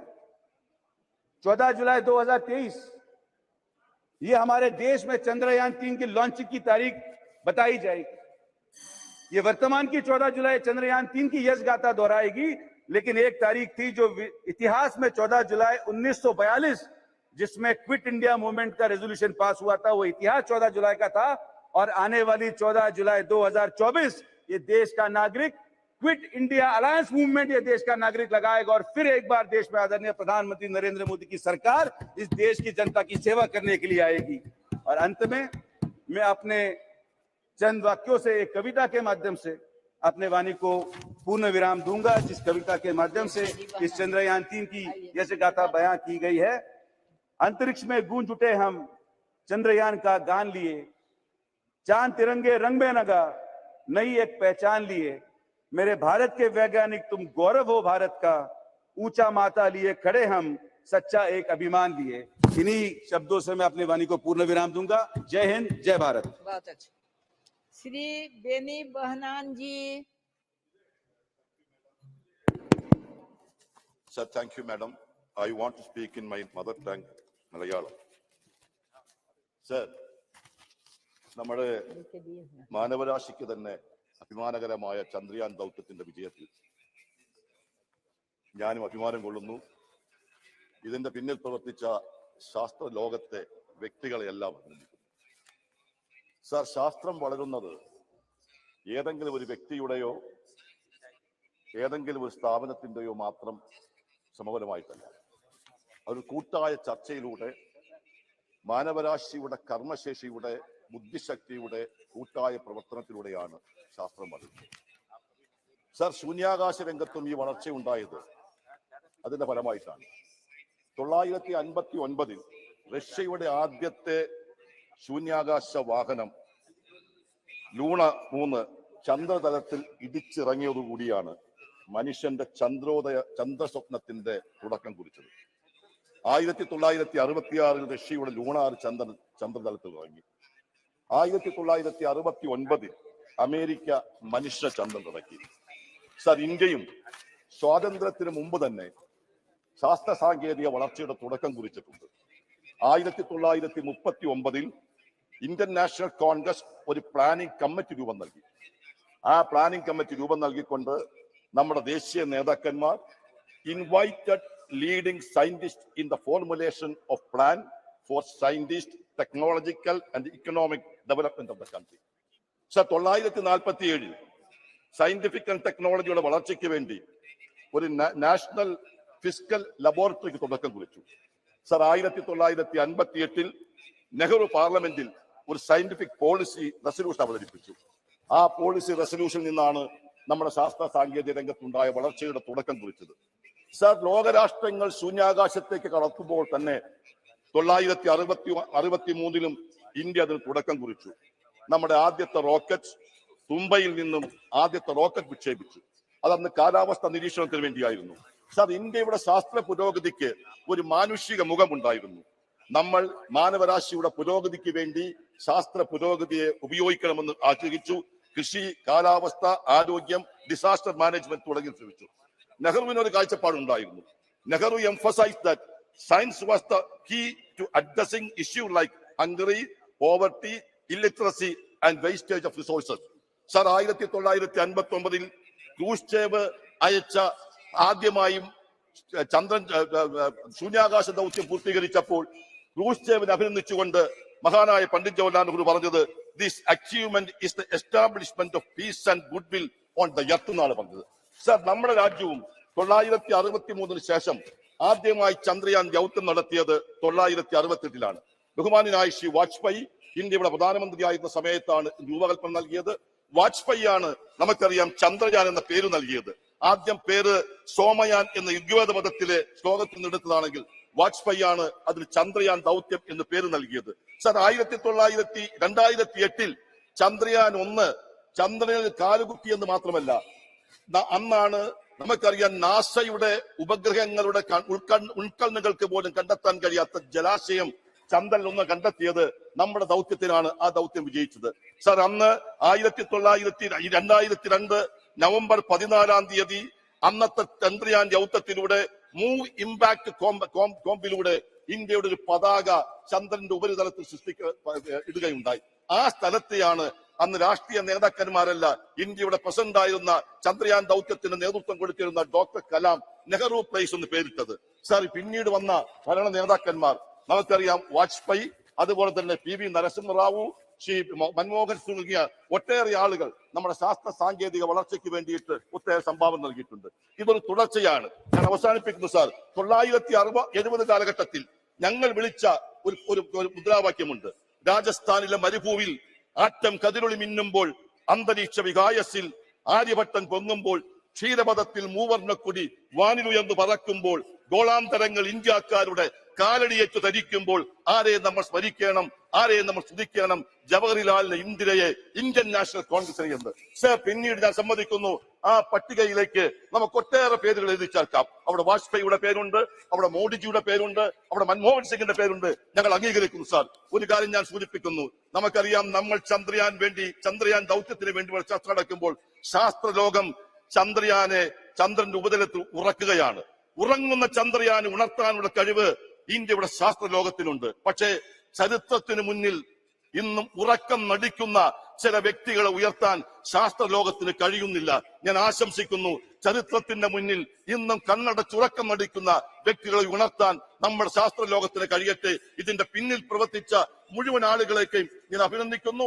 ഇന്ത്യയുടെ കുതിപ്പ് മുന്നോട്ട് കൊണ്ടുപോകാൻ കഴിയട്ടെ എന്ന് ആശംസിക്കുന്നു. ഞാൻ അവസാനിപ്പിക്കുന്നു. നന്ദി.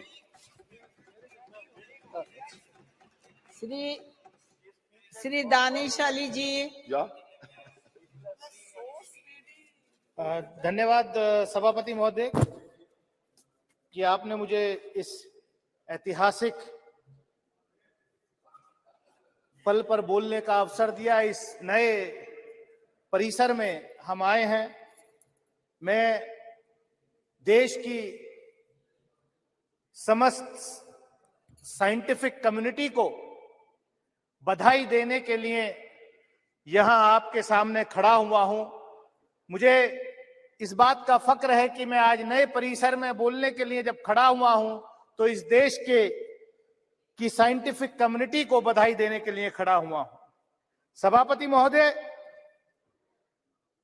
गवर्नेंस एक कंटिन्यूअस प्रोसेस है और मैं सुबह से बैठ करके अपनी आदत के मुताबिक, भले ही मुझे बोलना हो सदन में या नहीं, लेकिन मैं लगातार सदन में बैठने की कोशिश करता हूं। लेकिन मुझे आज अफसोस हुआ जब इस बधाई संदेश में भी शुरुआत यहां राजनीति से हो गई। इस सदन के उपनेता ने शुरुआत की, दूसरी तरफ से भी उस तरीके के राजनीतिक टिप्पणियां हुई। लेकिन आज ये पल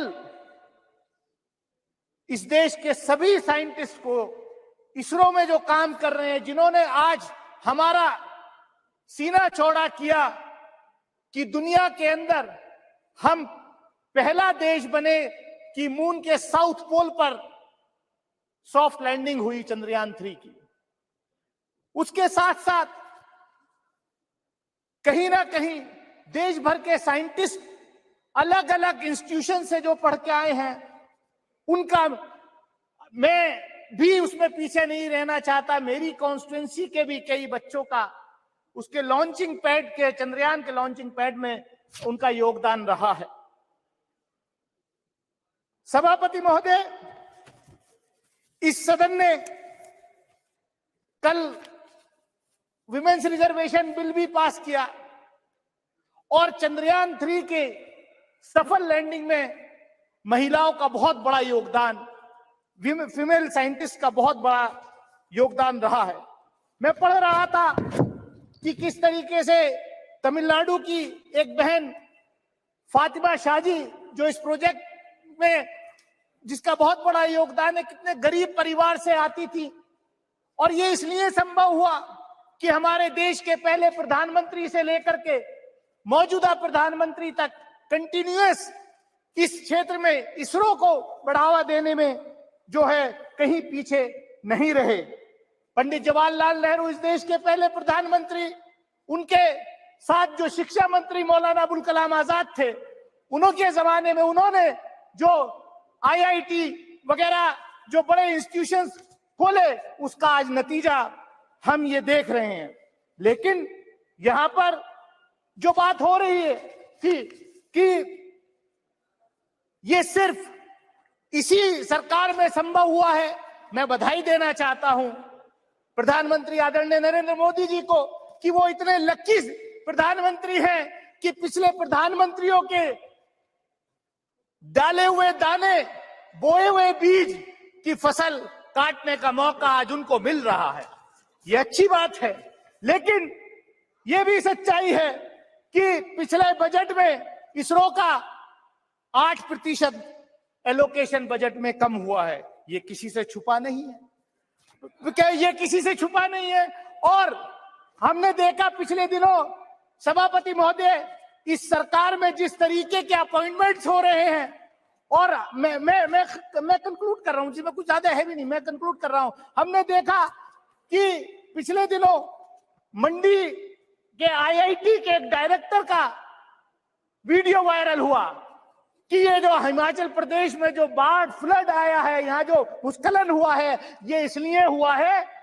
मतलब आईआईटी का डायरेक्टर ये सरकार कैसे अपॉइंटमेंट कर रही है कि वो कह रहे हैं कि क्योंकि ये लोगों ने यहाँ नॉन वेजिटेरियन इस देश में खाना शुरू कर दिया है, इसलिए जो है ये सब आपदा आ रही है। कैसी अनसाइंटिफिक बात लोग कर रहे हैं यार, ऐसे लोगों के खिलाफ कार्रवाई लोग। मैं सभापति महोदय, मैं इतना ही कहूंगा कि जो साइंटिफिक कम्युनिटी है हमारे देश की, उसको हमें जो है बढ़ावा देना चाहिए। मैंने देखा, हम डिफेंस कमेटी के रूप में हम डीआरडीओ में गए के साइंटिस्ट से मिले थे। 4 साल तक उनका प्रमोशन जो है वो रोका हो गया था। हमने सवाल किया, खैर अब वो प्रमोशन जो है हो रहा है। तो मैं इतना ही कहूंगा कि यहाँ पर मैं कंक्लूड कर रहा हूँ, पोखरण के टेस्ट की बात हुई। 1974 में न्यूक्लियर का टेस्ट हुआ, बाद में वाजपेयी जी के नेतृत्व में भी वो पोखरण 2 हुआ, लेकिन पोखरण 2 की तैयारी नरसिम्हा राव जी के जमाने में हो गई थी। मैं रिकॉर्ड में कह सकता हूं कि देवेगौड़ा जी जब प्रधानमंत्री थे, फाइल आई थी उनके पास, लेकिन उनको एडवाइस किया गया, नहीं साहब हम करेंगे। धन्यवाद सभापति महोदया, मैं अपने को सौभाग्यशाली मानता हूं कि इस नए संसद भवन में जो आने वाले युगों तक देश का राष्ट्र के निर्माण में अपना योगदान देगा, और प्रथम विशेष सत्र में ही मुझको बोलने का अवसर आपने दिया है, मैं आपका बहुत बहुत धन्यवाद करता हूं। आज दिन है माननीय प्रधानमंत्री जी का धन्यवाद करने का कि उनके नेतृत्व में देश ने इतिहास रचा है। आज दिन है देश के वैज्ञानिकों का अभिनंदन करने का, जिनके नेतृत्व में, जिनकी अथक मेहनत और प्रयास के कारण आज हमारा सर पूरे दुनिया में ऊंचा किया है। आज अवसर है इसरो के सभी वैज्ञानिकों का अभिनंदन करने का, जिनके अथक प्रयास और मेहनत के बदौलत आज देश पूरे दुनिया में सम्मान से देखा जा रहा है। आज अवसर है डॉक्टर विक्रम भाई सारा को याद करने का, जिस सपना उन्होंने देखा था, आज मोदी जी के नेतृत्व में सरकार ने इस काम को पूरा किया है। सभापति महोदया, मैं कहना चाहता हूं कि इस देश में साधन, संसाधन और मेधा की कभी कमी नहीं रही। कमी रही तो नियत की, और कमी रही तो नीति की, और कमी रही तो नेतृत्व की। आज हम गौरव के साथ कह सकते हैं कि देश के यशस्वी प्रधानमंत्री जी के नेतृत्व में देश के पास नियत भी है, नीति भी है और नेतृत्व भी है। इसके बदौलत आज हमने चंद्रयान पर पूरे दुनिया में आज हमारा मान बढ़ा है। जब मैं बात करता हूं इस देश की मेधा की, तो कोई नई बात नहीं है। जब पूरी दुनिया अभी कल्चर सीख रही थी, उस समय भारत ने मगध और तक्षशिला जैसा विश्वविद्यालय की स्थापना करके पूरे दुनिया में ज्ञान और विज्ञान देने का काम अगर किसी ने किया तो यह भारत की पवित्र भूमि ने किया था।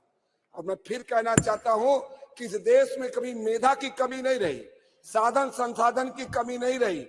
देश के प्रधानमंत्री ने, चाहे वो पंडित लाल बहादुर शास्त्री जी ने जब नारा दिया जय जवान जय किसान, तो इस देश के जवानों ने जिस प्रकार से बांग्लादेश का निर्माण किया और देश के विरोधियों को जवाब दिया, और मां भारती के आन बान और शान में जिन्होंने गुस्ताखी की, उनको जो जवाब देने का काम किया देश और दुनिया ने देखा है।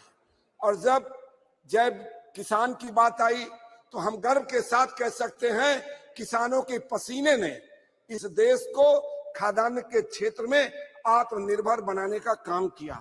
जब पंडित अटल बिहारी वाजपेयी जी ने नारा दिया जय विज्ञान का, तो आज हम गौरव के साथ कह सकते हैं कि हम अणु संपन्न देश हैं। हम पूरी दुनिया आज इस ताकत को मानती है, जिसके कारण देश को एक नहीं अनेक फायदे हुए हैं। चाहे देश की सुरक्षा की बात किया जाए, चाहे देश के बिजली उत्पादन की बात किया जाए, जिसके कारण आज देश आत्मनिर्भरता की तरफ बढ़ा है। और जब देश के यशस्वी प्रधानमंत्री आदरणीय नरेंद्र भाई मोदी ने जय अनुसंधान का नारा दिया, तो आज हम गौरव के साथ कह सकते हैं कि देश में एक परंपरा चल पड़ी और आज देश में एक नहीं अनेक अनुसंधान लगातार हो रहे हैं। उस अनुसंधान का ही परिणाम है कि हमने चंद्रयान 3 की सॉफ्ट लैंडिंग करके पूरी दुनिया को दिखा दिया कि भारत किसी से कमजोर नहीं है। और जब हम इसकी बात करते हैं, कुछ लोग सवाल करते थे मेक इन इंडिया में, मैं तो कहता हूं कि चंद्रयान 3 अनेक उपलब्धियों के साथ साथ आत्मनिर्भर भारत का जीता जागता उदाहरण है। उसमें आप देखेंगे कि अधिकतर कलपुर्जे आत्मनिर्भर भारत का प्रमाण देता हुआ नजर आ रहा है। तो हम लोगों को आज हम लोग गौरवशाली हैं कि देश के यशस्वी प्रधानमंत्री जी के नेतृत्व में देश के वैज्ञानिकों ने जो काम किया है वो किसी से छुपा नहीं है। इस सदन में बहुत देर से चर्चा अनेक बात पे चलती है कि बात हो रही है चंद्रयान की, बात हो रही है स्पेस की, और यहाँ पर बात करने लगते हैं कोई अन्य बातें। साथियों, मैं कहना चाहता हूँ, माननीय सदस्यों से भी कहना चाहता हूँ, जो इतिहास लिखेगा वो अपने इतिहास का गौरवगान करेगा ही। जब हमारे देश के यशस्वी प्रधानमंत्री जी ने इतिहास लिखा कि देश से जम्मू कश्मीर से धारा 370 समाप्त हुई, तो हम तो अपना गौरवगान करेंगे। कुछ लोग कहते थे कि जम्मू कश्मीर से धारा 370 समाप्त होगी तो खून की नदी बह जाएगी। आज हम गौरव के साथ कह सकते हैं आदरणीय गृह मंत्री जी के नेतृत्व में खून की नदी तो छोड़िए, एक पसीने का बूंद भी नहीं बहा है। जब हम इतिहास रचेंगे इतने बड़े ऐतिहासिक सदन के निर्माण की, तो निश्चित रूप से अपने इतिहास पे हम गौरवगान करेंगे। जब हम पिछले 5 बार महिला आरक्षण बिल की बात आई, लेकिन किसी ने पास नहीं किया, किसी ने उसमें जो इच्छा शक्ति थी नहीं दिखाया। जब हमने इस देश की बेटियों को उनका हक देने का काम किया, हमने इतिहास रचा, तो निश्चित रूप से हमको इस बात का अधिकार है, हमको इस बात का गौरव है कि जो हमने ऐतिहासिक काम किया है उस पर हम गौरवगान करेंगे। जिस प्रकार से माननीय प्रधानमंत्री जी के नेतृत्व में 11 करोड़ से ज्यादा इस देश के बेटियों को शौचालय देने का काम किया, ये इतिहास रचा है, तो अपने इतिहास पे गौरवगान करेंगे। जिस देश के बेटियों को, महिलाओं को जब 10 करोड़ से ज्यादा उज्ज्वला गैस कनेक्शन हमने दिया, उनको रसोई के धुआं रहित रसोई देने का काम किया, तो अपने गौरव पे हम गान करेंगे। मैं इतना सभापति महोदय कहना चाहता हूं कि जो काम करेगा अब निश्चित रूप से अपना गौरवगान करेगा। मैं अंत में निवेदन करते हुए कि जिस प्रकार से इसरो के वैज्ञानिकों ने इस प्रकार का काम किया है, उनका हम अभिनंदन करते हैं, स्वागत करते हैं, धन्यवाद करते हैं। और खासकर विशेष करके जिस प्रकार के देश के बेटियों ने, महिलाओं ने इस इसरो के पूरे कार्यक्रम में चंद्रयान के 3 चंद्रयान में जिस प्रकार का अपना योगदान दिया है, निश्चित रूप से उन बेटियों को भी नमन करते हैं, उस साथ ही साथ उन वैज्ञानिकों का भी अभिनंदन करते हैं। इसी के साथ अपनी बात पूरी करते हुए सभी का धन्यवाद। रवि कुमार।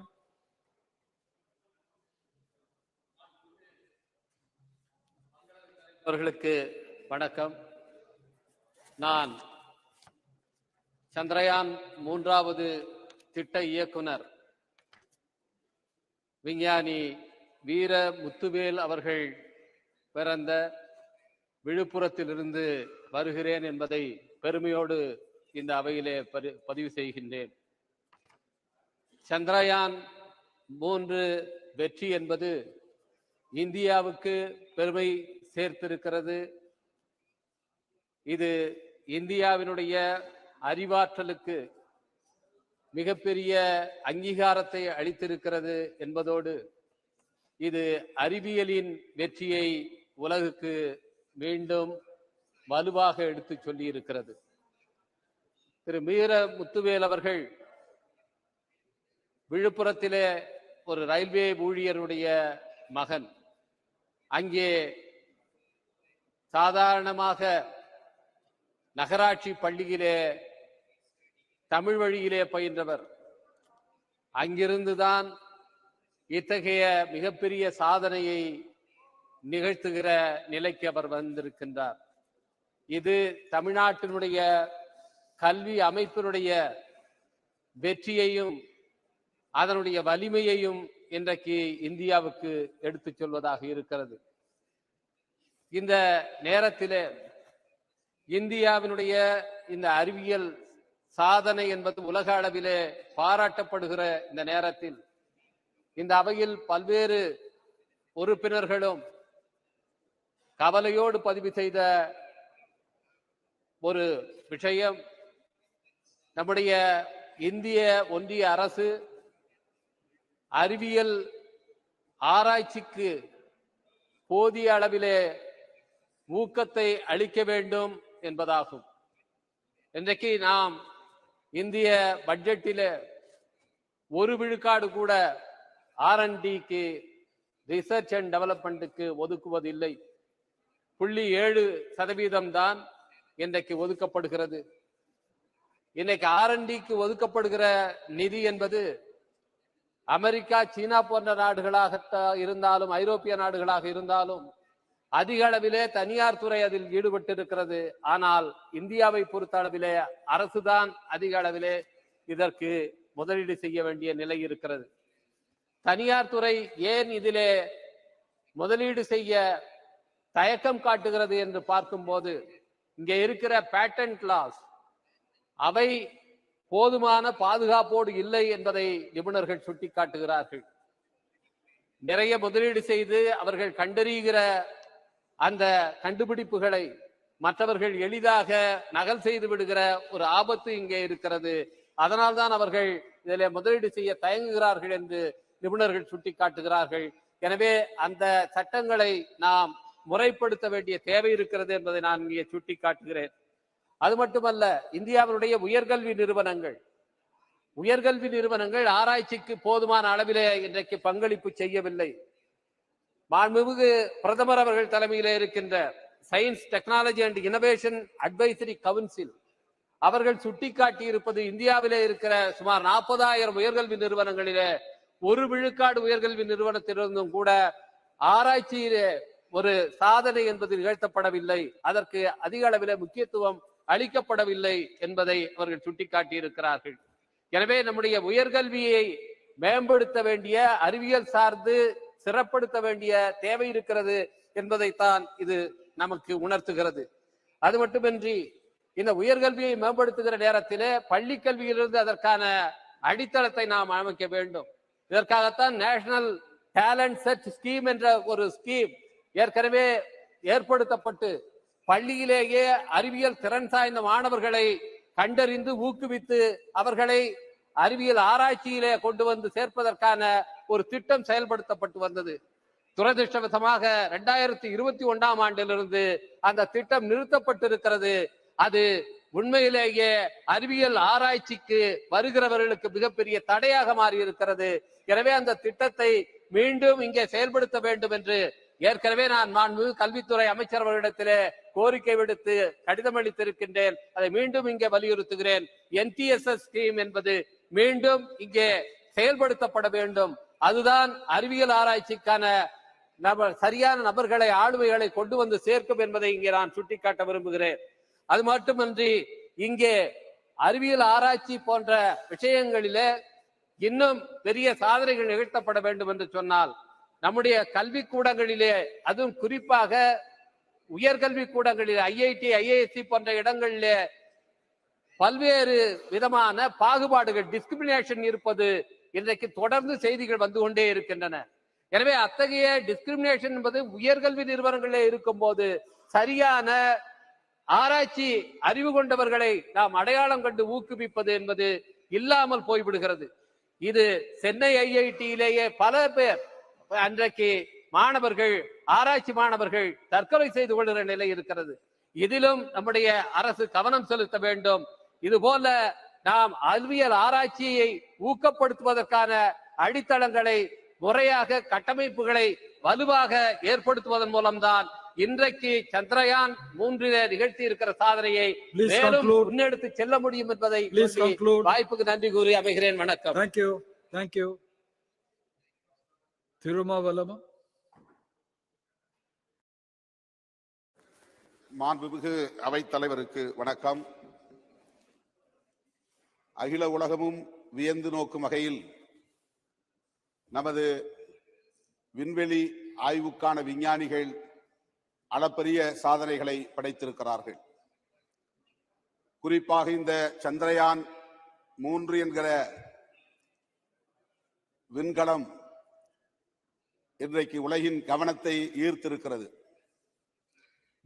இந்த அளப்பரிய சாதனையை படைத்த விஞ்ஞானிகள், குறிப்பாக அந்த திட்ட இயக்குனர் வீரமுத்துவேல் மற்றும் அதற்கான ப்ரொபல்ஷன் மாடியூல்ஸ் என்கிற உந்துவிசை கருவிகளை தயாரித்த இயக்குனர் டாக்டர் நாராயணன் உள்ளிட்ட அனைத்து விஞ்ஞானிகளையும் இந்த நேரத்தில் நான் நெஞ்சார பாராட்டுகிறேன், வாழ்த்துகிறேன். அவர்களால் இந்திய நாட்டுக்கு பெருமை ஏற்பட்டிருக்கிறது. ஒவ்வொரு இந்தியனுக்கும் தலை நிமிர்வை உருவாக்கி இருக்கிறது. விஞ்ஞானிகளின் கண்டுபிடிப்புகள், விஞ்ஞானிகளின் சாதனைகள் உலகமெங்கும் உள்ள ஒட்டுமொத்த மனித குலத்துக்குமானதாகும். நாம் இந்தியர்கள் என்று உரிமை கோரினாலும், தமிழர்கள் என்று பெருமைப்பட்டாலும், விஞ்ஞானிகள் இந்த அடையாளங்களை கடந்தவர்கள். அவர்களின் சாதனைகள் இனி எதிர்காலத்தில் வருகிற மனித குலத்துக்கு பயன்படக்கூடிய மகத்தான கண்டுபிடிப்புகளாகும். அந்த வகையில நாம் அவர்களை நெஞ்சார பாராட்ட கடமைப்பட்டிருக்கிறோம். குடியரசுத் தலைவர் கைகளால் அந்த விஞ்ஞானிகளுக்கு பாராட்டு சான்றிதழ்களை வழங்கி அவர்களை சிறப்பிக்க வேண்டும், அல்லது தேசிய அளவிலான விருதுகளை வழங்கி அவர்களை சிறப்பிக்க வேண்டும் என்று நான் இந்த நேரத்தில் வேண்டுகோள் விடுக்கிறேன். அவர்கள் 2 இயக்குநர்கள் மட்டுமின்றி அவர்களோடு இணைந்து பணியாற்றிய விஞ்ஞானிகள் ஏராளமானவர்கள் ஆண்களும் பெண்களுமாக இருக்கிறார்கள். இரவு பகல் பாராமல் கண் துஞ்சாமல் அரும்பாடுபட்டு இந்த அளப்பரிய சாதனையை படைத்திருக்கிற அவர்களை குடியரசுத் தலைவர் நேரடியாக அழைத்து வாழ்த்த வேண்டும், பாராட்ட வேண்டும் என்று இந்த நேரத்தில் நான் வலியுறுத்த விரும்புகிறேன். அவர்களுக்கு இன்னும் ஒட்டுமொத்த விஞ்ஞானிகளுக்கு இன்னும் ஊக்கமளிக்கக்கூடிய வகையிலே சம்பளத்தை உயர்த்த வேண்டும். அவர்களுக்கான கட்டமைப்பு வசதிகளை பெருக்கித்தர வேண்டும். விஞ்ஞான ஆராய்ச்சிகளுக்கு அது அனைத்து துறையை சார்ந்த விண்வெளி ஆய்வு மட்டுமல்ல, அனைத்து தளங்களை சார்ந்த ஆய்வுகளுக்கும் அரசு முக்கியத்துவம் கொடுக்க வேண்டும், கூடுதல் நிதி ஒதுக்கீடு செய்ய வேண்டும் என்று இந்த நேரத்தில் நான் வலியுறுத்த கடமைப்பட்டிருக்கிறேன். 60 ஆண்டுகளில் நாம் சாதித்திருக்கிற இந்த சாதனைகள் உலகை இன்றைக்கு நம் பக்கம் திரும்ப வைத்திருக்கிறது. மங்கள்யான் 1 மயில்சாமி அண்ணாதுரை சாதனை படைத்தார். மங்கள்யான் 2 வனிதா சாதனை படைத்தார். மங்கள்யான் 3 வீரமுத்துவேல் சாதனை படைத்திருக்கிறார். இவர்கள் தமிழகத்தை சார்ந்தவர்கள் என்பது கூடுதல் மகிழ்ச்சியை தருகிறது. அதே போல இப்போது ஆதித்யா L1 சூரியனை நெருங்கி நின்று சூரியனை ஆய்வு செய்யக்கூடிய ஒரு மகத்தான சாதனையை படைத்திருக்கிறார்கள். அதற்கு பொறுப்பேற்று வேலை செய்யக்கூடிய நிகார் சாஜி என்பவர் ஒரு இஸ்லாமிய பெண்மணி, அவர் தமிழகத்தை சார்ந்தவர். இப்படி அவர்கள் படைத்திருக்கக்கூடிய இந்த சாதனைகள் அனைத்தும் மனித குலத்துக்கு பெருமை சேர்க்கக்கூடியதை என்பதை இந்த நேரத்தில் நான் சொல்ல விரும்புகிறேன். அந்த ரோவர் போய் இறங்கிய இடத்திற்கு நமது அரசு சிவசக்தி என்று பெயர் சூட்டி இருக்கிறது. தயவுகூர்ந்து நான் வேண்டுகோள் விடுக்க விரும்புகிறேன். முதலில் இதற்கான அடித்தளத்தை அமைத்த டாக்டர் விக்ரம் சாராபாய் அவர்களின் பெயரை அதற்கு சூட்ட வேண்டும். விக்ரம் சாராபாய் பாயிண்ட் என்று அதற்கு பெயர் சூட்டுவதுதான் இந்த தளத்திற்கு, இந்த விஞ்ஞானிகளுக்கு நாம் செலுத்துகிற உண்மையான நன்றி கடனாக இருக்க முடியும். ஜவஹர்லால் நேரு அவர்கள் வித்திட்டு இந்திரா காந்தி அம்மையார் அவர்கள் அதை பெருக்கி இன்றைக்கு இந்த அளவுக்கு நாம் சாதனைகளை படைத்திருக்கிறோம் என்கிற போது இது ஒவ்வொருவருக்குமான ஒவ்வொரு ஆட்சி காலத்தில் பெருமைதான் என்றாலும் இதில் அரசியல் தலையீடுகள் இருக்கக்கூடாது. விஞ்ஞானிகள் சுதந்திரமாக இயங்க வேண்டும். அதில் எந்த அரசியல் சாயமும் பூசக்கூடாது என்ற இந்த நேரத்திலே சொல்லி என்னுடைய பாராட்டுகளை தெரிவித்து நன்றி கூறி அமர்கிறேன். நன்றி, வணக்கம். Thank you. Dr. Srikanth Shinde.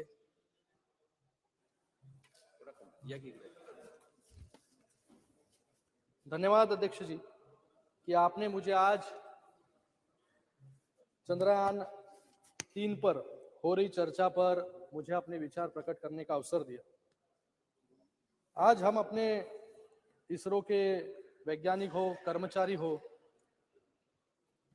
हमारी सरकार हो, पूरा देश हो और उसी के साथ में हमारे यशस्वी प्रधानमंत्री नरेंद्र मोदी जी, सभी को मैं बधाई देता हूं कि आज चंद्रयान 3 का जो है यशस्वी लैंडिंग हम कर पाए। चंद्रयान सिर्फ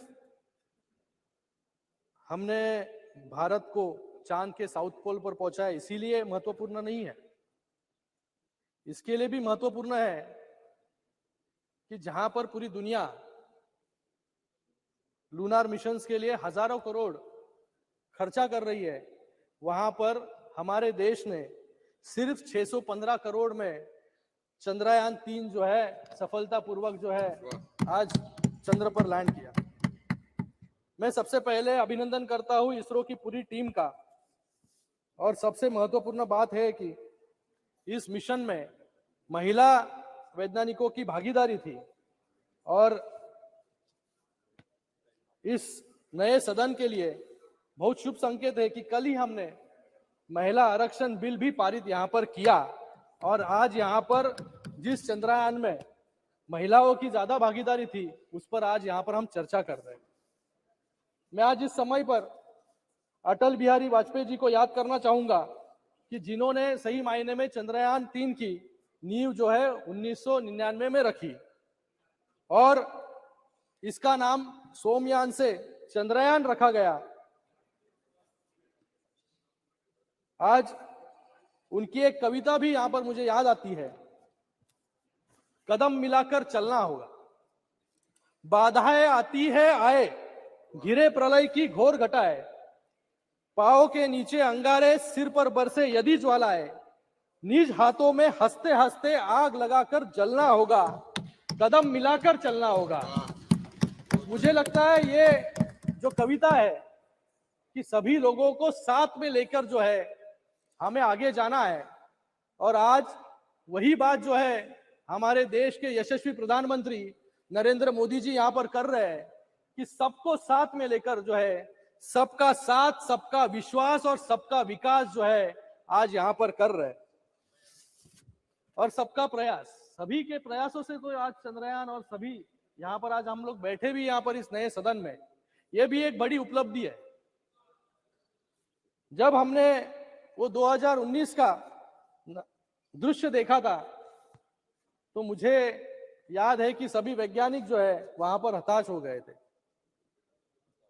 2019 में चंद्रयान 2 जब सफल लैंडिंग नहीं कर पाया, तब हमारे प्रधानमंत्री जी ने सभी वैज्ञानिकों को उनका विफलता सिर्फ लैंडिंग में थी, पर अब तक भी वो चल रहा है, चल रहा है, वो अभी इमेजेस भेज रहा है, जागरूक होने वाला है थोड़ी दिन में, और फिर से मुझे लगता है कि रिसर्च करने के लिए शुरू हो जाएगा।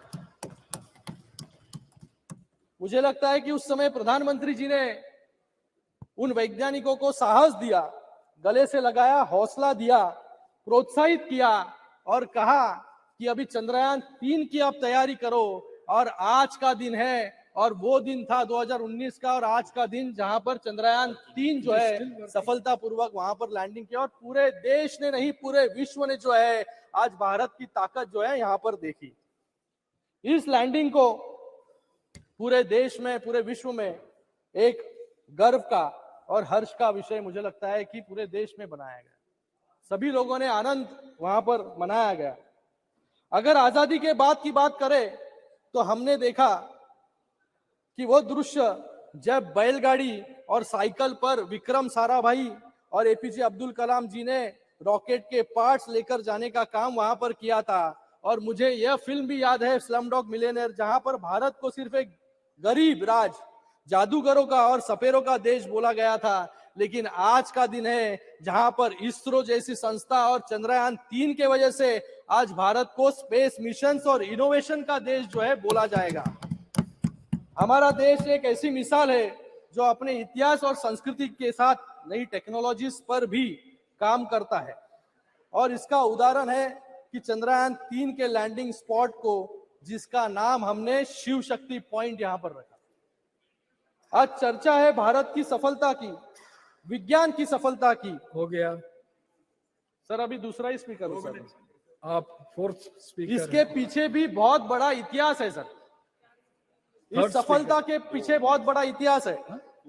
भारत को और दो हैं, उत्कृष्ट, और सर दो हैं, दो नहीं है, सिर्फ एक ही है। आप बोलने वाले क्या? आज भारत को उत्कृष्ट और गौरवशाली बनाने में हमारे वैज्ञानिकों का हमेशा से सहयोग रहा है।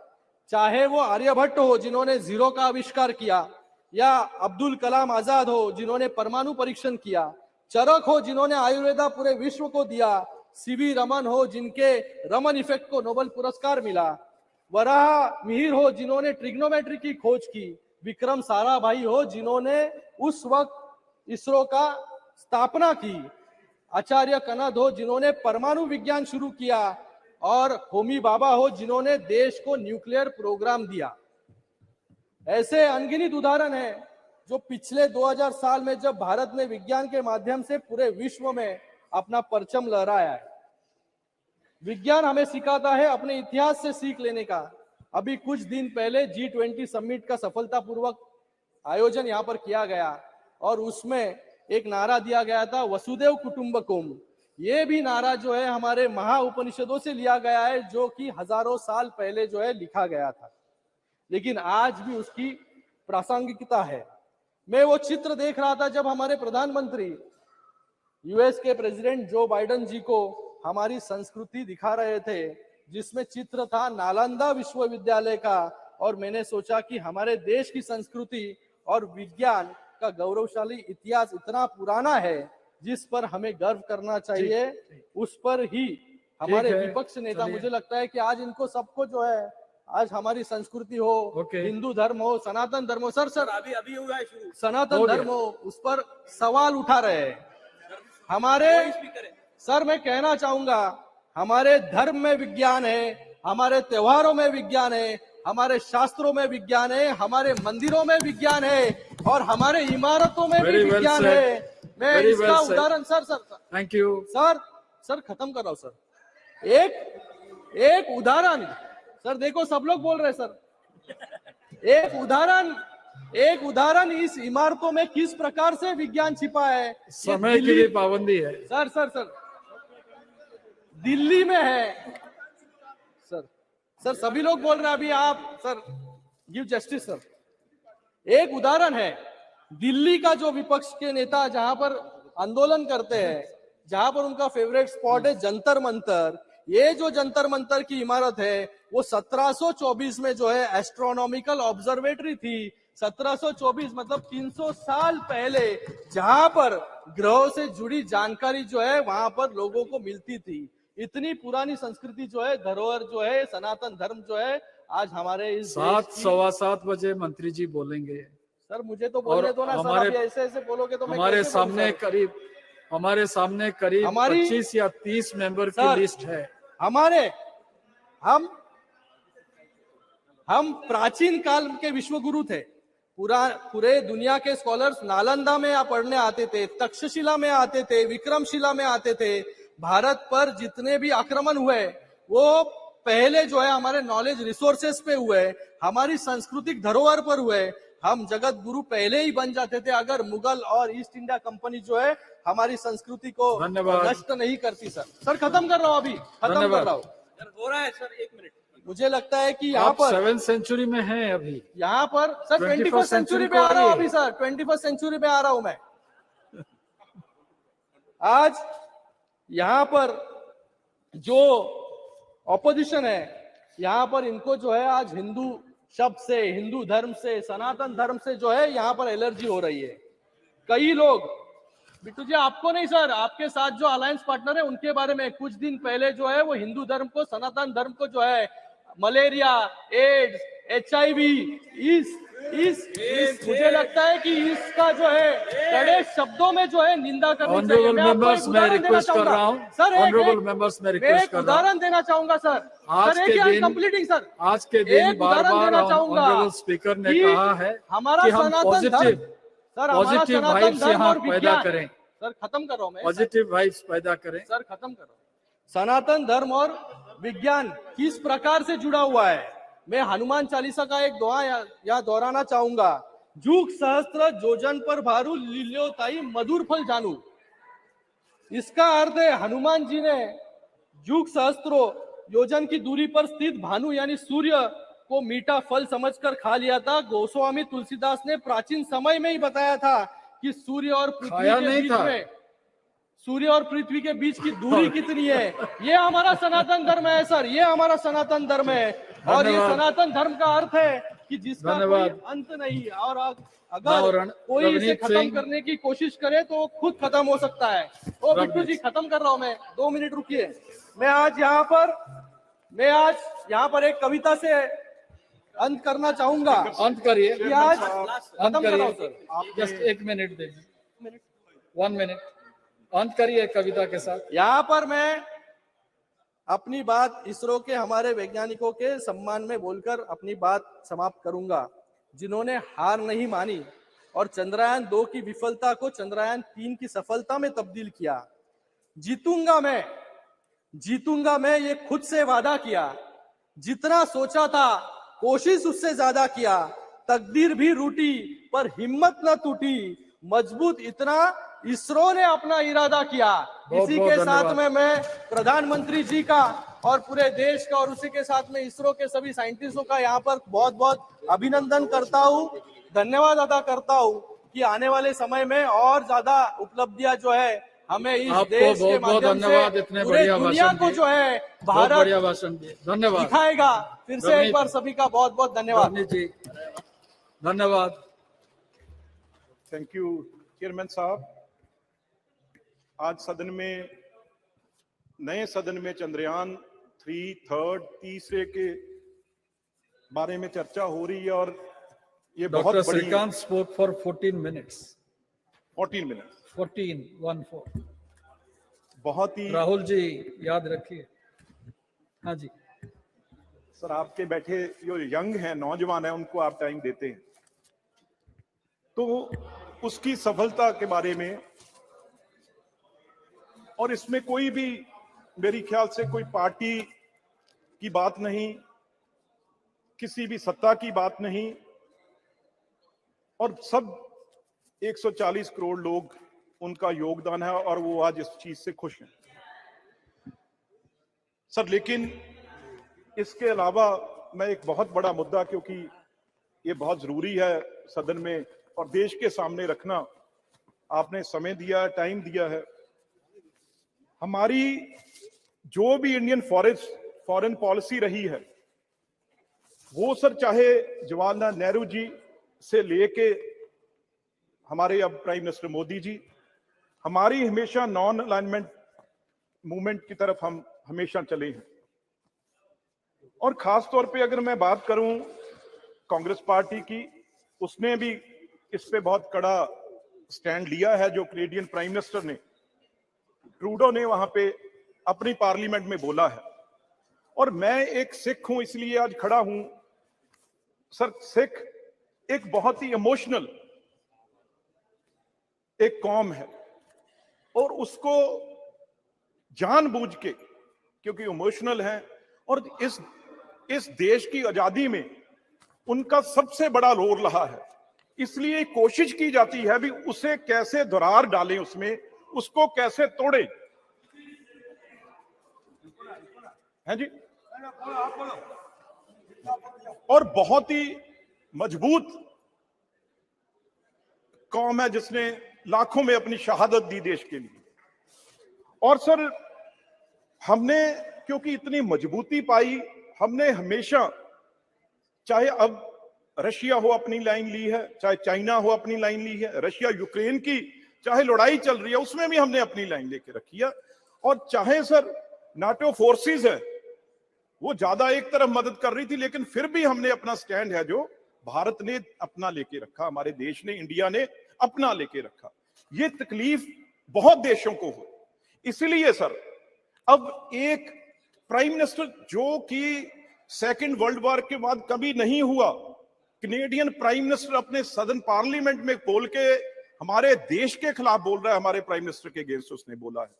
तो सर इसी तरीके ये ट्रूडो साहब के पिताजी जब प्राइम मिनिस्टर थे, इसी तरीके से कुछ मिलिटेंटों ने कनिष्क, आपको याद होगा, कनिष्क एयर बम ब्लास्ट हुआ था जिसमें 300 से ज्यादा लोग मरे। उसकी इन्वेस्टिगेशन आज तक पूरी नहीं हुई। ये जो निज्जर एक बहुत बड़ा खूनखार टेररिस्ट है, जो मेरे ग्रैंडफादर का असैसिनेशन जिसने किया है सर, उसमें जगतार हवारा उसका राइट हैंड था, जिसको सर इन्होंने वहां पे पनाह दी, और वो खुद एक नशे की वॉर में, ड्रग की वॉर में और गैंगस्टर वॉर में वो मारा गया। अभी इन्वेस्टिगेशन भी चल रही है और आरोप हमारे देश की एजेंसियों पे लगा दिया। और ये कहा गया वहां पे, एक मैं उसका नाम भी इस पार्लियामेंट में लेना नहीं चाहता, जो दूसरा एक टेररिस्ट पन्नू नाम है उसका, सर उसने ये ऐलान कर दिया अभी कनाडा में हम हिंदुओं को नहीं रहने देंगे। कितनी बड़ी दरार डालने की कोशिश की है। मैं 2 मिनट में अपनी बात खत्म करूंगा। एक तो सर जो एनआईए जब पंजाब गवर्नमेंट ने जो लिस्ट दी है, सबसे टॉप मोस्ट जो वांटेड गैंगस्टर और टेररिस्ट हैं 10 में से, out of 10 sir 8 are in Canada. उनको वहां पे पनाह दी हुई है, उनको वहां पे उनको रखा हुआ है, और सारा ड्रग हमारे पंजाब में और इंडिया में वो वहां से भेज रहे हैं। और जितने गुरुद्वारे हैं सर, जहां गुरु ग्रंथ साहब है, पंजाबियों ने जहां जो भी गुरु नानक देव जी को मानते हैं, नाम लेवा लोगों ने जाना है, हर हफ्ते सर सैकड़ों गुरुद्वारे हैं जो पन्नू या निजर जैसे के कब्जे में हैं, और वहां से सर लाखों डॉलर पाउंड वो चढ़ावा जो चढ़ता है वो ट्रूडो की पार्टी को जाता है, इनके मंत्रियों को जाता है। इसलिए वो आधा % लोगों के हक में वो बयान दे रहा है। जहां तक सिखों की बात है सर, 99.5% हमारे लोग वहां पे बिजनेस करते हैं, लाखों एकड़ जमीन है, बिजनेस है सर, उनका कारोबार है बड़े से बड़े। मैं इस सदन में उनसे कहना चाहता हूं भाई ट्रूडो को, उनकी पार्टी को जाके कहें, आप अगर मैं ये क्यों कह रहा हूं, क्योंकि हिंदुस्तानियों ने यहां आना है, पंजाबियों ने यहां आना है, यहां से रिश्तेदारों ने वहां जाना है। आज सर 7 लाख बच्चे हमारे पढ़ रहे हैं वहां पे, लाखों करोड़ों रुपया जो है पेरेंट्स का लग चुका है, उन्हें पढ़ाने के लिए वहां पे फीसें जमा हो चुकी हैं, आज वीजा बंद हो गया। कुछ लोग वहां पे गए हुए जिनकी पीआर होनी है। ये अगर दोनों के संबंध ऐसे खराब हो जाएंगे तो किसका नुकसान होगा? तो इसलिए सारे हिंदुस्तानियों को मुंह तोड़ वहां पे जवाब देना चाहिए। हाँ, हमें बताएं, अगर आपका जहाज खराब हो गया, यहाँ पे 36 घंटे आप गर्मी में बैठे रहे, इसमें हमारी गलती है? आप वहां जाके पार्लियामेंट में ऐसे बयान दे रहे हो। तो मैं एक बात जरूर कहूंगा, हम सिख जहाज खराब हो गया था 2018 में, जब भी आए थे जहाज खराब हो गया था। बताओ सर, फिर इस सदन से सर रिक्वेस्ट कर देते हैं भी नया हम ले देते हैं। अब सर वो बातें नहीं रही। भारत सरकार के तरफ से, हमारे तरफ से, देश के तरफ से एक प्लेन उनको ले जाने के लिए भी ऑफर किया गया था, वो भी नहीं माने, तो गलती हमारी थोड़ी है सर। अब तो उस चीज को, क्योंकि सर इससे भी अब भारत सरकार के फॉरेन पॉलिसी को सपोर्ट कर रहे हैं। बिल्कुल सर। सर आगे बढ़िए। एक बात सर, एक बात और सर, जब भी सिखों को क्यों बीच में लेके आते हैं, जब सर अगर उनको वो कहें, कोई कनेडियन उनका कोई भी गैंगस्टर, कोई भी जिसने वहां पे टेररिस्ट है जो इंडिया में छिपा है, तो हम एक दिन में वापस वहां करेंगे। लेकिन पंजाब में आप सिद्धू मूसेवाले का नाम सबने सुना है, उसका सर कहां से कत्ल हुआ, ऑर्डर कहां से हुआ, और वो कहां बैठा है? वो कनाडा में बैठा है। जो भी किलिंग पंजाब में हो रही है, वो सारी की सारी गैंगस्टर कनाडा बैठ के यहां किलिंग करा रहे हैं। मैं एक बात कह दूं भाई, 95.5% लोग हैं वो इस देश के साथ हैं और अमन पसंद है। ये सिर्फ आधा परसेंट लोग हैं, 99.5% जो आधा % लोग हैं, वो ट्रूडो साहब के पास है। क्यों? क्योंकि गुरुद्वारे से नशे का जो पंजाब में खेल चल रहा है, वो सारे का सारा पैसा जो वो ट्रूडो साहब के पास जा रहा है। चाहे G20 हो, चाहे कोई और हो, उसमें सबसे जरूरी बात क्या होती है? टेररिज्म को कंट्रोल करना है।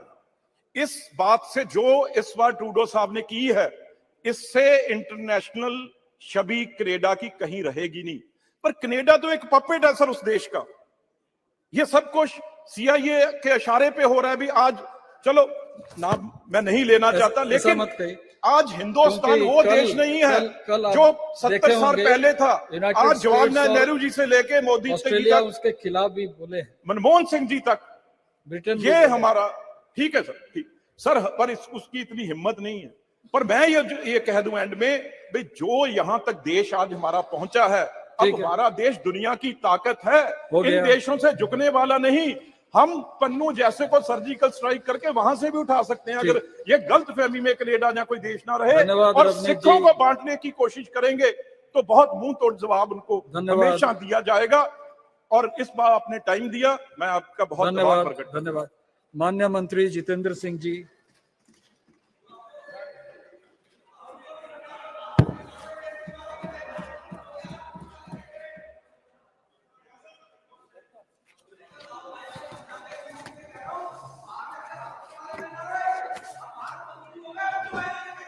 माननीय मंत्री जी। धन्यवाद अध्यक्ष महोदय। मैं सुबह से सभी वक्ताओं को बड़े ध्यानपूर्वक सुन रहा था और इस चर्चा का प्रारंभ माननीय रक्षा मंत्री जी ने किया। बड़े संवेदनशीलता के साथ उन्होंने भारत की परंपरा और आधुनिकता का मिश्रण प्रस्तुत किया। एक सुखद संयोग है कि ये जो विशेष सत्र सदन का हो रहा है, इसमें पहले 2 दिन जिन 2 विषयों पर चर्चा हो रही है, ये एक तरह से प्रधानमंत्री श्री नरेंद्र मोदी जी के नेतृत्व की सरकार की प्राथमिकताओं को भी दर्शाता है। एक और महिला संरक्षण बिल इस हाउस से पारित हो चुका, कुछ ही समय में राज्यसभा में भी उसको लिया जाएगा। और दूसरी चर्चा चंद्रयान को लेकर के,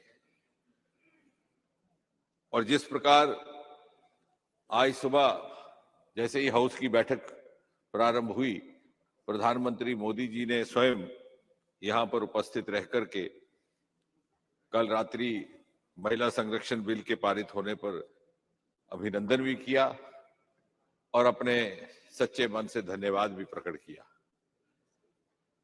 और ठीक उसी तरह जब वो अमेरिका यात्रा से लौटे तो दिल्ली पहुंचने से पहले उन्होंने बंगलौर जाकर के चंद्रयान की सफलता पर वहां जाकर के वैज्ञानिकों का अभिनंदन किया। कुल मिलाकर के ये दोनों विषय ऐसे हैं जो इस सरकार की प्राथमिकताओं को भी दर्शाते हैं और जिस प्रकार भारत एक प्रगतिशील यात्रा पर निकल चुका है उसका भी प्रतीक है। जहां एक और नारी सम्मान हमारी परंपरा, हमारी सभ्यता का एक हिस्सा रहा है, वहां दूसरी ओर आधुनिक युग में किस प्रकार भारत के आने वाले अमृत काल में नारी को इस विकास यात्रा में एक प्रमुख भागीदार बनाना, वो इस बात का प्रतीक है। और जिस तरह से चंद्रमा पर को लेकर के सदा अटकलें लगाई जाती थी हमारे कहानियों में, उपन्यासों में, कि चांद की धरती कैसी होगी, कैसे लोग बसते होंगे, कैसा दृश्य होगा, उन पहेलियों का वैज्ञानिक उत्तर ढूंढने का रास्ता भी चंद्रयान ने ही हमवार किया। और भले ही अमेरिका ने, आज जैसे सुबह कहा जा रहा था, शशि थरूर जी ने और अन्य कुछ हमारे मित्रों ने पूरी क्रोनोलॉजी बताई कि सबसे पहले 1969 में चांद की धरती पर मानव उतारा था नील आर्मस्ट्रांग, जो वहां कुछ टहले भी थे। उन्होंने वहां एक पहुंच करके वक्तव्य दिया जो बड़ा प्रसिद्ध हुआ। उन्होंने कहा, 1 small step for man, giant step for Mankind. लेकिन हम सब के लिए, हम चाहे इस तरफ बैठे हैं कि उस तरफ, गर्व का विषय ये है कि नील आर्मस्ट्रांग वहां स्वयं होकर के आए, टहलपोशी करके भी आए, परंतु उनको वहां पर पानी नहीं दिखाई दिया। वो हमारा चंद्रयान था जो जाकर के वहां पर जल होने का प्रमाण लेकर आया। मैं बिल्कुल आगे चलेंगे, अभी मैं बताऊंगा। मैं कुछ एक विषय उठाए गए हैं कुछ एक मित्रों द्वारा, उसका मैं बिंदुवार उत्तर देने का प्रयास करूंगा, परंतु चूंकि ये खुशमय माहौल है सेलिब्रेशन का, इसलिए पहले 5 मिनट में दूसरी एक बात रखूं। चंद्रयान की इस लगभग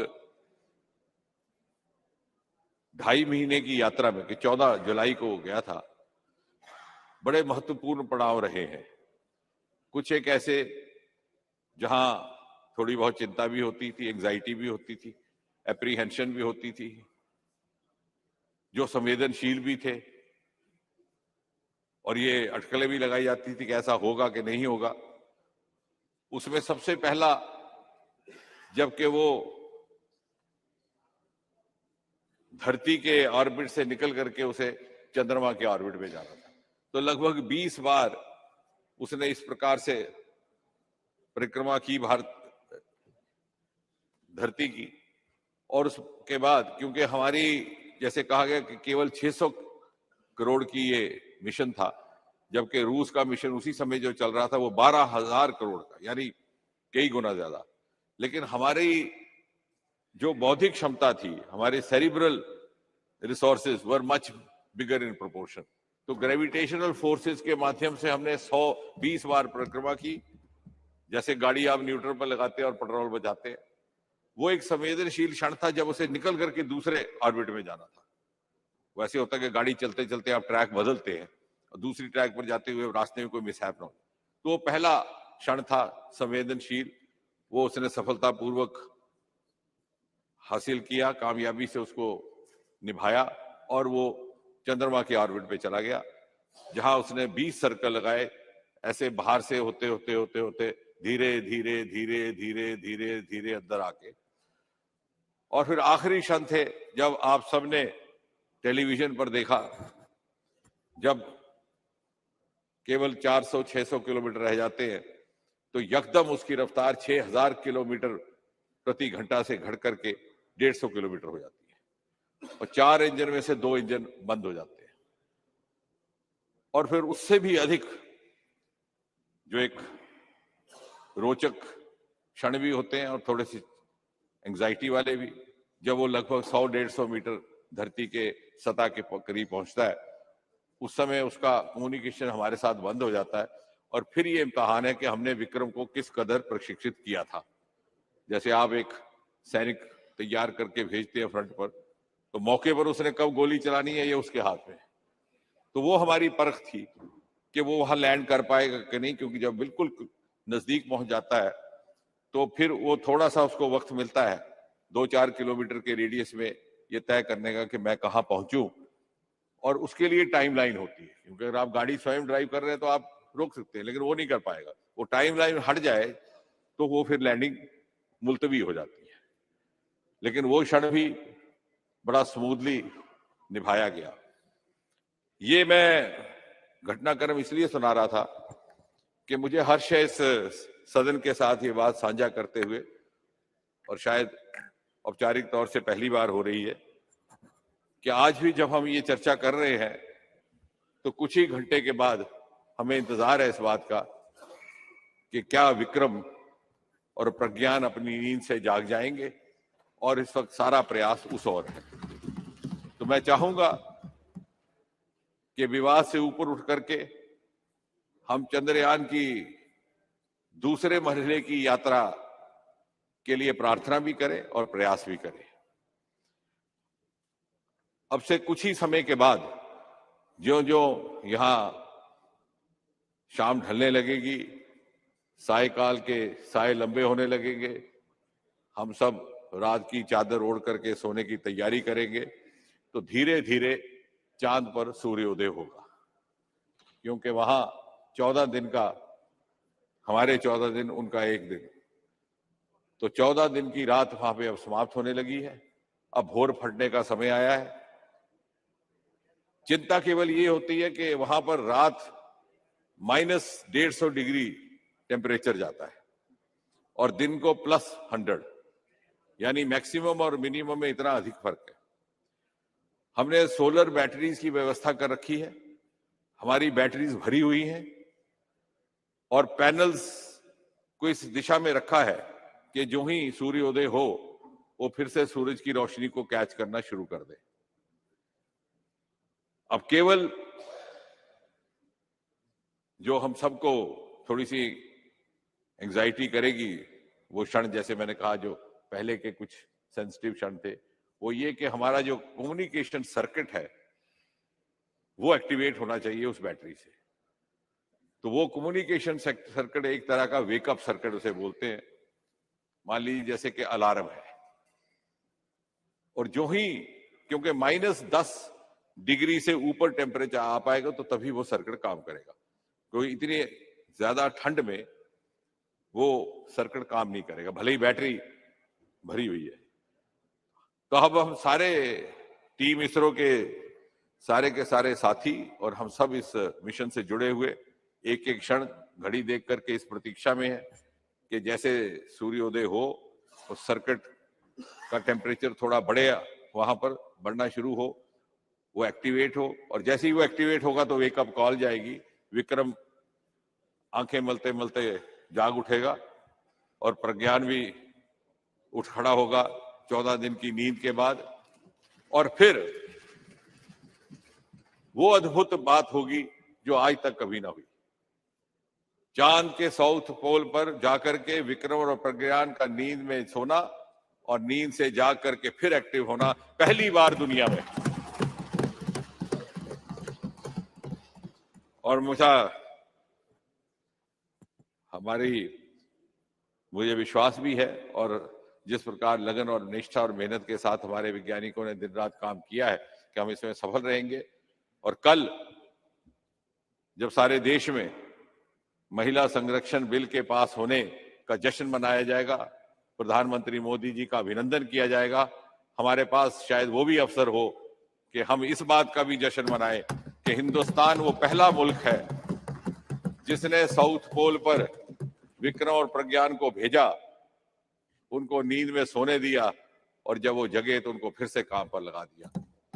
ये वेकअप और पोस्ट वेकअप एक्टिविटी अगर हमारी सफल हो जाती है, कुछ ही घंटों के भीतर इसका पता चल जाएगा, तो हम दुनिया के पहले देश होंगे। उसके बाद हम, चूंकि रोवर हमारा थोड़ा चलना शुरू कर गया है, कोई 100 मीटर उसने अपनी पोजीशन बदली है, तो मुमकिन है हम उसे थोड़ा और स्थान परिवर्तन करने में सफल रहें, और फिर भिन्न भिन्न प्रकार के प्रयोग रहेंगे। उसमें तकनीकी तौर पर कुछ सॉइल पर एक्सपेरिमेंट्स रहती हैं, जैसे सुबह हमारे कुछ एक साथियों ने यहाँ बताया कि सल्फर के को लेकर के, एलिमेंट्स को लेकर के, मिनरल्स को लेकर के। दूसरी श्रेणी के प्रयोग रहते हैं एनवायरमेंटल को, और तीसरी श्रेणी के रहते हैं हमारे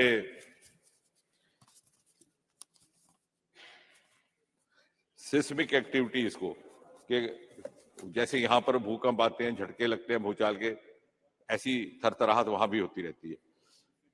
तो अगर ये होता है तो हमारा second phase of Chandrayaan 3 is about to take off in the next few hours, and the moment of anxiety now is that we are waiting for the wake up call to get activated and Vikram and Pragyan to respond to that alarm. Once they do, then the communication from the earth will begin, and we will be the first in the world to have accomplished this. अब इसके बाद कि मैं अगली बातें करूं, कुछ एक बिंदु जो उठाए गए, just to put the record straight, माननीय रक्षा मंत्री जी ने तो बड़े विस्तार में हमारे प्राचीन परंपरा को किस तरह से आधुनिकता के साथ जोड़ करके एक मिश्रण भरी संस्कृति स्थापित करने का प्रयास हुआ इस सरकार में, उसका एक आपके सामने चित्र रखा। लेकिन कुछ कुछ बातें उठाई गई, लेकिन रोचक बात यह है कि हमारे उस तरह से भी कुछ एक मित्रों की जो आलोचना थी, उस आलोचना में ही उत्तर था, तो मुझे कोई उत्तर देने में कठिनाई नहीं। उदाहरण के तौर पर हमारे मित्र शशि थरूर जी कह रहे थे कि हमारे यहाँ वैज्ञानिक बहुत प्रतिभाशाली थे, और वो उल्लेख कर रहे थे उस चित्र का जिसमें सारा भाई बाईसाइकिल पर अपना सामान लेकर के जा रहे थे। और साथ ही साथ उन्होंने कहा कि ऐसा कहना मुनासिब नहीं कि सब कुछ 2014 के बाद ही हुआ, तब भी हो रहा था। लेकिन जाने अनजाने में वो ये भी स्वीकार कर बैठे कि हालत ऐसी थी कि साइकिल पर सामान ले जाना पड़ता था, और वो 2014 का पहले का दृश्य था।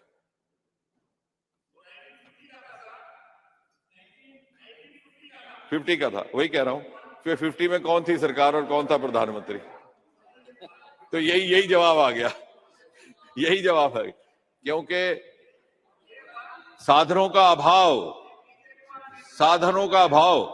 दिस वाज दी, वो कैसे पूरा हुआ भी आपको बताएंगे। अभी रात लंबी है, अभी विक्रम के जागने तक हमने भी नहीं सोना है, तो बात लंबी चलेगी। Because they were devoid of resources, they didn't have resources. Even in those days, even 1950, you had carriages, you had truckloads. The honorable members will bear me out. The best means of carrying loads were not the bicycle. That is the difference between then and now. The answer lies in the question itself. दूसरा, नहीं अभी I am not yielding, बाद में sir, बाद में करते हैं, बाद में करेंगे sir.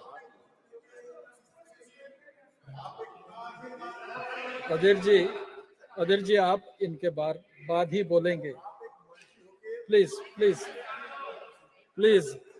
You let him continue. बाद में दूसरा उन्होंने very rightly enumerated the names of some of the women scientists, and to the amusement of the House, very pointed out in his own way कि यहाँ आरक्षण की आवश्यकता हो सकती है, वहां नहीं है, क्योंकि वहां पहले से ही बहुत सारे women scientists हैं। The again answer lies in the question. The women scientists that he has named are from the generation of scientists which has happened now, not in those days which he was talking about, Nehruvian. Today, in fact, हमारा चंद्रयान की भी second project director जो है, assistant projector, is a lady called Kalpana. वो तो आ नहीं पाई, लेकिन वीरा मिथुवेल, who was named speaker after speaker, was sitting over here in the gallery. I introduced him in the Loksabha.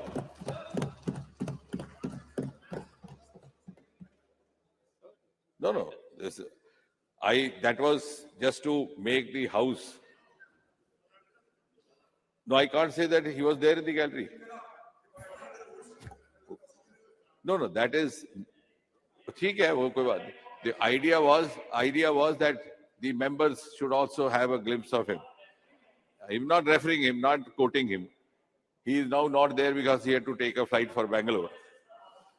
The जी अलग तरह से उनको बुला ले, प्रोजेक्ट डायरेक्टर, तो सारे मेंबर मिल लेंगे, उनको अलग से बुला ले। हाँ करेंगे, अभी तो he has left, but we'll call him again. We'll again host him with the members. The Aditya mission is being headed again by a project director called Nijar Shahji. They are all women scientists who have come to the surface, come to the center stage only in the last 10 years. अब अच्छा चलिए उस पर आएंगे उस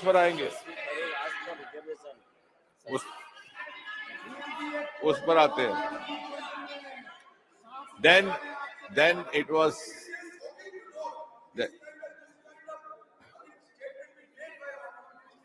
No, I'll give you figures.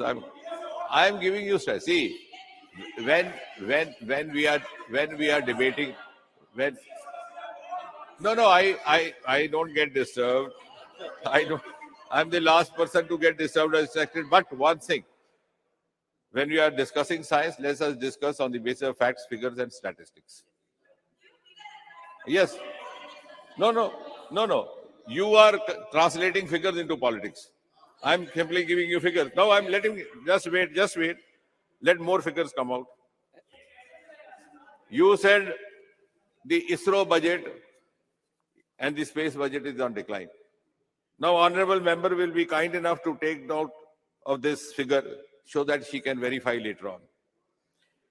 The Department of Space budget in 2013-14 was 5,168 crore 96 lakh. Please, I'll repeat for your convenience, ma'am. 5168.96 crore. The budget in the current financial year is 12,543 crore 91 lakh, an increase of 142.68%. I repeat the figure. So what? If I don't say that, then also so what? No. 142% increase. So what? Come, sit down. Mantriji, please. Now, Honorable Minister, please address you the ask chair. for figures. First you ask for figures. First you ask for figures. Then you are replying figures with politics. Please बैठ जाइए. This is for your satisfaction, man. I'm requesting honorable member to Please check address these the figures. chair. Yes. So it will be easier. So, Speaker, sir, the total budget of all the science departments is up by 172.55% in the last 9 years. Please take down the figures. In 2013-14, the annual budget for all the science ministries and departments put together was 21,025 crore 6 lakh rupees. Current year it is 57,303 crore 0.69 lakh. So when I talk a figure, you say this is not acceptable. When I talk otherwise, it's not. Now, having said that, somebody said, rather I have a grievance. One of the members said, why you say that scientists, there's so many scientists in South, they talk only English, they talk only Tamil, they don't talk Hindi. Nobody is imposing Hindi on them. Why I'm having a grievance is that ISRO is one of the best bouquets of the composite culture presented by India. You look at the founding Troy, we had Sarabhai, son of Gujarat, from where Honorable C.K. Patil comes. We had Satish Dhawan, a Punjabi, born in Srinagar, Jammu and Kashmir.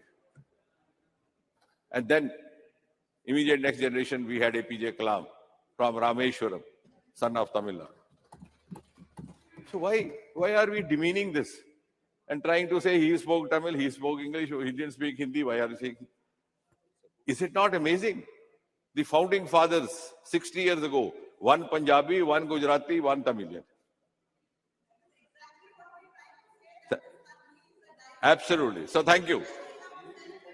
No, I appreciate that. Thank you, man. Thank you. Yeah, Bhabha was there, not very, because later on he drifted to atomic energy.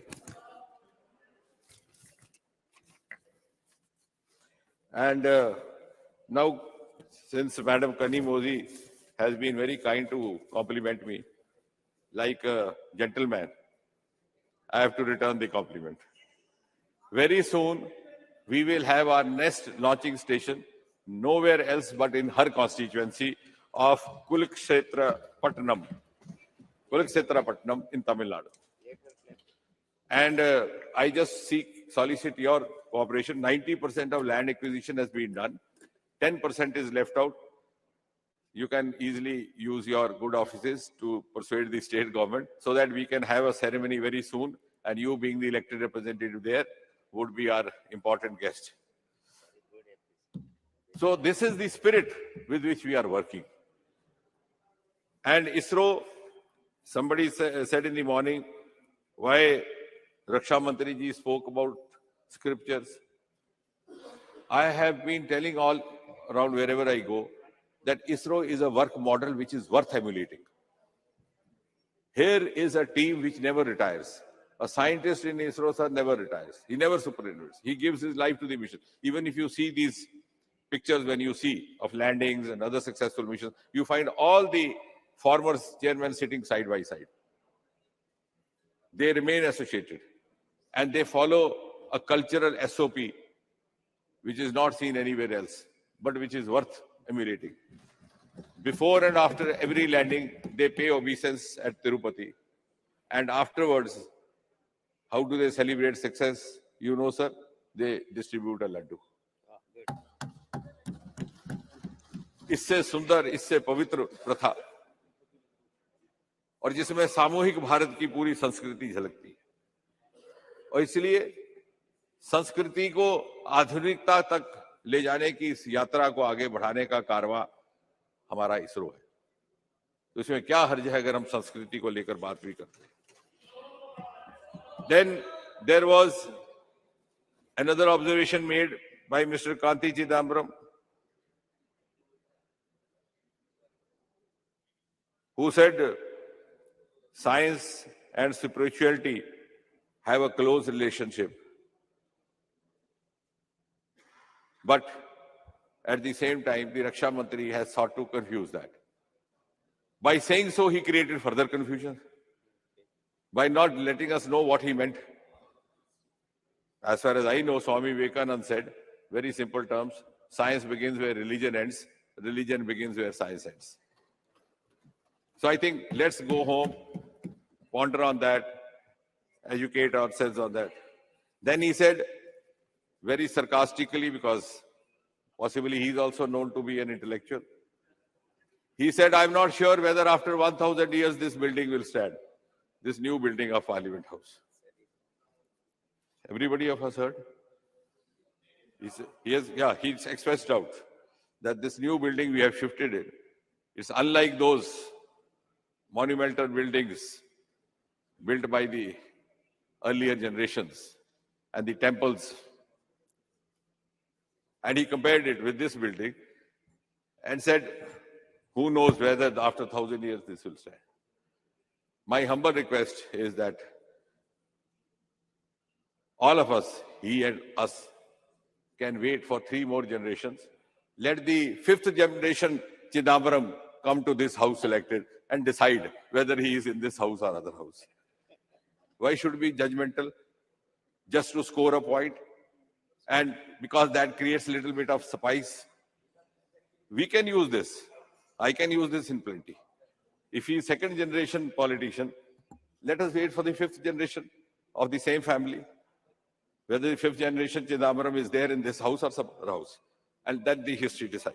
What I'm trying to say is, sir, let us raise the level of this discussion instead of trying to hit below the belt. This is called hitting below the belt. And I think I'm quite competent of doing that, but I'm avoiding from doing that. Then, just want to share an information. He also said that many people do not know where is ISRO. Exactly. That is true. And many people do not know ISRO because, and it is true that till a few years ago, whenever a launching happened, in a remote column of a remote newspaper, you will find one column, Sriharikota. Nobody could figure out where is Sriharikota. This change has happened only since 2020. Now, who was the Prime Minister, who is the government, I'm not going to say because that will create problems. No. 2020, the gates of Sriharikota were thrown open. Aditya launching was watched by 10,000 spectators. 10,000 spectators, you can verify. The pictures are there, videos are. On the side, watching the launching with their naked eye. The same place where earlier you had just 10 members of the team, all forbidden. Who did that? The earlier governments. The same government whose member is alleging this. The allegation is made by a member of the party which was responsible for that. Chandrayaan launching. Speaker sir, during Chandrayaan launching, there were 1,000 media persons at the site of launching. Suddenly, within 10 minutes of launching, there was a tweet from one of the friends from the Congress party, because some of us are very active in tweet. So am I. So are they. He said, what is different? Why this halla gulla? And the media person confronted me. He said, see, your friend from the Congress party has written this tweet. What is new? Any response? I said, you tell me, when did you come here last? He said, I'm coming here for the first time. I said, this is new. Media was forbidden, everybody was forbidden. So that is the difference. All the stakeholders have been brought together. A healthy synergy has been sought to be made between startups, between academia, between researchers, between industry. Because it's our confirmed belief, it's our considered view that if we have to grow further, if we have to live up to global parameters, if we have to discharge a global role, we have to live up to the global benchmarks, and we have to develop global strategies.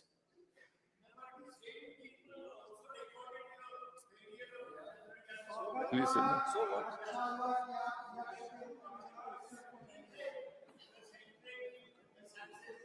You do not forget the failures. No, you are. I'll come to that also. I thought you studied science streams better than me. Chandrayaan, now if I come to that, let me first, because professor is an honorable professor for all of us. Lot of but sometimes the students, lot of misgivings sometimes are students there grow up to relating become. Chandrayaan 2. Yes, sir. It is better you No, I'm clear sure. all those no, but, cobwebs, yes, I'll continue. because it has been just in repeatedly said. half a minute, I respond to the professor, and I'm sure the professor No, will it be is glad better to. you clear the cobwebs. Yes, sir. Yes, sir. In this discussion today, many members said it is a failure. It is only one part which has Exactly, failed, sir. whereas there No, are no, what number I'm of trying, other that things is which are what I'm trying to It say is still rotating for 3 years. what I'm trying to say is, एक minute अरे भाई एक minute यार अरे रमेश जी अरे रमेश जी बात अरे छोड़ो ना ओहो सर यार एकेडमिक बात एक मिनट है और रमेश जी यार ठहरो ना एकेडमिक की बात चल रही है एकेडमिक चल रहा है ठीक है और आई एम ग्लैड प्रोफेसर ओ भाई एक मिनट यार बात तो करना I am glad that professor. I am glad that professor has put this query, and I am glad, and I'm sure professor will take pride in seeing that his student is capable of giving a new thought, not teaching, but a thought. So a professor should be happiest when he finds his student turning into a teacher. Sir, it was not a failure. Because, as the Honorable Speaker said, it is still working. On the last minute, that procedure which had to happen did not happen as it was calculated to the last moment. Otherwise, it would not be communicating. In fact, Chandrayaan 2 and 3 are talking to each other, saying good morning to each other every morning. And even now, when we are waiting for Vikram and Pragyan to wake up, if the circuit gets charged and we are waiting for the temperature to rise, we will not be surprised they receive a good morning or a hello from Chandrayaan 2. Second, even if you go by statistics, as I said in science, let's talk by statistics. Most of the other missions which landed on the moon were unsuccessful in the first attempt. America, more than 3 times. We have been unsuccessful, if at all, only once. Now, coming back to the yes, so I now settled why ISRO was not known then and known now. But the important point is that it has given us multiple outcomes. A, sir, huge investment of industry with the new policy having come in. B, a sense of belonging to the whole nation. Why the entire nation was glued to the TV screen? Because it was whole of government plus whole of nation. Every citizen of India felt as if it was his or her mission, because this government had liberated it from that veil of secrecy. I don't know why we had to work in that confidentiality for all these years when everything is being watched by Google. So it was not giving us any reward, but we were restraining ourselves from getting the benefit of the resources available. That has been undone. Then, rather, the same member said, why not give ISRO fellowships? Maybe when you, actually what happens is, sir, in the parliament, also when we make up our mind to score some political points, we sometimes tend to lose the factual points because the orientation then becomes more politically directioned. If he had just referred to us or referred to some source, he would have realized that not only the fellowships are being given, in fact, this government, and I was personally taking this, I realized that most of our training institutes, the best one of them in Kerala, of course, no doubt, when Mr. Premnath's constituency, the Premchandji. So Trivandrum is one of the best institutes we have in space technology teaching. 100% placement. It's a batch of about 160. The selection is done through IIT JEE, the same form, but many people were not aware of it. So I thought we should try to expand. Only 3 years back, I thought we should start from Northeast and North. So we started one similar center in Northeast, in Agartala, in the premises of NIT Agartala. So same kind of department, same selection pattern through IIT JEE and same course. The other one from North, the northernmost territory, Central University of Jammu. So we have already, in fact, launched ourselves in expanding the range of academics as far as the teaching of space is concerned. Now, the other part is that what has happened now? Now, let me not, I'm not discussing prime ministers. You are only discussing again and again. I'm not even naming anybody. But let us trust. We have to trust somebody. Can we trust the global parameters? Before 2014, in space department, in fact, even before 2019 or so, we had only 4 startups. 4. 1, 2, 3, 4. After we opened up in 2020, we have 150 startups. The world is watching, it can be verified. And the earlier ones like Skyroutes have become lucrative entrepreneurs.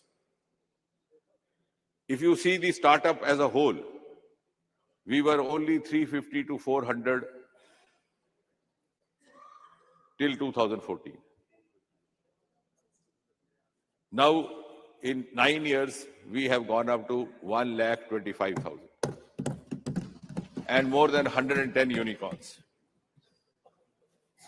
It's not, nobody has said that the earlier governments didn't do anything. That's not the intention also. Even the Honorable Prime Minister has been reiterating that. Nobody has said that. I don't know why some of us sitting that side are very keen or feeling guilty to say, no, it happened only in our times. But the fact points out that if you see the Independence Day addresses of all the prime ministers, Nehru delivered 17 Independence Day addresses. Present Prime Minister has delivered 10 so far.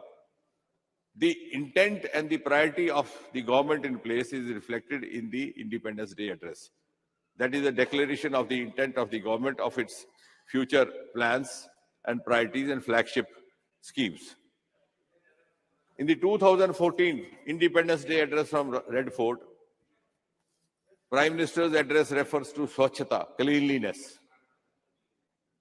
and addresses the problem of urinary tract infection and other diseases happening in young adolescent girls, and many of them suffering from avoidable agony because of the lack of toilets. Again, a scientific declaration.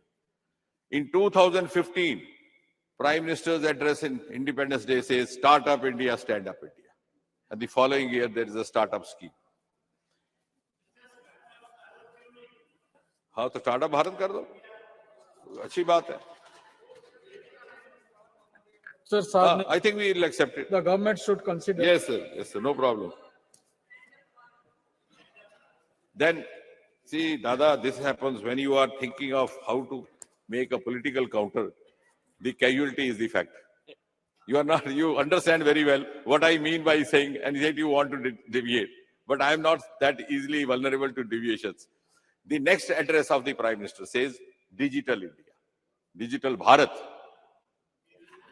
Okay. Again, a scientific declaration. The next address, fourth one, says, e-governance. The subsequent address says, deep sea mission. And two consecutive addresses of the Prime Minister from the Red Fort are referring to deep sea mission. We have 7,500 kilometer long coastal area, longest in the world, beginning from Odisha up to Maharashtra, Gujarat, Kutch. Nobody had ever looked at that. Well, okay, one of the longest, conceded. But nobody had looked at that. The Samudrayan has been launched a few years back, and the huge wealth that lies underneath, metals, minerals, biodiversity, that is going to be discovered now. Then Gaganyaan finds mention in one of the Prime Minister addresses in the Independence Day. And when he said that India has decided to send a human being. नहीं, announcement इसका Independence Day address में हुआ है, check करे दादा. What I am trying to say is, I am not talking, see, I don't know why you want to make this debate Nehru versus somebody. You are obsessed with it, I am not, because I have the facts on my side. I am not, I am giving you dates. I am saying, Prime Minister, I am making a very holistic, a very academic statement. A Prime Minister's address from ramparts of Red Fort on Independence Day is considered to be a declaration of intent by the entire world, of the government in place, whichever the party. Now I am referring to 10 addresses from the highest forum and the theme they carried, which was primarily scientific. So that establishes the kind of priority that this government gives to science, the scientists, and the scientific endeavors. Now, two more things. Now coming back to the parameters. In startup, I was talking of startup ecosystem because Dada interrupted me. We are 1,25,000 startups, but at the same time, the world has today recognized Bharat as number 3 ecosystem in startup. Now, I am not saying this, Treasury not saying this, Prime Minister Modi not saying this, the world saying this. Now, what can I tell them? Don't say that we are number 3, because the Nehruvian followers will not like it. See, let us be logic. We are talking science. Even in discussing science, we are not logic. Then, Global Innovation Index, one of the most respectable universal index to measure a country's innovation capacity. We were position 81 in 2014. So in 65 years, we reached 81. I am not saying which government, which prime minister. Please spare me of this. I am talking like a student of science. But the fact is that today we are 40.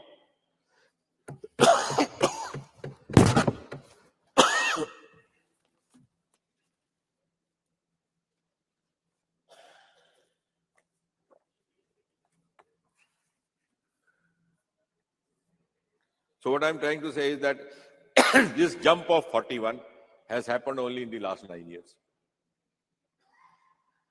Now, if you say why this happened, it shouldn't have happened because Nehru is not the prime minister. Please, for heaven's sake, let us raise this debate.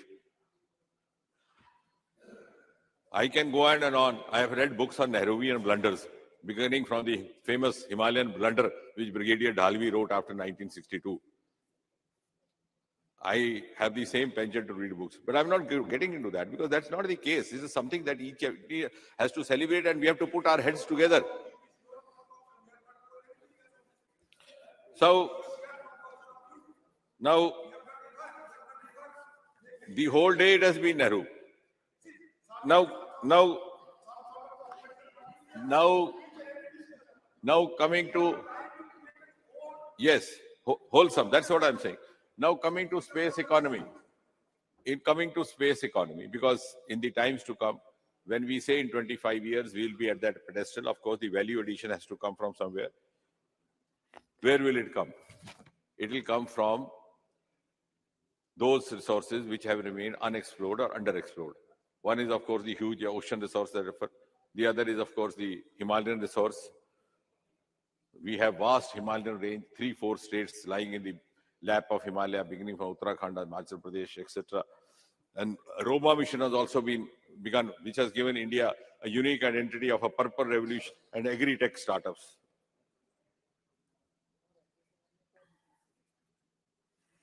Now, in space economy, I have all the modesty to say we are not a very big economy as of today. No, I didn't wait for you to say that if Nehru was there, it should not have happened. I'm saying Nehru or no Nehru. We are only 8 billion. It is 8 billion economy today. We are 8 billion US dollar. But the second point is, we reached 8 billion US dollar in 70 years or 75 years. Our projection is that by 2040, we will be 40 billion. So $8 billion in 75 years and a jump of up to 40 billion in next 15 years. And if you don't believe me that the projection is been quoted inappropriately, then very recently there was a report last week called ADL report. This other D little report, one of these projectionists of the international agencies. They have said that even though India is projecting that they might reach 40 billion US dollar by 2040, but our anticipation is that they will go higher up to $100 billion. This is a projection made by a non-Indian agency because, according to them, India has started moving on a very fast track, which didn't happen earlier. Bharat has started moving on a very fast track, which didn't happen earlier. Now the world is recognizing this. When the Honorable Prime Minister was in Washington, D.C., it was the Americans who solicited that Indian astronauts should accompany them to the International Space Station. That means they believe the credibility of our astronauts. The Artemis agreement was solicited by them. They also put the offer that we should be part of their semiconductor consortium.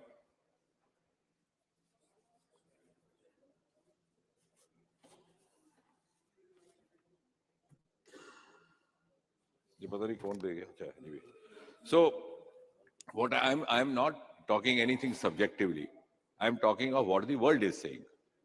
Now, the point is that and something to celebrate, like when we reached fifth economy, we were 10th economy in 2014. When we reached fifth economy, there was huge celebration across, except for some of the cynics. But I was pleasantly amused that celebration also because we had overtaken United Kingdom. Similarly, as was mentioned this morning, I think also by the Raksha Mantri,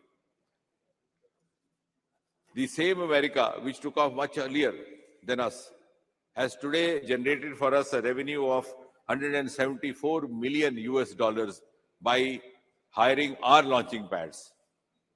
And out of that, 157 million US dollars have happened only in the last 9 years, almost 90%.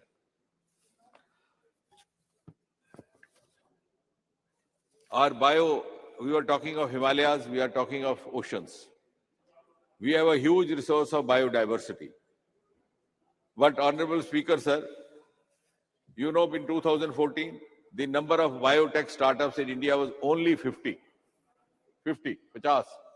Today it is 6,000. Our biotech economy, because we have entered into biomanufacturing. Now, in the next part, let's put our heads together and try to understand why this has happened. Because many of us don't feel comfortable that it has happened. Our biotech economy in 2014 was $10 billion. So in 70 years, 10 billion. Today it is 80 billion, 8 times higher in 9 years. So virtually 1 billion every year we have increased. And the projection is 150 billion by 2050. Now the question is, notwithstanding Nehru or not Nehru, something might have happened which the world says India has gone on fast track. जब कोई खिलाड़ी जो सुस्ता के चल रहा था, जिसको दुनिया बहुत संजीदगी से लेती नहीं थी, वो इतनी तेज रफ्तार दौड़ में आ गया कि दूसरे लोग चौकन्ना हो गए, तो आखिर पूछना तो पड़ेगा क्या बूस्टर खाया उसने, उसको कौन सा दूध पिलाया गया, उसको कहां से ऊर्जा आई। हम बात नहीं कर रहे किसी प्रधानमंत्री की, लेकिन कुछ ना कुछ तो हुआ होगा या कोई जादू की छड़ी चली होगी। The world today is looking up to us. So the reason, space. Why had other countries progressed? Because they had not confined themselves only to the narrow domain of the public sector. And it's my belief also that time has come when the demarcation between public and private is going to vanish away. Today, we have heavy engagement of the industry in ISRO after the new policy came in 4 years ago. We have set up an interface agency called InSpace. InSpace, that stands for Indian Space Application Corporation, something like that, which coordinates between private sector and public sector. And the head of that is a person from corporate sector. He was working with one of the corporate houses, not a government person. नहीं वो भी आते हैं, that is different. वो भी आएंगे. That case. No, India has won that case. Dada, India has won that case. I'm coming to that later on. I'll come to that. That is a legacy problem. Now, and then a new PSU has been set up called NSIL, New Space India Limited, to collaborate with the private companies, which has led to a sudden upsurge in investment. It's been thrown open. And coupled with this will be the National Research Foundation of India, of Bharat, which has been given a truly Bharatiya name called Anusandhan. So the name of Bharat's National Research Foundation is Anusandhan. And the hallmark is that nearly 80 or 75% of the budget would be from the non-government sources. If we have a 50,000 crore budget for 5 years, 36,000 crore will come from non-government sectors. It will be an umbrella body consisting of academics, scientists, researchers, huge presence of industrial representation. Also, sir, keeping the Indian context in mind, the Bharatiya context in mind, it will have representation from social sciences, from humanities, so that we do not lose out to our traditional ethos while deciding our future projects.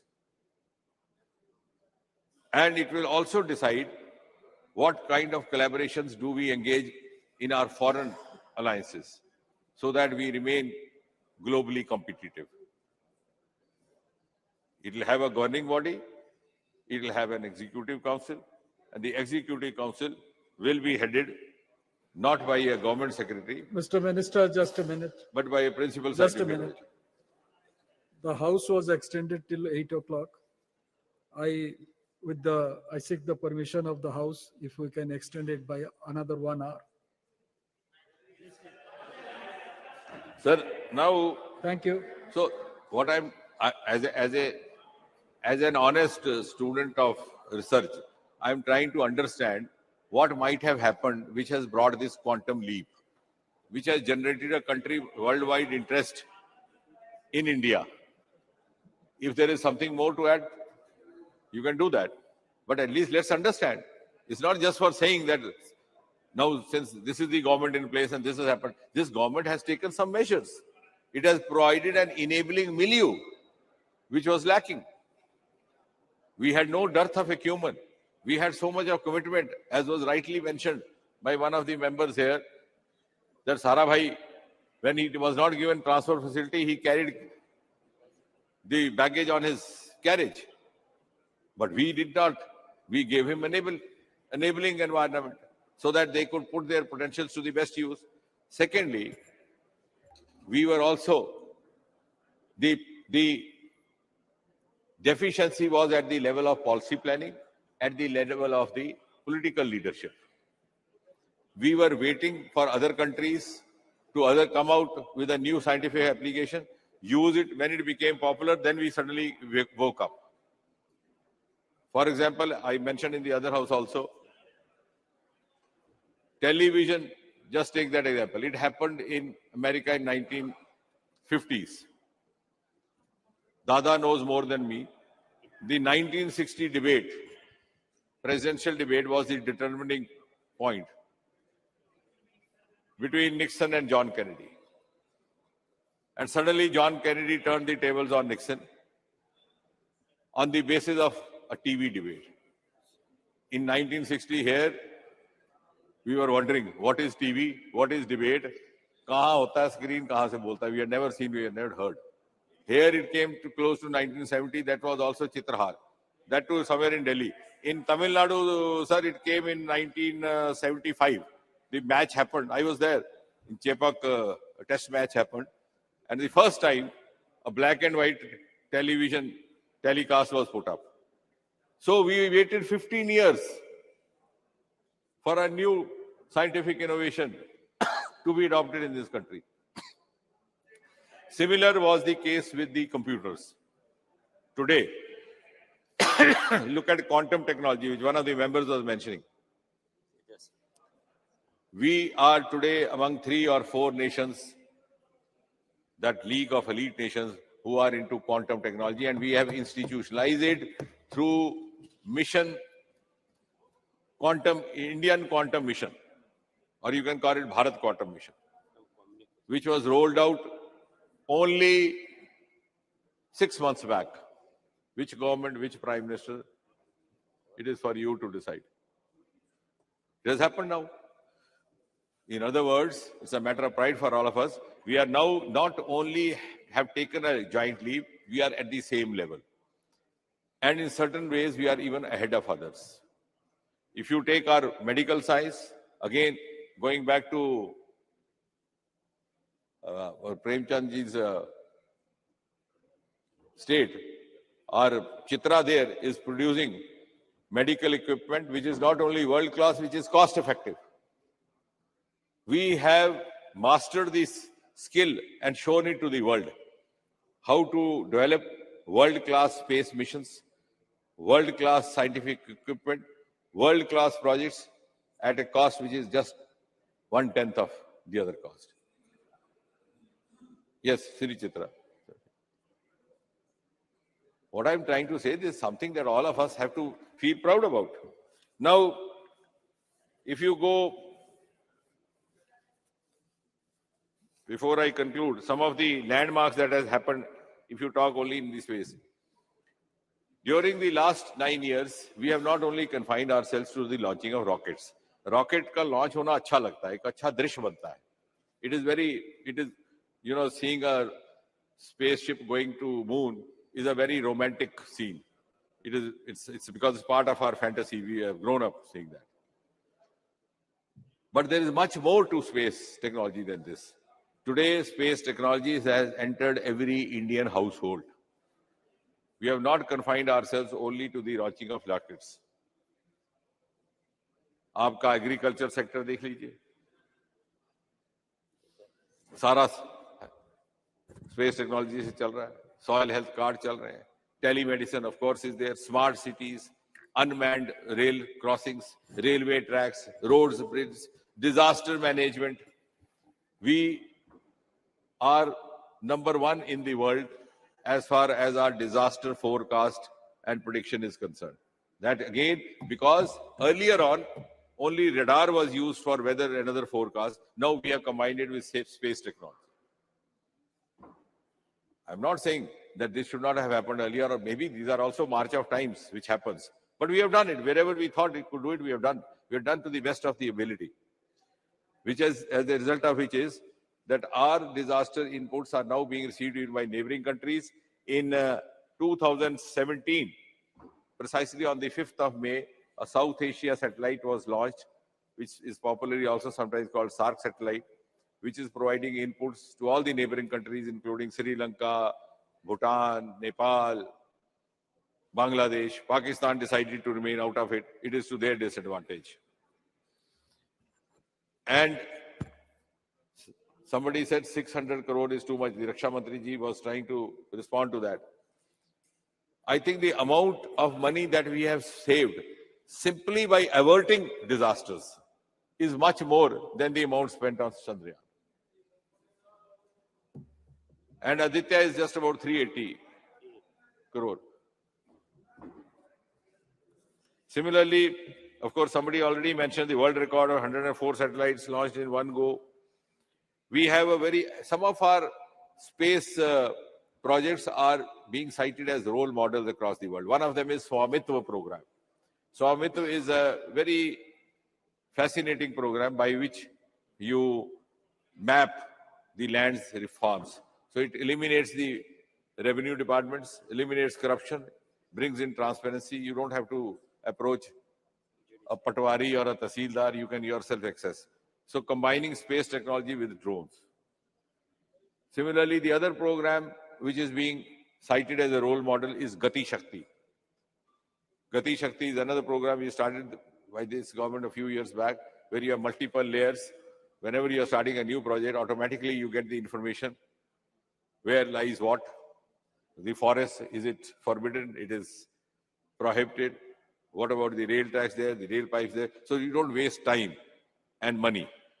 So some of our success stories are in fact being now cited in the rest of the world as well. And if we go simply by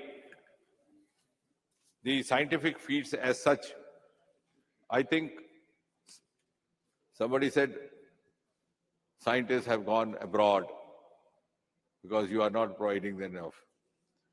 Yes, they went abroad because you didn't have startup avenues for them. You didn't have new institutes for them. If somebody did a course in space, either he had to get absorbed in ISRO or remain unemployed.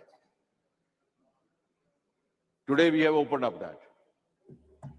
And as a result, many of these young scientists are willing to come back, and seeing that, we have now started a program called Vaibhav program under Department of Science and Technology, where we facilitate the return of a young scientist who wants to come back. And if he wants to take up a government job, we even give relaxation in the age, the upper limit of age. We are conscious of that because now they are finding avenues here. In fact, now this is going to be reverse brain drain. This happened because they were, now I was referring to Mr. Premchand's institute in Trivandrum. 160 admissions, 100% placement. But where? 60% of them went to NASA because you didn't have a place to absorb them. Now many of them are becoming startups. They are finding their own means. And this is a whole ecosystem which has been brought by this government. This also includes the new education policy, which is also called National Education Policy 2020. I said the other day, this National Education Policy should have happened several decades ago. I'm not saying in Nehru's time, but it made us prisoner of our aspirations. Somebody objected to that. I explained why. Suppose my father wants me to become a doctor. I don't get admission after class 12. What do? I do BSc, either botany or zoology. Then after that, what do? Civil services. I don't get, what do? I do MSc. Try for a teaching job, UGC, university. Don't get, what do? Do PhD. So I get stuck up in that stream. This National Education Policy 2020 gives you the liberty to go by your aptitude, to go by your taste. As you evolve, you can also make a choice. After class 12, if I don't get the choice of my stream or my subject or my profession, which I can change my subjects. I can have economics and botany. I can have economics and literature. It has exit entry. I can leave the college and come back. Once, sir, Dada will be interested to listen. The Vice Chancellor of Cambridge University, about 5 years back, he was professor of microbiology from the same profession, medical education. There the teachers don't retire in US. They carry on, like Dada continues. So here we have retired. So he's fond of me. Whenever he was here in India, he would call me up and I would go see him. So he told me, Doc, I must compliment students from India. If I didn't have students from Bharat, my PhD would be closed. All my PhDs from India. So when I came out, after having met him, there was another doctor with me. I said, what is a compliment or otherwise? He said, what do you mean? I said, the old gentleman doesn't know. In his country, or a boy or a girl will go in for a PhD only if he or she has decided to devote the rest of the life to research. Here I go for a PhD for a trophy. Get a PhD in biotechnology, come back and become a manager in a computer company. Nobody knows this disconnect between education, learning and skill and the vocation you follow was happening because of the old education policy. And you produce a huge lot of population who came to be very infamously known as educated unemployed, sitting at dharnas outside all the political offices. So this whole ecosystem is what is going to change the entire face of India and make it globally much, much more acceptable, competitive. And when we say in the next 25 years, we will be reaching that spot. We have already started the journey. The world is looking up to us. Gone are the days when India was looking for cues. India was waiting to be led by others. Today, world is ready to be led by Bharat under the leadership of Prime Minister Modi. Thank you, Speaker, sir. Thank you very much. Sri Adhir Ranjan Chaudhary ji. Dinner after 8 o'clock is a convention. Thank you, sir. Sir, already we have got a plentiful of rigmarole statements from our Honorable Minister. He has already journeyed from Alpha to Omega to convince us that everything in this dispensation has been going hunky-dory.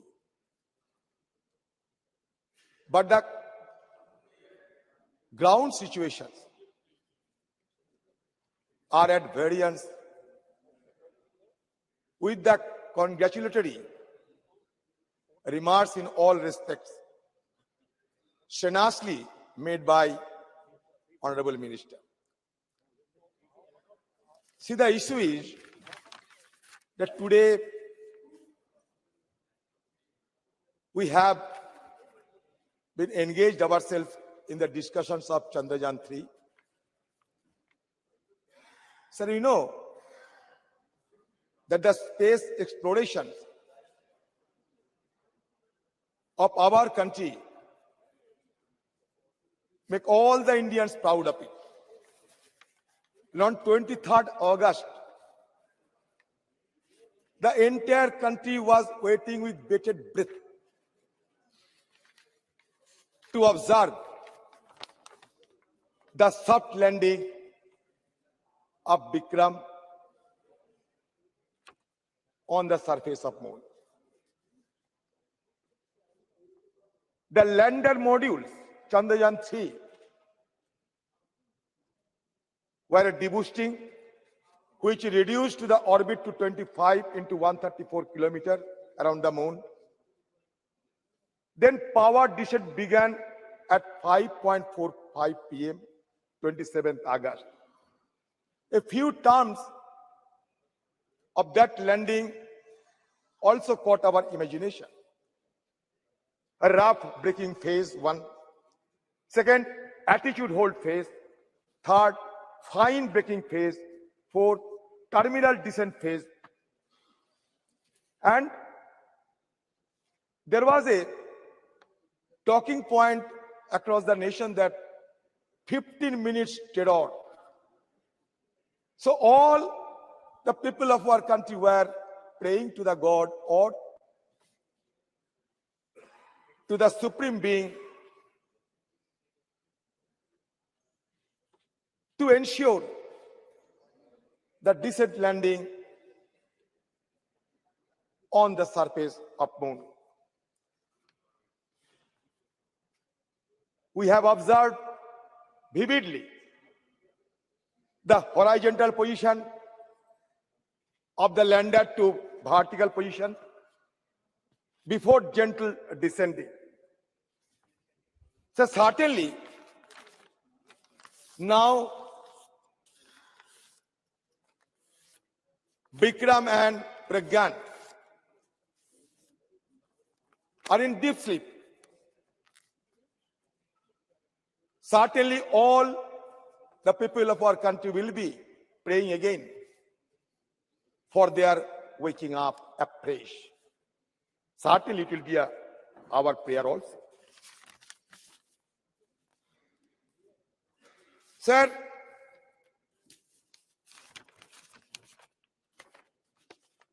first of all, I must propose to this government, to the minister and to the house, कि हमारे देश की राष्ट्रपति उनकी नेतृत्व में सारे इसरो को साइंटिस्ट जिन्होंने चंद्रयान 3 ये अभियान सफल किए, उन सब के लिए एक समारोह सभा का आयोजन करें, जिसको हम कहते हैं कि फैसिलिटेशन, और ये राष्ट्रपति द्वारा किया जाए, राष्ट्रपति भवन में किया जाए, और वहां हम सब एमपीज को बुलाया जाए, क्योंकि हम सब देशवासियों के साथ साथ तहे दिल से उन सारे हमारे साइंटिस्टों को संबर्धना देना चाहते हैं। क्यों हर चीज में हमारे देश की राष्ट्रपति जी को हमें नजरत देखने को मिलते? ये एक्सक्यूज मी,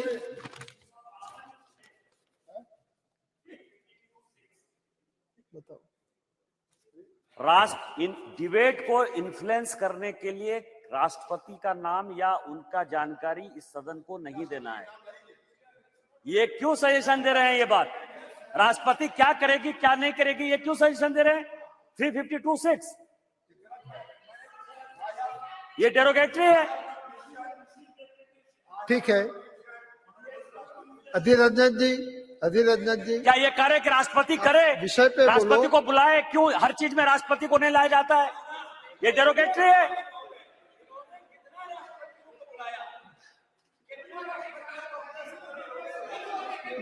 हेलो, मेरा है कि इसरो के सभी साइंटिस्टों का हमारे यहाँ प्रधानमंत्री जी और सभी के द्वारा सम्मान किया गया है, और जहाँ भी जरूरत पड़ेगी होगा, मगर पॉलिटिकल जो है स्टेटमेंट नहीं करना चाहिए। ठीक है, आप अपना बात शुरू, kindly confine to the subject.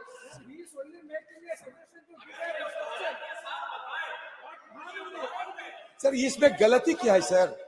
मैंने कहते हैं कि हमारे राष्ट्रपति जी की अगुवाई में सारे इसरो की साइंटिस्ट को बुलाया जाए राष्ट्रपति जी भवन पे, वहां हम सब जाएं और सब मिलके हमारे साइंटिस्टों को हम संबर्धना दे। इसमें गलती क्या है, अन्याय क्या है, ये तो बताइए। हेलो, आपकी संवेदना से हम आपको उसका संज्ञान लेते हैं, मगर पॉलिटिकली स्टेटमेंट पॉलिटिकल नहीं है स्टेटमेंट, मैं दिल की बात करते हैं सर। हमारे प्रधानमंत्री जी, एक मिनट, मंत्री जी कुछ टिप्पणी करना चाहिए।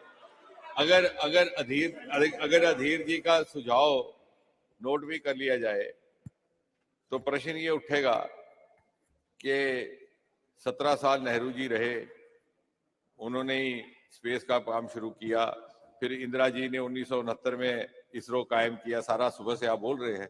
तो एक बार अगर उस समय ये प्रेसिडेंस स्थापित कर देते तो आज चल रही होती। अच्छा, वो हुई ठीक है, मैं बोल, ठीक है, विषय पे आओ, हमारे विषय पे आओ। मंत्री जी, प्रेसिडेंट तो बनाने वाला एक ही आदमी है। नहीं नहीं, प्रेसिडेंट बनाने वाला एक ही आदमी है हमारे देश में, आप हेलो, इस शायद प्रकार जानते की हैं। टिप्पणियां मत करो, विषय पे आओ। बात यह है कि जब राकेश शर्मा ने स्पेस में घूम रहे थे, आपको याद होंगे, प्रधानमंत्री जी उस समय इंदिरा गांधी जी उनको ये पूछी कि राकेश कैसे लग रहे हैं ये हमारे हिंदुस्तान को देखने के लिए, तो उन्होंने जवाब में कहे कि सारे जहां से अच्छा। तो बार बार वो टोकते रहे, तो उनको साथ हमें समय बर्बाद ना करें। सर, मैं इसलिए प्रधानमंत्री जी की बात किए हैं, ठीक है, इसलिए राष्ट्रपति जी की एक जिक्र किए हैं। संक्षिप्त टिप्पणी करते हैं। राकेश शर्मा का मिशन हिंदुस्तानी मिशन नहीं था, वो एक सोवियत मिशन था। वो अपनी कैपेसिटी में उसमें गए। जो गगनयान है उसका नट बोल्ट से लेकर के हमारा जो एस्ट्रोनॉट तक है वो हिंदुस्तानी होगा। ठीक है। अच्छा, रशिया से हथियार नहीं लेते हैं आप? आज की हमारे देश की जो हथियार फौजों के पास है, अधीर जी, 70% रशिया के मेड है। अधीर जी, ये पीछे जनरल सब बैठे हुए हैं, पूछो। वीके सिंह सब बैठे हुए हैं पीछे। रशिया से आप हथियार नहीं अपनाते हो? क्रायोजेनिक इंजन रशिया से नहीं लाते हो? ये हर बात में मैं तैयार हूं, कोई पुरवा नहीं। Address to chair. देखो, मंत्री करते हैं, मैं नहीं करते। मंत्री जी करते, मैं नहीं करते। ये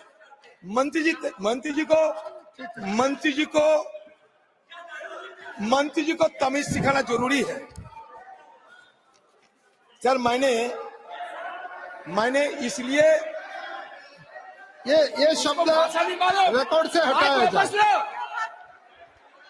ये शब्द रिकॉर्ड से हटाया जाए, तमीज का। सर, मैंने इसलिए राष्ट्रपति के नाम जिक्र किया, इसके पीछे एक वजह है। मंत्री जी अगर ध्यान पूर्वक सुने तो मैं खुशी होंगी। मंत्री जी थोड़ा सुनो मेरे बात। Madhavan, what evidence are you going to show before the world that we reach the moon? किसने पूछा था? APJ Abdul Kalam. Who was Madhavan Nair? The chairman of ISRO. Prior to the launch of Chandrayaan-1 2008, doctor कलाम ने क्या कहा? Doctor कलाम ने उनको suggestion दी कि when we carried out mission to Everest and Antarctica, we placed our flag there. In the case of the moon mission, we are relying to convince the world with a lot of digital data. Don't you think we should do something more? राष्ट्रपति पूछते हैं इसको, इसरो की chairman को। और इसरो की chairman कलाम साहब ये रेस्पेक्टेड साइंटिस्ट थे। और ये माधवन नायर के अपने बयान है कि that is simple one question modified his entire perspective, giving birth to the concept of the moon impact probe carried abroad Chandrayaan-1. That means moon impact probe Chandrayaan-1 की सबसे पहले चांद की सतह पर जो टक्कर मारी थी। Chandrayaan-3 lands on the moon today. We recall when India first planted a flag on the moon. दूसरी बात, Atal Bihari Vajpayee ji announced India's moon mission in his Independence Day speech 2003. This should be India's first foray outside Earth's gravitational pull and the most challenging task undertaken by the ISRO until then. 5 years after Vajpayee's announcement on October 22, 2008, a PSLV blasted off from ISRO's launch site at Sriharikota, beginning Chandrayaan-1's journey to the moon. The PSLV initially placed Chandrayaan-1 on a high elliptical orbit around Earth. Over the next 3 weeks, the spacecraft carried out some highly complex, extremely precise maneuvers to finally orbit the moon. India's maiden attempt to put a spacecraft into precise orbit around the moon was a complete success, but this was not enough.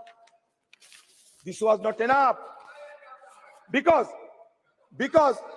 the MIP with the national flag inscribed on it comprised 3 instruments: a mass spectrometer, camera, altimeter.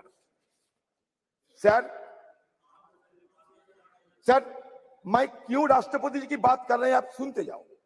The MIP was scheduled to be dropped on the lunar surface on November 14, 2008. An hour before this sequence was to be initiated, Dr. Kalam entered ISRO's control room at Pune, Bengaluru. Nair depicted the scenario that I arranged spice buttermilk, his favorite, for him and explained the details of the mission. He went around the newly built control room and appreciated the internal architecture as well as the sophisticated instrumentation. Nair writes about Kalam's visit. Dr. Kalam was excited to see the most modern setup and remarked that it felt as if he was in Wonderland. मैं इसलिए कह रहा हूं कि 2008 साल में India has entered the elite club of space exploration countries.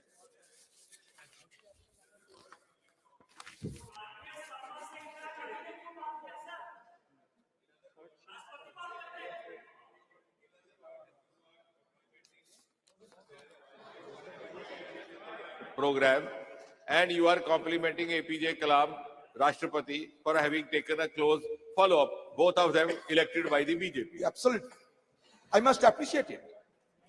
Before returning to Delhi, however, he made a notable suggestion. Before returning to Delhi, he made a notable suggestion to name the impact site after Pandit Nehru, on whose birthday the landing was made and whose vision was crucial to the creation of ISRO. After receiving appropriate permission from the government, the site was named Jawahar Sthal. मैं इसलिए बोल रहा हूं कि doctor कलाम जी ने उनकी तरफ से ये सिफारिश की, उसके बाद जौहर स्थल बनी हमारी चाँद की सियात में. उस समय ये कोई मैं बोलने हर बात पे अगर मोदी टोकते रहे तो कहाँ जाऊंगा. The difference, we did not name it Modi Point. We have named it Shiv Shakti Point and Tiranga Point. बहुत अच्छा किया. You made it Nehru Point and Jawahar मैंने नहीं किया. Point. मैंने क्या किया, अब्दुल कलाम ने सिफारिश की. Abdul Kalam ne उनकी कहने पर होना. No. क्योंकि उनको It was सम्मान the UPA government which cleared this decision. President Rashtrapati is no way privy to take this decision. The decision was taken by the then PMO headed by Dr. Manmohan Singh. No, don't mislead the House. I am not misleading the House. Department of Space is directly under Prime Minister's office, and the decision was taken by the then PMO. It was cleared. अच्छा ठीक है, बैठिए. अच्छा देखिए, there is a proverb that the crow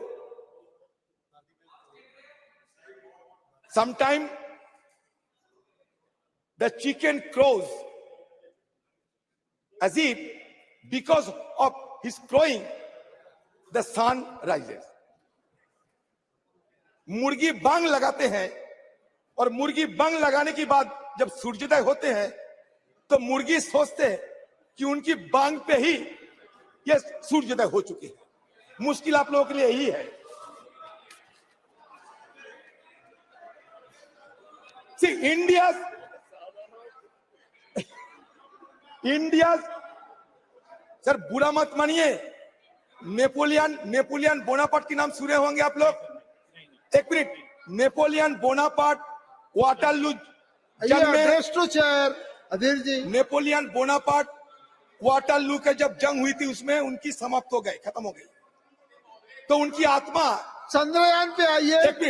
उनकी आत्मा पुनर्जागृत होते हुए पहले अमेरिका सफर किया. आप डेविएट हुए चंद्रमा. अमेरिका सफर, नेपोलियन की आत्मा अमेरिका को देखने के बाद टिप्पणी करते हैं कि अमेरिका में इतना औजार है, असला है, अगर ये मेरे पास रह जाते तो वाटरलू नहीं होते. तो फिर घूमते घूमते इजराइल में आए नेपोलियन बोनापार्ट की आत्मा. तो इजराइल में आने के बाद उनकी ये टिप्पणी हमें सुनने को मिलता है कि अगर इजराइल जैसे खुफिया एजेंसी रहते हमारे पास, मोसाद जैसे, तो हमें कोई हराने नहीं सकते। धीरे धीरे वो हिंदुस्तान में आए और मोदी की जमाने के सारे दृश्य देखने के बाद उनको ये लगा कि अगर मोदी जी रहते, इवेंट मैनेजमेंट इस तरीके के होते रहते, तो वाटरलू युद्धों की बात किसी को पता ही नहीं होती। अधीर जी आप विषय पे आइए। तो यही अधीर जी विषय पे आइए। Sir, India's experience in rocketry began in ancient time, when fireworks were first used in the country, a technology invented in neighboring China, and which had an extensive two-way exchange of ideas and goods with India, connected by the Silk Road. Military use of rockets by Tipu Sultan during the Mysore War against the British inspired William Congreve to invent the Congreve rocket, predecessor of modern artillery rockets. In 1804, after India gained independence from British occupation in 1947, Indian scientists and politicians recognized the potential of rocket technology in both defense application and for research and development. Recognizing that a country as demographically large as India would require its own independent space capabilities, and recognizing the early potential of satellites in the fields of remote sensing and communication, these visionaries set about establishing a space research organization. ये इसका इतिहास है। Sir मुझे समय दीजिए क्योंकि मुझे बोलना है। सर ये इसका इतिहास है। Sir in 1947, Homi Bhabha wrote to the then Prime Minister Jawaharlal Nehru to set up a separate branch of science for atomic energy. Shortly after the Atomic Energy Commission came into existence in 1948, Bhabha was in charge of that commission. Nehru famously said, it is science alone that can solve the problems of hunger and poverty, of insanitation and illiteracy, of superstitions and deadening customs and tradition, of vast resources running to waste, or a rich country inhabited by starving people, who indeed could afford to ignore science today. At every turn, we have to seek its aid. क्या हुआ sir? Sir काफी समय हुआ है। हाँ? काफी समय हुआ है। नहीं सर मैं ये कहना चाहते हैं, सुबह से हम सुनते आते हैं, मैं ये इंडियन स्पेस ऑडिसी को बताना चाहते हैं, इंडियन स्पेस ऑडिसी को कहना चाहते हैं। 1963 the first sounding rocket, Thumba Equatorial Rocket Launching Station in Kerala. 1969, the Indian Space Research Organization is founded. It replaces the Indian National Committee for Space Research set up by the government of India in 1962. 1975, the first Indian satellite Aryabhatta is launched into space from a Russian facility on April 19. The first Indian experimental remote sensing satellite, Bhaskara-1, is placed orbit with TV cameras on board to study hydrology and forestry and geology. 1980 satellite launch vehicle, India's first experimental satellite launch vehicle, is successfully launched from Harikata. 1982, communication satellite INSAT-1 is launched. 1984, as part of joint Indo-Soviet mission, India cosmonaut Rakesh Sharma spends over a week at Salyut-7, a Russian orbital station. 1987, first developmental flight of augmented satellite launch vehicle failed to send SOS-1 into orbit. 1988, Indian remote sensing satellite IRS-I1 and communication satellite INSAT-1 are launched. 1992, ASLV successfully launches. 1993, PSLV fails to place IRS-I orbit. 1994, PSLV successfully launched. 1999, PSLV launches more than one satellite for the first time. 2001, the first developmental flight of GSLV inject GSAT-1 into a geosynchronous transfer orbit. 2002, PSLV launches India's first dedicated meteorological satellite, Kalpana-1. 2003, PSLV puts IRS-PG P6 carrying a 1,360 kg payload into orbit. 2004, first operational flight of GSLV successfully launches. 2005, the first mission to take off from the second launch pad Sriharikata. 2007, after significant hard work, PSLV successfully launches. अधीर जी बोलने दीजिए sir. Hello. Sir, हो गया. 2008, India's first lunar probe Chandrayaan-1 is launched successfully about the upgraded PSLV XL. 2013 PSLV 25 flight launches. 2014 launch vehicle Mark Kindly 3. conclude, previously launched. kindly conclude. Sir ये जल्दबाजी उनको इतना मौका दिए मैं तो हमारे सारे विपक्ष की तरफ से बोल रहे हैं 2016 इसरो सक्सेसफुली टेस्ट पर स्क्रैम जेट इंजन आपकी जमाने की बात करते हैं आपको तो खुशी होना चाहिए 2017 variant of LVM-3 2018 second orbital test flight 2019 20 21 22 23 ये सिलसिला चलता है ये किसी एक सरकार की कोई एक व्यक्ति की कहानी नहीं है जिस तरीके से आप लोग भजोना कर रहे हैं ना वो भजोना करने की जगह ये नहीं है हमारे जो साइंटिस्ट है ये साइंटिस्ट की मेहनत से इनकी पसीना से सर आज इस कामयाबी पे हम पहुंच पाए हैं ये सबको सराहना करना चाहिए सिर्फ मोदी भजोना करने से नहीं ऐसा मत बोलो सर पूरा सदन साइंटिस्टों का रिस्पेक्ट करता है मैं पूरा सदन करता है अध्यक्ष महोदय की बात मत करो अध्यक्ष महोदय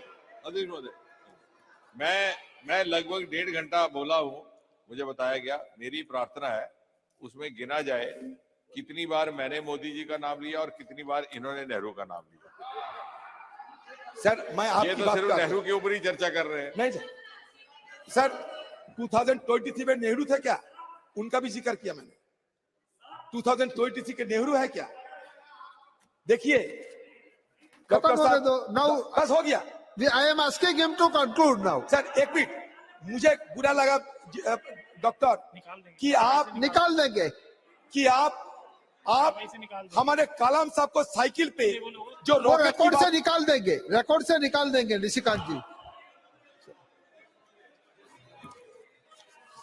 अच्छा अध्यक्ष महोदय नहीं बल्कि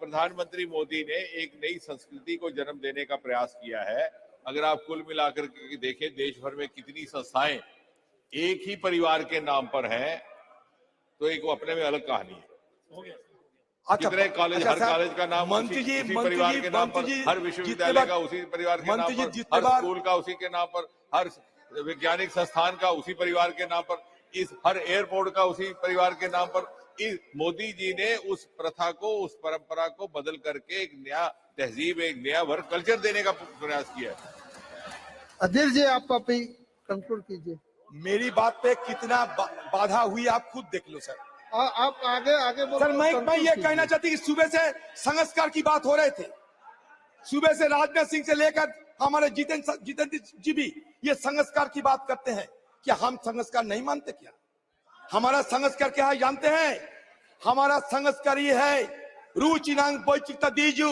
कुटिलो नाना पोतो जूसांग नीनु मेको गम्मस्तोशी पयो समर न वहीबो नदी की जन्म कहीं भी हो सकते वो नदी बर्फ पिघलने के बाद जब पानी में तब्दील होते शहर नगर गांव बंदर से गुजर कर समुद्र में जाकर मिलते वो समुद्र नदी के लिए सच होता है सत्य होते हैं ये सत्य हिंदुओं के लिए ईश्वर है मुसलमानों के लिए अल्लाह है क्रिश्चियन के लिए क्रिस्ट है बुद्धिस्ट के लिए बुद्ध है ये हमारा संस्कृति है ये संस्कृति को मानने के चलते आपको आगे निकलना पड़ेगा सर चलो ये संस्कृति की बात करते हैं इनकी please conclude they should not confuse science with superstition they should not confuse culture with communalism that is my suggestion to them sir we can feel proud of what our country achieved in medical science at one point of time we worship Lord Ganesha there must have been some plastic surgeon at that time who got an elephant's head on the body of a human being and began the practice of plastic surgery quoted by Prime Minister. I do not know the name of the Prime Minister, but certainly the Prime Minister is a proactive, progressive Prime Minister. जिन्होंने ये कहा था. Kindly conclude. Please conclude it. Sir, so इसलिए मैं कहते हैं. We have so many other speakers also. Sir, kindly conclude. Sir मैं काफी लंबा बोले. मैं संस्कार की बात करता हूँ. ऑलमोस्ट हाफ एन आवर से ज्यादा सर बोले। हमारे गीता बोलते हैं, सर हमारे गीता बोलता है डॉक्टर साहब, आन भद्र क्रद्भु यंतु विश्वते, आन भद्र क्रद्भु यंतु विश्वते। सारे दुनिया की सारे ज्ञान अपनाओ, इसमें कोई शर्म नहीं करना चाहिए। हमारा देश जुग जुग से सारे दुनिया को अपनाया है, यही हमारा देश की महत्व है। स्वामी विवेकानंद कहते हैं expansion is life, contraction is death, love is life, हेटेड is death. Once more the world must be conquered by India, this is the dream of my life. कौन कहता है? Swami Vivekananda. And I wish that each one of you who hear me today will have the same dream in your minds and stop not till you have realized the dream. ये स्वामी विवेकानंद, यही हमारा संस्कार है। तो sir यहाँ मैं मंत्री जी को कहना चाहते, आप इंडेक्स की बात करते थे ना, इतना address to the chair and now conclude, please conclude. Sir ये मैं इसलिए बताता हूं कि ह्यूमन डेवलपमेंट इंडेक्स क्या है मंत्री खुद बताए, हमारे पॉवर्टी इंडेक्स क्या है मंत्री खुद बताए। आप कहते कि इसरो में राशि बढ़ा दिए हैं, नहीं। 10 साल पहले आज से आप 10 साल जूनियर थे, 10 साल बाद आज से आप 10 साल ओल्डर होगी। इसी हिसाब से बात करना चाहिए। हम लोगों को गुमराह करने के लिए बात ना करें तो बेहतर होगी। The allocation for ISRO's annual budget in 2023-24 stands 12,543 crore rupees. Shockingly, this amount reflects an 8% reduction compared to the previous budget, with a massive 32% slash in expenditure designed for space science initiatives such as Chandrayaan-3 and Aditya L1 mission focused on studying the sun. Sir Aditya L1 के बारे में ज्यादा कुछ नहीं पता, लगरंजी point के पार करने जाते हैं, लगरंजी पॉइंट तक जाना चाहते हैं आदित्य 1। सर 127 दिन 28 दिन की वक्त लगेगी, 15 लाख किलोमीटर की सफर तय किए हैं, वो सक्सेसफुली गुजर रहे हैं। सब हम उसके लिए भी, उनके लिए भी हम सब प्रार्थना करें कि उनकी यात्रा भी thank you very much sir. Shri Ritesh Pandey ji, thank you very much. अब खत्म करो। मैं राजनाथ सिंह को ये कहना चाहते हैं, सुबह राजनाथ सिंह हमारे धर्म और संस्कार के बारे में बार बार कहते थे। मैं ये कहना चाहता कि Einstein summarises the coexistence by writing the science without religion is lame, religion without science is blind. That should be kept in mind. Thank you भारतीय संस्कृति क्या होता जानते हैं सर? लास्ट भारतीय संस्कृति बात करते हैं, अपने कमाओ अपने खाओ, ये प्रकृति है। दूसरे से लूटकर अपने खाओ, ये विकृति है। खुद कमाओ सबके खिलाओ, ये भारतीय संस्कृति है। थैंक यू श्री रितेश पांडे जी। अध्यक्ष महोदय, स्पीकर सर, मुझे धन्यवाद करना है अधीर रंजन जी का। दादा मुझे धन्यवाद करना है आपका कि जिस सांस्कृतिक परिप्रेक्ष्य में सुबह इस चर्चा का आगाज हुआ था माननीय रक्षा मंत्री जी द्वारा, आपने उसी मोड़ पर उसको ला करके समापन के लाया है। Religion without science is blind and science without religion is blind, और संस्कृति को हाईलाइट। रितेश जी बहुत बहुत धन्यवाद आदरणीय अधिष्ठाता महोदय। आपने मुझे आज चंद्रयान 3 के सफल लैंडिंग पर बोलने का अवसर दिया है, इसके लिए मैं आपका आभारी हूं, और साथ साथ बहन कुमारी मायावती जी का मैं आभारी हूं जिन्होंने मुझे इस भव्य सदन में पहुंचने का अवसर दिया है। माननीय अधिष्ठाता महोदय, इतने हीटेड डिस्कशन के बाद एक शेर का पहुंचना यहाँ पे जरूरी है।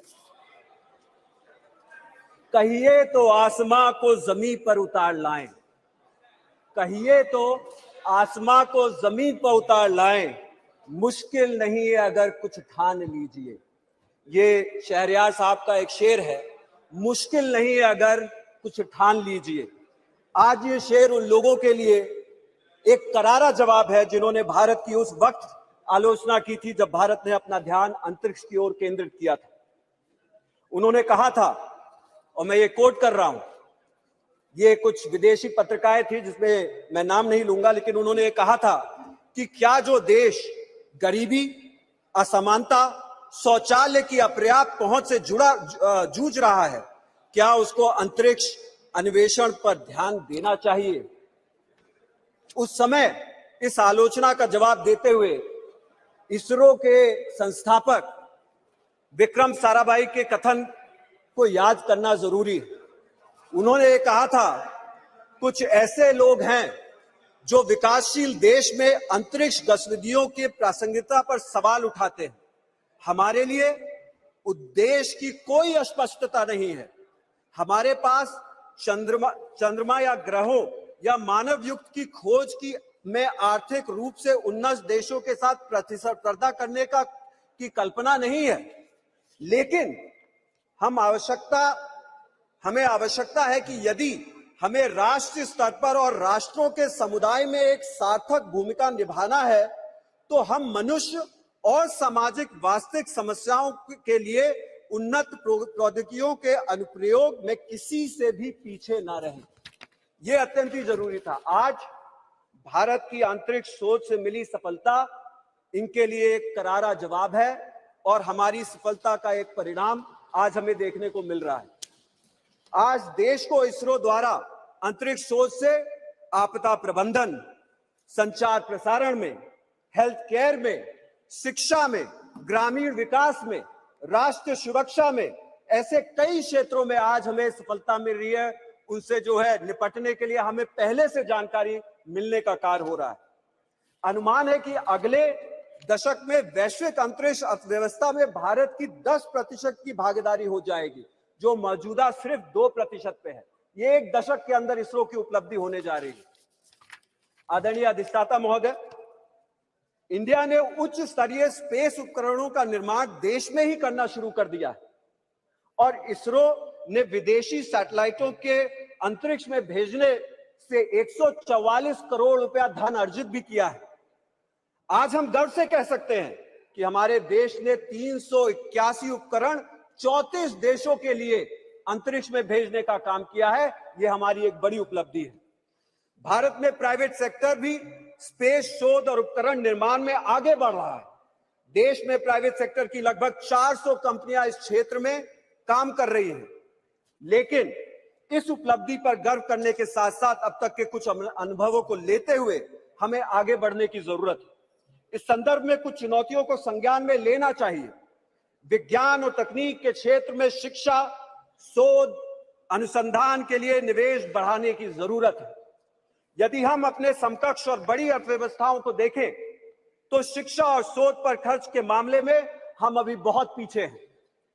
इसे अगर समय से नहीं सुधारा गया तो हमारी अग्रणी भूमिका को बरकरार रख पाना बहुत ही मुश्किल हो जाएगा। बस मैं खत्म कर रहा हूं सर, ज्यादा समय नहीं, 2 मिनट और। देश में विज्ञान और तकनीक की संस्थाओं में निकलने वाली प्रतिभाओं का एक अच्छा खासा हिस्सा पलायन कर जाता है। ऐसा क्यों हो रहा है और इसे कैसे रोका जाएगा या कैसे कम किया जाएगा, इस पर ध्यान देना जरूरी है। जैसा मैंने पहले भी बोला था कि हमें इस क्षेत्र में निवेश करने की जरूरत है और उसी के साथ साथ बहुत सारे शिक्षण संस्थान हैं जिसमें शिक्षकों के पद खाली हैं, वैज्ञानिकों के पद खाली हैं, टेक्नीशियन के पद खाली हैं। कभी कभी तो सुनने में आता है कि वेतन देने में देरी हो रही है और भत्ता देने में भी देरी हो रही है, समुचित मानदेय नहीं मिलता। ऐसी शिकायतें न पैदा हो, इसके ऊपर खासा ध्यान सरकारों को देने की जरूरत है। अंत में पुनः मैं इसरो को इस वैज्ञानिक अचीवमेंट के लिए, सफलता के लिए धन्यवाद देना चाहता हूं और सरकार से अपील करूंगा कि इसरो को कोई कमी ना आने दी जाए। और अंत में मैं, जैसा कि यहाँ पे पूरे देश के साइंटिस्ट ने और हर जगह से उपकरण आए और देश के पूरे साइंटिस्टों ने इसमें भागीदारी निभाई है, मैं उत्तर प्रदेश से भी रॉकेट वुमेन के नाम से चर्चित ऋतु श्रीवास्तव जी का, धर्मेंद्र प्रसाद यादव जी का, सुमित कुमार जी का और आशीष मिश्रा जी का और आलोक पांडे जी का, हरशंकर गुप्ता जी का, तमाम लोगों का, उत्तर प्रदेश से आने वाले लोगों का पूरे देश की तरफ से धन्यवाद देना चाहता हूं। और मैं ये विश्वास दिलाना चाहता हूं कि अंबेडकर नगर में भी इन सब लोगों के अचीवमेंट्स को देख के ऐसी प्रतिभाएं निकलना शुरू हो गई हैं। अंत में एक शेर के साथ खत्म करूंगा सर कि जमीन से आसमां तक, आसमां से लामकां तक, जरा परवे मुश्त खाक तो देख कहां तक जा सकते हैं। बहुत बहुत धन्यवाद। Thank you very much. Shrimati ji Madhavi ji. Thank you, Chairman, sir, for this great opportunity to speak in this new and very beautiful Parliament House. Sir, on this auspicious moment, I feel very happy to express our great achievement of Chandrayaan-3 success by the ISRO scientists under the leadership of Sri Shobnath and his team, and also the great support of our dynamic Prime Minister of India. Sir, because of soft landing on the lunar surface, India becomes the first country to land a spacecraft on the moon's solar region, South Polar region, on the August 23rd, 2023. The primary goal of landing a spacecraft on the moon will also conduct scientific experiment to study the moon's environment, including its history, geology, and potential source of potential for resources. Through this mission, India will not only access to wealth of knowledge about lunar surface, but also potential for human habitation in the future. I congratulate the entire ISRO for the success of the Chandrayaan-3 because this achievement, our country entered an elite club of nations achieving such a feat. The others being the USA, China, and Russia. This achievement will also help the India boost its share in the global space business. Currently, our share in the global space business only 2% in the $600 billion industry.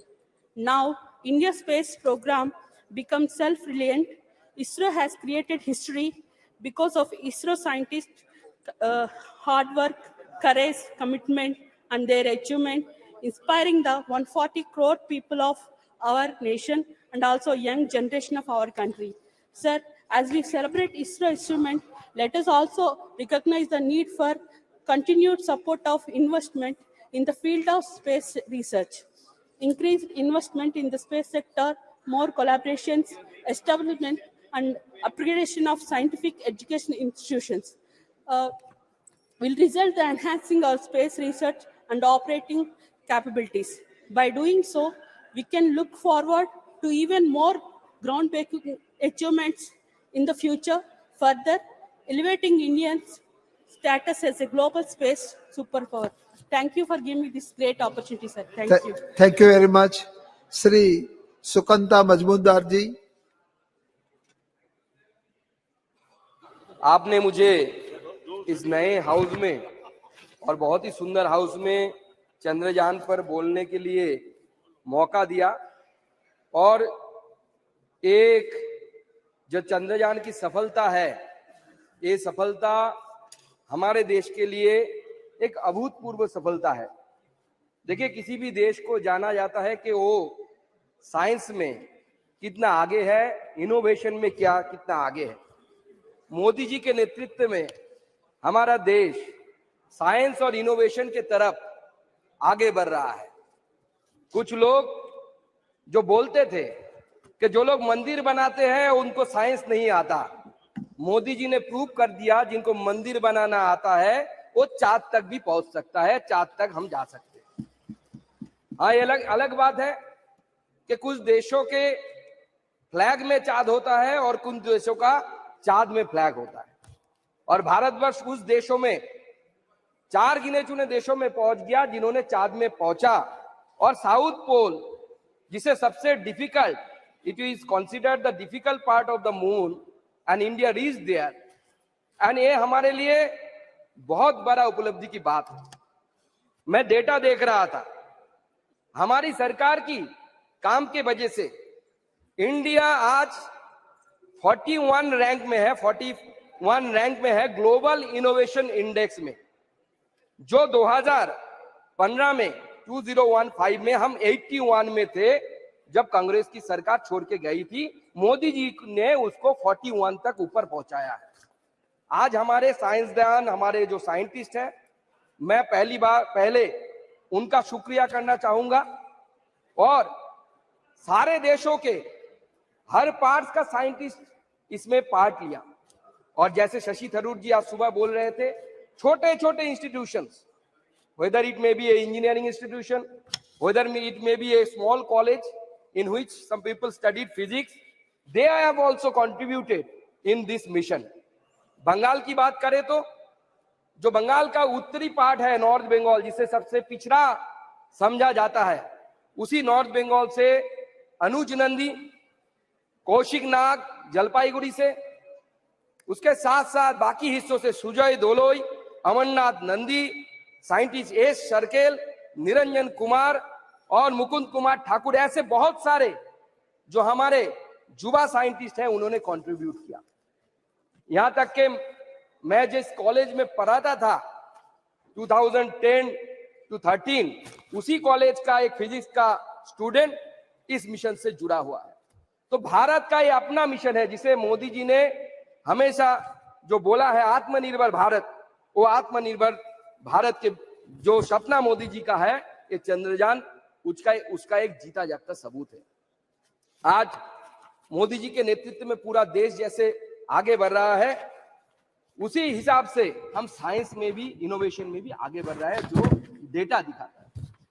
उस दिन जिस दिन rover ने 23 अगस्त को चांद के सीने में हमारे देश का अशोक स्तंभ का जब चित्र बना दिया था, उस समय पूरा देश का सीना 56 इंच बन गया था। पूरा देशवासी 56 इंच का सीना लेके खड़ा हुआ था कि भारत भी कर सकता है। हम में भी काबिलियत है और हर एक में काबिलियत है। हमारे जो मित्र है, जो संस्कार और कुसंस्कार की बात कर रहे थे, सुपरस्टिशन की बात कर रहे, अधीरदा भी बात कर रहे थे कि हमारे प्रधानमंत्री जी बोले हैं कि ये है गणेश जी का सिर है, प्लास्टिक सर्जरी का उदाहरण है। संस्कृति क्या डिफरेंस है ये हमें समझना है कि अधीरदा को याद आ जाता है कि प्रधानमंत्री गणेश जी को लेकर क्या बोले हैं, ये याद नहीं आता कि मोनिका बेस्रा नाम की एक महिला का ट्यूमर किसी के हाथ देने से वो खत्म हो जाता है और उस महिला को सेंट घोषित किया जाता है, उनका नाम अधीरदा को याद नहीं आता। ये संस्कृति में डिफरेंस है। और ये चंद्रयान का जो सक्सेस है, ये हमारे साइंटिस्ट और जो हर जगह में काम कर रहे हैं और देश को आगे ले जाने के लिए इनको इंस्पिरेशन मिलेगा।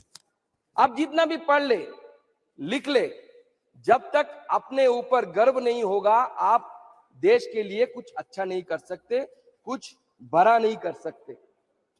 कॉपी कर सकते हैं, कॉपी पेस्ट कर सकते हैं, लेकिन साइंस में यूनिकनेस लाने के लिए पहली बात कंक्लूड करता हूं सर, कि पहली बात आपके अपने ऊपर, अपने सामर्थ्य के ऊपर आपको विश्वास होना चाहिए। और दो बात बोल के मैं खत्म करना चाहता हूं कि कभी हमारे जो मेडिसिनल साइंटिस्ट थे, मैं साइंटिस्ट ही बोलता हूं, उन लोगों को ऋषि बोला जाता था, उन्होंने एक मंत्र की रचना करी थी, आमंत्र अक्षरम नास्ति नास्ति मूलो मनौषधम अयोग्यो पुरुषो नास्ति जोजकस्तत्व दुर्लभ।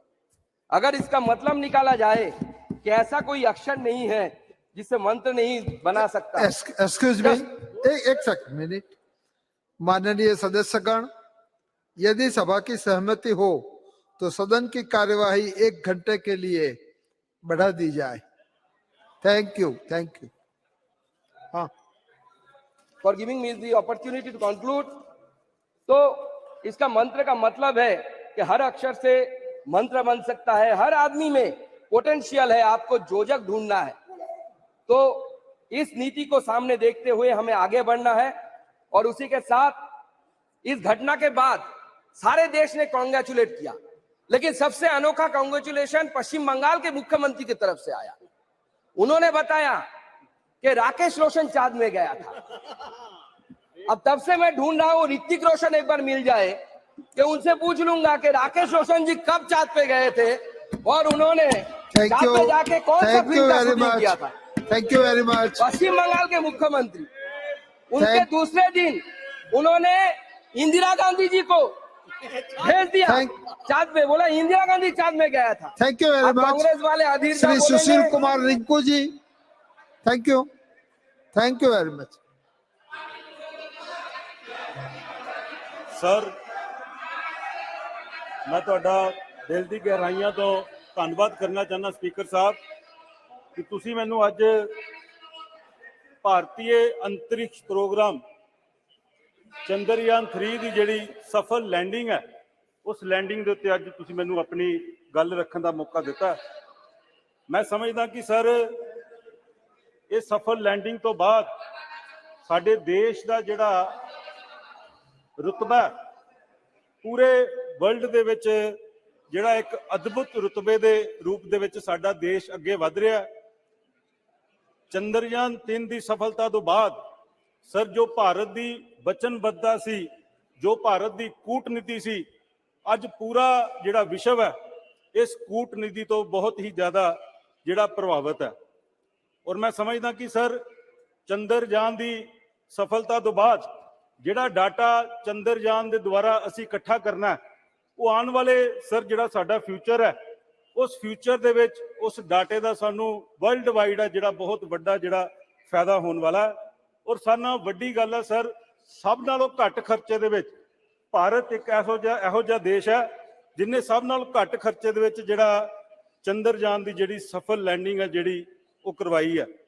ਸਰ ਜਿੱਥੇ ਮੈਂ ਇਸ ਸਫਲਤਾ ਦੇ ਲਈ ਸਾਰੇ ਭਾਰਤ ਦੇ ਜਿਹੜੇ ਵਿਗਿਆਨਿਕ ਜਿਹੜੇ ਜਿੰਨੇ ਵੀ ਨਾਲ ਸਾਥੀ ਜੁੜੇ ਸਨ ਜਿਨ੍ਹਾਂ ਨੇ ਇਸ ਸਫਲਤਾ ਦੇ ਵਿੱਚ ਆਪਣਾ ਹਿੱਸਾ ਪਾਇਆ ਉਹਨਾਂ ਨੂੰ ਬਹੁਤ-ਬਹੁਤ ਮੁਬਾਰਕਬਾਦ ਦੇਣਾ ਚਾਹੁੰਦਾ, ਸਰਕਾਰ ਨੂੰ ਬਹੁਤ-ਬਹੁਤ ਮੁਬਾਰਕਬਾਦ ਦੇਣਾ ਚਾਹੁੰਦਾ।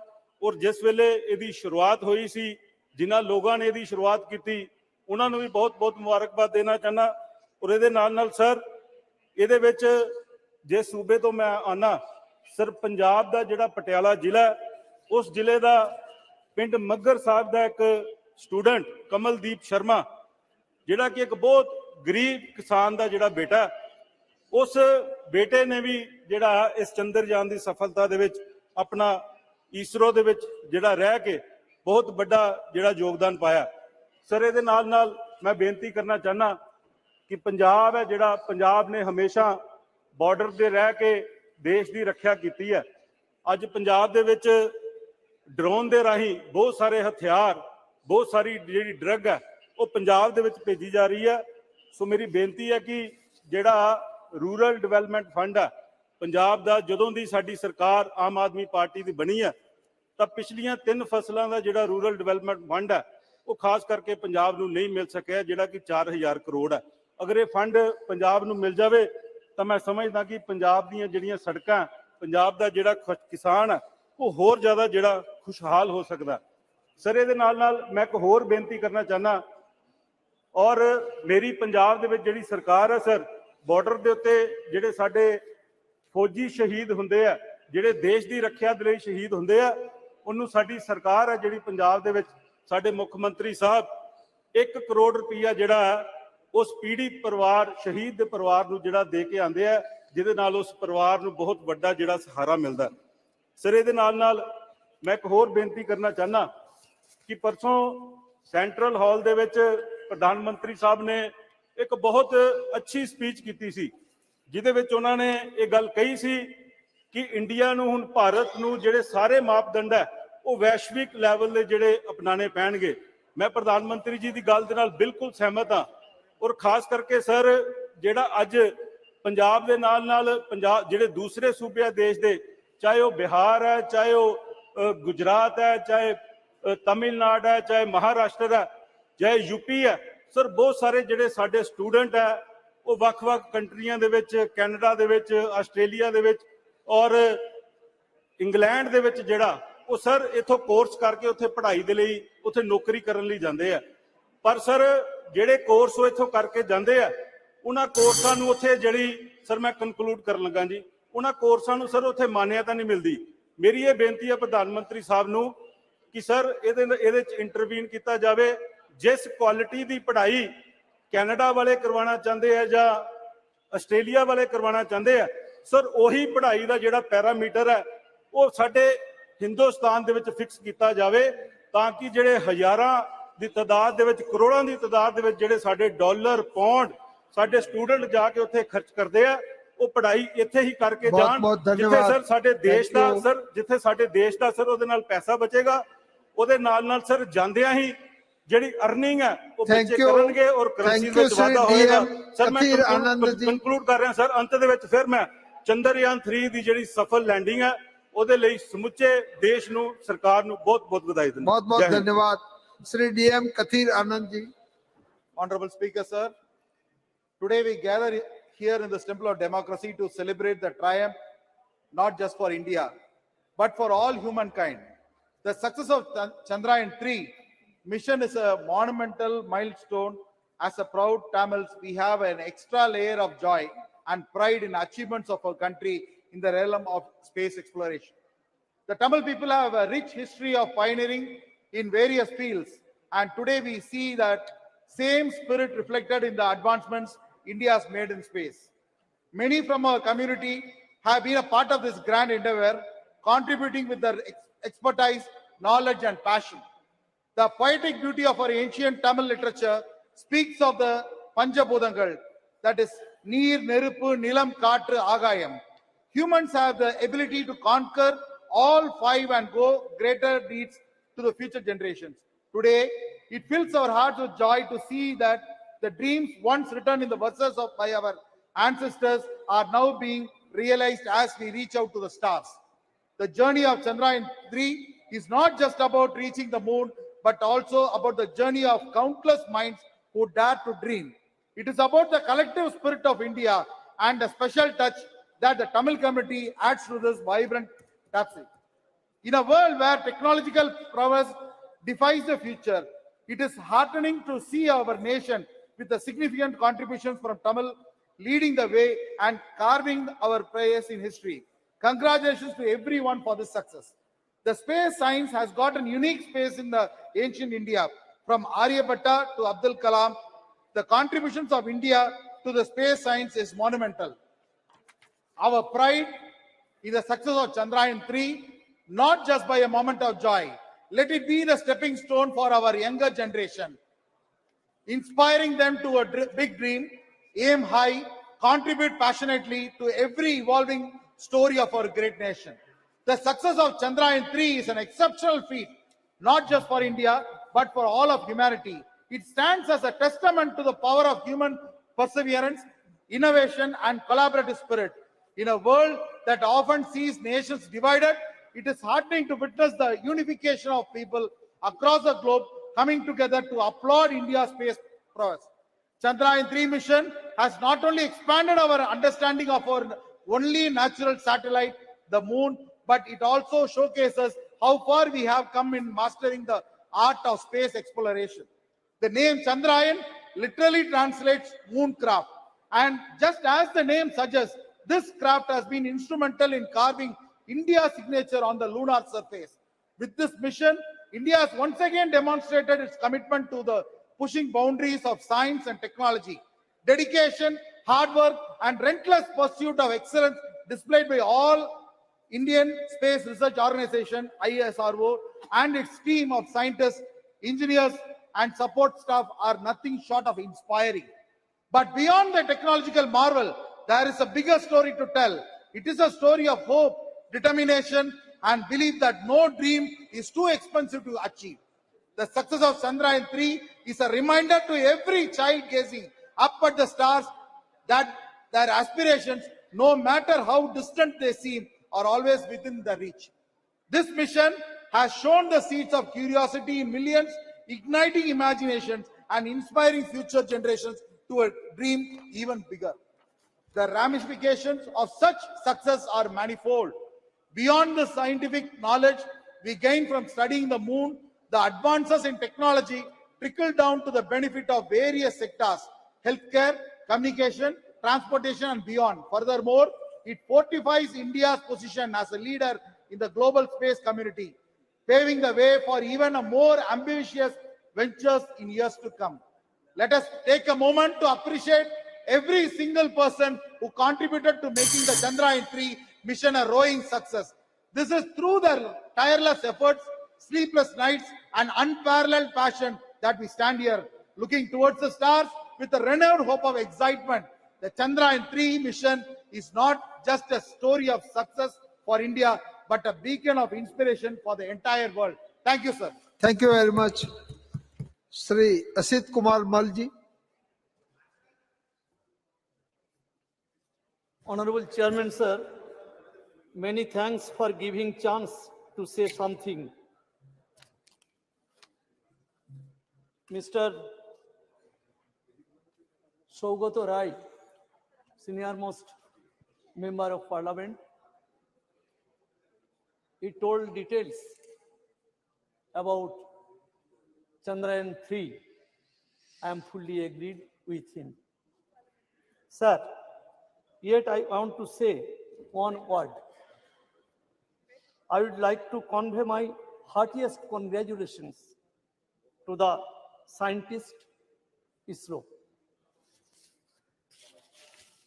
Sir, the success of Chandrayaan-3 has raised our country on a glorious position in the world. I would like to draw a kind attention of the Honorable Prime Minister in order to look in the problems of the scientist ISRO, especially as if they do not suffer from monetary problem. Sir, बहुत खुशी के बात है, waste Bengal में बहुत scientist ISRO में है, लेकिन हमारा बोलपुर कॉन्स्टिट्यूंसी है, पार्लियामेंट्री कॉन्स्टिट्यूंसी, वहां से एक साइंटिस्ट विजय कुमार दाई चंद्रयान-3 में काम करता है। हमारा जिला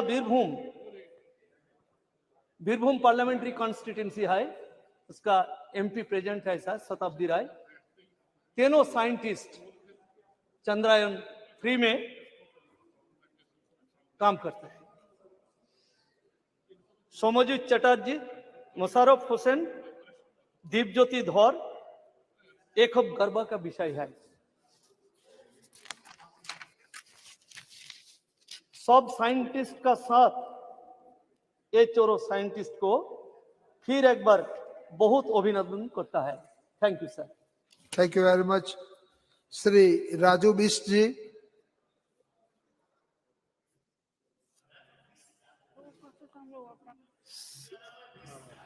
धन्यवाद सर।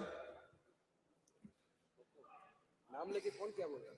आपका बहुत धन्यवाद सर, चंद्रयान पे बोलने के लिए आपने मुझे मौका दिया।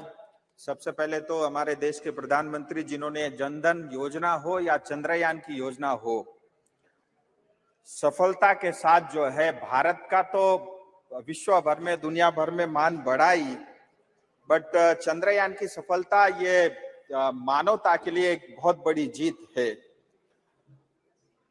सर, मैं अधीरदा को बहुत गंभीरता से सुन रहा था। वैसे मैं उनसे उम्र में छोटा हूं और अनुभव भी बहुत थोड़ा है, बट फिर भी बैठे बैठे एक चीज मैं जरूर उनको कहना चाहूंगा और शायद कांग्रेस को चिंतन करनी चाहिए। जिस कांग्रेस पार्टी ने 7 साल तक जो है भारत में शासन किया और आज भी जो है नेहरू जी को स्थापित करने के लिए इतना जोर लगाना पड़ रहा है, इसका मतलब कुछ तो गलत था।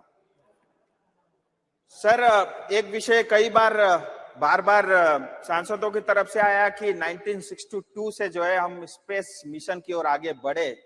मुझे लगता है वो इंडिया का युग था, लेकिन उससे पहले भी जब भारत का युग था तब भी हम जो है स्पेस मिशन में आगे थे। अनुभव उदाहरण बहुत सारे, लेकिन मैं एक ही बात जरूर आपके सामने रखना चाहूंगा। आर्यभट्ट जी ने जो कोपरनिकस थे उनसे 1000 साल पूर्व ये बता दिया था कि पृथ्वी गोल है। और सर, मैं एक दो चीज आपके सामने और रखना चाहूंगा। 1920 के दशक में भारत में मॉडर्न डे स्पेस रिसर्च शुरू हुआ। एसके मित्रा, नोबेल प्राइज विजेता सीवी रमन, मेघनाथ साहा जैसे साइंटिस्ट स्पेस रिसर्च जो अग्रणी थे उनके माध्यम से हुआ। और फिर 62 में जो है जाकर के Indian national committee for space research का गठन हुआ। 63 में यानी 1963 में भारत ने पहला रॉकेट लॉन्च किया और इंडियन स्पेस रिसर्च 69 में जाकर के इसरो के नाम से कन्वर्ट हुआ और इसरो ने अब तक जो है 90 सैटेलाइट मिशन लॉन्च किए और इसमें से 48 स्पेस मिशन मोदी जी के समय में कार्यकाल में 9 वर्षों में हुए हैं और इसरो ने ही पिछले 9 वर्षों में जो 48 स्पेस मिशन लॉन्च किए उसमें से जो है 424 सैटेलाइट साथ लेकर के गए थे। सो ये एक बहुत बड़ी उपलब्धि है और अगर हम भारत सरकार का बजट भी देखें 2013-14 में जहां 5,615 करोड़ हुआ करता था 2023-24 में बढ़ के 12,500 करोड़ से अधिक है और कई सारे फॉरेन सैटेलाइट भी जो है इसरो ने लॉन्च किए हैं। 3,000 करोड़ से ज्यादा की आमदनी हुई है और यह आमदनी पिछले 9 साल में करीब करीब उसका 90% हिस्सा जो है पिछले 9 साल का ही है। सो ये बहुत सारी उपलब्धियां रही सर, मैं ज्यादा समय नहीं लूंगा और मैं ये जरूर कहना चाहूंगा कि हमारे क्षेत्र से भी दार्जिलिंग तराई डुवर से भी निरुपम शर्मा जो मिरिक दार्जिलिंग के थे, अनुज नंदी जो इस्लामपुर नॉर्थ दिनाजपुर के थे और कौशिक नाग जी जो जलपाईगुड़ी के थे, ऐसे तमाम लोग जो है पश्चिम बंगाल से भी इसरो मिशन के जो है टीम के हिस्सा रहे। अगला हमारा टारगेट जो है गगनयान है, लेकिन सर मैं बंगाल की दृष्टि से एक दो विषय जरूर रखना चाहूंगा क्योंकि बहुत सारी बातें जो है बंगाल के हमारे सब टीएमसी के सांसदों ने भी रखा और हम सबको भी गर्व होता है कि बंगाल की इतनी बड़ी भूमिका रही और इतने बहुत अधिक संख्या में जो है उनका इस टीम में योगदान रहा। लेकिन आज बंगाल के सरकार को ये चिंतन और अध्ययन करने की आवश्यकता है जो आज के युवा पीढ़ी को जिस तरह का संस्कार हम डाल रहे हैं, क्या आने वाले समय में भविष्य में वो गरिमा पश्चिम बंगाल की रहेगी क्या? आज देखिए पश्चिम बंगाल जाना जाता है बम के लिए, बारूद के लिए, हिंसा के लिए, हत्या के लिए, महिलाओं के ऊपर जो अपराध होते हैं उसके लिए, तुष्टीकरण के लिए, परिवारवाद के लिए और सबसे बड़ा भ्रष्टाचार के लिए। और मैं ये बहुत गंभीरता के साथ बोल रहा हूँ प्लीज सर, बस 2 मिनट बोलने दीजिए। मैं ये गंभीरता और मैं आपको ये कहना चाहता हूँ अर्जुन दा वहीं बैठे सबसे ज्यादा भुक्तभोगी तो वही है, उनसे पूछ सकते हैं वो। और इतना ही नहीं सर, आज पश्चिम बंगाल में टीएमसी के नेता यहाँ बैठे हैं, वो जवाब दे 50% से ज्यादा यूनिवर्सिटी में रेगुलर वाइस चांसलर नहीं है। 8,500 से ज्यादा जो है स्कूल पश्चिम बंगाल में बंद हो रहे हैं क्योंकि टीचर को तनख्वाह नहीं दे पा रहे हैं। जो टीए है सरकारी कर्मचारियों को नहीं मिल रहा है, ये वास्तविकता है। और सर एक बात और, कृपया समाप्त कीजिए। सीपीएम ने 35 साल तक बंगाल में शासन किया। Thank you. सीपीएम ने श्री जसबीर सिंह चिल्ला अब बैठ जाइए। जसबीर सिंह गिल जी। धन्यवाद चेयरमैन साहब। आज मैं बधाई देता हूं पंजाब वासियों की तरफ से, हमारे देशवासियों को, इस देश को, हमारे साइंसदानों को और हमारे पंजाब के साइंटिस्ट जो महेंद्र पाल सिंह जी हैं जो इस चंद्रयान 3 मिशन में शामिल रहे, उनको कि ये देश के लिए एक गौरवमयी समय है। आज हम इसका जश्न मना रहे हैं। हम जश्न चंद्रयान 2 का भी जरूर मनाएंगे, चाहे वो मिशन विफल हुआ मगर उसमें एक नियत साफ थी, एक साफ मेहनत की थी हमारे साइंसदानों ने। मैं आओ जश्न मनाएं चंद्रयान 1 का, वो भी एक बहुत बड़ी उपलब्धि थी। तो मैं ये भी जश्न मनाना बनता है कि हम एक फूड डेफिसिट देश होते हुए पंजाब के मेहनती किसान की वजह से आज हम फूड सरप्लस हुए। आज हर सरकार आई, हर प्रधानमंत्री आया, उन्होंने अपनी योग्यता और क्षमता के मुताबिक काफी योगदान इस देश को मजबूत करने के लिए, ऊंचा उठाने के लिए किया। जवाहरलाल नेहरू जी ने डैम्स, आईटी, आईआईएम बनाए और हमारे लाल बहादुर शास्त्री जी ने वो एक हरी क्रांति जो लाल बहादुर शास्त्री जी लेके आए, इंदिरा गांधी जी जिन्होंने पाकिस्तान के को निस्ताबूद कर दिया, और हमारे उनके बाद राजीव जी जिन्होंने एक टेलीकॉम और एक जो गाड़ियों में वो क्रांति लेके आए, नरसिम्हा राव जी जिन्होंने हमारा कितना बड़ा ये काम किया, और एक बार फिर जो आईटी क्रांति है उसका उन्होंने झंडा उठाया।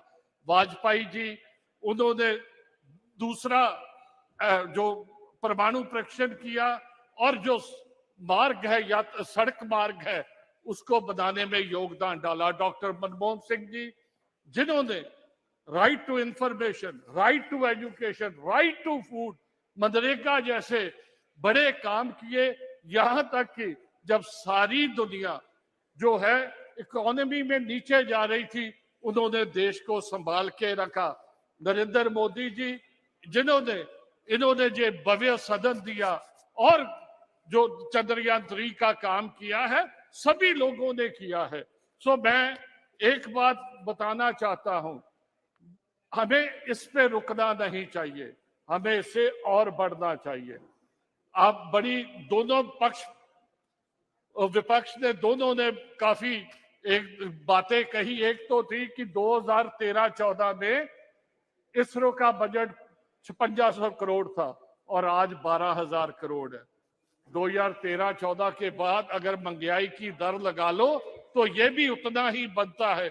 हमें इस पे भी संतुष्ट नहीं होना चाहिए, हमें और मेहनत करनी चाहिए। ये हमारा जो महान देश है, इसमें ग्लेशियर, पहाड़, हिमालय जैसे, इसमें Indian Ocean, Bay of Bengal जैसी नदियां हैं, इसमें पंजाब जैसे खेत खलियान है, थार जैसा डेजर्ट है। यहाँ पे आप हरमंदर साहब जो अमृतसर में गोल्डन टेम्पल है, वाराणसी में राम जी का मंदिर बन रहा है, यहाँ अक्षरधाम मंदिर है, वो ये अजमेर शरीफ जो हमारे राजस्थान में है, गया में बौद्ध धर्म का कितना बड़ी जगह है।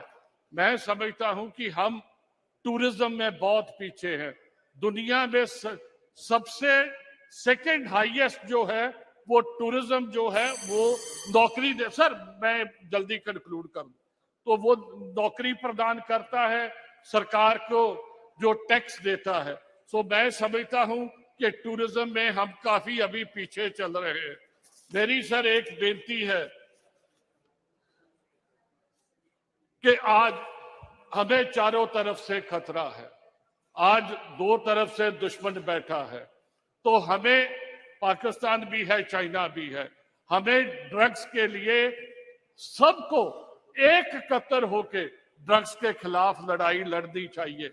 ये मत सोचना कि कोई स्टेट बच जाएगा। बहुत बहुत धन्यवाद सर। एक मिनट में सर ये स्टेट कोई बच जाएगा, ये हमारे सारे सभी की जिम्मेवारी है, और हम सबको इस पे बह के रणनीति बना के इस लड़ाई को लड़ना पड़ेगा। धन्यवाद। धन्यवाद धन्यवाद। श्री श्याम सिंह यादव जी, श्याम सिंह यादव जी।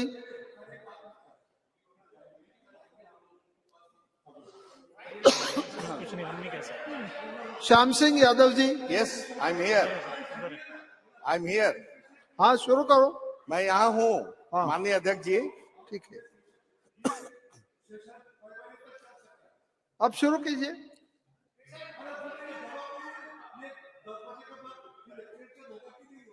हो सकता है मगर उनको बोलने दो, आप बोलिए। आप कृपया बैठ जाइए, आप बोलिए श्याम सिंह जी।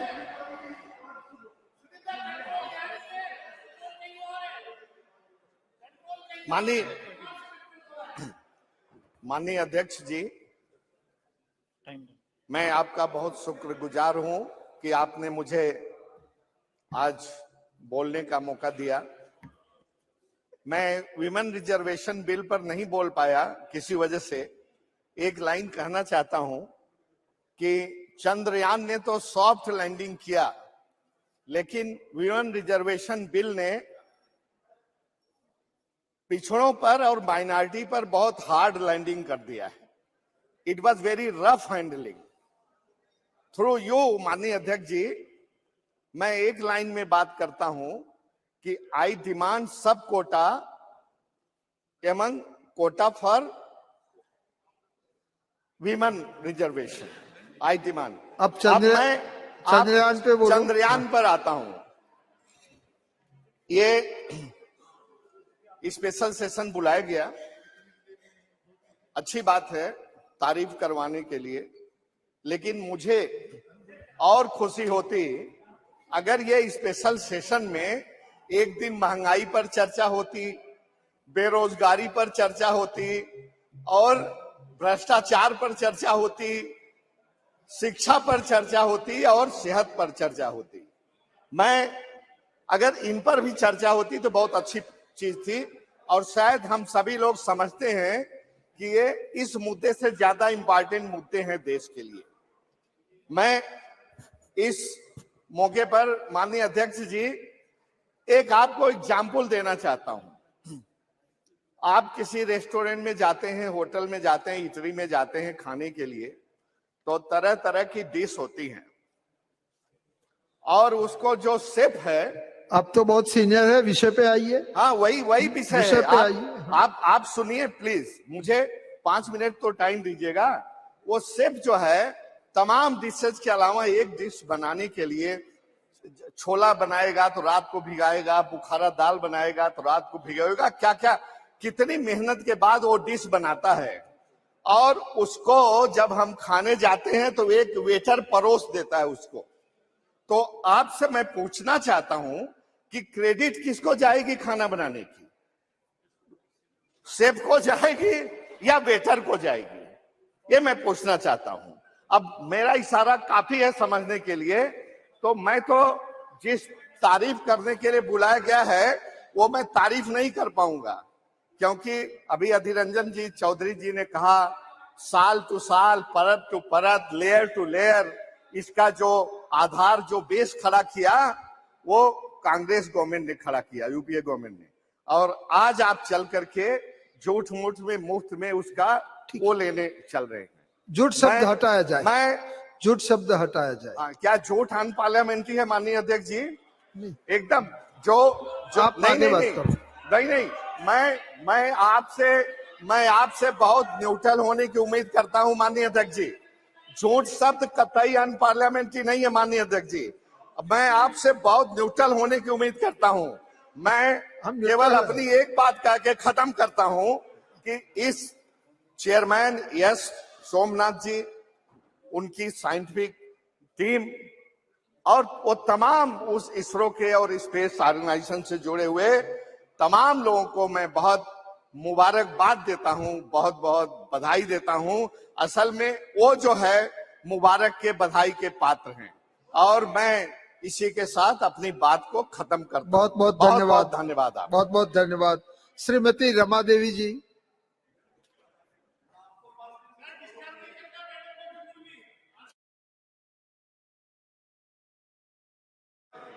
लाइट तो जला दीजिए। ये हमारे माननीय प्रधानमंत्री जी ने नामाकरण कर दिए। आज सब कोई को मौका मिल गया ये शिव शक्ति के नाम से जाने जाने वाला चंद्रयान 3 पर, और लोग की भावना, लोग के विचार, सदन में जो लोग बोल रहे हैं, ऐसा लग रहा है कि प्रत्येक आदमी को बोलना है। इस विषय को जानकारी जैसे मिला, अंदर में उत्साह हो गया। लेकिन जो ये काम करने की भावना हमारे प्रधानमंत्री जी के अंदर आया, वो प्रधानमंत्री जी जिस नियत से, जिस मन से, जिस भावना से काम करते हैं वो देखता है दुनिया। आज 9 साढ़े 9 बरस में जो जो काम किए हैं सफलता मिली है, और भाव भी ठीक है, भावना भी ठीक है, और ये से धरातल पर उतारने की क्षमता भी ठीक है। तो लोग तो खामियां निकालेंगे, लेकिन हम तो में खूबियां दिखते हैं। तो जो आदमी खामियां निकाल रहे हैं और जो देखकर सोच रहे हैं कि ऐसा काम हम करते लेकिन 60 वर्षों में नहीं हुआ, आज हम लोग जो देख रहे हैं इसको अक्षर सा पालन करने के लिए हम सोचते हैं कि लोग को समझदारी में भी आना चाहिए कि प्रधानमंत्री का विचार कैसा है। हम ये देखते हैं कि जो सफलता का महत्वपूर्ण पल, मैं भी गर्व से यहाँ पर खड़ी हूँ ताकि हम सभी मिलकर एक ऐतिहासिक पल के बारे में चर्चा कर सके और हमारे माननीय प्रधानमंत्री श्री नरेंद्र मोदी जी ये यशस्वी नेतृत्व के हमारे देश के वैज्ञानिकों के मेहनत का परिणाम है, महत्वपूर्ण कदम है कि न केवल भारतीय विज्ञान और तकनीकी क्षेत्र में बल्कि विश्व भर में हमारे वैज्ञानिकों का मेहनत एवं विजय की मान्यता देने के लिए है। यह मिशन हमें सिर्फ चंद्रमा के पास ले गया बल्कि भारत की आत्मविश्वास और वैज्ञानिकों के सामर्थ्य को भी नए ऊंचाइयों पर पहुंचाया है। हमारे देश के वैज्ञानिकों, हमारी शक्ति स्वरूपा महिला सैकड़ों ने उसमें सहयोग किया और इतना विद्वता अपनी दिखाई है। जो लोग कहता है महिला घर में रोटी चूल्हा बनाए, खाना बनाए, ये करे, लेकिन आज के दिन में हमारे प्रधानमंत्री जी नारी शक्ति का जो महत्व दिए, उनका अधिकार जो दिए हैं, वर्षों से लोग सोच रहा था, देख रहा था, केवल बात बनाने ही के लिए हमारे अधीर रंजन जी तो इतना बात बनाए कि मुर्गी बाग देती है और ये भी पता नहीं है कि मुर्गी बाग देती है कि मुर्गा बाग देता है। अब क्या स्त्रीलिंग पुल्लिंग इनको समझाए, अभी वो थोड़ा शिक्षा ले ले अच्छा से, अच्छा रहेगा। जिन्होंने इस कठिनाई भरे मार्ग पर अपनी सीमाओं को पार कर दिखाया है कि आगे बढ़ना संभव है, यह वैज्ञानिक हमारे देश के गौरव है। उनकी मेहनत एवं संघर्ष का हम सभी समर्थन करते हैं। यह क्षण 140 करोड़ भारतीयों का समर्थन मिल रहा है। यह क्षण भारत की नई ऊर्जा, नई चेतना का है। यह क्षण भारत के उदीयमान भाग्य के आवाहन का है। अमृत काल की बेला में अमृत वर्षा हुई है। ये सबको को महसूस हो रहा है कि अमृत काल ऐसे ही नहीं कहा गया है, इसमें अमृत की वर्षा हुई है। प्रत्येक आदमी इसको लेने के लिए तैयार है। ये नए सदन में आकर लोगों ने अपना विचार दिया है। हमने धरती पर संकल्प लिया और चांद पर उसे साकार किया। चंद्रयान 3 का विक्रम लैंडर ने चांद के दक्षिणी ध्रुव पर उतरा। यह करने वाला भारत दुनिया का पहला देश बन गया। यह उपलब्धियां भारतीयों को गर्व महसूस कराने वाली है। महोदय, भारत कृषि प्रधान देश है और चंद्रयान 3 की कामयाबी भारत की उपलब्धि के रूप में देखी जानी चाहिए, क्योंकि स्पेस में भारत जैसे ताकतवर होते जाएगा, कृषि क्षेत्र को खूब फायदा मिलेगा। जो आज लोग कहता है कि हमको ये कमी है, ये भूखे मर रहे हैं, थाली में रोटी नहीं है, ये सारे उपाय हमारे प्रधानमंत्री नरेंद्र मोदी जी कर रहे हैं, कैसे कैसे उपलब्धि हो। इसरो दुनिया में अपनी किफायती कमर्शियल लॉन्चिंग के जाना जाता है। चंद्रयान 1 ने चांद का पानी खोजा। चंद्रयान 2 का ऑर्बिटर आज भी काम कर रहा है। उसी ने चंद्रयान 3 के लिए लैंडिंग साइट खोजी। इसके अलावा मंगल यान पर परचम तो पूरी दुनिया देख चुकी है। इससे दुनिया में यह संदेश गया है कि भारत के पास वो क्षमता है जो कम बजट और कम संसाधनों में भी वह काम कर सकता है, जो बड़े बड़े देश नहीं कर सकते थे। जो चंद्रयान 3 की सफलता के बाद इसरो का नाम दुनिया की सबसे बड़ी स्पेस एजेंसियों में शामिल हो गया। और ये सोचने की बात है कि हम इसमें कितना सफलता हासिल किए, और भी हम मंगल पर जाएंगे, बुध पर जाएंगे, सूरज पर जाने की जो चेष्टा कर रहे हैं वो भी पूरा होगा। चंद्रयान 3 की सफलता के बाद भारत में विज्ञान एवं प्रौद्योगिकी क्षेत्र में प्रोत्साहन मिलेगा। इस क्षेत्र में ज्यादा स्टार्टअप का गुंजाइश बढ़ने की उम्मीद है। देश में नए स्टार्टअप स्थापित हो सकते हैं तथा इससे जुड़े स्टार्टअप को बेहतर फंडिंग मिलने का संभावना बढ़ेगी। इससे कई देश जुड़ सकते हैं। हम लोग जो कहते हैं कि जय जवान, जय किसान, जय अनुसंधान, जय विज्ञान और जय भारत देश महान, ऐसे स्थिति का नारा का सार्थक सिद्ध हो रहा है। एक मिनट ज्यादा नहीं बोलेंगे। कृषि क्षेत्र में अभी तक मिट्टी का जांच नमूने लेकर होते हैं। ml का इस्तेमाल भी मिट्टी के जांच में अब होने लगा है, लेकिन स्पेस में ताकत बढ़ने के साथ साथ यह काम बहुत आसान, तेज एवं विकास के लिए बेहद महत्वपूर्ण साबित होगा। जैसा कि आदरणीय, जब हम अपनी आंखों के सामने ऐसा इतिहास बनते देख कर गर्व होता है, तो स्वाभाविक है कि पूर्व में जब मिशन फेल हुआ था तो देश के वैज्ञानिक को निराशा हुई थी। उस समय प्रधानमंत्री ने उसका साहस बढ़ाने के लिए पूरा दिल में सटाकर उसको सहलाते हुए कहें कि असफल आदमी ही सफल होता है, जो आगे बढ़ता है ठोकर तो लगती है लेकिन सफलता उसे ही मिलती है। बस हम खत्म करेंगे। एक कविता जो हम कहना चाहती हूँ कि यह क्षण मुश्किलों के महासागर को पार करने का है, यह क्षण जीत के चंद्र पथ पर चलने का है। हम अपने यशस्वी प्रधानमंत्री को इसके लिए धन्यवाद आभार अपने क्षेत्र के लोगों के तरफ से मैं करती हूँ। और दो लाइन मैं बोल रही हूँ। हारे नहीं जब हौसले तो कम हुए कुछ फासले, दूरी नहीं कोई हमें समर्पण चाहिए, कुछ कर गुजरने के लिए मौसम नहीं मन चाहिए, साधन सभी जुट जाएंगे, बस संकल्प का धन चाहिए। जय हिंद, जय भारत। बहुत अच्छा कविता है, धन्यवाद। ऑनरेबल मेंबर श्री राहुल शेवाले जी।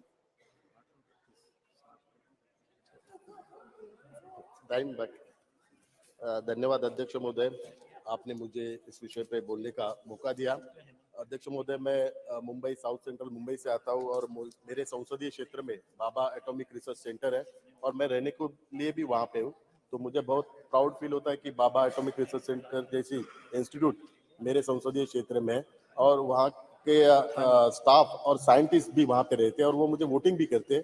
तो मैं उनको यहाँ पे रिप्रेजेंट कर रहा हूँ, ये मैं खुद को बहुत ही प्राउड फील कर रहा हूँ। अध्यक्ष महोदय, चंद्रयान 3 का यशस्वी करने के लिए मैं सर्वप्रथम एस सोमनाथ जी, इसरो के chairman, Shri Veera Muthuvel project director, Shri Unnikrishnan director of VSSC, Mohana Kumar mission director, S Sankaran director of URSC और ए राजरंजन लैब चीफ और सभी साइंटिस्ट उनका अभिनंदन करता हूँ। अध्यक्ष महोदय, चंद्रयान 3 का अभियान यशस्वी करने के बाद इसरो के सामने 7 मिशन प्रोजेक्ट के चैलेंजेस हैं। उसमें पहला प्रोजेक्ट जो ऑलरेडी लॉन्च किया हुआ है, Aditya L1, India's next space centric mission is not for a planet but rather it's for the brightest star as a view from earth. Second जो प्रोजेक्ट है वो मंगलयान 2। द original Mangalyaan mission was launched on November 5, 2013 and its successor Mangalyaan 2 Mars mission is expected to be launched next year. तीसरा project है Gaganyaan, India's first manned mission और चौथा project है Nisar satellite. ISRO has a space mission in collaboration with the National Aeronautics and the Space Administration, NASA के साथ उसका है। पांचवा प्रोजेक्ट है SPADEX। ISRO will also launch an experimental mission called SPADEX. छठवा प्रोजेक्ट है शुक्रायन। Apart from the moon, Mars and the sun, ISRO will also be launching a mission to study Venus. और सातवां प्रोजेक्ट है after Chandrayaan 3, India's next moon mission will be LUPEX exploration mission. तो मैं चंद्रयान अभियान यशस्वी करने के बाद ये 7 प्रोजेक्ट जो चैलेंजेस है इसरो के लिए, उसके लिए भी मैं उनको हार्दिक शुभकामनाएं देता हूँ। अध्यक्ष महोदय, मैं यहाँ पे पॉलिटिकल भाषण न करते हुए यहाँ पे टेक्निकल चीजें रखना चाहता हूँ। इसरो के जो चैलेंजेस और अपॉर्चुनिटीज है उसके बारे में मैं बात करना चाहता हूँ। The most notable of these have been the Chandrayaan and the Mangalyaan mission with a manned space mission Gangayaan planned for its first stage flight next year uska year.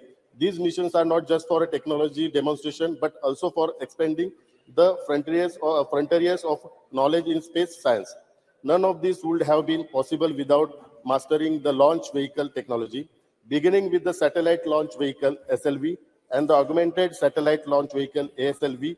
ISRO has developed and refined the polar satellite launch vehicle PSLV as its workhorse for placing satellites in low Earth and Sun synchronous orbits. The geosynchronous satellite launch vehicle, यानी कि GSLV program, is still developing with its MK3 variant, having undertaken 3 missions and is capable of carrying a 3 metric ton payload into geostationary orbit. Today, the value of the global space industry is estimated to be $350 billion and is likely to be exceed $550 million till 2025.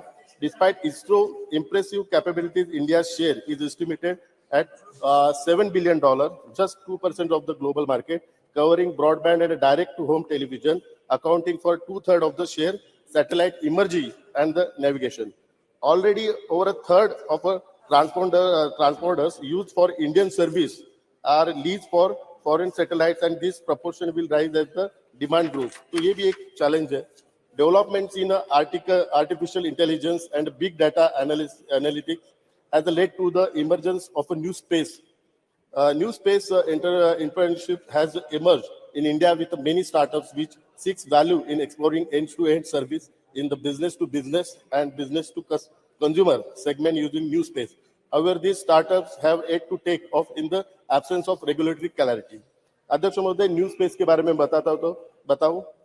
The term new space is used to refer to a global sector of a new aerospace companies and ventures working independently of a government to develop faster, better, and cheaper access to space and specified technologies driven by commercial ends as a distinct from a political or socio-economical oriented ends. New space ventures may include space tourism, asteroid mining, satellite service, etc. SpaceX, Blue Origin are some last year. Are some examples of companies involved in a new space. Another revolution underway is the small satellite revolution. Globally, 17,000 small satellites are expected to be launched between now and in 2030. ISRO is developing a small satellite launch vehicle, SSLV, expected it to be ready in the 2019. It is the prime candidate along with the PSLV to be farmed to the private sector.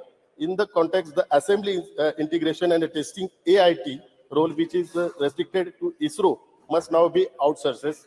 Also, years ago, ISRO launched the idea of a village research, last key point, research centers to work in a collaboration with the local panchayat and NGOs, but only 560 pilots have begun.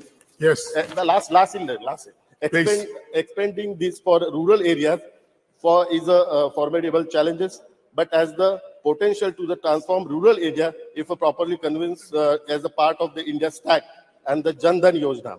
India Stack refers to the ambitious projects of creating an unfilled software platform to bring India's population into the digital age. Last India Stack is the set of API that allows government, business, startups, and the developers to utilize the unique digital infrastructure to solve India's hard problems towards the present-less, paperless and cashless service delivery. Aadhaar forms to core of India. Yes. Last में सिर्फ एक suggestion दे रहा हूँ, suggestion last.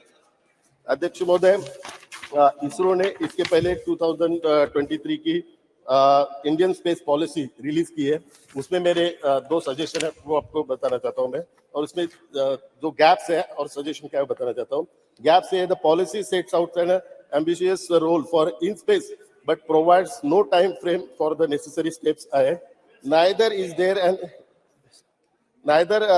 indicative timeline for ISRO transitioning out of its current practice, nor is there a schedule for in space to create the regulatory framework. The policy framework, the policy framework. How many times you are saying last? In space is a regulatory body, but doesn't have a legislative authority. तो उसमें suggestion ऐसे कि the space policy 2000 documents. तो ये 2-3 suggestion है वो आपके. Anil Firojia, thank you.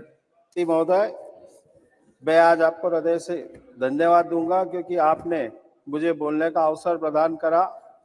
आज मैं इस विषय में सदन में अपने विचारों को साझा करके गौरवान्वित महसूस कर रहा हूं कि 23 अगस्त की शाम को 6:04 के उस गोल्डन टाइम की बात कर रहा हूं जब हमारे देश के वैज्ञानिकों ने चांद के माथे पर अशोक स्तंभ की छाप छोड़कर दुनिया को ये विश्वास दिलाया कि चांद पर सफल लैंडिंग करने व रोवर को वहां पर चलाने की काबिलियत अगर किसी के पास है तो वह है भारत. मिशन चंद्रयान 3 सिर्फ स्पेस साइंस में भारत का दबदबे एवं रुतबे को नहीं दिखाता, संपूर्ण विश्व को संदेश भी देता है कि भारत के वेदों में वर्णित ज्ञान विज्ञान का खजाना आज भी भारत के पास है। इस मिशन को हमने अपनी काबिलियत से प्रदर्शित किया है। हमारे इस मिशन से दुनिया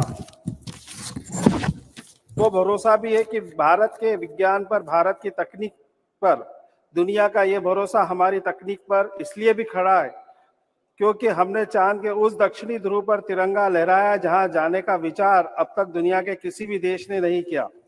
महोदय, चांद के इस दक्षिणी ध्रुव चंद्रयान 3 को इसलिए भी लैंड कराया गया क्योंकि यहाँ पर तापमान 200 डिग्री सेल्सियस तक जाता है। हमारे ये मिशन चांद पर पानी की खोज करने के साथ ही चंद्रमा की सतह पर मौजूद अन्य तत्वों की भी जानकारी करेगा। इस मिशन से वैज्ञानिकों को आने वाले समय में धरती पर मौसम में होने वाले बदलाव को समझना भी मददगार साबित होगा। मैं आपको ये भी बताना चाहूंगा कि भारत की स्पेस इंडस्ट्री $1 मिलियन से $16 मिलियन तक बन रही है। आपको यह जानकर भी आश्चर्य होगा कि 4 सालों में स्पेस सेंटर के स्टार्टअप की संख्या 4 से बढ़कर 150 हो गई है। आप देखेंगे कि 2014 के बाद देश में हर क्षेत्र में तेजी से उन्नति से हमारा एक स्पेस साइंस भी है। और महोदय, मुझे यह बात कहने में भी कोई संकोच नहीं कि देश के मुखिया हमारे माननीय श्रीमान मोदी जी के नेतृत्व में ये हो रहा है। जैसा कि अभी यहाँ पे मैं सुन रहा था, 2 मिनट तो बोलने दो साहब। मैं सदन में सुबह से सुन रहा हूँ, या हमारे कई मित्र ये कह रहे थे कि मोदी जी का इसमें नाम ले रहे हैं, कांग्रेस ने करा, इसने करा, इसने करा। सेनापति अगर मजबूत हो, शक्तिशाली हो, तो सेना भी मजबूत होती है। मैं आपको 3 उदाहरण देता हूं कि सरदार सरोवर की भूमि पूजन माननीय नेहरू जी ने करा, लेकिन उसको लोकार्पित अगर किसी ने करा तो वो है श्रीमान नरेंद्र मोदी। आज से 2000 साल पहले राजा विक्रमादित्य, उज्जैन के राजा ने राम मंदिर का जीर्णोद्धार और सौंदर्यीकरण करा था। ये भगवान भी जिससे काम कराना चाहता है उसको खुद चुनता है। राजा विक्रमादित्य के बाद अगर राम मंदिर का किसी ने जीर्णोद्धार और सौंदर्यीकरण करा, उसका नाम है नरेंद्र मोदी। आज नरेंद्र मोदी जी ने, पहले हम कोई आपदा या विपत्ति आती थी हमारे देश में तो हम याचक के रूप में रहा करते थे, लेकिन कोविड जब ये आपदा आई, जो वैक्सीन 5 साल में जिसका प्रोसेस होता है और WHO से उसको पास किया जाता है, उसमें प्रोसेस में 5 साल लगते हैं। 9 महीने के अंदर वैज्ञानिकों को मोटिवेट करके जाके अनुसंधान में जाके उनको मोटिवेट करा, प्रोत्साहित करा और 9 महीने में WHO से वैक्सीन बना के 140 करोड़ की जनता को अगर किसी ने लगवाने का काम करा, उसका नाम है नरेंद्र मोदी। Thank you. माननीय अध्यक्ष जी, 2 मिनट तो दे दो। माननीय सभापति महोदय, आज से 127 वर्ष पहले एक नरेंद्र स्वामी विवेकानंद ने शिकागो में कहा था कि 20वीं सदी पश्चिम देश की होगी और 21वीं सदी भारत विश्व गुरु बनेगा। तो उस नरेंद्र ने कहा था और इस नरेंद्र ने करके दिखा दिया, जिसका नाम है नरेंद्र मोदी। मैं आज इसरो की पूरी टीम को बहुत बहुत शुभकामनाएं, बधाई देता हूं। धन्यवाद, आपने मुझे बोलने का समय दिया। डॉक्टर अमर सिंह जी।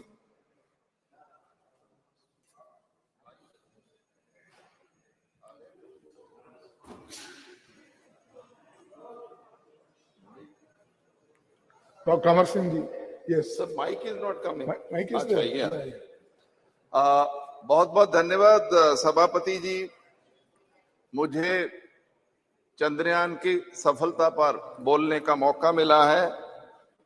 मैं इस मौके पर सारे मुल्क को और इसरो के साइंटिस्ट को और जो बैकग्राउंड में साइंटिस्ट और टेक्नीशियन काम करते हैं उन सबको बहुत बधाई देना चाहता हूं। और उसके साथ ही पंजाब के भी 2 साइंटिस्ट थे हमारे, कमलदीप शर्मा और मनीष गुप्ता जी, उनको भी बधाई देना चाहता हूं। ये सबका एक टीम एफर्ट था, ये सबको बधाई और सारे मुल्क को भी बधाई।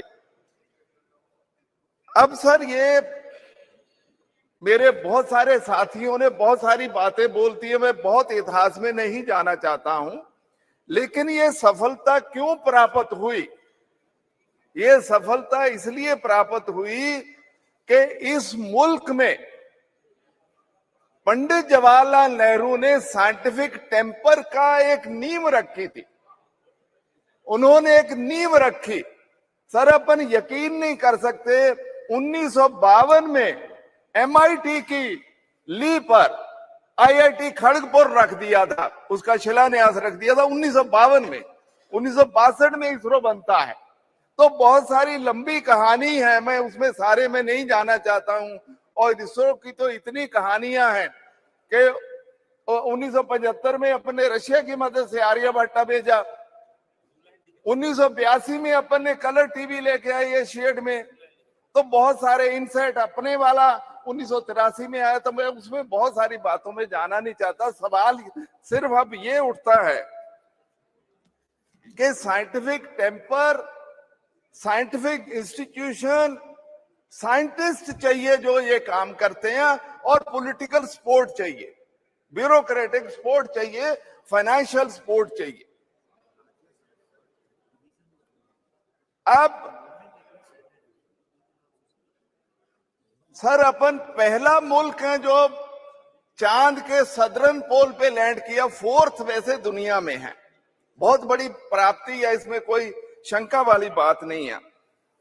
लेकिन अगर दूसरे मुल्कों से अगर अपन अपने आप को कंपेयर करें,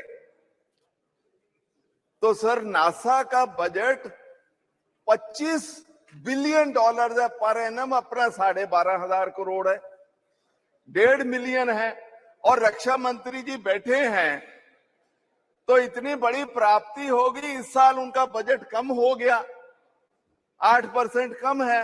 मेरी बेनती है कि कम से कम इतनी बड़ी प्राप्ति पे ये सरकार इतना तो करे कि उनका 20% बजट बढ़ाएंगे। चलो, नासा के बराबर तो नहीं जा सकते हैं, लेकिन इसका कुछ बजट तो इसरो का बढ़ाइए, वो मेरी मांग है। दूसरा मेरा कहना है कि देखो सर, अभी तो शुरुआत ही करी है आपने वो भी बजा दिया। सर, दूसरा मेरा कहना है कि 1950s और 60s से नेशनल साइंटिफिक लेबोरेटरियां बनाई जा रही थी, वहीं साइंटिस्ट पैदा हुए। सर, कुछ लैब्स नेशनल साइंटिफिक लैब रक्षा मंत्री जी कुछ पंजाब की ओर भेजिए, मेरी कंस्टिट्यूएंसी की ओर भेजिए, कुछ इस तरह के इंस्टीट्यूट उधर को भी भेजिए। हमारी तो इतनी ज्यादा पंजाब की प्रॉब्लम है, मैं उसका रोना धोना यहाँ नहीं करना चाहता हूँ, लेकिन हमारे पंजाब को भी कोई इंस्टीट्यूट दीजिए, मेरी कंस्टिट्यूएंसी को कोई इंस्टीट्यूट कोई दीजिए, उसमें आपकी बहुत मेहरबानी होगी। और बजट इसरो का बढ़ाइए, नासा के बराबर तो नहीं पर थोड़ा सा बढ़ाइए, उसमें आपकी मेहरबानी होगी। बहुत बहुत धन्यवाद। Thank you. Honourable member Shri Shankar Lalwani ji. Shankar Lalwani ji, yes. धन्यवाद सभापति महोदय। बहुत ही गर्व की बात है, बहुत ही गर्व की बात है कि चंद्रयान 3 साउथ पोल पर उतरा। पूरे देश में इस खुशी का माहौल रहा। यह असंभव के आगे की सोच है, जिसके इसरो के वैज्ञानिकों ने और उनकी पूरी टीम ने माननीय प्रधानमंत्री मोदी जी के नेतृत्व में किया। सभी वैज्ञानिकों को, सरकार को इसके लिए बधाई। पूरी दुनिया में भारत का इसको लेकर डंका बज रहा है। चंद्रयान जब लैंड हुआ तो पूरे देश में खुशी का माहौल था। माननीय प्रधानमंत्री जी विदेश में थे, लेकिन जैसे ही देश में आए सीधे इसरो पहुंचे। सभी अधिकारियों, उनकी पूरी टीम को बधाई दी। पूरा देश जब सो रहा था तब प्रधानमंत्री पूरी टीम को बधाई दे रहे थे। पूर्व के प्रधानमंत्री ये कहते थे कि जय जवान जय किसान। माननीय प्रधानमंत्री मोदी जी ने इसमें जोड़कर जय विज्ञान जय अनुसंधान करा। और यह चंद्रयान स्वदेशी तकनीक से बना हुआ, कम लागत का, कहते हैं कि हॉलीवुड बॉलीवुड की फिल्म से भी कम लागत से बना हुआ ये चंद्रयान है, जो कि हमारे वैज्ञानिकों ने बनाया। इसमें MSME उद्योग का सबसे बड़ा योगदान है और बहुत सारे पुर्जे MSME उद्योग से बने हैं। मैं इंदौर के MSME उद्योग के जो पुर्जे बने हैं उन उद्योगों को भी बधाई देना चाहता हूं और इसमें इंदौर के जो वैज्ञानिक जुड़े हैं उनको भी मैं बधाई देना चाहता हूं। चंद्रयान की सफलता के 10 दिन बाद ही आदित्य L1 का सफल लैंडिंग हुआ है। कई देश अब भारत के साथ स्पेस मिशन में शामिल होना चाहते हैं। यह माननीय प्रधानमंत्री मोदी जी के नेतृत्व का अमृत काल का श्री गणेश है। मैं माननीय प्रधानमंत्री जी को, इसरो की पूरी टीम को बधाई देता हूं। Thank you. Honorable Member Shri K.G. Madhav.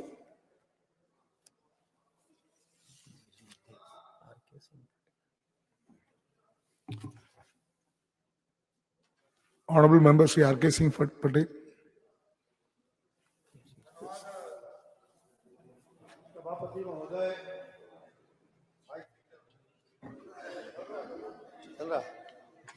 धन्यवाद सभापति महोदय। आज नए संसद भवन में पहली बार बोलने का आपने मौका दिया, मैं आपको धन्यवाद देता हूं तथा इस भवन के शिल्पी भारत के प्रधानमंत्री, विश्व के लोकप्रिय नेता, अपने माननीय प्रधानमंत्री श्री नरेंद्र मोदी जी को तहे दिल की गहराइयों से साधुवाद देता हूं, बधाई देता हूं।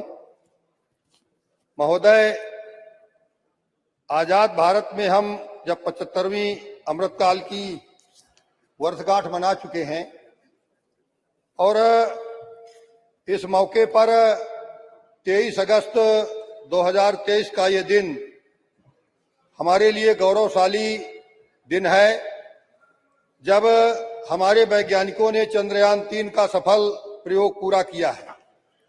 मैं इसरो के वैज्ञानिकों को, उनकी पूरी टीम को बधाई देता हूं। देश आजाद होने के बाद से हमारे देश के बहुत सारे वैज्ञानिकों ने, जिन्होंने भारत को विश्व के क्षितिज पर आगे लाने का काम किया है, उन सभी को मैं आज नमन बंदन करता हूं। महोदय, जब हम आजादी की आज 75वीं वर्षगांठ मना रहे हैं तथा उन अमर सपूतों को हम श्रद्धा सुमन अर्पित कर रहे हैं, जिन्होंने इस देश को आजाद कराने में अपनी अहम भूमिका निभाई है, उन तमाम स्वतंत्रता संग्राम सेनानियों को हम आज नमन कर रहे हैं। आज माननीय प्रधानमंत्री नरेंद्र मोदी जी की अगुवाई में हम मेरी माटी मेरे देश के कार्यक्रम के तहत उन तमाम बलिदानियों को गांव-गांव में शिला फलकम लगा करके उन शहीदों के नाम पर उनको याद कर रहे हैं। ऐसे मौके पर मैं उन बलिदानियों को बहुत बहुत नमन बंदन करना चाहता हूं और आज उन बलिदानियों की बदौलत, जिन्होंने हमें देश में आज आजादी दिलाने में अपना अहम योगदान दिया है, उन्हीं की बदौलत आज हम इस लोकतंत्र में, इस नए संसद भवन में माननीय प्रधानमंत्री जी की अगुवाई में इस देश की आधी आबादी रखने वाली उन अपनी मात्र शक्तियों के लिए हम 33% का रिजर्वेशन, भागीदारी का कानून आज हम यहाँ लाने का काम किए हैं। महोदय, उन 1500 साल की गुलामी की मार झेल करके हमारा भारत आज आगे बढ़ा है। इस 1500 साल की गुलामी की मार को झेलने